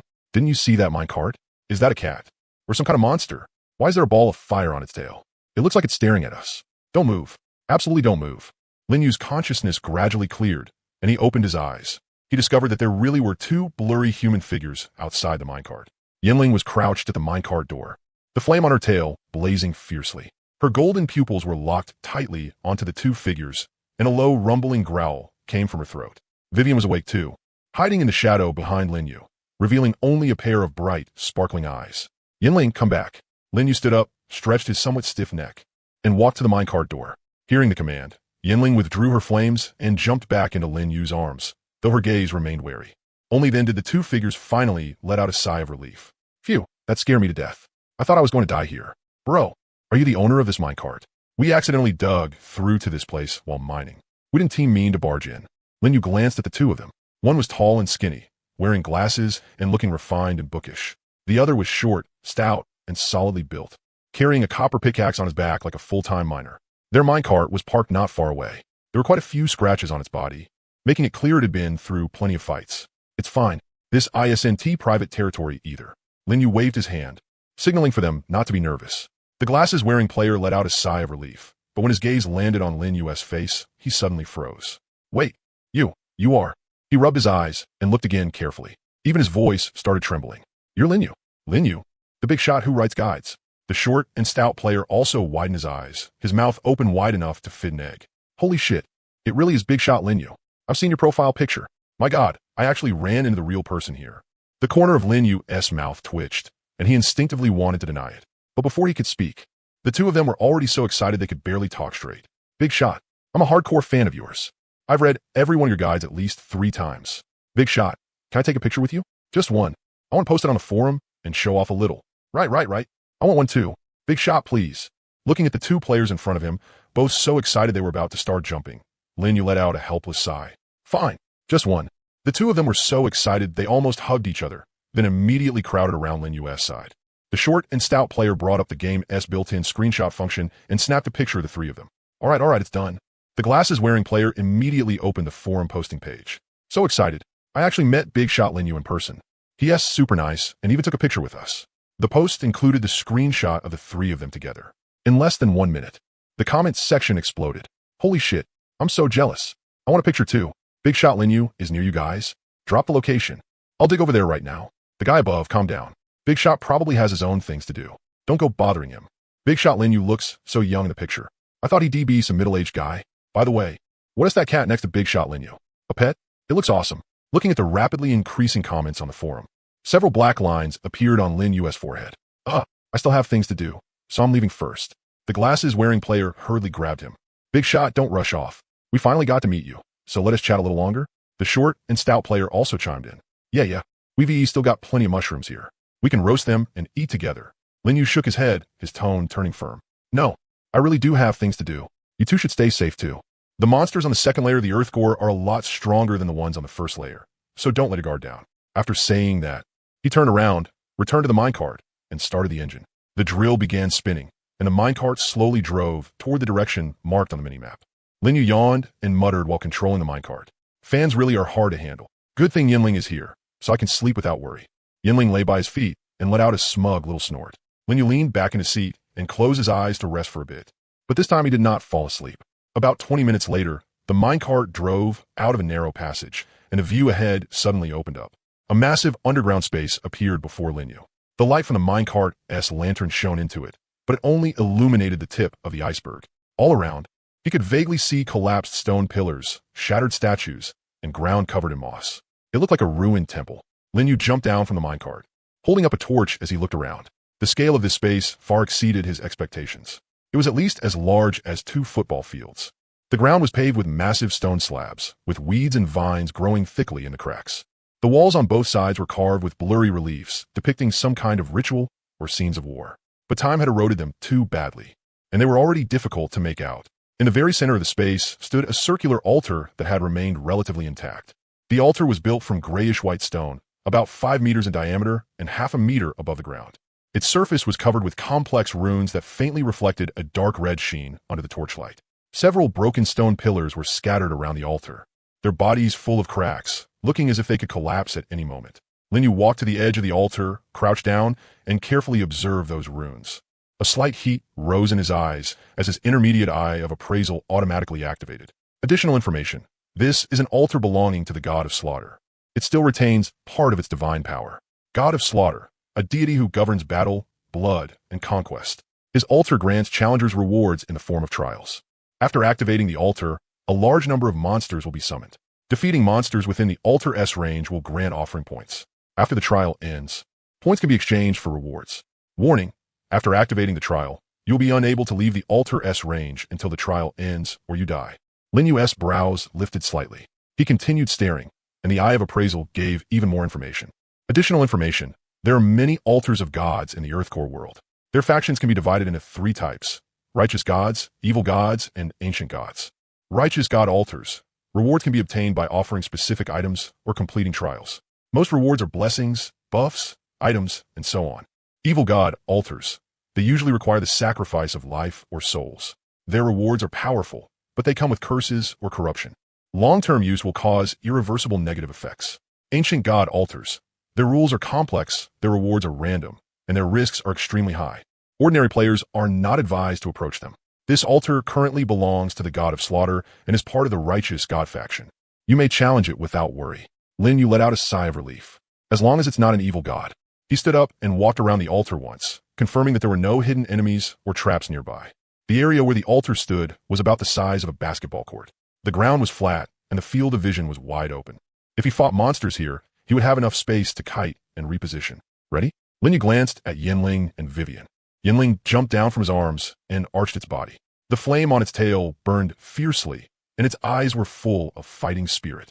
Meow. Vivian, meanwhile, knowingly flew onto the roof of the minecart and watched the battle from far away. Let us begin. Lin Yu took a deep breath and walked to the center of the altar. The runes on the altar's surface sensed his presence, and the dark red glow gradually grew brighter. He stretched out his hand and slowly infused the altar with the magic power inside his body. Buzz. The altar suddenly shook violently, and the dark red light shot into the sky, illuminating the entire underground space. The runes carved into the ground seemed to come alive, constantly moving along the edge of the altar. The air filled with a thick smell of blood, and faintly battle drums, war cries, and the clang of metal colliding could be heard by his ears. You have activated the altar of the god of slaughter. The trial is about to begin. Rules. 1. The trial is divided into 3 waves. The number of monsters increases with each wave. Monsters summoned during the trial do not give kill rewards. 2. Defeating monsters within the altar's range will grant offering points. During the trial, you cannot leave the altar's range. Leaving will be judged as a failure. After the trial ends, you can exchange rewards based on your tribute points. Tribute points will be cleared when you leave the altar. The first wave of monsters will descend in 10 seconds. Lin Yu tightened his grip on the iron sword and summoned 20 skeleton soldiers and 10 zombies from the magic card compendium. 30 summoned creatures spread out around the outer edge of the altar, forming a tight defensive line. 10, 9, 8, 7. The moment the countdown hit 0, the dark red sphere of light exploded with a bang. Dozens of blood-red figures fell from the light sphere. They slammed onto the stone slabs of the altar, producing dull, heavy thuds. When the dust cleared, Lin Yu finally saw what those figures really were. Small crimson slime. Level 5. HP. 120 out of 120. Skill. Jill Lep. Korosivepus. Weakness. Takes 50% more holy damage. Lin Yu's pupils contracted slightly. A level 5 monster. And this was only the first wave. Without hesitation, Lin Yu immediately gave orders to his summons. Zombies hold the front line. Skeleton soldiers flank from both sides. The flame spirit shot out from beside his feet, turning into a blazing afterimage as it tore through the clustered enemies. 75, 77, 71. A long string of damage numbers floated up, making for a spectacular sight. After several days of fighting, the flame spirit had also reached level 6. Not only had its stats increased greatly, it had also learned a new skill. Flame Shadow Charge. Lin Yu wasn't idle either. He tightened his grip on the iron sword as magic power surged into the blade, and 7-colored elemental radiance burst from it. Elemental Strike consumed 100 magic power. This time, the random element was fire. Elemental Strike skill mana consumption exceeded 50 points, triggering Flame Burst. A ring of blazing red fire rapidly expanded from beneath Lin Yu's feet. In the blink of an eye, It covered the entire altar area. Then, along with a low roar, towering waves of flame erupted from the ground. Boom! First wave trial complete. You obtain 100 tribute points. Linyu let out a breath and swept his gaze toward the edge of the altar. There was no time to rest. The countdown appeared again. 10, 9, 8. The second wave of monsters descended. This time, there were more of them than in the first wave, and there was also a new type mixed in. Besides the crimson slimes, there was now another kind of monster. Young Crimson Hound. Level 6. HP 90 out of 90. Skill, rending pounce, blood tracking. Weakness, none. Even though the Crimson Hounds had less than 3 digits of health, Linyu did not underestimate them because of that. On the contrary, he sharply sensed that these Crimson Hounds were the most dangerous enemies here. They were incredibly fast, darting across the altar like red lightning. Several gaps were torn open in the summon's defensive line, and a few blood-clawed hounds lunged straight at him. You're asking to die. Instead of retreating, Linyu charged forward. Gel surged beneath his feet, and his body sprang up like a compressed spring, vaulting over the hounds' heads. In midair, he activated Elemental Strike again. This time, it was the ice element. A ring of extreme cold burst out the instant he landed, freezing several blood-clawed hounds into ice statues. The second wave trial was cleared without much danger. Second wave trial complete. You obtain 150 tribute points. Total, 250 points. But Linyu did not relax. The third wave, and also the final wave. The moment the countdown reached 0, the dark red light sphere covered nearly half the altar. Boom! A massive figure far larger than an ordinary crimson slime fell from the light sphere. It smashed heavily onto the altar, making the ground tremble. Large crimson slime. Level 8 elite. HP 500 out of 500. Defense 20. Skill, Gel Leap, Crimson Storm. Weakness, none. An elite monster. Linyu took a deep breath, and a trace of gravity flashed through his eyes. But very quickly, that gravity was replaced by Fighting Spirit. Flame Spirit, come with me. Meow. The summons swarmed forward and surrounded the Crimson Commander layer by layer. But the strength of an elite monster far exceeded that of ordinary monsters. Corrosive red pus flew through the air everywhere. One Crimson Storm was enough to blow away all the skeleton soldiers in the front row. Linyu seized the brief opening after the enemy released its skill and rushed in from the side. Blazing fire burned across the sword blade, triggering another explosion. Elemental Strike. 105. The Crimson Commander let out a shrill roar, its body twisting violently. The Flame Spirit seized the chance to jump onto its head, and the flames on its tail burned even more fiercely than before. Full power blazing tail whip. 52. The Crimson Commander's health dropped rapidly, but its counterattack was just as savage. A blood-colored torrent surged out, engulfing all the summoned creatures around it. Several zombies were splashed by the corrosive fluid. Their health rapidly drained away, and they soon turned into motes of light and vanished. Linyu was splashed as well, and a burning pain came from his left arm. HP 25. He couldn't drag this out.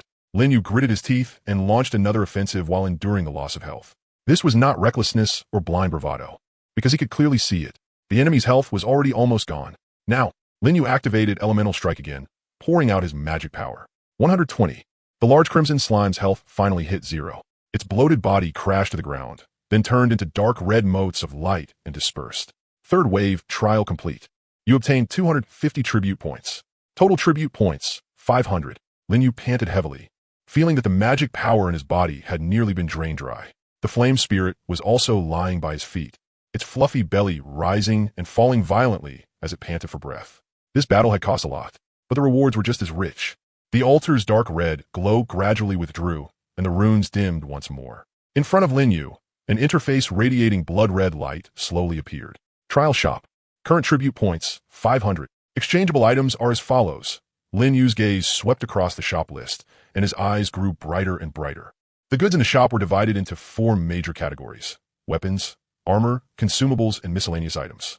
Each category had several items beneath it, a dazzling array to choose from. Weapons. Crimson Hand Crossbow, level 5, green 400 tribute points. Refined Iron Longsword, level 5, white 80 tribute points. Refined Iron Dagger, level 5, white 40 tribute points. Armor. Crimson Leather Armor, level 5, green requires 150 tribute points. Iron Bracers, level 3, white requires 50 tribute points. Leather Helmet, level 3, white requires 30 tribute points. Consumables. Small Healing Potion, requires 50 tribute points. Hemostatic Bandage, requires 20 tribute points. Antidote, requires 30 tribute points. Scarlet Hand Crossbow. Linyu's gaze fell on this green grade ranged weapon, and he grew thoughtful. At the moment, he had no ranged attack methods at all. If he ran into flying-type monsters or battlefields with complicated terrain, he could only rely on his summons to tank it head-on or risk getting in close. But if he had a crossbow, the situation would be completely different. First of all, a crossbow was different from bow. It didn't require much proficiency, and its damage wasn't low either. He could also wear down enemies from a safe distance. Exchange for the Scarlet Hand crossbow. Without hesitating for too long, Lin Yu made his decision. After the trial ended, he had obtained a total of 500 contribution points. That was enough to exchange for the most expensive hand crossbow. Consumed 400 contribution points.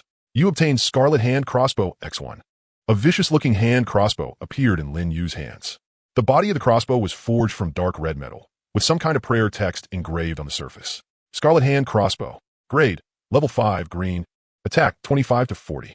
Durability, 500 out of 500. Requirement, strength 25, E rank.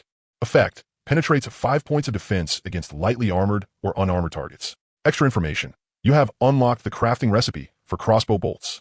Crossbow bolts. Iron ingot X2, wood X5, requires an anvil, produces 10 crossbow bolts each time. Not bad. He even got a crossbow bolt recipe for free. Lin Yu nodded in satisfaction and hung the hand crossbow at his waist. The crossbow wasn't very large. It could be held in one hand and was easy to carry. With the remaining 100 contribution points, Lin Yu chose to exchange for 2 bottles of small healing potion. These were excellent life-saving items. At a critical moment, they could turn danger into safety. Consumed 100 contribution points. You obtained small healing potion X2. 2 bottles of light red liquid in glass vials appeared in Lin Yu's hands. Small healing potion. Grade, 5 white. Effect, instantly restores 50 HP after drinking. Cool down 1 minute. After all the contribution points were spent, the trial shop interface slowly faded away before Lin Yu's eyes. The altar's dark red glow completely died out, as if it had never been activated. Lin Yu rolled his somewhat sore shoulders and walked back to the minecart. Yinling followed at his feet. The flame on its tail was much dimmer than before, but looked very excited. Clearly, although the battle just now had consumed a lot of its mana and stamina, it had also thoroughly satisfied Yinling's craving for the thrill of combat. Vivian flew down from the top of the minecart and landed on Lin Yu's shoulder. Master, you've worked hard. It was all right. Lin Yu rubbed Yinling's head, then gently brushed Vivian's little face with his finger. You all worked hard too. Get some good rest. He sat back down in front of the control console, took out the explorer's compass from his backpack, and played with it in his hand. As expected of a gold item, Lin Yu couldn't help sighing in admiration. The fluorescent flower field had given him Vivian, this precious follower. The altar of the god of slaughter had given him the Scarlet Hand crossbow and healing potions. Every special location brought real, tangible gains. However, Lin Yu carefully put the compass away in the innermost part of his backpack. He needed to be more frugal with its remaining uses. The compass's third effect could only be used 10 times, and he had already used it once. He planned to save the remaining 9 uses for the deeper levels of the underground world. After all, the deeper the depth, the higher the rewards from special locations. Using it now would be a bit of waste. It wouldn't be too late to use it when he reached the 5th or 6th underground level. After making up his mind, Lin Yu leaned back in his seat, opened the system panel, and checked his strategy points. Strategy points, 4,350. Still short 650 before I can upgrade Eye of Insight. Lin Yu muttered to himself, a trace of anticipation flashing through his eyes. Advanced Eye of Insight could see even more detailed information. Since Intermediate Eye of Insight had already given him a huge advantage, the advanced version would only be stronger. It should be enough tomorrow. Lin Yu checked the time. It was already past midnight. A new day had begun, and it was also the final day of the newcomer competition event. He opened the leaderboard to check the current rankings. There was naturally no need to say much about the individual leaderboard. With his astonishing perfect score, he stood above the rest. And the faction ranking for Novice Zone, 25,535, was equally stable, thanks to their large advantage in survivor count and the efforts of the players. They were ranked first. It should be secure now. Lin Yu nodded in satisfaction and closed the leaderboard. He did not continue challenging the Abyss dungeon. 100 points was already the full score. No matter how many more times he fought, he wouldn't be able to surpass it. Rather than waste time, it was better to do something more meaningful. Let's run the Dark Mine once. It can also help test the new weapon. Lin Yu opened the event page and chose to challenge the Dark Mine Secret Realm. Do you want to challenge the Underground Secret Realm Dark Mine? Depth 1. Normal difficulty. Yes. Entry fee deducted 50 copper coins. The familiar blue light wrapped around Lin Yu. After the dizziness of teleportation passed, he was already standing inside a tunnel in the Dark Mine. This time, no summons, just the crossbow. Lin Yu took the Scarlet Hand crossbow from his waist, then took out a bundle of freshly made crossbow bolts from his backpack and loaded them onto the weapon. Ahead of him, a kobold miner was patrolling. Lin Yu raised the crossbow and aimed at the kobold's head. The scarlet gem on the crossbow body glowed faintly, as if it had sensed his killing intent. Whoosh! The crossbow bolt shot through the air, so fast it was almost impossible to catch with the naked eye. PSHHK. The bolt pierced straight into the kobold's forehead with perfect accuracy, and blood splattered everywhere. 76, weak point critical. A huge damage number popped out, and the kobold miner died on the spot. You killed kobold miner X1. EXP +1. Lin Yu's eyes lit up. Not bad damage. He nodded in satisfaction, walked over, and pulled the bolt out of the kobold's corpse. The shaft of the bolt was made of wood, and the tip was an iron arrowhead. The structure and materials were simple, but its lethality was impressive. And on top of that, crossbow bolts could be reused. As long as they weren't damaged after being fired, they could be picked back up and used again. Continue. Lin Yu reloaded a bolt and continued deeper into the mine tunnel. Ahead, 2 more kobold miners appeared, crouching on the ground and digging ore. Lin Yu raised the crossbow and aimed at the head of one of them. Whoosh! The bolt flew out and hit with precision. Another instant kill. Hearing the commotion, the other kobold miner suddenly turned around and let out a piercing bark. Wu Wong. It raised its pickaxe and charged at Lin Yu. Lin Yu remained calm, reloaded the bolt, aimed and fired. Whoosh! The bolt struck the kobold in the chest, but it didn't fall. It kept charging. 25. Just a little short. Lin Yu sidestepped and dodged the kobold's pickaxe. Then he raised the crossbow, pressed it against the kobold's head, and fired again. 40. The kobold miner dropped to the ground in response. You killed kobold miner X2. EXP +2. Reloading at close range was still too slow. Lin Yu frowned and replayed the battle from just now in his head. The crossbow was powerful, but its reload speed was a fatal flaw. If one shot didn't T-kill, it was very easy for the enemy to close in. If only he could use a skill with it. A flash of inspiration struck Lin Yu, and he suddenly thought of a question. Could elemental strike work together with the crossbow? The moment he thought of it, he acted. He took a deep breath and slowly infused magic power into the crossbow. The magic flowed down his arm into the crimson gem embedded in the crossbow, releasing a 7-color glow. Elemental strike skill activated successfully. Please infuse magic power into your next attack. It actually works. Lin Yu was overjoyed. He aimed at a kobold miner that had just patrolled over ahead of him and pulled the trigger. Whoosh! The bolt tore through the air, wrapped in blazing flames. In the darkness, it drew a fiery red trail. Elemental strike, fire element. Boom! The bolt nailed itself into the kobold miner's chest, and the flames instantly exploded, engulfing a small area around it in a sea of fire. 119. An astonishing damage number popped up. The kobold miner died on the spot, not even getting the chance to let out a scream. Elemental strike skill magic consumption exceeded 50 points, triggering blaze explosion. The flames spread through the mine tunnel, and the explosion was deafening. Lin Yu stared at the still burning fire, the corners of his mouth stretching all the way to his ears. This was way too strong. Wasn't he it? Crossbow plus elemental strike. Ranged burst damage with AoE on top of it. That meant he now had a pretty solid ranged attack option when facing strong enemies. He could first wear them down from safe distance. Then once they were low on health, he could move in and finish them off at close range. He profited.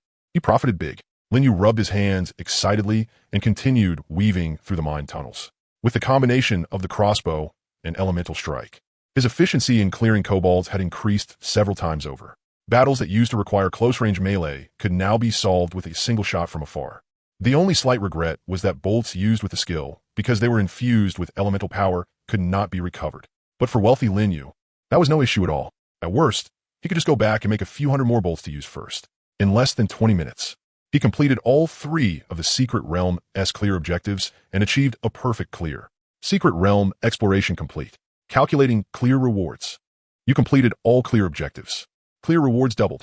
You obtained 200 experience, copper, ore times 20, silver coins times 2. For the current Lin Yu, the clear rewards from a gloomy mine cave were already just scraps. Still, at least the clear experience hadn't been reduced. That was nice. Lin Yu glanced at his experience bar, stuck at level 9, 100 and sighed. Before completing his advancement task, no matter how much experience he gained, it was useless. He had to reach the 5th layer of the Earth Core as soon as possible and challenge the Gatekeeper. The Gatekeeper wasn't only tied to Lin Yu's advancement task. The Gatekeeper's proof it dropped was also a necessary material for upgrading the simple minecart to level 10. After leaving the Secret Realm, Lin Yu returned to the minecart. Time to farm undead invasion. He took out several spirit summoning lanterns from his backpack, walked to an open area in the Earth Core space, and smashed them hard on the ground. Ghostly green flames drilled into the earth, and dense red dots began appearing on the minimap. This time, Lin Yu didn't have the flame's spirit join the battle. After all, the little guy had already put in a lot of work just now. He wanted to test how far he could solo now that he had the crossbow. Skeleton soldiers and zombies crawled up from underground and lunged at Linyu. Linyu raised the crossbow, loaded a bolt, aimed, and fired. Whoosh, whoosh, whoosh. Bolts shot out one after another, the light of elemental strike flickering on their shafts. Flames, frost, and lightning exploded among the mobs. Damage numbers kept popping up, and the undead fell in clusters. The skeleton soldiers Lin Yu had summoned held the front line, though there weren't many of them. They were enough to create space for Lin Yu to keep outputting damage. 1 wave, 2 waves, 3 waves. Lin Yu's magic power was constantly draining, but he had no intention of stopping. His newly acquired weapon had greatly increased his monster farming efficiency. The undead invasion event that used to take quite a bit of stamina to deal with. Now he could handle it easily without even moving from where he stood. 7th wave, 8th wave, 9th wave, the final wave. Lin Yu wiped off some sweat, loaded the last bolt, and aimed at the last zombie. Whoosh! The bolt slammed in the zombie's chest and burst with blazing firelight, blasting the zombie to pieces. Battle over. Yu repelled the undead calamity invasion. Lin Yu let out a breath and checked his current condition. With his level 9 magic cap of nearly 1,000 points, he was actually almost drain dry by now. He could only wait until his magic power recovered before making magic cards again. Looking at the undead corpses all over the ground, Lin Yu felt a bit itchy inside.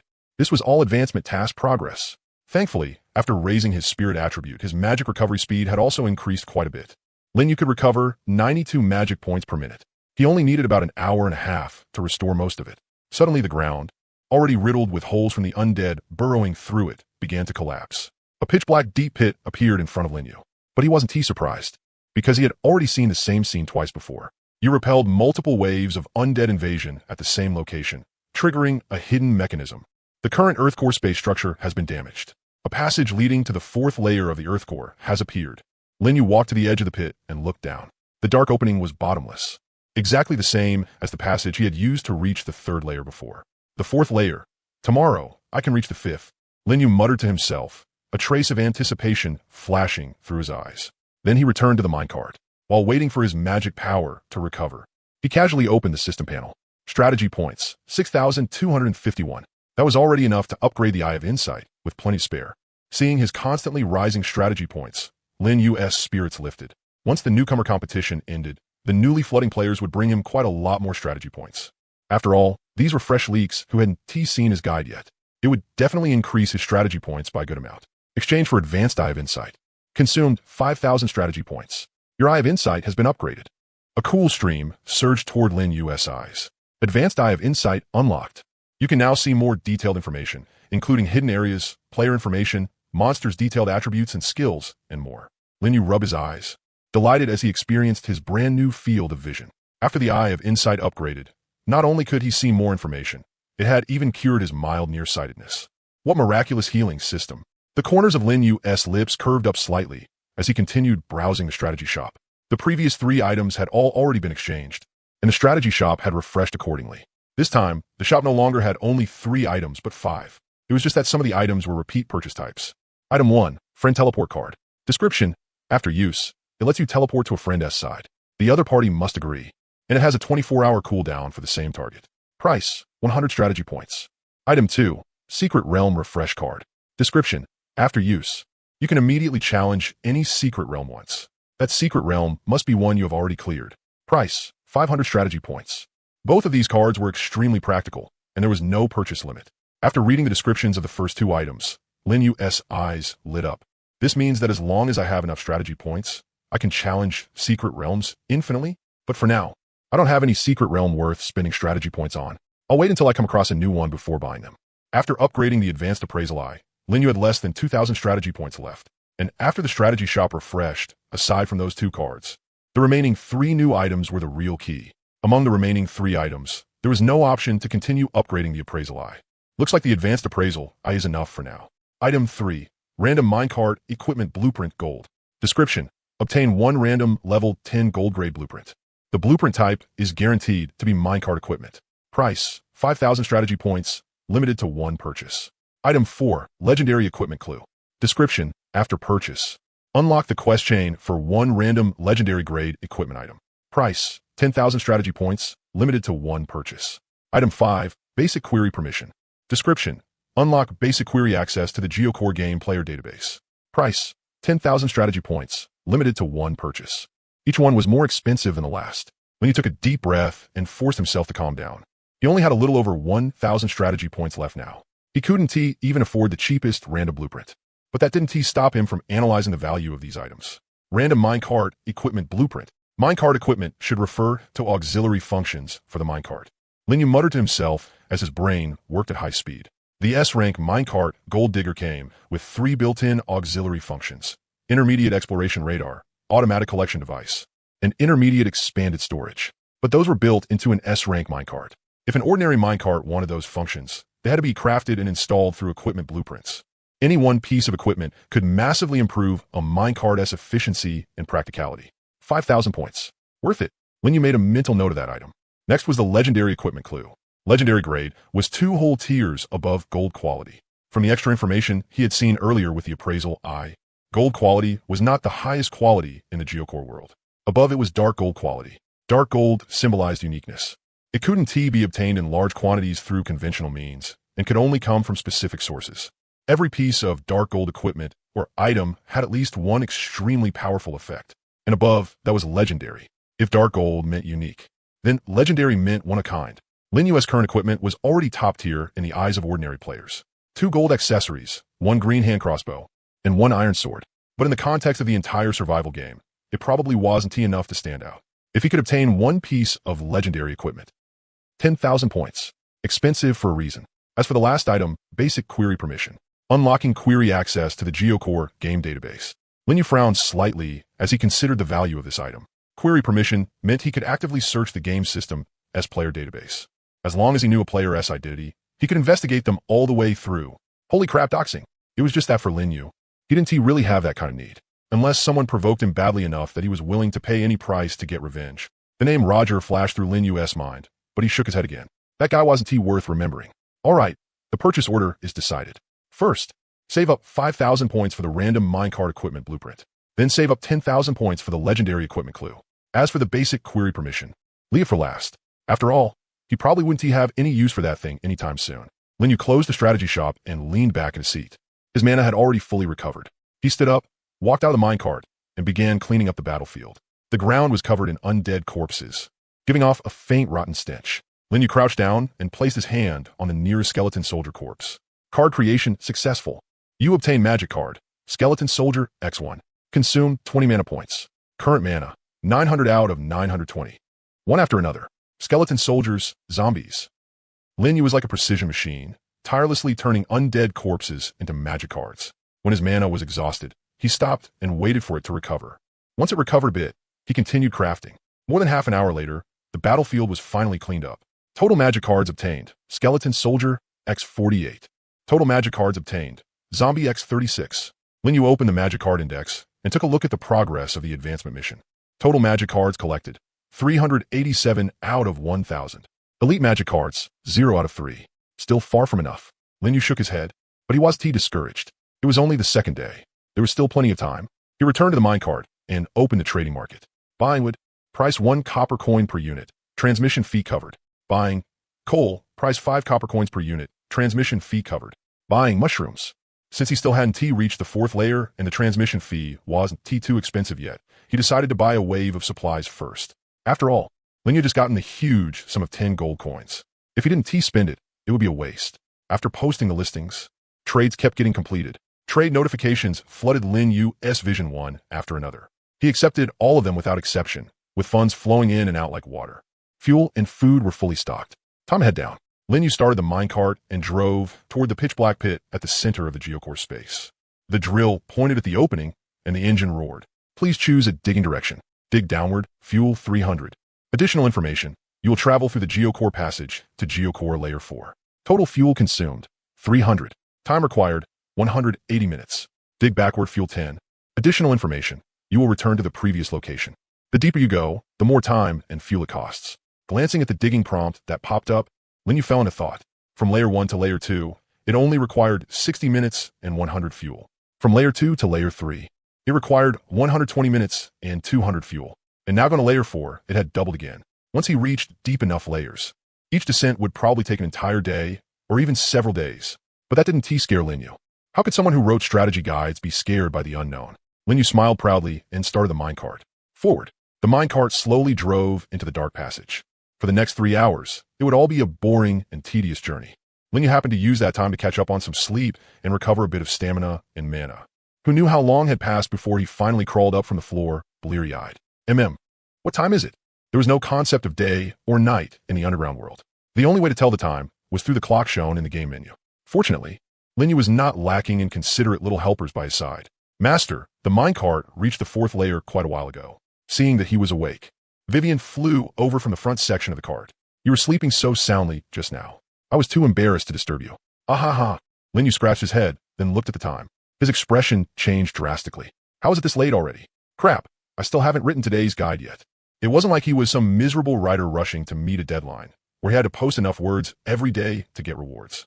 But the guide shop had added so many new things. If it didn't write a new guide, who knew how long it would take to save up enough guide points to use? Crap, I can't think of any new material for a guide.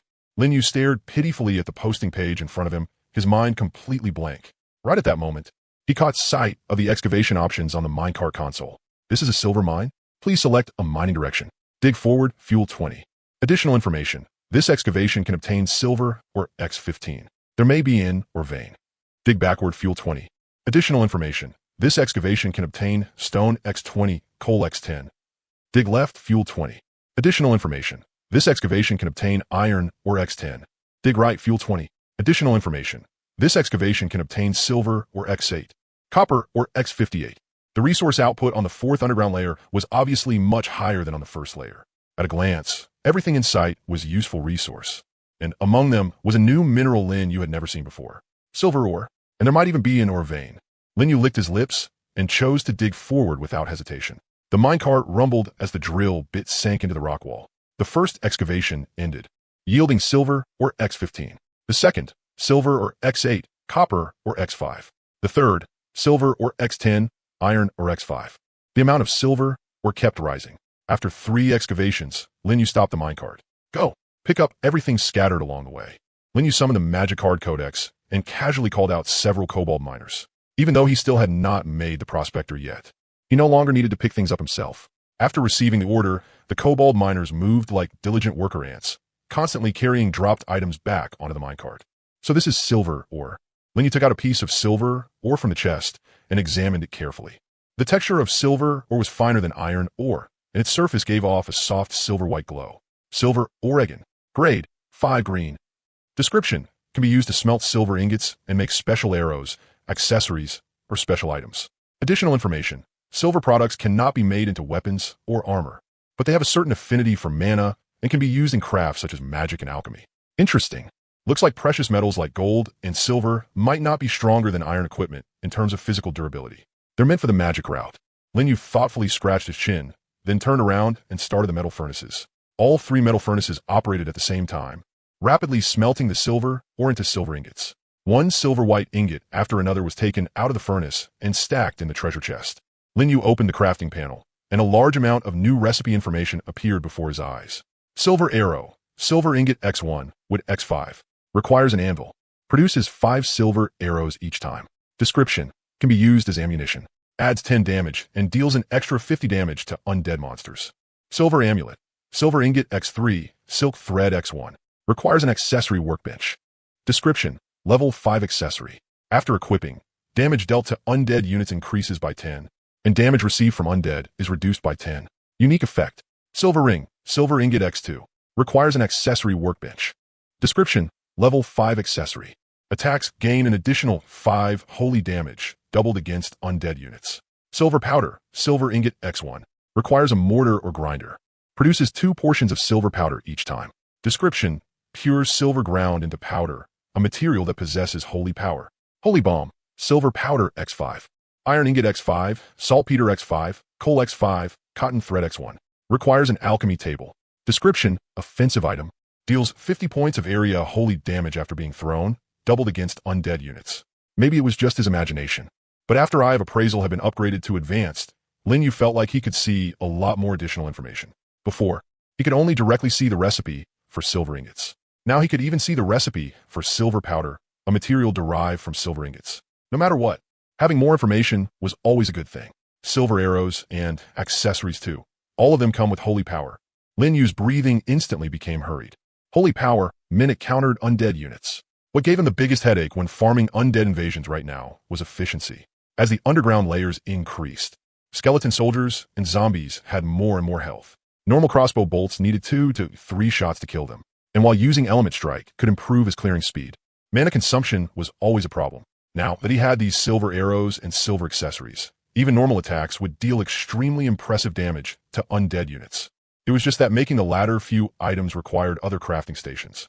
As for the accessory workbench, mortar, and alchemy table, I'll deal with those later. First, let's make a batch of silver arrows. Lin Yu took silver ingots and went out of the chest and walked to the anvil. Silver arrow, silver ingot x1. Wood x5 produces 5 silver arrows each time. Material sufficient. Begin crafting. A few minutes later, the first batch of silver arrows was finished. The shafts were carved from wood, while the arrowheads were silver-white metal tips that gave off a soft sheen under the firelight. Lin Yu took out 1 silver arrow and held it in his palm, feeling a faint warmth from it. He loaded the silver arrow into the scarlet hand crossbow and aimed at a rock in the distance. Whoosh! The silver arrow tore through the air and nailed itself into the rock, the arrowhead deeply embedded in a crack in the stone. Pretty accurate. Lin Yu nodded in satisfaction, put away the rest of the silver arrows into his backpack, and suddenly remembered something, since he could now see more additional information. Then for some of the materials from before, like stone, wood, copper ingots, iron ingots, and other early game materials, do they also have new recipes now? Very likely. Lin Yu immediately perked up and started rummaging through all the chests. Very quickly, his expression changed from expectation to realization, and then he could not help but laugh out loud. Things had indeed turned out exactly as he had guessed. After reviewing everything once, he unlocked many more new recipes. Among them were the mortar, accessory workbench, and alchemy table. After a round of testing, Lin Yu sat back down in front of the console and began writing today's guide. The title was quickly decided.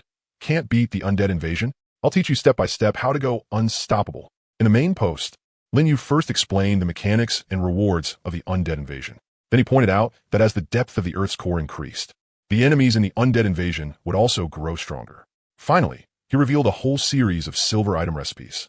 The resources on the 4th layer of the Earth's core far surpassed those on the 13th layer, and silver was extremely valuable. Silver equipment dealt extra damage to the undead and also provided extra resistance against them. It was essential gear for challenging the deeper layers of the Earth's core, especially silver rings. Their bonus on-hit damage could stack. If you wore 3 silver rings, a single attack could deal 30 extra points of holy damage to the undead. Even barehanded, you could punch down a skeleton soldier with every hit. He hoped this guide would help everyone, and also serve as encouragement. No matter what kind of powerful enemies or threats existed in the world beneath the earth, as players, there would always be a strategy for us to overcome them. That's all. Click post. A few seconds after the thread was published, the clock also struck midnight. Phew. Lin Yu just wiped off some sweat and thought to himself that he really had timed it perfectly. Then a huge block of messages suddenly popped up before his eyes, all of them announcement from the survival game. Announcement. The newcomer competition event has ended. The rankings for the current bracket have now been locked. The first place on the individual leaderboard is Lin Yu, Newbie Zone 25,535. The first place on the regional leaderboard is Newbie Zone 25,535. Newbie zones with fewer than 50 people will be automatically disbanded, and players will be redistributed by level into other newbie zones. Announcement. The number of players in Newbie Zone 25,535 has automatically been replenished to the upper limit, 1 million. Announcement. The game forum has been upgraded with new features including recordings, paid posts, self-created channels, and more. Please explore them on your own. The massive influx of new players instantly made the chat in Newbie Zone 25,535 lively. So this is the zone with the highest survival rate? There's so many people. Our zone has fewer than 400,000 people left. It got broken apart and reorganized. Welcome to Zone 25,535. Don't be nervous. The atmosphere here is very friendly. The veteran players greeted them warmly, letting the survivors who had escaped from newbie zones with heavy casualties finally relax a little. Thanks. Is there anything we need to watch out for? The information in our old zone was way too chaotic. A lot of people died before we managed to figure out the basic rules. Yes. Go read Big Shot Lin Yu's guide thread. Earthcore Survival Guide. After you finish reading it, you'll know how to stay alive. Lin Yu? Guide thread? The new players looked confused, but they still opened the forum's posting section. Then they froze. Earthcore Survival Guide Stone Tool Recipes, Campfire and Charcoal Recipes, Furnace Recipe. Survival Precautions Complete Strategy Guide to the Dark Mine's Secret Realm, full map, marked or points, hidden rock wall locations. Enemy weakness is the hidden mechanics of the undead invasion spirit summoning Lanta recipe.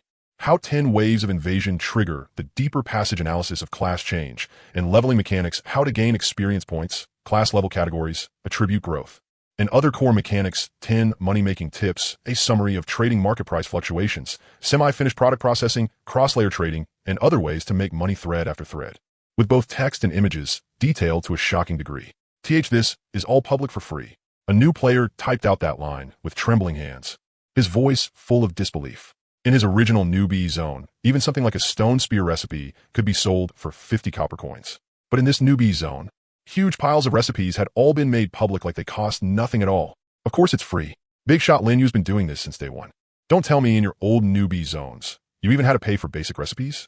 Forget paying. Even if you had money, you couldn't buy information this complete. The new players fell silent. Only then did they finally understand why the number of survivors in zone 25,535 had reached as high as 820,000. It wasn't because the players here were stronger. It was because this place had a strategy Big Shot willing to share all information for free. At that moment, a system announcement appeared before every player's eyes. Announcement. Due to the merger of newbie zones, the survival game will hold an auction of the Dead's legacy in 24 hours. The auction items in this event come from the inventories of deceased players. The quantity is massive and the variety is wide. Players interested in participating, please prepare sufficient funds. The auction entrance will open on time at 12 o'clock tomorrow. As soon as the announcement came out, the chat exploded. Auction of the Dead's legacy? Inventory from all those dead players? Holy crap, doesn't that mean there'll be a lot of good stuff? I missed the last auction. This time I have to grab something good. Stop dreaming. You can't outbid the strong players. Will Big Shot Linyu make a move this time? You got a golden pet at the last auction. No idea. But Big Shot Linyu probably isn't lacking equipment now, right? Linyu leaned back in his chair, chewing on roasted mushrooms while browsing the forum. The influx of new players had made his guide points rise at a very satisfying rate. In just half an hour, they had increased by several hundred points. This auction of the Dead's legacy really knows how to make use of resources. He muttered that thoughtfully. For him, this was actually an opportunity. The Gold Seeker still lacked the final Gatekeeper certificate, but that item couldn't be traded. If the auction had any good blueprints for minecart equipment, those would be worth picking up. Just then, somehow the topic in the chat turned to him. The strongest player in our zone is named Kane. He got assigned to zone 25,535 too. He's a beast who made it to the 4th floor of the Abyss dungeon. The 4th floor? That's impressive. There weren't many in our zone who could reach the 4th floor either. But Big Shot Lin, you cleared the 5th floor with a perfect score. How can Kane compare? That's different. Lin, you had fluorescent potions. Kane forced his way up back then without any intel at all. Force his way up? You say that like Big Shot Lin, you didn't do the same. I'm not saying Lin Yu isn't strong. I'm just saying Kane is strong too. Stop using Lin Yu to put everyone else down. The argument between old and new players gradually heated up, though it was still within a controllable range. Lin Yu glanced at it a few times, shook his head, and ignored it. He had never felt that he needed to compare himself with anyone. A person who wrote guides only needed to pave the road. As for who walked faster and who went farther, that was their own business. Lin Yu opened the posting section and looked at the guide he had just posted. The players' reactions in the comments were even more intense than he had expected. Silver arrows deal 50 damage to the undead. 3 silver rings stack for 30 points of holy damage. As long as you gather 3 silver rings. Wouldn't cutting down skeleton soldiers be as easy as chopping melons and vegetables? In theory, yes, but silver rings need an accessory workbench. How do you make that? Big Shot Lin, you said in the post. You can make it with copper ingots and iron ingots, and the recipe is public too. That's great. I got hammered by a wave of undead invasion yesterday, and my minecart was almost wrecked. I was just worrying about this. Wait, don't you have to mine silver or on the 2nd layer of the Earth's core? Most of us are still on the 1st layer. Save money first and buy it. Who knows how long it'll take before we find the entrance to the 2nd layer. True, there should already be people selling silver or silver ingots on the market. Boss Lin Yu is basically spoon-feeding us at this point. He.S. just short chewing it for us. Lin Yu looked at those comments, the corner of his mouth lifting slightly. The original reason he wrote that guide was to speed up the player's exploration. The undead invasions on the 1st layer of the Earth core would only become more and more frequent and more powerful. If most people stayed trapped on the lower layers, sooner or later they would be drowned by the undead. And the stronger the players became, the more people would read his guides, and the more guide points he would earn. At the very least, that would make buying silver or a lot more convenient later on. Lin Yu closed the forum and stood up from his seat. Yinling was sprawled by his feet, the flame on her tail flickering on and off. Vivian sat on the edge of the planting pot, softly humming some cheerful little tune. Master, are you going out? Yeah. Going to farm today. Undead invasion. Lin Yu took several newly crafted soul-summoning lanterns from his backpack and walked out of the minecart. After digging out that silver or vein, just now a large stretch of mining tunnel nearby had opened up. It wasn't as spacious as an earthcore chamber, but it was more than enough to farm invasion events. Come on. Lin Yu raised the lantern high and smashed it hard. Ghostly green flames drilled into the ground, and dense clusters of red dots began appearing on the minimap. Skeleton soldiers and zombies kept crawling out of the earth. Earthcore 5th layer, here I come. The battle lasted less than 10 minutes. The last undead was killed under the pursuit of a crossbow bolt. Battle over. You have repelled the undead calamity invasion. Lin Yu let out a breath and swept his gaze across the battlefield. Undead corpses covered the ground, giving off a faint rotting stench. But what drew his attention more than the corpses was the pitch-black pit at the center of the ground, which was steadily expanding. It's finally here. Lin Yu walked to the edge of the pit and looked down. Unlike the last few times, this time he could vaguely see dark red light surging at the bottom of the pit. It was as if something was waiting deep underground. You have repelled multiple waves of undead invasion at the same location, triggering a hidden mechanism. The current Earthcore spatial structure has been damaged. A passage to Earthcore 5th layer has appeared. Warning, there's a guardian on Earthcore 5th layer. You must defeat it before you can continue deeper. So, there really was a guardian. Seeing the information in front of him, Lin Yu fell into thought. If that was the case, then all the intelligence Vivian had provided was correct. As a native race of the Earthcore world, the information in her inherited memories was extremely useful.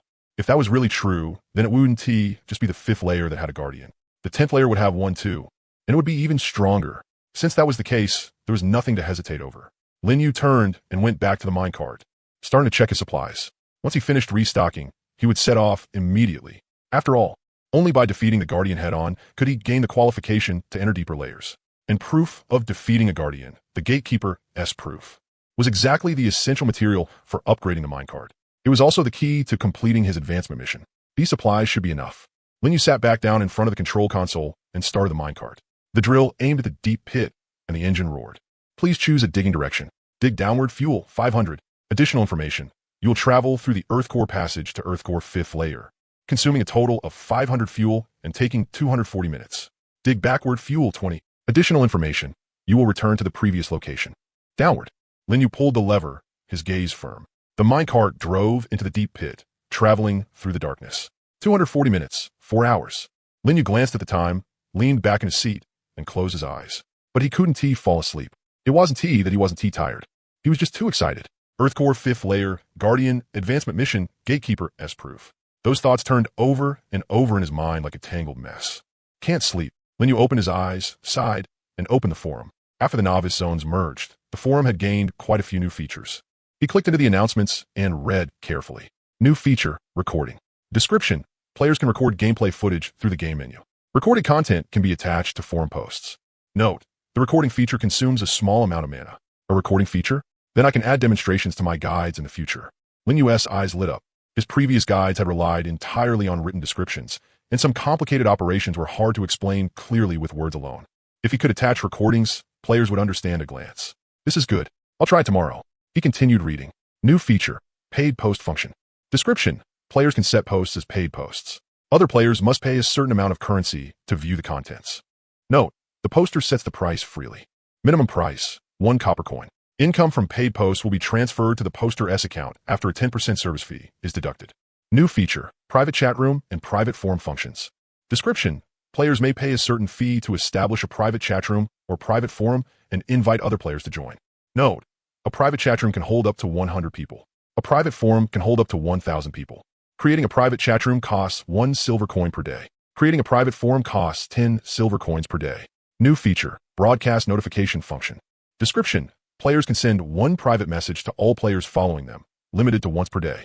Note, broadcast notifications can only send text content and cannot include images or attachments. After reading through these new features, the corner of Lin Yu's mouth twitched.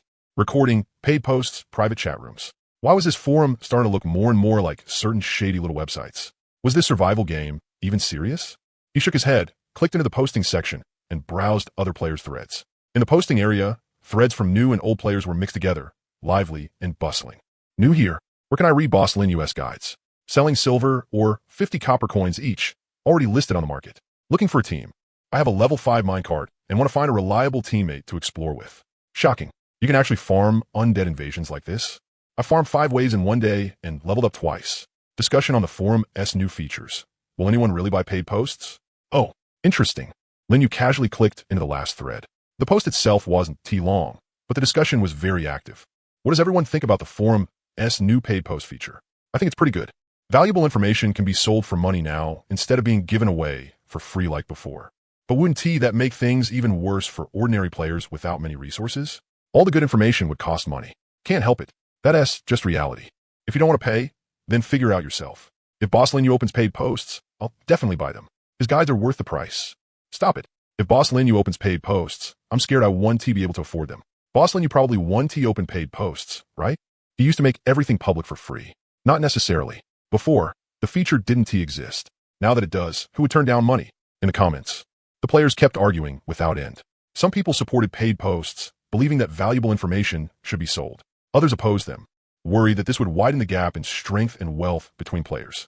There were also people worried that Linyu would start making paid posts, and that reading guides would cost money in the future. Linyu looked at those comments, thoughtful. Paid posts were indeed a way to make money. But he quickly shook his head. His most important source of profit was guide points. Guide points came from helping other players, not from making money. If he enabled paid posts, there would definitely be fewer readers. With fewer readers, guide points would grow more slowly. If guide points grew more slowly, he wouldn't be able to exchange for good stuff in the guide shop. The loss would outweigh the gain. Linyu made his decision. He opened the mass notification function and sent a private message to every player following him. Linyu, to all my friends following me, I post guides to help everyone. So I'm making this decision here and now. Every guide post I publish will always be free. Let this stand as proof. Linyu might delay updates, but my original intention will never change. The message went out, and in less than 1 minute, the posting area and chat room exploded. Holy shit, I got a private message from Boss Linyu. It was mass sent, right? I got one too. Are you following Boss too? Always free and public. Boss Linyu, you're way too generous. It's fine if the updates are slow. Boss, just stay busy with your own stuff. We'll wait for you. Keep it up, Boss Linyu. Be careful when you're exploring. I told you Boss Linyu wouldn't make paid posts. Those people who were worrying for nothing got slapped in the face, huh? Boss Linyu, if you're short on money, just open a crowdfunding post. We'll chip in for you. Agreed. Boss Linyu has written so many guides for us. It's only right for us to pay some tuition. No, Boss Linyu already said it would always be free. Don't pressure him into charging. It's not pressure, it's voluntary. Boss Linyu, you could at least add a tip function. Linyu looked at those comments, not knowing whether to laugh or cry. A tip function? The forum didn't even have that feature. He shook his head and continued browsing other posts. It had to be said, humanity's adaptability was incredibly strong. Not long after the forum updated its functions, some quick-thinking players had already started discussing how to use paid posts to make money. Of course, with a big free guide writer like Linyu holding the line, almost no one in Newbie Zone 25535 was asking for trouble by posting paid guides or recipes anymore. Instead, people were discussing things like compiling daily reports and organizing information. This idea is pretty good. If they can really get a daily report running, I won't be so bored every day. Linyu glanced at the poster and found that it was actually one of his very few friends, Elena. Not bad. I'll support it when the time comes. Linyu yawned and casually closed the forum. He probably still hadn't realized just how terrifying his influence had become. Even if he just casually mentioned something in a guide post, it could produce an astonishing advertising effect. After browsing the forum for a while and resting with his eyes, he closed for some time after that. Linyu's minecart finally arrived at the endpoint. You have arrived at a new core earth layer. Current depth 5. So this is the 5th core earth layer? Pitch black, and not much different from the previous layers. Linyu looked at the digging options. In all 4 directions, there was ordinary rock and soil mixed with some low-level minerals. Looks like the spawn point is very ordinary. Nothing special about it. And the Watcher's secret realm was hidden somewhere in this vast darkness. If he wanted to find the secret realm's location by luck alone, who knew how long it would take? If I'm not mistaken, thinking of something, Linyu pulled an item out of his pocket. The Watcher's secret realm should also count as a type of special location, right? Maybe he could use the explorer's compass to detect it. He held the compass in his palm and moved with a thought. The needle in the center of the compass began trembling violently, then suddenly pointed in a certain direction. Explorer's compass activated, marking a special location on the current layer. Marking complete. Special location synchronized onto the minimap. Watcher's secret realm. So it really works? Linyu's pupils shrank slightly, and he was instantly overjoyed. He had only been guessing before. He hadn't expected the effect to be this good. On the minimap, the marker for the Watcher's secret realm flashed with golden light, about 5 kilometers from his current position. 5 kilometers. With a minecart's current digging efficiency, it would probably take about 1 hour to dig there. Linyu looked at the fuel reserves. There was still quite a bit left. He took a few chunks of coal from the box, stuffed them into the minecart's fuel compartment, and then started the engine. The rock in the fifth core earth layer was harder than in the previous layers. The vibrations during excavation were noticeably stronger, and the speed had also dropped slightly. The flame spirit, which had just woken up, jumped onto the control panel and rubbed its head against Lin Yu's arm. Hungry? Lin Yu casually took out a portion of roasted earthworm meat, tore it open with force, and fed it to the flame spirit. Master, the soil in this place is so hard. Vivian stared curiously out the window and spoke softly. It doesn't feel very suitable for planting things. The deeper you go, the greater the pressure, so the soil gets more compact too. Lin Yu responded casually, his gaze resting on the mini-map. The marker was getting closer little by little. Every excavation shortened the distance by a small amount. At that moment, a private message popped up. Elena, Mr. Lin, are you there? Lin Yu raised an eyebrow and typed a reply. Lin Yu, I'm here. What's up? Elena, it's like this. Didn't I make a post today saying I wanted to do a core Earth daily? The response was pretty good, and a lot of players said they wanted to read it. Elena, I'm planning to release the first issue today, but the content is still a bit lacking. Elena, so I wanted to ask if Mr. Lin could provide some first-hand information? Core Earth daily? Lin Yu raised an eyebrow. He had indeed seen Elena's post on the forum just now. At the time, he had thought the idea was pretty good. He hadn't expected her to start acting on it this quickly. This girl really had solid execution. She was the type who handled things cleanly. Lin Yu, how are you planning to do it? Elena, I'm planning to organize the forum post worth paying attention to into a briefing, add some of my own analysis and commentary, plus authoritative information from you all, and make it into a comprehensive paid daily report. Elena, if Mr. Lin is willing to cooperate, I can give you 30% of the revenue. Lin Yu thought about it. A 30% cut wasn't small, and this matter didn't have any downside for him either. He had to write guides every day anyway, and the guide content was public to begin with. If he told Elena in advance, it could also build hype and increase attention. Lin Yu, sure. What information do you need? Elena, anything is fine. For example, what tomorrow's guide content will be, or whether there's any information outside the guides. As long as readers would be interested, it's fine. Lin Yu, tomorrow's guide content depends on whether my challenge today succeeds. Elena, a challenge? Is Mr. Lin doing something big? Lin Yu, you'll know when the time comes. If I succeed, there'll be something extremely explosive. Irene, huh? If you put it that way, then I'm really going to look forward to it. Lin Yu, we'll talk about the details after the fight. If I say it now, it won't be explosive enough. Irene, makes sense. Then I'll wait for your news. Irene, if Mr. Lin succeeds, you have to tell me the moment it happens. I'll save a headline spot just for you. Closing the chat interface. Lin Yu turned his attention back to the minecart. On the mini-map, the marker for the Watcher's secret realm had gotten noticeably closer again. Perfect time to make some pre-battle preparations. Lin Yu walked over to the anvil, took out iron ingots and wood, and started crafting crossbow bolts. Silver arrows had higher bonus damage, but the resources Lin Yu had on hand were limited. On top of that, most players still hadn't gone down to the second layer yet, so silver or production was low. The greatest advantage of silver arrows was the extra 50 bonus damage against undead. Against normal enemies, regular crossbow bolts were enough. At the very least, he could make them in bulk and use them freely.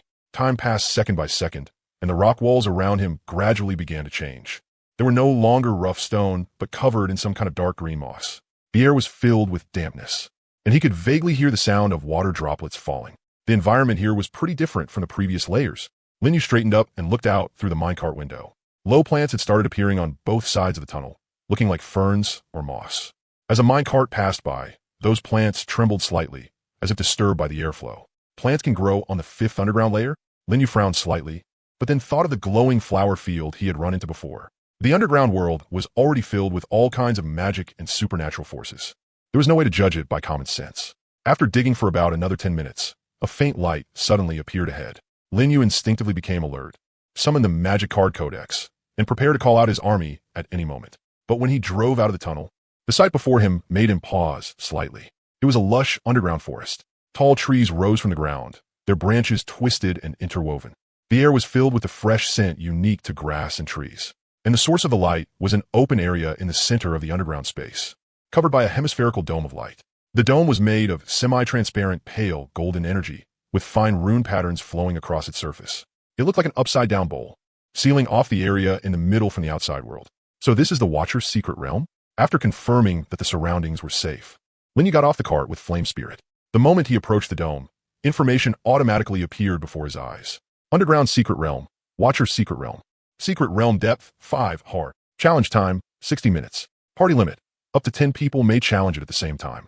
Minecarts cannot enter the secret realm. Secret realm description, a kobold tribal shaman who controls powerful magic is stationed here. In addition to the shaman-esque guards, challengers must also face powerful nature magic. Special rule. Each challenger increases the Watcher's maximum health by 50 and adds 3 kobold guards. Special rule. Regardless of whether the challenge succeeds, the Watcher's secret realm will enter a 24-hour cooldown period. This secret realm will not disappear. Special rule. After successfully defeating the Watcher will drop the corresponding number of Gatekeeper-esque proofs based on party size, and a secret realm treasure chest will be generated according to the battle rating. Death penalty. Permanent death. Additional information. The first player to clear the Watcher's secret realm will receive rewards such as a limited title, and a server-wide announcement will be made. Seeing the blood-red prompt at the end, Lin Yu's brows tightened as he felt a piercing chill. Permanentes. This was the first underground secret realm he had encountered that would cause permanent death. Whether it was the gloomy mine cave or the abyssal dungeon city, dying inside a secret realm would not mean true death. At most, one would fall into soul weakness for a day. But the Watcher's secret realm before him was the real thing. A true permanent death where a single mistake meant eternal doom. Lin Yu took a deep breath, closed his eyes, then opened them again. He was indeed a little nervous. That was normal. No one could remain absolutely calm when facing death. But the key was whether he had the courage to take the next step. There will always be a way to beat it, Lin Yu said quietly, then turned and walked back to the minecart. He rested for an hour, conserving his energy. He parked the minecart on a flat area near the dome and made his final preparations. Mana full, stamina full, health full. Only after confirming that he was in peak condition did he stand up and begin changing his equipment. The golden miner ring wasn't very useful in battle. Lin Yu swapped all 3 accessory slots to silver rings. Even though kobolds weren't undead units, it would still at least increase his damage a bit. 15 points of bonus attack damage was equal to the attack power of an extra iron sword. Finally, Lin Yu checked the number of crossbow bolts in his backpack, as well as the 2 small healing potions he would use to save his life in an emergency. After confirming everything was fine, he took a deep breath and walked toward the dome. Vivian, wait for me to come back. Okay, master, do your best. Flame Spirit also cried out and followed by his feet without the slightest hesitation. 1 man and 1 cat walked up to the pale golden light screen. The instant he touched the barrier, his vision changed violently. The ground around him sank like mad, and the light screen overhead rapidly closed in. Lin Yu steadied his footing and found that he was already standing on a circular altar built from rough stone. The altar was about half the size of a basketball court, and the ground was carved all over with dark brown patterns. About 30 steps ahead, 3 powerfully built kobolds were staring at him. Unlike the skinny kobold miners in the gloomy mine cave, these kobolds were all muscle-bound brutes, imposing and full of presence. And on the raised platform behind the 3 kobolds, a kobold shaman wearing a beast-hide cloak and holding a wooden staff was slowly turning around. Lin Yu's gaze swept over them, and the advanced appraisal I activated automatically. Kobold Warrior. Level 5. Health 200. Defense 15 body. Skills Brutal Strike. Block. Weakness. No head protection. A hit there can trigger a weak point critical. Additional information will prioritize attacking targets that pose a greater threat to the shaman. Kobold Shaman. Level 5. Watcher Special Elite. Health 500. Mana 500. Skills Nature Totem. Mana Barrier. Lightning Bolt. Weakness. Combat power drops sharply after its mana is exhausted. Additional information will ensure that at least 1 totem is present on the field. Lin Yu did not hesitate. With a thought, the magic card codex flipped open in front of him. 1 magic card after another flew out from it and solidified into real form. Skeleton soldiers, zombies, kobold miners. More than 40 summons spread across the altar in dense formation, like a small army. Flame Spirit, go deal with those 3 kobold warriors. Meow. Flame Spirit burst forward at the command, turning into a red afterimage as it charged at the nearest kobold warrior. Its speed was so fast that its figure was almost impossible to see. Its right claw came crashing down with blazing fire wrapped around it.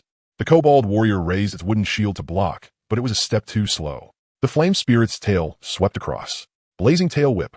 Bang! The kobold warrior was struck across the side of the face by the tail and staggered back half a step.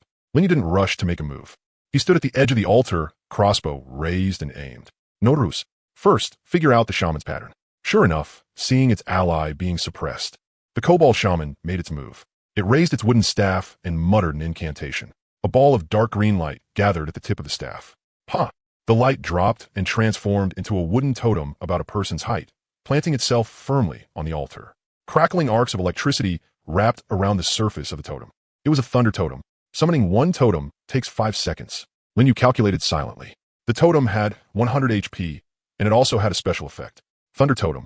HP 100. Effect. enhances the caster's lightning skills, increasing their damage by 50 and grants a chain effect. After placing the totem, the Kobold Shaman raised its wooden staff. Its movements were slow, but the spell it released was like a bolt from the blue. Lightning bolt. A blinding streak of white light shot out and landed directly in Lin Yu's summoned army. Crackle, BZZT, 75, 80, 77. As electricity flashed through the group, 5 or 6 skeleton soldiers were instantly shattered, turning into a pile of bone ash. After releasing that powerful strike, the Kobold Shaman began chanting again in a low voice, clearly preparing to summon a second totem. Can't let it keep summoning. Even Lin Yu was startled by the power of that lightning bolt. He quickly raised his hand crossbow and infused it with magic. Elemental strike. Another lightning-like flash streaked through the air. The crossbow bolt, packed with a huge amount of magic power and wrapped in violent lightning elements, directly blew the thunder totem apart.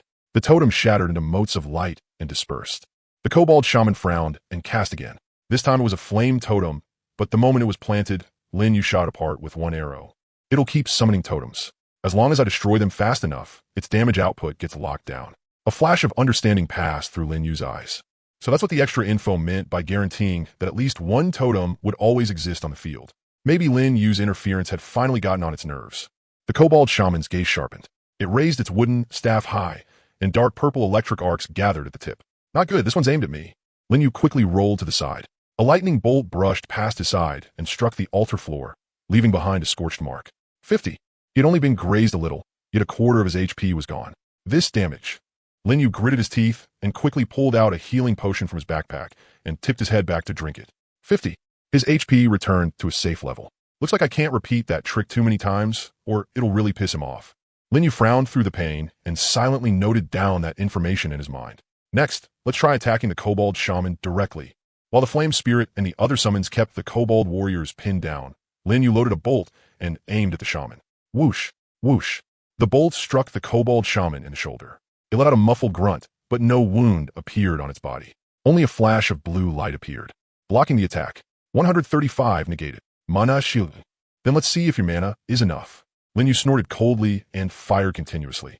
Every one of his shots was infused with a huge amount of magic power, making them hit extremely hard. The Kobold Shaman's mana was limited. After taking several elemental strikes, its face turned deathly pale. For a spellcaster, the feeling of running out of mana was extremely unpleasant. Now, Lin Yu raised his crossbow and took aim. The body of the bolt gleamed with a cold light under its elemental glow. Elemental strike skill mana consumption exceeded 50 points, triggering flame burst. The arrow shot out like a meteor and engulfed the Kobold Shaman's position. Rumble, rumble, rumble. 140. The Kobold Shaman's HP instantly dropped by a huge chunk. Seeing this, the nearby Kobold warriors tried to charge at Lin Yu, but blocking their path were the Flame Spirit and dozens of summons. Before they could even get close to Lin Yu, their HP was worn down to nothing under the relentless assault. In the end, they could only watch helplessly as Lin Yu whittled the Kobold Shaman to death one arrow after another. Watching an important figure who needed protection get ravaged again and again right in front of them, it gave Lin Yu a rather strange feeling, like some kind of NTR scene. Poochie. Lin Yu fired the final arrow, piercing straight through the Kobold Shaman's battered, ruined body. The light in its eyes finally faded. It collapsed weakly to the ground with a thud, declaring the end of the battle. You have killed Kobold Shaman, Watcher Special Elite. You have cleared the Watcher's secret realm. First kill reward being distributed. At the same time, every player in every newbie zone suddenly saw the same announcement pop up before their eyes. Server-wide announcement. Player Lin Yu, LV. 9, has successfully achieved the first kill of Core Layer 5 Watcher Kobold Shaman, Special Elite. This announcement is hereby made. First kill reward, 10 gold coins. 10,000 EXP, limited title Core Pioneer. The moment the server-wide announcement popped up, the entire survival game fell silent for an instant. Then came the overwhelming flood of messages. In every newbie zone chat room, the messages rolled by so fast that the naked eye could barely keep up. Core Layer 5. This guy already made it to Core Layer 5. I just barely reached the edge of Layer 3. Isn't this server-wide announcement way too flashy? What does Watcher mean? Is that thing really that strong? Which zone is this player Lin Yu from? Do we have someone like that in our zone? But in newbie zone 25,535, the atmosphere was completely different. The chat room was full of calm message spam like, oh, got it, normal stuff, as if everyone was already used to it. Boss Lin Yu made it to Layer 5. As expected. How is boss leveling so fast? Is there some trick to it? As long as you can clear all 10 waves of undead invasion every day, you can level that fast too. Alright, pretend I never asked. By the way, is boss about to put out a new guide again? About the Watcher? Yeah, what kind of big deal is this watcher exactly? For the survival game to release a server-wide announcement over it? Just wait. Boss Lin, you might still be resting. As they were talking, a new post appeared in the posting section. Core Daily Report 01. Congratulations to Boss Lin Yu on the server-wide first kill. The poster was none other than Elena. When the post was first published, it didn't attract much attention. But as the contents inside spread rapidly, a large number of players soon flooded in. The post was neatly formatted, with both text and images. The first section was today's headlines, listing several major recent events. The second section was forum highlights, with summaries and links to several recent high-quality posts. The third section was the main event of the entire daily report, the star interview column. Guest of this issue's interview, Lin Yu. Lin Yu, thanks for the invite. I'm at the entrance to the secret realm and just finished claiming the first kill. Elena, Mr. Lin, first of all, congratulations on completing the server-wide first kill. Can you briefly talk about the Guardian Secret Realm? Lin Yu, the Guardian Secret Realm is on the 5th layer. You need to find the entrance before you can challenge it. After clearing the secret realm, you can directly open the passage to the next layer. Elena, excuse me, what does Guardian mean? I think everyone is very curious about that. Lin Yu, I only found out after finishing the challenge myself. When players reach the 5th layer, if they want to keep going deeper into the underground world, they have to defeat the Guardian. Elena, I see. Doesn't that mean every player has to fight the Guardian at least once? Lin Yu, theoretically yes. Elena, it sounds like some kind of trial. Is there anything in particular people need to watch out for? Lin Yu, there are 2 key points. First, death inside the secret realm is permanent death. There is no chance to revive. Lin Yu, second, after a successful challenge, the Guardian Secret Realm enters a 24-hour cooldown, but does not disappear. It can be challenged repeatedly. Elena, one last question. Mr. Lin, will you be releasing a detailed guide for the Guardian? Lin Yu, of course, but I need to rest for a while first. Everyone, please wait a bit. It won't take too long. The interview ended there. As expected, the comment section instantly exploded, with everyone discussing the contents of the interview. Permanent death. If you die in the Guardian's secret realm, you really die for real. Holy shit. Doesn't that mean Boss Lin Yu was dancing on a knife's edge? No wonder he said he needed to rest before writing the guide. After battle at that level, I do need a long time to recover too. Looking forward to the detailed guide. Boss Lin Yu, make sure to get some good rest. Drop a follow already. Now I'm just waiting for Boss to make a post. This Underground Daily is really well done. The layout is clear and the content is solid. I recommend following it long term. Agreed. If there is a daily paper every day from now on, we'll never miss important information again. Inside the minecart, Lin Yu looked at the bustling forum, the corners of his mouth lifting slightly. The response to the first issue of Underground Daily had far exceeded expectations. Elena's execution ability and layout skills were truly impressive. Of course, as the inaugural issue, the first edition of Underground Daily had been released for free. That was also to cultivate players' reading habits and increase user retention. Pretty good at content creation. He smiled, then closed the forum. Yinling was sprawled by his feet, sleeping like the dead, its little belly rising and falling. It had contributed a lot in the battle just now. All 3 kobold warriors had been taken down by Yinling, and right now it was so tired it could barely keep its eyes open. Lin Yu didn't wake it. He gently rubbed the little guy's head, then turned his attention back to the loot in front of him. First was the clear reward from the Guardian's secret realm. Gatekeeper's proof. Description: proof obtained after defeating a Guardian in the underground world. Can be used to upgrade a minecart or exchange for special items. Note: this item is soul-bound and cannot be traded or gifted. Holding the palm-sized metal token in his hand, Lin Yu could feel a warm power coming from it. This was the essential material needed to upgrade the basic minecart to level 10. Next was a stinking cloth bag dropped by the kobold shaman, with its head drawn on it. Trésor Bay, kobold shaman. Description: a bag containing the shaman's personal belongings from before its death. Can randomly produce items related to the kobold shaman. Lin Yu opened the bag, and a pile of items came tumbling out with a clatter. You obtained 50 silver coins. You obtained 3 small healing potions. You obtained the kobold shaman's ritual cloak. You obtained 1 small jewelry bag. Lin Yu's eyes lit up. There really were quite a few good things in this bag. The profit from 50 silver coins was very considerable, much higher than the dark mine. Small healing potions were also rare, life-saving items. Including the one he had left from before, Lin Yu now had a total of 4 bottles on hand. As for that cloak, it was the only piece of equipment among all the loot. Kobold shaman's ritual cloak. Grade: level 5 blue. Requirement: spirit 50, E rank. Defense 10. Effect: max mana 100. Effect: in non-combat state. Mana recovery speed 20. Additional info: exclusive drop from the 5th layer Guardian, Kobold Shaman. Mana recovery speed 20. That one was good. Without a second word, Lin Yu threw the cloak over his shoulders. Last was the small jewelry bag. After opening it, He could obtain 1 to 3 fractured gems of random types. Linyu rubbed his hands together and opened it. You obtained 2 fractured rubies. 2 dark red gems the size of grains of rice lay in his palm, giving off a gentle sheen. Fractured gems were the lowest grade among all gems. But for players at this stage, having them was still better than having none. Fractured ruby can be used for crafting or socketing. Can also be sold to the recycling shop for more currency. Additional info. In the field of crafting, rubies are related to strength and fire attributes. Additional info. You have obtained the crafting recipe for a low-grade skill orb. Low-grade skill orb, any fractured gem x10. Requires alchemy table. I'll study what rubies can be used for later. After putting the gems away, Linyu looked at the first skill reward. 10 gold coins. Another huge sum. Adding that to the prize money for first place on the personal leaderboard in the newcomer competition, Linyu now had more than 20 gold coins to his name. As for the reward of 10,000 experience points, he could only store it for now. It would only take effect after his advancement mission was completed. Limited title. Underground Pioneer has been issued to your personal interface. Linyu casually opened his personal panel and found the title tab. Let me see what this is about. Underground Pioneer, limited title.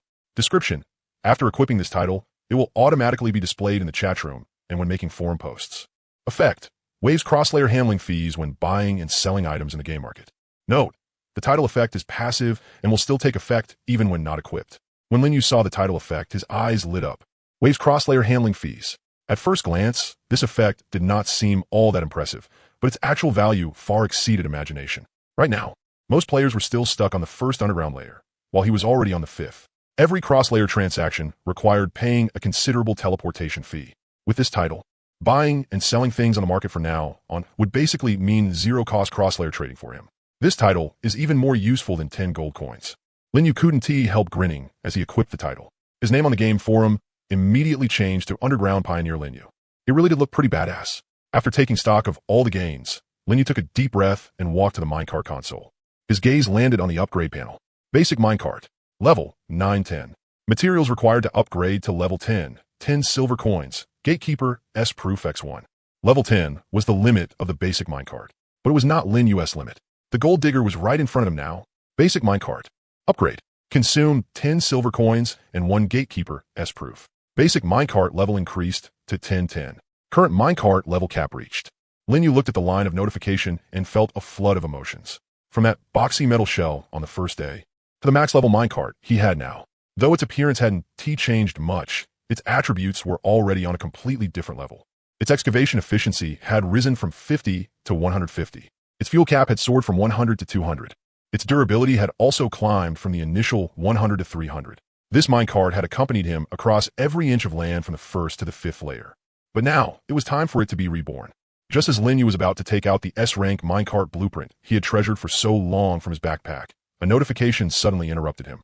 Detected that player Linyu has raised the simple minecart to max level. You have obtained early access to create a Geocore alliance. This feature will officially open to all players in 7 days. At that time, all players will receive a detailed explanation and operation guide. Would you like to view the feature preview in advance? Linyu froze for a moment. Geocore alliance? He opened the preview and quickly skimmed through it. There wasn't too much content in the feature preview, only a few short lines. Geocore alliance. Players may create or join alliances to share resources and intelligence. Alliance members can waive part of the cross-layer transaction fee. Alliances can create convoys and gain various exclusive buffs. After the alliance level increases, more functions can be unlocked. Linyu raised a brow. An alliance system, to put simply, was a player guild. Shared resources, reduced handling fees, convoy buffs. Once it officially opened, it would definitely change the entire landscape of this survival game. But Linyu wasn't in a hurry. After all, it would still take another week. By then, he should already be deep in the lower layers. And with the title Geocore Pioneer in hand, cross-layer transaction fees had long since been waived for him. The alliance system didn't hold much appeal for him. He'd think about it later. Linyu stored the matter away in his mind and closed the preview. Then he took a deep breath and pulled out the blueprint glowing with dazzling golden light from the deepest part of his backpack. The S-rank minecart blueprint, Gold Digger. He carefully unfolded it and spread it across the control console. 100 copper ingots, 50 iron ingots, 20 iron plates, 10 gears, 10 glass, 10 gold coins. Every single required material was ready. Linyu checked them one by one. After confirming everything was correct, he pressed the blueprint onto the minecart as control console. Detected that all conditions required by the blueprint have been met. Would you like to remodel the current simple minecart into the Gold Digger? Notice, the remodeling process is irreversible. The simple minecart will be overwritten and cannot be restored. Yes, Lin Yu answered softly, without hesitation. The next moment, the blueprint turned into a sky full of golden light and poured into the minecart. The entire minecart was wrapped in a golden cocoon of light, letting out a deep sound. It was like a giant beast that had slumbered for a long time was waking up. Lin Yu took a few steps back to widen the distance. From within the golden cocoon came the sounds of metal twisting, restructuring, and fusing. Through the semi-transparent film of light, he could vaguely see the carriage expanding and the body lengthening. The drill at the front became thicker and sturdier, and intricate mechanical patterns surfaced across it. New supports and ports extended from both sides of the carriage, as though space had been reserved for some kind of expansion modules. The entire process lasted about 3 minutes. 3 minutes later, the golden cocoon suddenly contracted, then scattered into specks of light and vanished. A brand new minecart appeared before Lin Yu. His breathing stopped for a moment. If the simple minecart had been a boxy iron tin can, then the gold digger was a giant beast clad in metal armor. Its body was more than twice as long as before, and its entire frame was pieced together from dark gold metal plates. The drill at the front had a spiral conical shape with a 3-blade structure, its surface engraved with fine flow grooves. The compartments on both sides were a level taller than before, and the interior space was obviously much roomier. Lin Yu walked over and reached out to touch the body. The metal felt cold, solid, and hard. Damn! After holding it in for a long time, those were the only 2 words he managed to squeeze out. Then he impatiently pulled open the door and climbed into the driver's cabin. The interior was so spacious that it felt unfamiliar to him. It was like moving from a cramped bathroom into a wide living room. The internal storage capacity of the Gold Digger-esque carriage was actually far more astonishing than it looked from the outside. The control console was no longer a crude sheet metal table, but a dark gold metal panel. All kinds of buttons and levers were neatly arranged across it, several times more complex than before. But what delighted Lin Yu the most were the newly added auxiliary functions. Intermediate exploration radar automatically scans the surrounding terrain and resources within a range of 300 meters and marks them. Auto collection device. When a minecart excavates, it automatically collects dropped ores and materials. A filter can be set. Intermediate expanded storage. The minecart comes with 500 storage slots. Up to 100 of the same item can be stacked. Looking at those 3 lines of description, Lin Yu felt a sense of relief after finally making it through the hard times. He would need to stop the vehicle to pick things up anymore. He would need to worry about storage space being too small anymore. He would need to blindly dig in some random direction based on guesswork anymore. One radar scan, and every resource point would be crystal clear. Auto collection, and the ores would go straight into storage. This was TA minecart all. It was clearly a mobile fortress. He sat in the driver's seat and gripped the control lever. The seat was wrapped in leather, countless times more comfortable than the stiff iron plate from before. Yinling jumped onto the passenger seat and curiously sniffed the scent of the brand new leather. Before upgrading the minecart, Lin Yu had already moved it and Vivian out first, just in case something unexpected happened. Meow. This LLB our new home from now on. Lin Yu smiled and rubbed its head. Vivian also poked her head out from behind him and looked around. Wow, it's so spacious. The flower fairy happily flapped her wings and flew a lap around the new carriage. Master, we can put so many flower pots here. We will. I'll make you a small garden later. Really? Then I'm looking forward to it. Lin Yu leaned back against the new seat and let out a long breath. From Geocore Layer 1 to Layer 5, from a simple minecart to the Gold Digger. It hadn't been easy getting this far, but now, it had all been worth it. He straightened up and turned on the minecart radar. Would you like to activate the radar scanning module? Each activation consumes 50 fuel. 50 fuel wasn't much. Lin Yu thought it over. Spending 50 fuel to scan a 300-meter radius was pretty cost-effective. The fuel it saved alone would be enough to make it worth it. Activate scan. Scanning nearby terrain. Scan complete. Very soon, a circular area was revealed on the console panel, covered in dense markings. Scattered copper or detected nearby. An iron vein lies 50 meters away. Estimated capacity, 150 units. Rock layer density is relatively high to the southeast. A rocky zone may be present. After the radar's automatic scan, the surrounding terrain became clear at a glance. Resource points, paths, obstacles. Everything was marked plainly and clearly. Awesome. Lin Yu couldn't help but sigh in amazement again. But he didn't rush to keep exploring. Although the Gold Seeker had already been completed, there were still a lot of details he needed to get familiar with. Besides, today's real business still wasn't done. Writing a guide. He opened the forum post page and created a new thread. In the main body, he recalled every detail of his fight with the Kobold Shaman. But halfway through writing, he stopped. Some parts still weren't certain enough. At the time, he had Yinling and more than 40 summons helping him. A lot of his actions have been built on an absolute firepower advantage. Ordinary players couldn't possibly have that many summons, let alone a golden pet. When they faced the Keeper, their situation would be completely different. He had to run it one more time. Lin Yu glanced at the cooldown time for the Keeper's secret realm. Keeper Secret Realm on cooldown. 18 hours and 32 minutes remaining. 18 hours. He couldn't wait that long. Lin Yu opened the guide shop, his eyes landing on one of the items inside. Secret Realm Refresh Card. After use, you may immediately challenge any Secret Realm once. 500 points per card.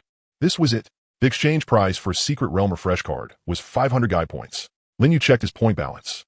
Guide points, 4,750. The influx of new players had made his points rise at a very pleasing rate. 500 points? Small matter. What's more, once the guide was published, he earned back the cost in minutes. Exchange. 500 guide points consumed. You have obtained Secret Realm Refresh Card X1. Use now. Use. The moment he spoke, a list appeared before Lin Yu's eyes. It listed the secret realms he could currently challenge. Dark Mine, Depth 1, Normal Difficulty. Keeper Secret Realm, Depth 5, Hard Difficulty. Lin Yu's choice was naturally the Keeper Secret Realm. After confirming his selection, the Dungeon Refresh card turned into a streak of light and enveloped him. You have entered the Keeper's Secret Realm. Lin Yu took a deep breath and tightened his grip on the crossbow. This time, he wouldn't bring Yinling, and he wouldn't summon magic cards. He would rely only on his own combat strength and simulate how an ordinary player would fight. Soon after, the crackling of lightning and the furious roars of kobolds echoed through the secret realm. Half an hour passed. A somewhat bedraggled figure was teleported back into the carriage of the Gold Seeker. Part of Lin Yu's cloak had been scorched black, and there was also a cut on his arm. Damn it! He touched his left arm and felt a sharp, burning pain. Although he had still cleared it this time, it had been nowhere near as easygoing as before. He had destroyed more than a dozen totem poles, taken several hard hits from the kobold warriors, and even used up 2 healing potions before finally grinding the kobold priest to death. If an ordinary player tried to solo it, 9 out of 10 would probably die. Lin Yu sat on the ground, opened the forum posting interface, and wrote down his experience from just now point by point, without summons to share the pressure. The shamaness lightning bolt was extremely threatening. The totems had to be destroyed immediately. Otherwise, the chain effects would snowball very quickly. If there was some way to interrupt its chanting, the battle difficulty would drop by at least 30%. He wrote while recalling the fight, his hands moving at high speed. Who knew how much time had passed before a new announcement suddenly popped up? Announcement. The Legacy of the Dead auction will begin today at 12 o'clock. Players interested in participating, please prepare yourselves. Lin Yu checked the time. 11:30. Perfect. After finishing the guide, he could go take a look at the auction. After modifying the Gold Seeker, he still had more than a dozen gold coins left on hand. A huge sum. His confidence was more than solid. Lin Yu had been planning this guide about the Keeper since yesterday, and just now, he had run the Keeper's Secret Realm one more time. It didn't take long before he finally ground out today's guide. Complete guide to the Depth 5 Keeper. Includes battle recording. That's right. Lin Yu had deliberately recorded the battle just now and used it as material for the guide. Although the process had been somewhat embarrassing, that actually matched the average level of most players. After checking it several more times, Lin Yu clicked publish. Very quickly, the players following him all received update notifications and excitedly clicked into the newly posted guide thread. First, Boss Lin Yu finally posted a new guide, just like I thought. It really is information about the Keeper. Let me see what is going on. There's actually a recording too. Mama Lin Yu is seriously way too considerate. The kobolds in this secret realm seem kind of different from the ones I ran into. Every single one of them looks built like some jack gym freak. Don't just watch the recording. The main text of the post is the real good stuff. So on the 5th floor, you have to defeat the Keeper before you can go to the next floor. Doesn't that mean every player has to clear the Keeper's secret realm? No wonder it's called the Keeper. Isn't this way too unreasonable. Not necessarily a solo fight though, right? Can't up to 10 people form a team? Did you even read the secret realm mechanics Boss Lin Yu posted? More people isn't necessarily a good thing. For every additional challenger, the monster's HP increases by 50, and the number of kobold guards also goes up. Doesn't that mean the more people there are, the harder it gets? And dying in the secret realm means permanent death. That's terrifying. Boss Lin Yu actually got the first clear of a secret realm with this kind of insane difficulty. Yes, even more terrifying.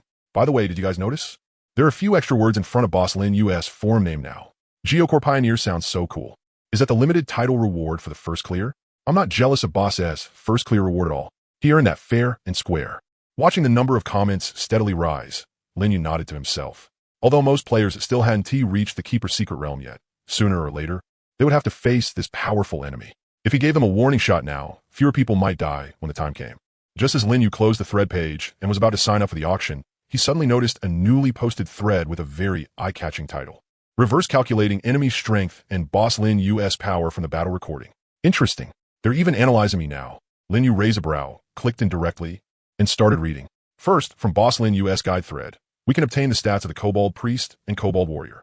The Kobold Priest has 500 HP and 500 mana, and can use mana to offset damage. The Kobold Warrior, meanwhile, has 200 HP and 15 defense, but its head has no armor. Now look at this segment of the battle recording. The weapon boss Lin Yu used was a hand crossbow. His first few shots were all ordinary bolts, seemingly probing the enemy. Pay attention to this arrow. It's wrapped in dazzling multicolored light, so it should be a powerful skill. That single arrow directly hit a Kobold Warrior in the head and killed him on the spot. A rough estimate would put the damage of that shot at no less than 100 points, even without counting a critical hit. This is also verified later when he destroys the totem poles. We know the totem poles have 100 HP, and the same attack destroys one in a single shot. Next is the duration of the battle, an entire half hour. A battle of this intensity requires consuming a large amount of stamina, as well as mana. Until the battle ended, Lin Yu barely did more than breathe a little harder. There was no sign at all of severe stamina exhaustion. A skill like the one he used earlier to enchant arrows had been used no fewer than 10 times throughout the entire fight.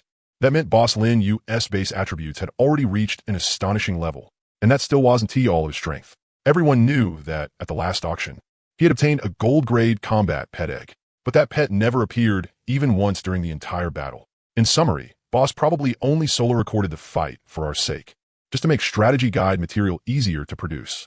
Boss Lin Yu, just how much strength are you still hiding? So gentle and considerate. No wonder everyone calls you the man who is a mother. By the time he got to the end, the corner of Lin Yu's mouth twitched slightly. Although he really had held back while clearing the Warden's secret realm once. This guy really didn't have to make it sound that mushy. There were definitely experts among the other players too. Someone actually managed to analyze this many details. No matter how desperately the player who made the post guessed, though, he still wouldn't be able to guess the truth. Lin Yu wasn't just hiding some strength. As a card master, he hadn't even used half a single magic card. The amount he had sandbagged with was enough to fill an entire underground cavity. After exiting the forum, Lin Yu casually opened the game menu and signed up for the auction. The Dead Man's Legacy auction has begun. Players who wish to participate, please enter the event interface through the game menu. Perfect timing. Lin Yu stretched lazily, shifted into a more comfortable position, and entered the event interface. You have been automatically assigned to auction house number 1. Current number of participants in this auction house, 10,000. This auction will use the full warehouse auction format. Each auction will put up one legacy warehouse, and one piece of warehouse information will be revealed in each bidding round. Players may decide for themselves whether to bid based on the information provided. Oh, full warehouse bidding? After reading the rules for this auction, Lin Yu revealed a look of interest. This was kind of interesting. There was quite a bit of game theory involved in this set of rules. Very soon, the first legacy warehouse was brought up. Legacy warehouse number 1. Info. This warehouse contains a total of 9 items. Info. To be revealed. Starting price, 1 copper coin. Current bid. A starting price of 1 copper coin was basically zero barrier to entry. Very quickly, quite a few players started placing bids. Lin Yu rubbed his chin and carefully observed the item information in front of him. Through the advanced eye of appraisal, you have seen additional information. Additional info. This legacy warehouse contains a total of 9 white quality items. So that is how it is. I think I get how this auction works now. This full warehouse auction format was, at its core, a game of asymmetric information. The officials provided vague information, and players bid based on luck and intuition. But Lin Yu was different. The extra information the advanced eye of appraisal could see was enough to let him see through the true value of most warehouses. All he had to do was cross-reference the public information with the extra information, and he could determine whether a warehouse was worth bidding on. After figuring that out, Lin Yu didn't rush to bid and instead waited patiently. At the end of the first bidding round, Legacy Warehouse number 1 was bought by a player named Ham for 75 copper coins. Legacy Warehouse number 1 revealed 50 stones, 30 dirt, 12 wood. The chat channel instantly filled with wailing. 75 copper coins for a pile of rocks and wood? That is such a loss. This warehouse was way too poor. Guess it really is a dead man's legacy. A poor man's legacy is still poor. Lin Yu looked at those messages without much change in expression. It still wasn't time for him to make his move. Warehouse number 2. Public info. This warehouse contains a total of 15 items. Additional info. 3 of them are food. Warehouse number 3. Public info. This warehouse contains a total of 12 items. Additional info. 12 white quality items. Warehouse number 4. Public info. This warehouse contains a total of 11 items. Additional info. All items in this warehouse are minerals. Lin Yu's gaze lingered on warehouse number 4 for a moment, but he still didn't bid. He was waiting for a target truly worth going after. Very soon, warehouse number 5 appeared. Legacy warehouse number 5. Info. This warehouse contains a total of 24 items. Info. To be unlocked. Starting price, 10 copper coins. Lin Yu's eyes warmed slightly as the advanced eye of appraisal activated on its own. Additional info. 20 of the items are 500 milliliters of purified water. That much water? Linyu was a little surprised. Was this player running a water business before death or something? No matter what, all of it had now become ownerless goods. 10 liters of water in total would sell for at least over a dozen silver coins on the market. And that was even after Linyu had made the water condenser recipe public. In any other beginner zone, water would definitely be even more expensive.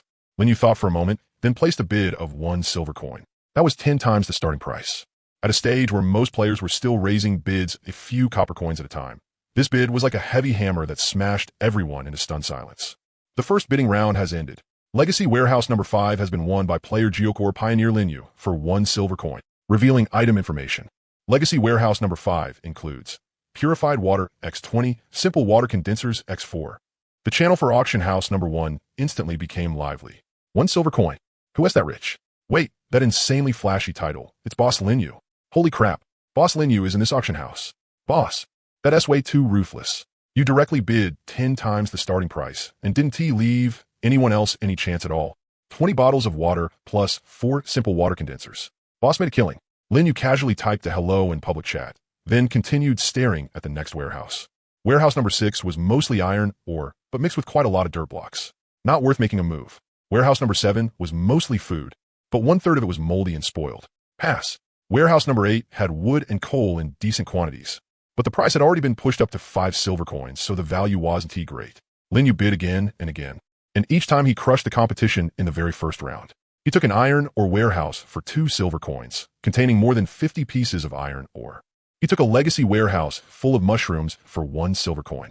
He took a large batch of coal and charcoal for 5 silver coins. He wouldn't be lacking fuel anytime soon. The players in auction house number 1 went from excitement at first, to shock later, to numbness in the end. This is way too ridiculous. Is Boss Linyu here to restock inventory, or what? I seriously suspect he has some kind of wall hack. How's he buy good stuff every single time? Stop talking nonsense. Boss definitely has his own way of judging things. But this is way too accurate. Isn't it? Every warehouse he wins is good stuff. The only one that went wrong, at the mention of that failed warehouse, the chat channel once again burst into cheerful spam. That was warehouse number 13. The public info said it contained a large amount of ingredients. The starting price was 1 silver coin, and Linyu directly bid 5 silver coins to take it. After the results were revealed, it turned out to be a warehouse stuffed full of burrowing worm meat. But it was all moldy and spoiled, completely inedible.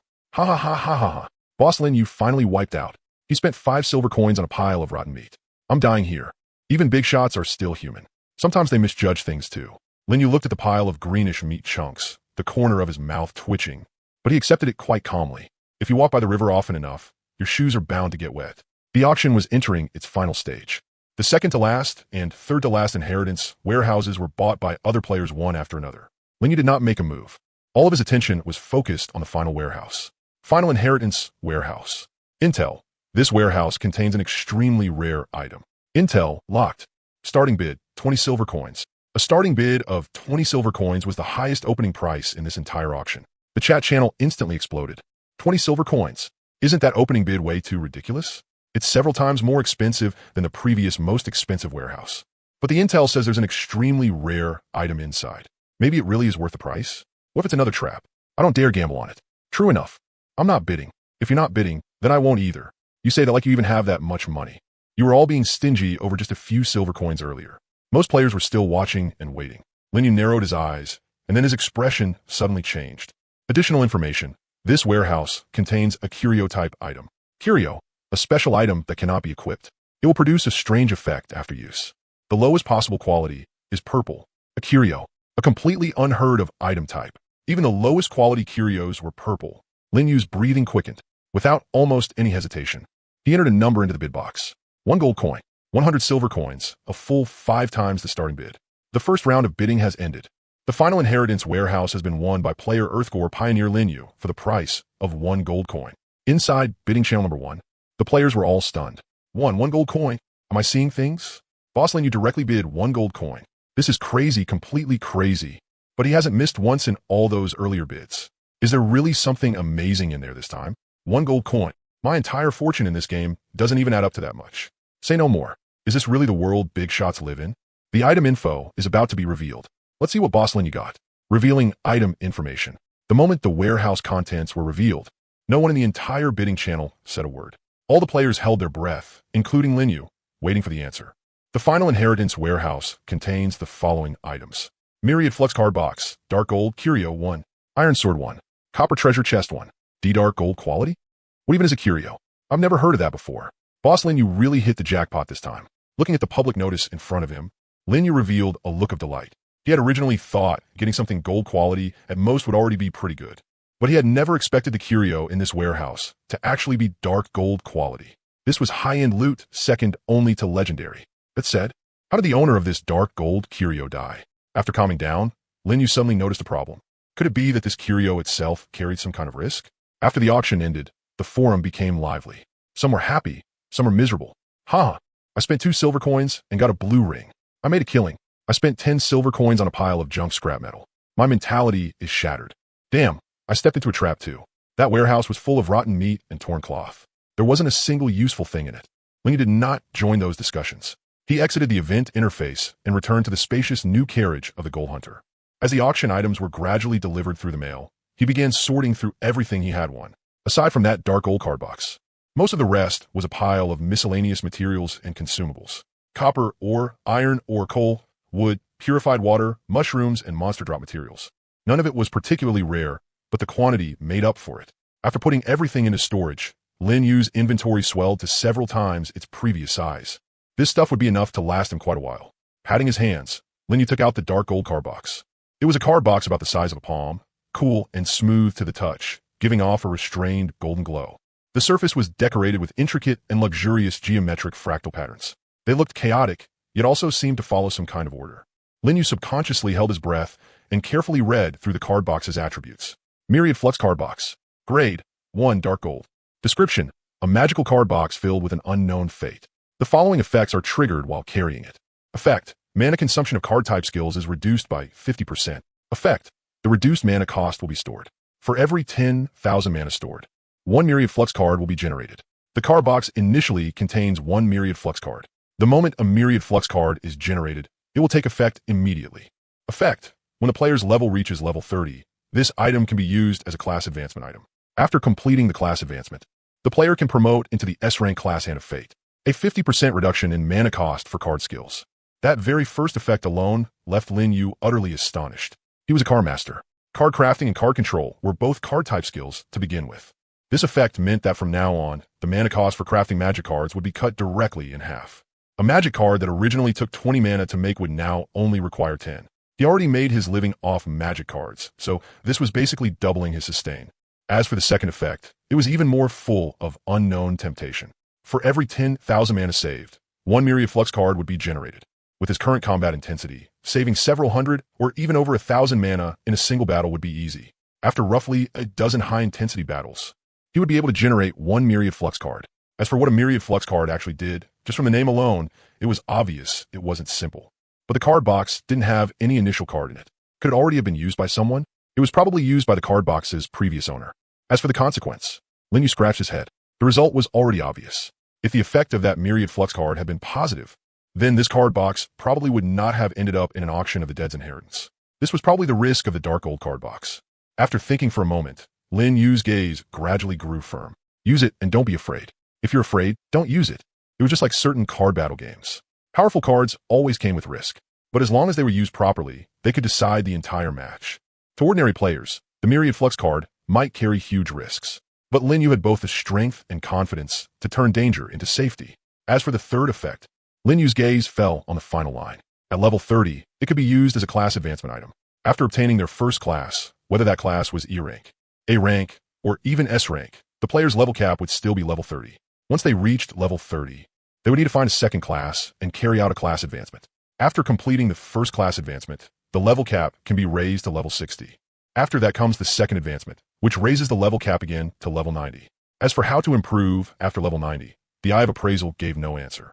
Clearly, this dark gold card case was a rare first advancement item, and it would let him advance into the S-rank class Hand of Fate.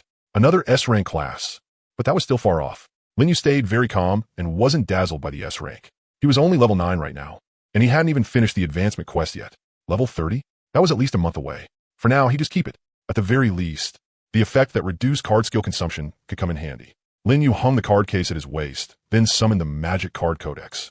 Other than the spoils he got from the Keeper's secret realm, the Kobold Shaman and Kobold Warrior magic cards were naturally part of the gains as well. Magic card Kobold Warrior. Grade, 5 green. Effect, summon. Effect, absorb this magic card to increase your strength and constitution attributes by 2 each, up to a maximum of 50 points at E rank. Effect, absorb this magic card to gain the Savage Strike and block skills. Elite magic card, Kobold Shaman. Grade, 5 blue. Effect, summon. Effect, absorb this magic card to increase your spirit and will attributes by 5 each, up to a maximum of 100 points at E rank. Effect, absorb this magic card to gain the Nature Totem, Mana Barrier, and Lightning Bolt skills. Because he had cleared the Keeper's secret realm twice, Lin Yu currently had a total of 6 Kobold Warrior cards and 2 Kobold Shaman magic cards. That meant he could gain 12 points of strength, 12 points of constitution, 10 points of will, and 10 points of spirit. A total of 44 attribute points, equivalent to the growth of an S-rank class over 4.5 levels. Even though Lin Yu's spirit attribute had already exceeded the card's enhancement limit, with secret realm reset cards in hand, he could farm these magic cards endlessly anyway. Wasting a bit was no big deal. He could absorb all of the Kobold Warrior cards, but he had to keep 1 Shaman card to learn its skills. Lin Yu had been eyeing the Kobold Shaman's Mana Barrier and Lightning Bolt skills for quite a while. When he challenged the Keeper's secret realm the second time, those 2 skills had put him through plenty of misery. After making his decision, the cards in Lin Yu's hand quickly turned into a warm current that seeped into his body. Absorption complete. Your strength attribute has increased to 32 points at E rank. Your constitution attribute has increased to 42 points at E rank. Your will attribute has increased to 35 points at E rank. You have obtained the Mana Barrier, Lightning Bolt, and Elemental Totem skills. 3 more new skills in hand. And compared to a joke skill like Pickaxe Strike, the Kobold Shaman skill set was obviously much more suitable for Lin Yu. Mana Barrier. After activation, each point of mana can negate 1 point of damage, but you yourself are treated as being in an unarmored state. Lightning Bolt. Release a sharp electric strike at the target, dealing 30 plus 100% of will attribute as lightning damage. Cooldown, 7 seconds. Elemental Totem. Consume 50 mana to randomly summon a lesser elemental totem with 100 HP. Last 5 minutes. After reading through the detailed descriptions of these skills, Lin Yu's understanding of the Kobold Shaman deepened once more. No wonder that guy had no defense. So it was a side effect of Mana Barrier. The damage of Lightning Bolt being tied to the will attribute probably applied to other offensive spells too. All of this could be added to the Keeper Guide. Looking back at the earlier battle from the enemy's perspective gave him a different kind of insight. Then Lin Yu opened the guide shop and checked his point balance.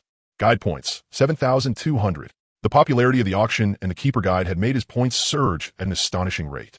In less than a day, he had gained several thousand guide points. In that case, exchange for a random minecart equipment blueprint. Consumed 5,000 guide points. You have obtained random minecart equipment blueprint, gold, X1. A blueprint glowing with golden light appeared in his hand. Lin Yu impatiently unfolded it. Once it was opened, an item gradually appeared on the previously blank blueprint, something with a savage design that looked like some kind of killing weapon. You have obtained Blueprint, Blazing Ram. Minecart Equipment Blueprint, Blazing Ram. Grade, Level 10 Gold. Requirements: Magic Rune Flame X2, Refined Steel Ingot X5, Iron Plate X10, Gear X5. Gold Coin X2. Durability 5,000. Effect: After installation, provides 50 defense to the front of the minecart. Effect: When a minecart is moving at full speed, deals 300 physical damage to enemies in front. Effect: Activate manually to deal 50 fire damage per second to the fan-shaped area ahead, consuming 1 unit of gel per second.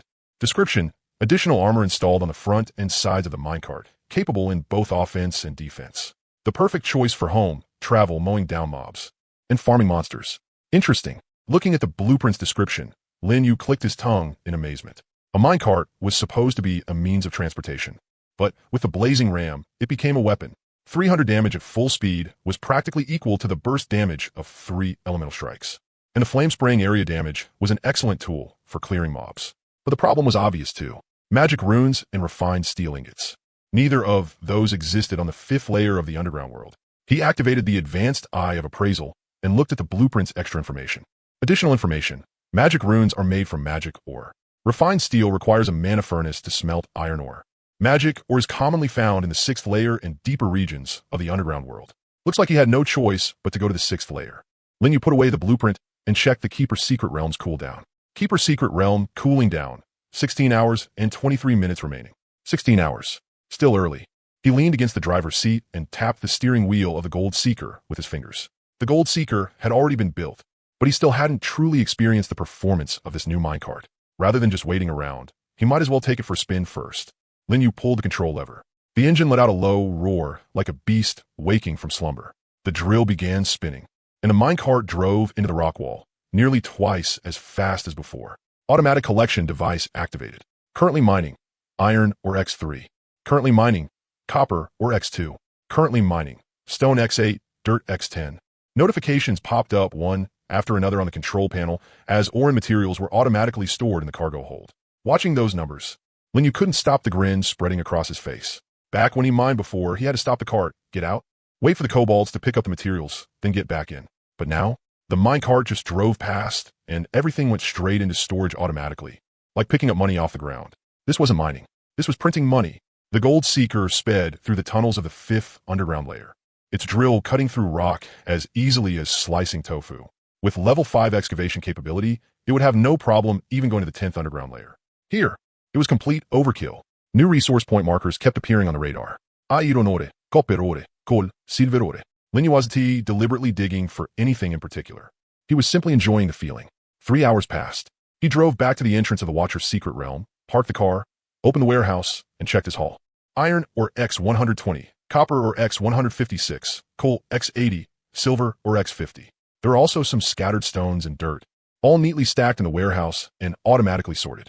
Nice. Lin Yu stretched lazily, picked out a few portions of roasted earthworm meat and some charcoal from the warehouse, opened his friends list, and clicked on Chi Chuan's profile picture. System notice, you gifted player Chi Chuan roasted earthworm meat X3, charcoal X20. Cross-layer handling fee waived, Earth Core Pioneer title effect. He waited for a moment. There was no response from the other side. Lin Yu's brows slowly furrowed, and he waited a few more seconds. A minute passed. Chi Chuan's profile picture was lit up, but the message window remained silent. Lin Yu straightened in his seat and tapped his fingers on the armrest. Something's wrong. Chi Chuan would never take this long to reply. Even if he was busy mining, he would at least send a quick thanks, boss, right away. Just as Lin Yu was about to send another message, a line of text finally popped up in the chat box. Chi Chuan, boss, I'm being hunted down. I'll contact you later. It was only one short line, and he hadn't even finished the last word. Lin Yu's pupils contracted slightly. He stood up at once and opened a strategy shop. Friend teleport card, 100 points per card. Exchange. Consumed 100 strategy points. You obtained friend teleport card X1. Without the slightest hesitation, he activated the card and selected Chi Chuan as the teleport target. Submitting teleport request. Waiting for target confirmation. Hurry up and confirm. Lin Yu muttered under his breath, gripping the crimson hand crossbow tightly. Magic power flowed through his fingertips, ready to erupt at any moment. 3 seconds later, teleport request approved. Teleporting now. A pale blue light wrapped around Lin Yu. His body was pulled by a strange force, then vanished from where he stood. At the same time, Earth Core Floor 2, inside a certain Earth Core space. This area was a rare underground river region. On the gravel-covered riverbank lay a short-haired young man, collapsed and covered in blood. His whole body was wounded, and a gash on his left arm was so deep the bone could be seen, with blood still pouring out of it. Behind him was the surging underground river, its current violent and its depths impossible to see. If he fell in, he probably wouldn't even have a chance to cry for help. Run. Go on. Keep running. 3 players walked up to Chi Chuan and surrounded him in a fan shape. Chi Chuan gritted his teeth and forced himself upright, pressing his back against a boulder. There was nowhere left for him to retreat. I don't know you people. Why are you trying to kill me? The 3 players exchanged glances, then burst into loud laughter. One of them sneered viciously. Did you hear that? He asked, asking why. Because people from your zone, 25,535, are too weak. Another took over, laughing so hard the fat on his face shook. The survival game has always followed the rule of the strong devouring the weak. You die, I live. In our zone, the weak deserve to die. Only the strong have the right to survive. And you people are nothing but a bunch of lucky sheep. You only lived this long because of the charity of some so-called strategy boss. Too bad you ran into us. Nothing we can do about that. You can only die now. As he spoke, the lead man, a burly crew-cut brute, licked the corner of his mouth and strode forward with a savage expression. The instant the iron sword in his hand was about to thrust out, a burst of blue light exploded in front of Chi Chuan. The light condensed into a tall, slender figure. Under the torchlight, a cloak fluttered sharply in the wind. On his shoulder stood a small fiery red cat with its head held high, the flame on its tail blazing fiercely. Lin Yu raised his eyes, first sweeping a glance over Chi Chuan's blood-covered body.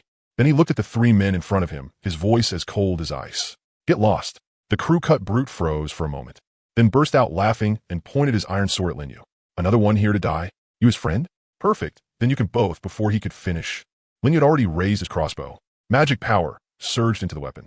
The bolt trembled in the groove, wrapped in crimson elemental radiance. There was no extra nonsense. The moment he confirmed the other side carried killing intent, Linyu stopped holding back.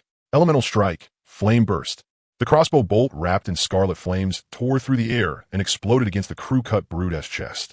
Boom! Firelight illuminated the entire riverbank, and a wave of heat rushed outward. The crew-cut brute didn't even have time to scream. His whole body was swallowed by flames, and he collapsed as a charred black corpse. You killed a player. Killing value +1. Killing value? A thought stirred in Lin Yu's mind, but his expression did not change.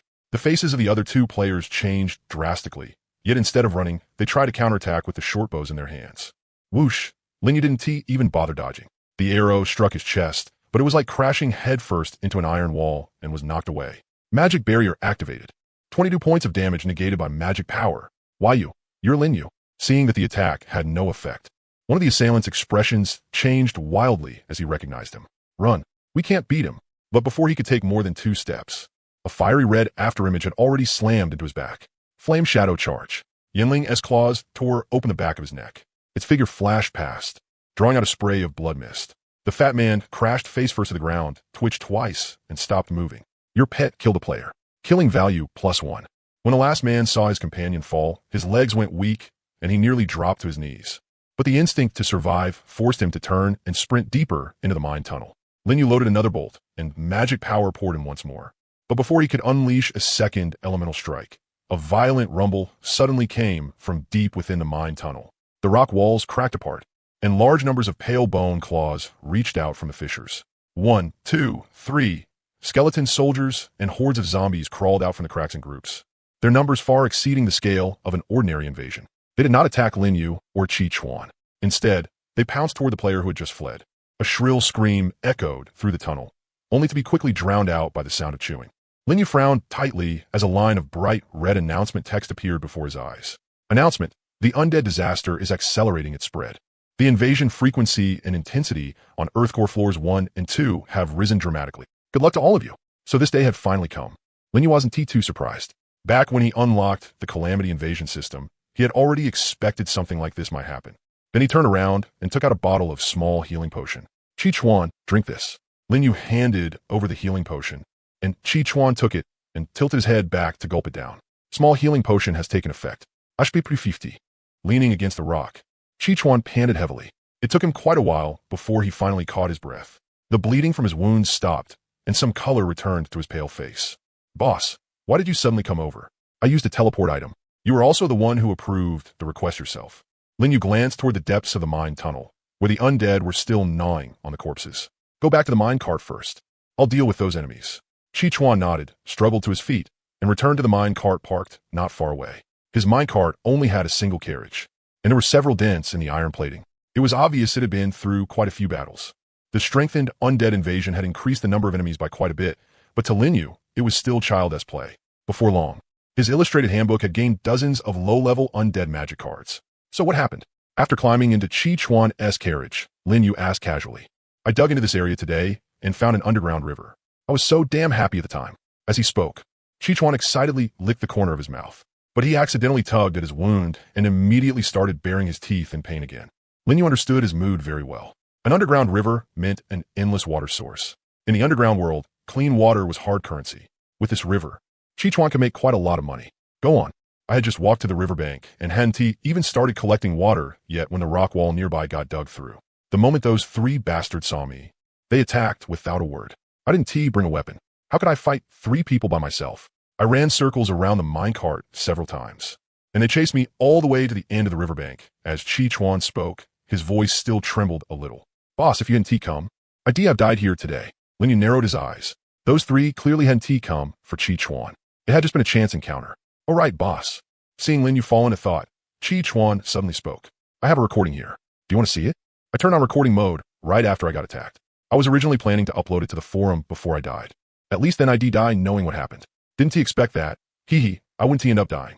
Oh, let me see. Lin Yu raised a brow. rather surprised, inwardly thinking this kid really was quick-witted. After receiving the video Chi Chuan sent through the friends list, Lin Yu finally learned what had happened before he arrived. And he couldn't help frowning. These guys were newcomers from after the beginner zones merged. But the way this group did things was way too vicious. The atmosphere in the beginner zone they had come from was probably like this to begin with. This was also a warning bell. Lin Yu saved the video, then glanced at his remaining stay time. There were about 30 minutes left. A friend teleport card could let him instantly teleport to a friend's side. But the stay duration wasn't unlimited. He could stay for at most 1 hour, and during that time, he could return to his previous location at any moment. If he still hadn't returned when the time ran out, he would be forcibly teleported back. Take care of yourself. I'm leaving. Boss, wait. Seeing that Lin Yu was about to leave, Chi Chuan endured the pain and stood up.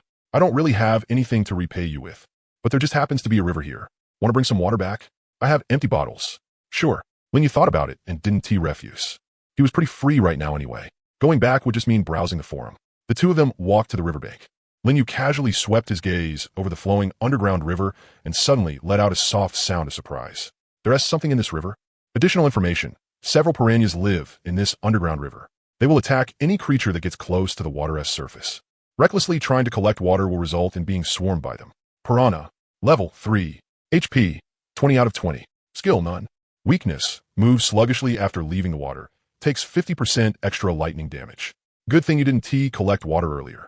Lin Yu smiled and shook his head. There are piranhas in this river. If those three didn't have bad intentions, you'd actually have to thank them. Huh? Chi Chuan's mouth fell open as he stared at the moving surface of the water in disbelief. I was wondering how this underground space could possibly have no danger. So it was in the water. Boss, what do we do now? No big deal. Lin Yu shrugged. Watch this. He raised his right hand, and white arcs of electricity leaped between his fingers, crackling sharply. Lightning arrow. A streak of silver-white lightning shot out from his palm. It struck the nearest shadow beneath the surface with perfect accuracy. The current exploded, sending water splashing everywhere. A palm-sized silver-black fish floated belly up to the surface. Its whole body twitched, and its gills were still faintly moving. Piranhas only had 20 HP, so using lightning arrow on them was a bit like using a cannon to kill a mosquito. But to Lin Yu, if it worked, that was enough. The remaining 5 piranhas, like a pack of enraged wolves, frantically lunged toward the riverbank. They leaped out of the water, mouths full of sharp teeth spread wide, and shot straight at Lin Yu's face. Lin Yu neither dodged nor retreated as lightning arrows flew out one after another. Crackle. Only one piranha managed to reach him. Just then, a fiery red blur pounced over and knocked the last piranha flying. Looking closely, it turned out Yinling had killed the final enemy. At this moment, it was carrying the freshly killed piranha in its mouth as it walked over to claim credit from Lin Yu. Nicely done. This fish is yours. Lin Yu rubbed Yinling's little head and glanced at the battle notifications. You killed Piranha X6. EXP plus 6. EXP accumulated during advancement mission. You obtained Piranha Meat X6. You obtained Claw Hook X2. Lin Yu picked up the loot from the ground and examined it carefully. Piranha meat, ordinary fish meat. The taste is average. Claw hook, a hook-shaped part from certain creatures. Hard and sharp in texture. Additional information. You have obtained the grappling hook crafting recipe. Grappling hook, Claw Hook X1. Iron Chain X3, requires an anvil. Description. Throwing a grappling hook allows you to climb rock walls or cross fissures. Extremely useful in complex terrain. There is actually something this good? Seeing what the grappling hook could do, Lin Yu's eyes lit up. Although he had the 2 mobility skills Gel Leap and Spore Charge, when facing complex terrain, they still fell a bit short. But the appearance of the grappling hook could take his exploration ability to the next level. Good stuff. I'll make it as soon as I get back.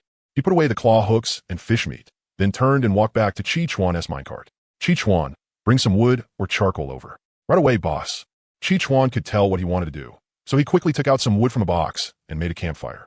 Lin Yu skewered the piranha meat on a crossbow bolt and slowly turned it over the campfire. Very soon, the fish meat was roasted to a golden brown. Fat dripped down, and the aroma spread everywhere. Leaning against the cart door, Chi Chuan watched this scene and sniffed. Smells amazing. As expected, a boss.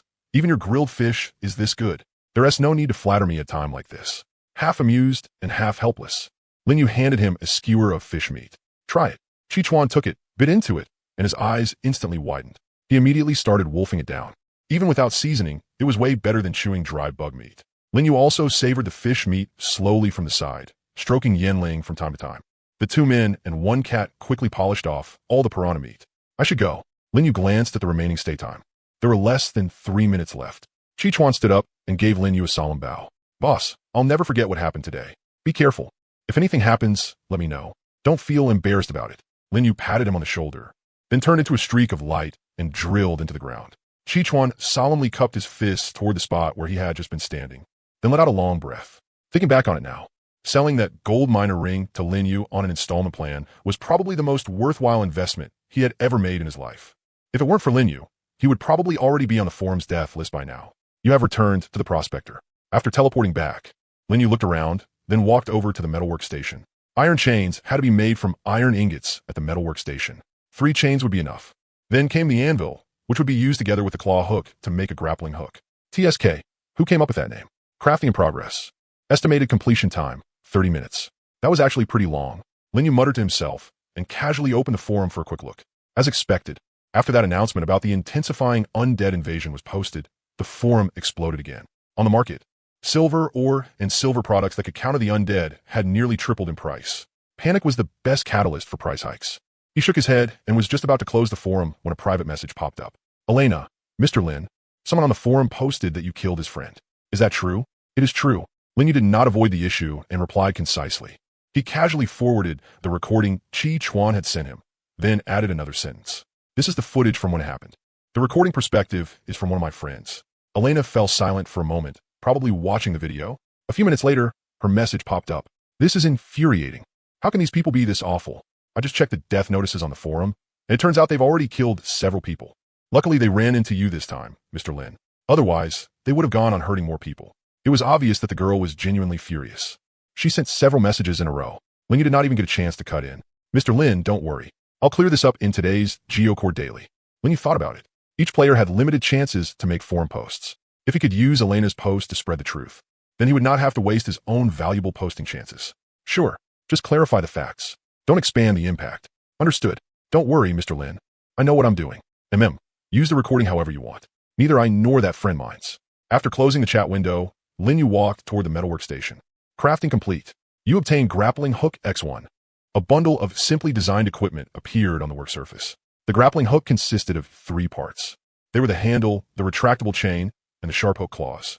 Grappling hook, grade 5 white. Durability, 200-200. Description, after being thrown, it can latch onto rock walls or protrusions. Activate it again to pull the user to the target location. Each use consumes 1 point of durability. Additional information, this item can be used on enemies. If it hits an enemy, a strength contest must be performed. If successful, the target can be dragged toward the user. Lin Yu weighed the grappling hook in his hand. It felt solid. Not bad. He hung the grappling hook at his waist and walked out of the minecart. This was a geocore space not far from the Watcher's secret realm. There had originally been some underground routes nearby, but Lin Yu had already cleared them all out and stuffed them into the warehouse. He still had not farmed today's undead invasion. The grappling hook had just been made too, so this was the perfect chance to test an idea he had been thinking about for a while. Lin Yu glanced around, then flung the grappling hook at a rocky outcropping on the cave ceiling. The hook claws shot out, and the sharp claw tips precisely caught onto the rock. Then Lin Yu gave it a hard tug, and his body rose into the air, hanging steadily in midair. Come on, if this idea works, then the players on floors 1 and 2 are in for a treat. With a backhand motion, Lin Yu pulled out a spirit summoning lantern from his backpack and smashed it onto the ground. Crash! As the lantern shattered, ghostly green flames burrowed into the ground. An undead gradually crawled up through the soil. The undead invasion only intensified on the first 2 levels of the Geocore world. The difficulty on the 5th level remained the same as before. After the skeleton soldiers and zombies crawled out of the ground, they looked up toward Lin Yu. They waved their arms, trying to attack him, but could not reach him. Neither of these 2 kinds of undead had any ranged attack methods. A skeleton soldier jumped up, but its bony claw was still half a meter away from his ankle. The zombies had it even worse. They could not even jump and could only stare from the ground. Very good. Next comes target practice. Looking down from above, Lin Yu raised his hand crossbow. With the undead packed densely beneath his feet, there was no need to aim at all. Elemental strike, Frost Nova. Whoosh whoosh. A ring of brilliant blue frost suddenly burst outward, freezing all the undead that had gathered there in place. The first wave of the invasion ended just that easily. Lin Yu smashed another spirit summoning lantern and called in the second wave of undead. The skeletons and zombies surged beneath him like a school of fish, each scrambling to get there first, and all Lin Yu had to do was wait until the enemies had gathered enough, then wipe them all out with a single elemental strike. Ordinary players don't have such convenient skills, so they would need to find other ways to attack. That short bow the guy he killed earlier had was actually pretty good. Both the weapon and the ammunition were fairly easy to craft. The short bow recipe was the only barely passable spoils Lin Yu got while helping Chi Chuan out just now. Iron short bow. Iron ingot x7, damage 8, requires anvil. Wooden arrow with x1, stone x1, produces 25 wooden arrows, adds 5 damage, requires basic workbench. Besides that, after crafting wooden arrows, Lin Yu had also obtained an additional special arrow recipe through the Eye of Appraisal. Flesim arrow, wooden arrow x10, torch x one, produces 10 flesim arrows, adds 7 damage, and inflicts the burn debuff, requires alchemy table. The alchemy table was similar to the workbench and anvil. It was also a crafting station used for making items. It was made from wooden glass, so the materials were fairly simple. Naturally, there was also an alchemy table on the prospector. It was just that Lin Yu had never had a chance to use it. For ordinary players, wooden arrows and an iron bow were already enough. Flame arrows were only icing on the cake. Lin Yu hung in midair, thinking while harvesting the prey below. In less than 15 minutes, all 10 waves of today's undead invasion had been cleared. This time, no passage leading to deeper layers appeared again. It was probably because of the Watcher's presence. That little trick for descending to lower levels, which had always worked before, had completely failed now. That should do it. Lin Yu reeled in the grappling hook, dropped back to the ground, stretched his sore wrist a little, then started cleaning up the battlefield. You obtained Undead Bone X106. You obtained Corpse Oil X75. You obtained Magic Card, Skeleton Warrior X98, Magic Card, Zombie X80. After returning to the minecart, he opened the post-creation page and began writing today's guide. If nothing unexpected happened, this guide was exactly the kind of thing players needed right now. The damage-free farming method for undead invasions that anyone can use. In the main post, Lin Yu gave a detailed explanation of his new discovery. Based on my experience repelling more than dozens of undead invasions, I've reached one conclusion. Directly above the core space, that is, overhead, there will absolutely be no undead appearing. Therefore, we can find ways to seize the high ground. The undead can't fly, nor can they climb vertical rock walls, so if you're positioned high up, the monsters won't be able to attack you. That way, even without powerful weapons and equipment, you can remain undefeated during undead invasion events. At the same time, I recommend preparing enough crossbow bolts or throwing weapons to avoid being put in a passive position after running out of ammunition. I will make public the crafting recipes for the iron short bow, wooden arrows, and flame arrows. I've personally tested the above methods and confirmed they work. Everyone is welcome to try them. As for how to seize the high ground, I can offer 2 methods. First, use a grappling hook item, which can let you hang easily in midair. Second, find an open area and manually pile up terrain with dirt blocks and stone blocks. You need to be at least about 5 meters off the ground to ensure safety. Also, at the end of the post, Lin Yu paused for a moment. Then he typed a line. As the strategy boss everyone in strategy area 25535 talks about. I'm very grateful to the old friends who have always supported me, and I also welcome new players from other beginner areas to join us. But toward those vile scum who commit evil, I will show absolutely no mercy. He clicked publish. As soon as the post went up, players who had heard the news flooded in one after another. First, boss, what is the theme of today as strategy post? Farming monsters without taking damage. That is way too ridiculous. Boss Lin Yu, you're seriously a genius. You even managed to discover this. If you fought off dozens of undead invasions, you could discover it too. How do you make a grappling hook? What materials do you need? It says in the post, hook claw plus iron chain. The iron chain is made with a metal processing table. It's over. I don't have a metal processing table. I can't make iron chains. Saved. I'll use the dumb method first. I actually noticed it too, but I didn't summarize it as thoroughly as the boss did. Some people noticed the last part of the post. Wait, what did boss Lin Yu mean at the end by vile scum who commit evil? Did someone piss off the boss? No idea. The boss never says stuff like that. Something must be happened. I just saw in the core daily. A friend of boss Lin US was hunted by 3 players from another area. What? Something like that happened. The daily said those 3 were already killed by boss Lin Yu, but the boss is still really pissed. Because before that, those 3 scum had already killed a lot of people from our area. Nicely done. Trash like that deserves to die. Damn it. I may not be as strong as boss Lin Yu, but if I run into scum like that, I definitely step in too. Same here. Kill everyone I see. Speaking of which beginner area were those 3 from? Expose them. Looks like they came from a merged area. One that had really heavy casualties before. No wonder they're so savage. So that is the kind of environment they survived in. Don't beat everyone with the same stick. I'm from a merged area too, but I've never gone around causing trouble on purpose. Yeah, there are good people from outside areas too. Don't do area-wide attacks. Boss Lin already said it. New players from outside areas are welcome. PS only targeting scum. Support the boss. If anyone dares cause trouble in area 25535, we want T stand for it either. Agreed. The direction of the comment section was surprisingly united. Almost everyone was expressing support for Lin Yu. Looking at those comments, Lin Yu nodded to himself. Before he had published a strategy post, Elena had already released the new issue of the Core Daily. That was why people now understood the full story and could help explain things for him. That girl Elena really was reliable when it came to getting things done. He leaned back in his seat, preparing to rest for a moment. Just then, a system notification popped up. Player Changyan invites you to join private channel area 25535, beginner zone major affairs discussion. Accept. Lin Yu raised an eyebrow. Major affairs discussion? Who this player called Changyan didn't matter. What mattered was that he had the ability to open a private channel. A cost of 1 silver coin per day was not something ordinary players could afford. And judging from the name of the channel, it clearly wasn't some random toy someone had set up for fun. Most likely, he wanted to gather the strong players of area 25535 and form an organization similar to a council. The idea was good. The question was whether it would actually work. After thinking for a moment, Lin Yu decided to accept the invitation. Anyway, before the Watcher's secret realm refreshed, he had nothing to do. He might as well see what this Changyan guy wanted. Maybe aside from him, many well-known experts from the beginner zone had already joined. You have joined private channel area 25535, beginner zone major affairs discussion. Channel speaking restriction, none. After confirming, a chat window automatically popped up before Lin Yu's eyes. Player core Pioneer Lin Yu has joined the current channel. As soon as that line appeared, the previously quiet chat room finally became lively. Vincent, Lin Yu? He got pulled into Xiachi. Oh my, now this is finally getting interesting.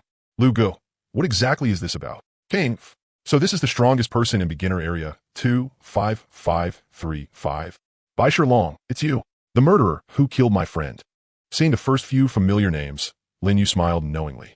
Even though he had never interacted with them, he could always hear those names in post-comment sections or from other players. But the last two clearly weren't very friendly. If you remember correctly, this Kane should be the strongest player from one of the merged beginner areas. As for the last guy shouting like that, could he be a friend of the 3 players Lin Yu had killed? Just as the atmosphere in the chat room was getting awkward, the owner of the chat room finally appeared. Changyan, ahem, everyone calm down first. First of all, thank you to Mr. Lin Yu for accepting the invitation. Changyan, if Mr. Lin Yu weren't here, this channel would have no meaning at all. Changyan, I believe the others think the same way. Changyan's profile picture showed a man wearing a safety helmet, around 30 years old. With a steady expression, after thinking about it, Lin Yu felt it would be inappropriate to stay completely silent, so he replied, Lin Yu, so what is this channel for? Why invite me? Changyan, just like the name of the channel suggests. The original intention is to discuss certain major matters concerning beginner area 25535. Changyan, some grudges that aren't convenient to make public can also be negotiated and resolved here. Before Lin Yu could keep questioning him, someone voiced out. Kane, discuss major matters? Resolve grudges? What makes you think you have the ability or the prestige for that? Kane, if we really had to pick someone people would accept, I think Lin Yu is much more suitable than an unknown nobody like you. Although what he said was true, Lin Yu could hear a trace of hostility in it. Clearly, the other party was only using him as a weapon. Changyan, I think so too. But Mr. Lin Yu probably doesn't have the time to worry about these trivial matters. Changyan, it doesn't matter who manages this channel. What matters most is having a channel like this where people can communicate.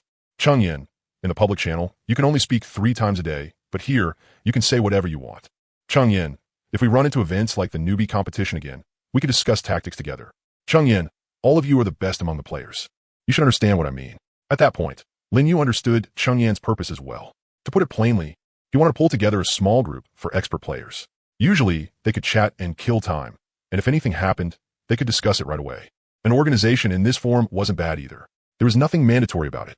Unfortunately, not everyone saw it that way. Bai Long, wait. Deal with this guy killing my friend first. Channel notice. Bai Long has been removed from the channel by an administrator. Changyan, sorry, Mr. Lin Yu. I accidentally let a mad dog in. Seeing that smooth, flowing set of actions, the corner of Lin Yu's mouth twitched. He hadn't even had time to block that guy, yet before Changyan had already kicked him out. Lin Yu. So where exactly did this guy come from? Vincent. He joined after the newbie zones merged. He's pretty strong, and he was considered an expert in his original newbie zone too, but his character isn't very good. Vincent. Those thugs you killed were probably his lackeys, so when he saw you today, he wanted to get his pride back. Lin Yu, I see. Thanks for the explanation. Vincent. Boss, can I add you as a friend? I've been following your guides the whole time. Lin Yu, of course. I read a few of your posts too.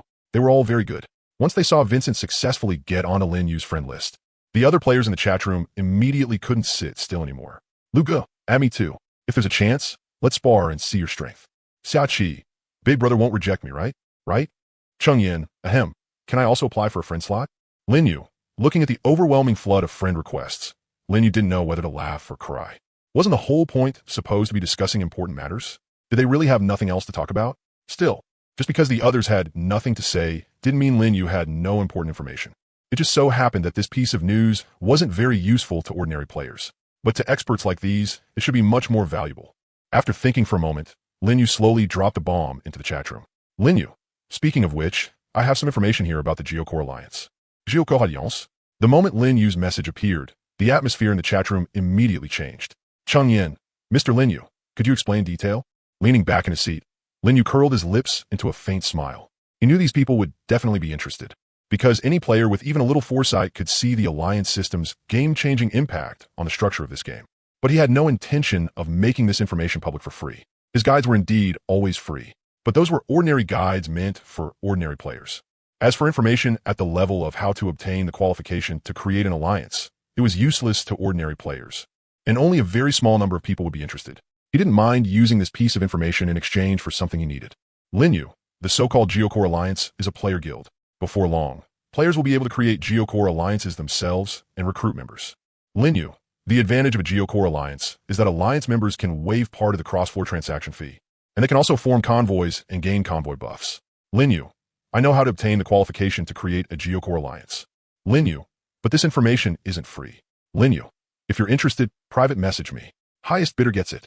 After saying that, he switched the chat channel to the background and stopped paying attention. As expected, in just a little over 10 seconds, private messages came flooding in like a rising tide. The offers range from a few silver coins to more than a dozen silver coins, all solid cash. Not a single person tried to fool him with junk. But what caught Lin Yu's attention the most was a private message from Chung Yin. Chung Yin, Mr. Lin Yu, I have a treasure map in my hand. The location marked on it is below the 5th layer of the Geocore. I can't use it for now. If you're willing to trade, it's yours. A treasure map? Lin Yu raised an eyebrow. The value of something like this was hard to judge. It depended entirely on the final reward.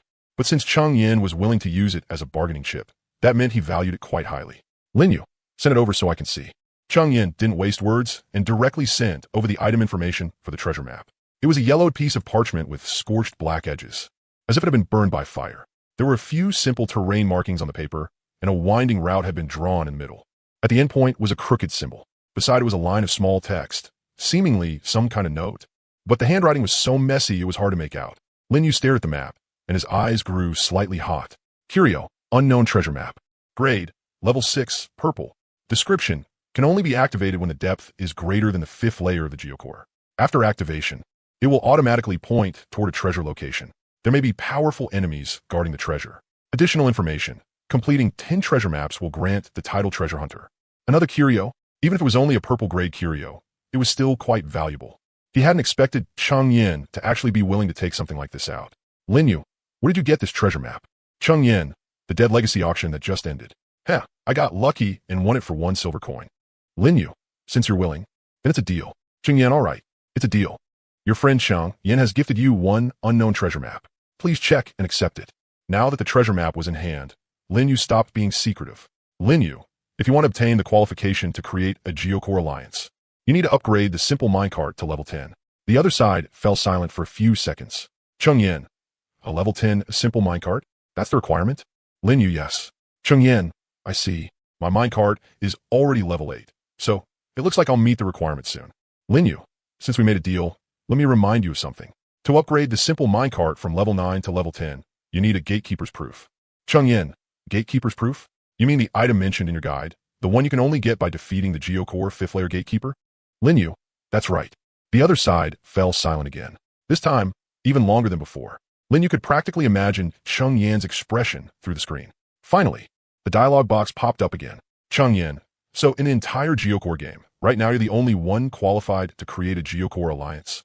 After all, Lin Yu had just gotten the first clear of the Gatekeeper's secret realm. That meant before him, no one had ever defeated the Gatekeeper and upgraded the simple minecart to level 10. Lin Yu, at this stage, yes. But once my guide is released, other people will be able to do it little by little too. Lin Yu, one last piece of information for you. In 7 days, no, 6 days, the Geocore Alliance system will open. This is your advantage window. Chung Yin, understood. This trade was worth it. Lin Yu closed the chat interface and lightly tapped the treasure map with his finger. Of course, he understood the value of those 2 pieces of information. But the treasure map in Cheng Yan's hands was just as valuable. For the next stretch of time, Lin Yu ignored the messages in the private channel. He walked over to the workbench and began preparing the supplies he needed for battle. Crossbow bolts, torches, food, fluorescent potions, spirit summoning lanterns. Everything was ready. Then he looked toward the Watcher's secret realm outside. The cooldown had just ended. Do you wish to enter the Watcher's secret realm? Yes. After stepping into the light barrier, Lin Yu appeared on that circular altar once again. The enemies were still the Kobold Shaman and 3 Kobold Warriors. This time, he did not fight alone. Kobold miners, skeleton soldiers, zombies. Dense ranks of summons spread out in formation. The flame spirit leaped down from his shoulder, the fire on its tail blazing fiercely. Quick battle. Deep within the altar, the Kobold Shaman had only just raised its staff. The next second, the summoned army surged forward all at once. Any resistance looked pale and powerless in the face of such overwhelming numerical superiority. In less than 5 minutes, the battle was over. You have cleared the Watcher's secret realm. The passage to the next floor has opened and will remain available for 1 hour. Lin Yu glanced at the deep, shadowy passage, then recalled the summoned magic cards back into the codex and cleaned up the battlefield. You obtain magic card, Kobold Shaman X1. You obtain magic card, Kobold Warrior X3. You obtain Kobold Shaman's treasure bag. The rewards from the Watcher's secret realm were pretty decent. In the future, he could use secret realm refresh cards to farm it repeatedly. With that, his business on the 5th underground floor was basically finished. Lin Yu returned to the gold digger and started the engine. He had originally planned to head straight to the 6th floor anyway. The matter of the treasure map was only a small detour. Another dark and lengthy journey followed. Fortunately, with the flame spirit and Vivian by his side, Lin Yu did not feel too lonely along the way. You have arrived at your destination. Current depth, 6. The 6th underground floor. Lin Yu swept his gaze over the surroundings. It was a very ordinary mine tunnel, but whether it was just his imagination or not, he felt the light around him was dimmer than before. Even the glow from the minecart's lantern had faded quite a bit. Additional information. Beginning from the 6th underground floor, the environment will begin to change. For every additional floor you descend, light intensity will decrease by 10. Gold mines and magic mines will gradually begin appearing in small amounts, while the output of low-level resources will increase. New enemy types will appear, including the undead calamity invasion. Oh, so the difficulty was finally ramping up. Lin Yu curled his lips and felt a trace of pressure, but only a trace. Once he made the blazing ram, if enemies really showed up while he was digging, he could just crush them all like speed bumps. Right, and there was this too. Lin Yu took out that treasure map from his backpack. Do you wish to activate the unknown treasure map? Yes. The treasure map turned into a streak of light and merged into Lin Yu's vision. On the mini-map, a brand new marker lit up. It was roughly 8 kilometers away, and the name of the marker was Kobold Tribe. On the 6th underground floor, somewhere in an underground chamber, a bonfire blazed fiercely, lighting up dozens of low, rough cloth tents. Several wooden totem poles were planted between the tents, with dried beast bones hanging from them. Kobold Tribe. 3 Kobold warriors were patrolling the outskirts of the tribe. They were full size smaller than their counterparts in the Watcher's secret realm, and their equipment was even cruder. Gripping rusty weapons in their hands, they scanned the darkness warily. Suddenly, the sound of sharp weapons cutting through the air rang out. Whoosh, whoosh, whoosh. 3 crossbow bolts shot out from the darkness, piercing the bodies of 2 kobolds. 64, 71, 68. One of the kobolds died on the spot, without even letting out a scream. Immediately after that, a fiery red blur shot out from the direction the bolts had come from. The flame spirit's figure flashed between the other 2 kobolds. Its flame-wreathed long tail lashed out like an iron whip and sent them flying. After confirming there were no survivors, the flame spirit flicked the sparks off its tail and let out a meow. Lin Yu stepped out from the shadows, put away his hand crossbow, and patted the flame spirit on the head. They're a lot weaker than the kobold warriors in the Watcher's secret realm. He casually flipped over a kobold corpse and examined it carefully. Kobold warrior. Level 7. Health 0, 80 dead. Defense 8. Skill, brutal strike. Only 80 health. No wonder it was so fragile. Lin Yu turned the corpse into a magic card and looked up toward the tribal camp, not far away. 2 wooden stakes stood at the entrance to the camp, with filthy flags hanging from them. The pattern on the flags was a savage dog head with its fangs bared. Time to work. With a thought, he summoned nearly 100 skeleton soldiers and zombies from the magic card codex. Charge in and clear the way for me. After fighting the undead invasion event for so many days, Lin Yu's magic card codex now held almost 4 digits worth of undead magic cards. Without exaggeration, he was now a walking undead calamity. The undead charged into the tribal camp without the slightest attempt to hide themselves. Very soon, the sounds of kobold barking and vicious fighting echoed from within the camp. Although the skeleton soldiers and the zombies Lin Yu had summoned were much lower level than the kobolds on the 6th underground floor, in the face of absolute numerical superiority, that gap was enough to ignore. Not to mention Lin Yu was firing sneak shots from the rear. A single elemental crossbow bolt filled with magic power could blow several kobolds to pieces in one shot. 1, 2, 3. Kobolds dropped in waves throughout the tribe. Their individual strength was actually pretty good, and they even knew how to cooperate with each other. For ordinary players, they would probably be extremely troublesome. But to Lin Yu, it was no different from mowing grass. In less than 10 minutes, all the kobolds on the outskirts of the camp had been cleaned out. Lin Yu walked deeper into the camp, his gaze landing on the largest tent. 2 kobolds with clearly stronger builds were standing at the entrance. Behind them, a familiar figure was slowly stepping out. Kobold Shaman. Its outfit was exactly the same as the one in the Watcher's secret realm, a beast-hide cloak and a wooden staff. But beside it stood 2 figures different from before. They were slimmer, and each held a short bow made of bone and sinew. Several woven bags hung at their waists, and metallic clinking sounds came from inside. A new type of kobold? Lin Yu narrowed his eyes and sized up the enemies in front of him. Kobold Tracker. Level 7. Health 120. Defense 10. Skills. Mark shot, throw, hunting net. Weakness. Weak in close combat. And the hunting nets have limited quantity. Before Lin Yu could keep observing, the 2 trackers had already raised their short bows. Whoosh. Whoosh. 2 arrows flew over and accurately struck his chest. Then it was knocked away by an invisible barrier. The arrow spun a few times in midair before falling to the ground. Magic barrier activated. 35 points of damage were negated by magic. 33 points of damage were negated by magic. You have been marked. Your chance of receiving a critical hit has increased by 10%. Not bad. Good accuracy, and the damage isn't low either. Lin Yu raised a brow and lifted his crossbow in return. Elemental strike. Blazing explosion. The crossbow bolt flew out, wrapped in flames, and exploded in the middle of the hunters. The firelight swallowed 2 hunters whole. They didn't even have time to loose a second arrow before they had already turned to ash. Seeing this, the kobold shaman immediately raised its staff. But it had only chanted halfway when a fiery red figure had already pounced in front of it. Claw strike. Blazing tail whip. 87. 112. After these past days of fighting, Yinling's level had already risen to level 8.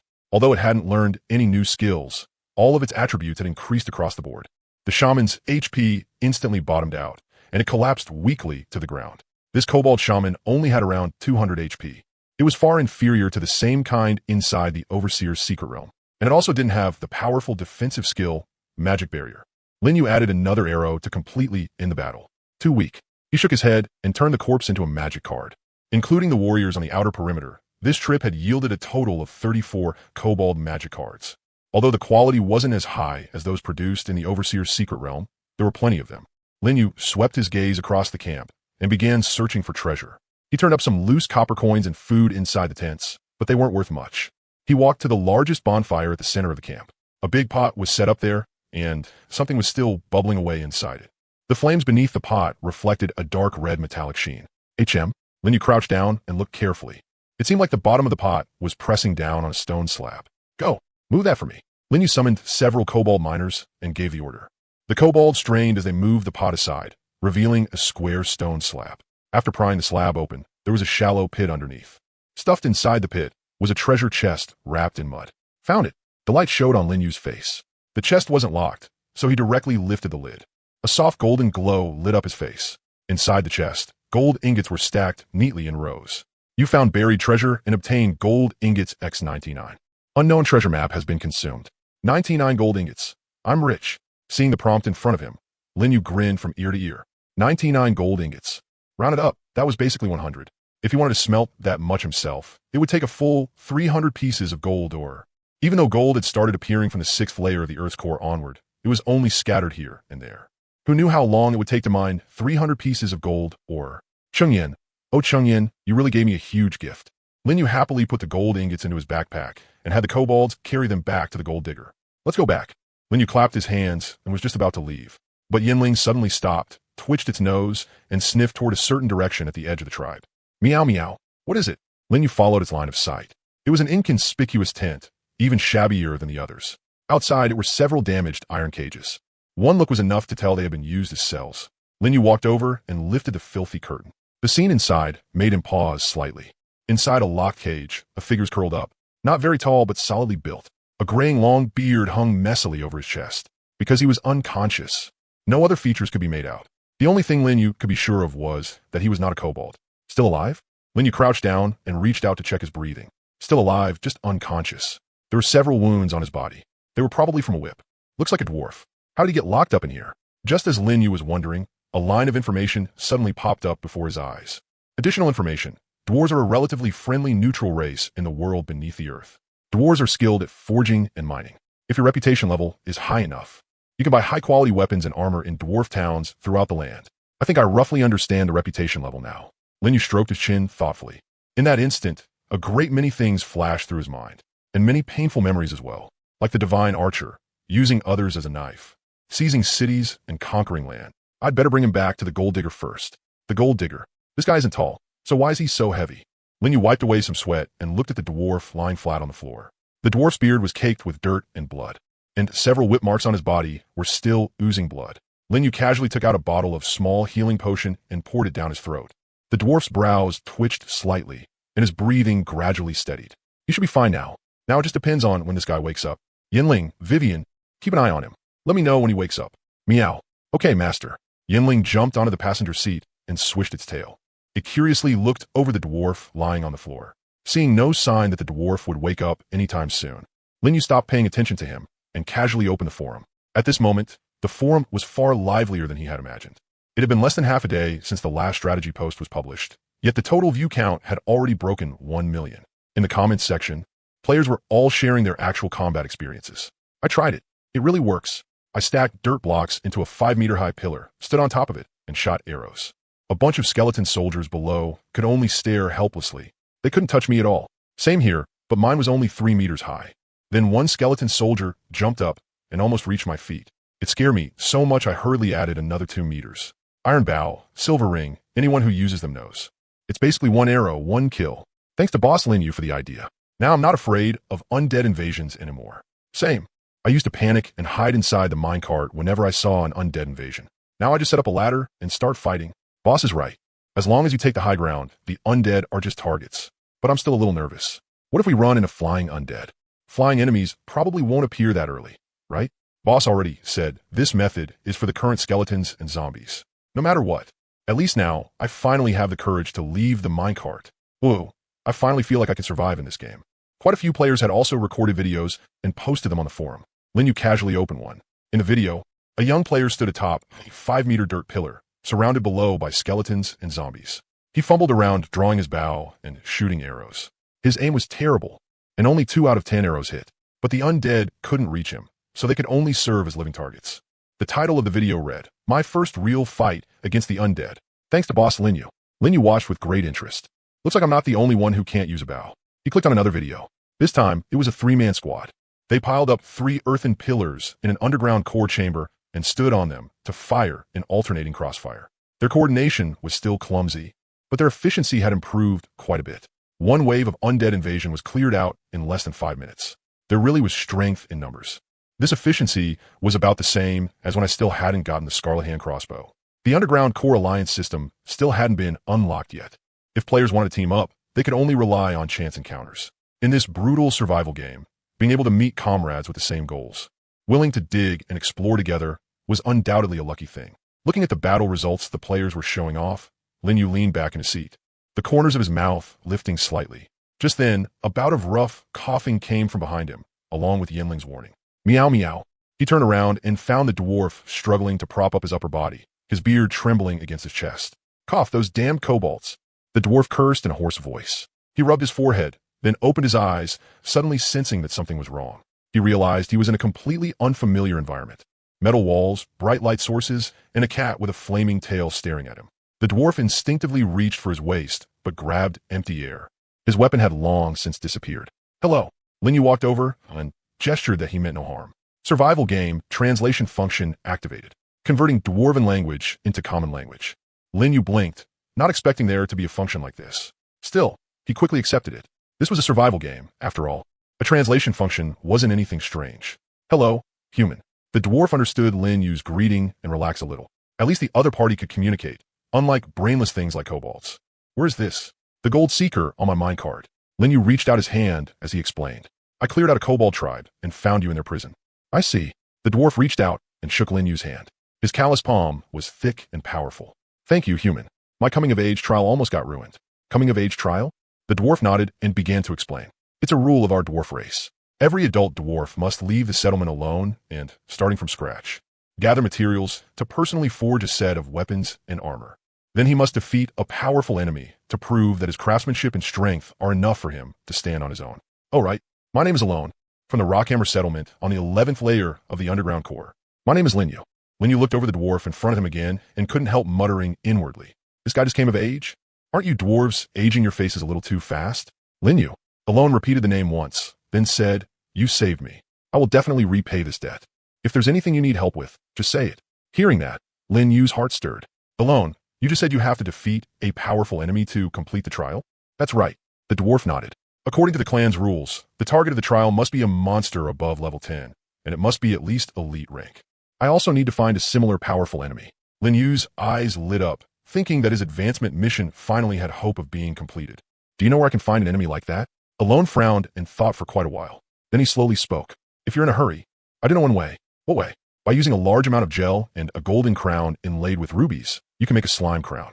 Alone reached out and drew a simple crown pattern on the floor. By pouring magic power into this crown, you can summon a level 10 special elite monster. The Slime King. Special elite? Wouldn't that make it just like the Kobold Shaman in the Watcher's Secret Realm? Able to drop an exclusive treasure bag? At that, Linyu's eyes instantly lit up. However, the dwarf paused, and his tone became cautious. When the time comes, it won't just be the Slime King you'll have to deal with. There will also be a large number of slimes appearing together with the Slime King. If you can't handle them at the same time, it'll be extremely dangerous. I understand. Linyu nodded. Thanks, Alone. This information is very useful. I'll find a way to gather the materials needed to make the slime crown. Hearing his response, the young dwarf's eyes immediately widened. You're really going to challenge the Slime King? That's right. Just like you, this is also my trial. All right then. Alone stood up and patted the dust off his body. You saved my life. I can't just eat and drink for free. I'll help you make the slime crown, as long as you can gather enough materials. What do I need? Very quickly, Alone gave him a list of materials. 1 complete ruby, 5 gold ingots, 20 portions of gel. Linyu rubbed his chin, thinking that he seemed to already have all of these materials. Even the ruby could be obtained by repeatedly farming the Watcher's Secret Realm and opening gem bags.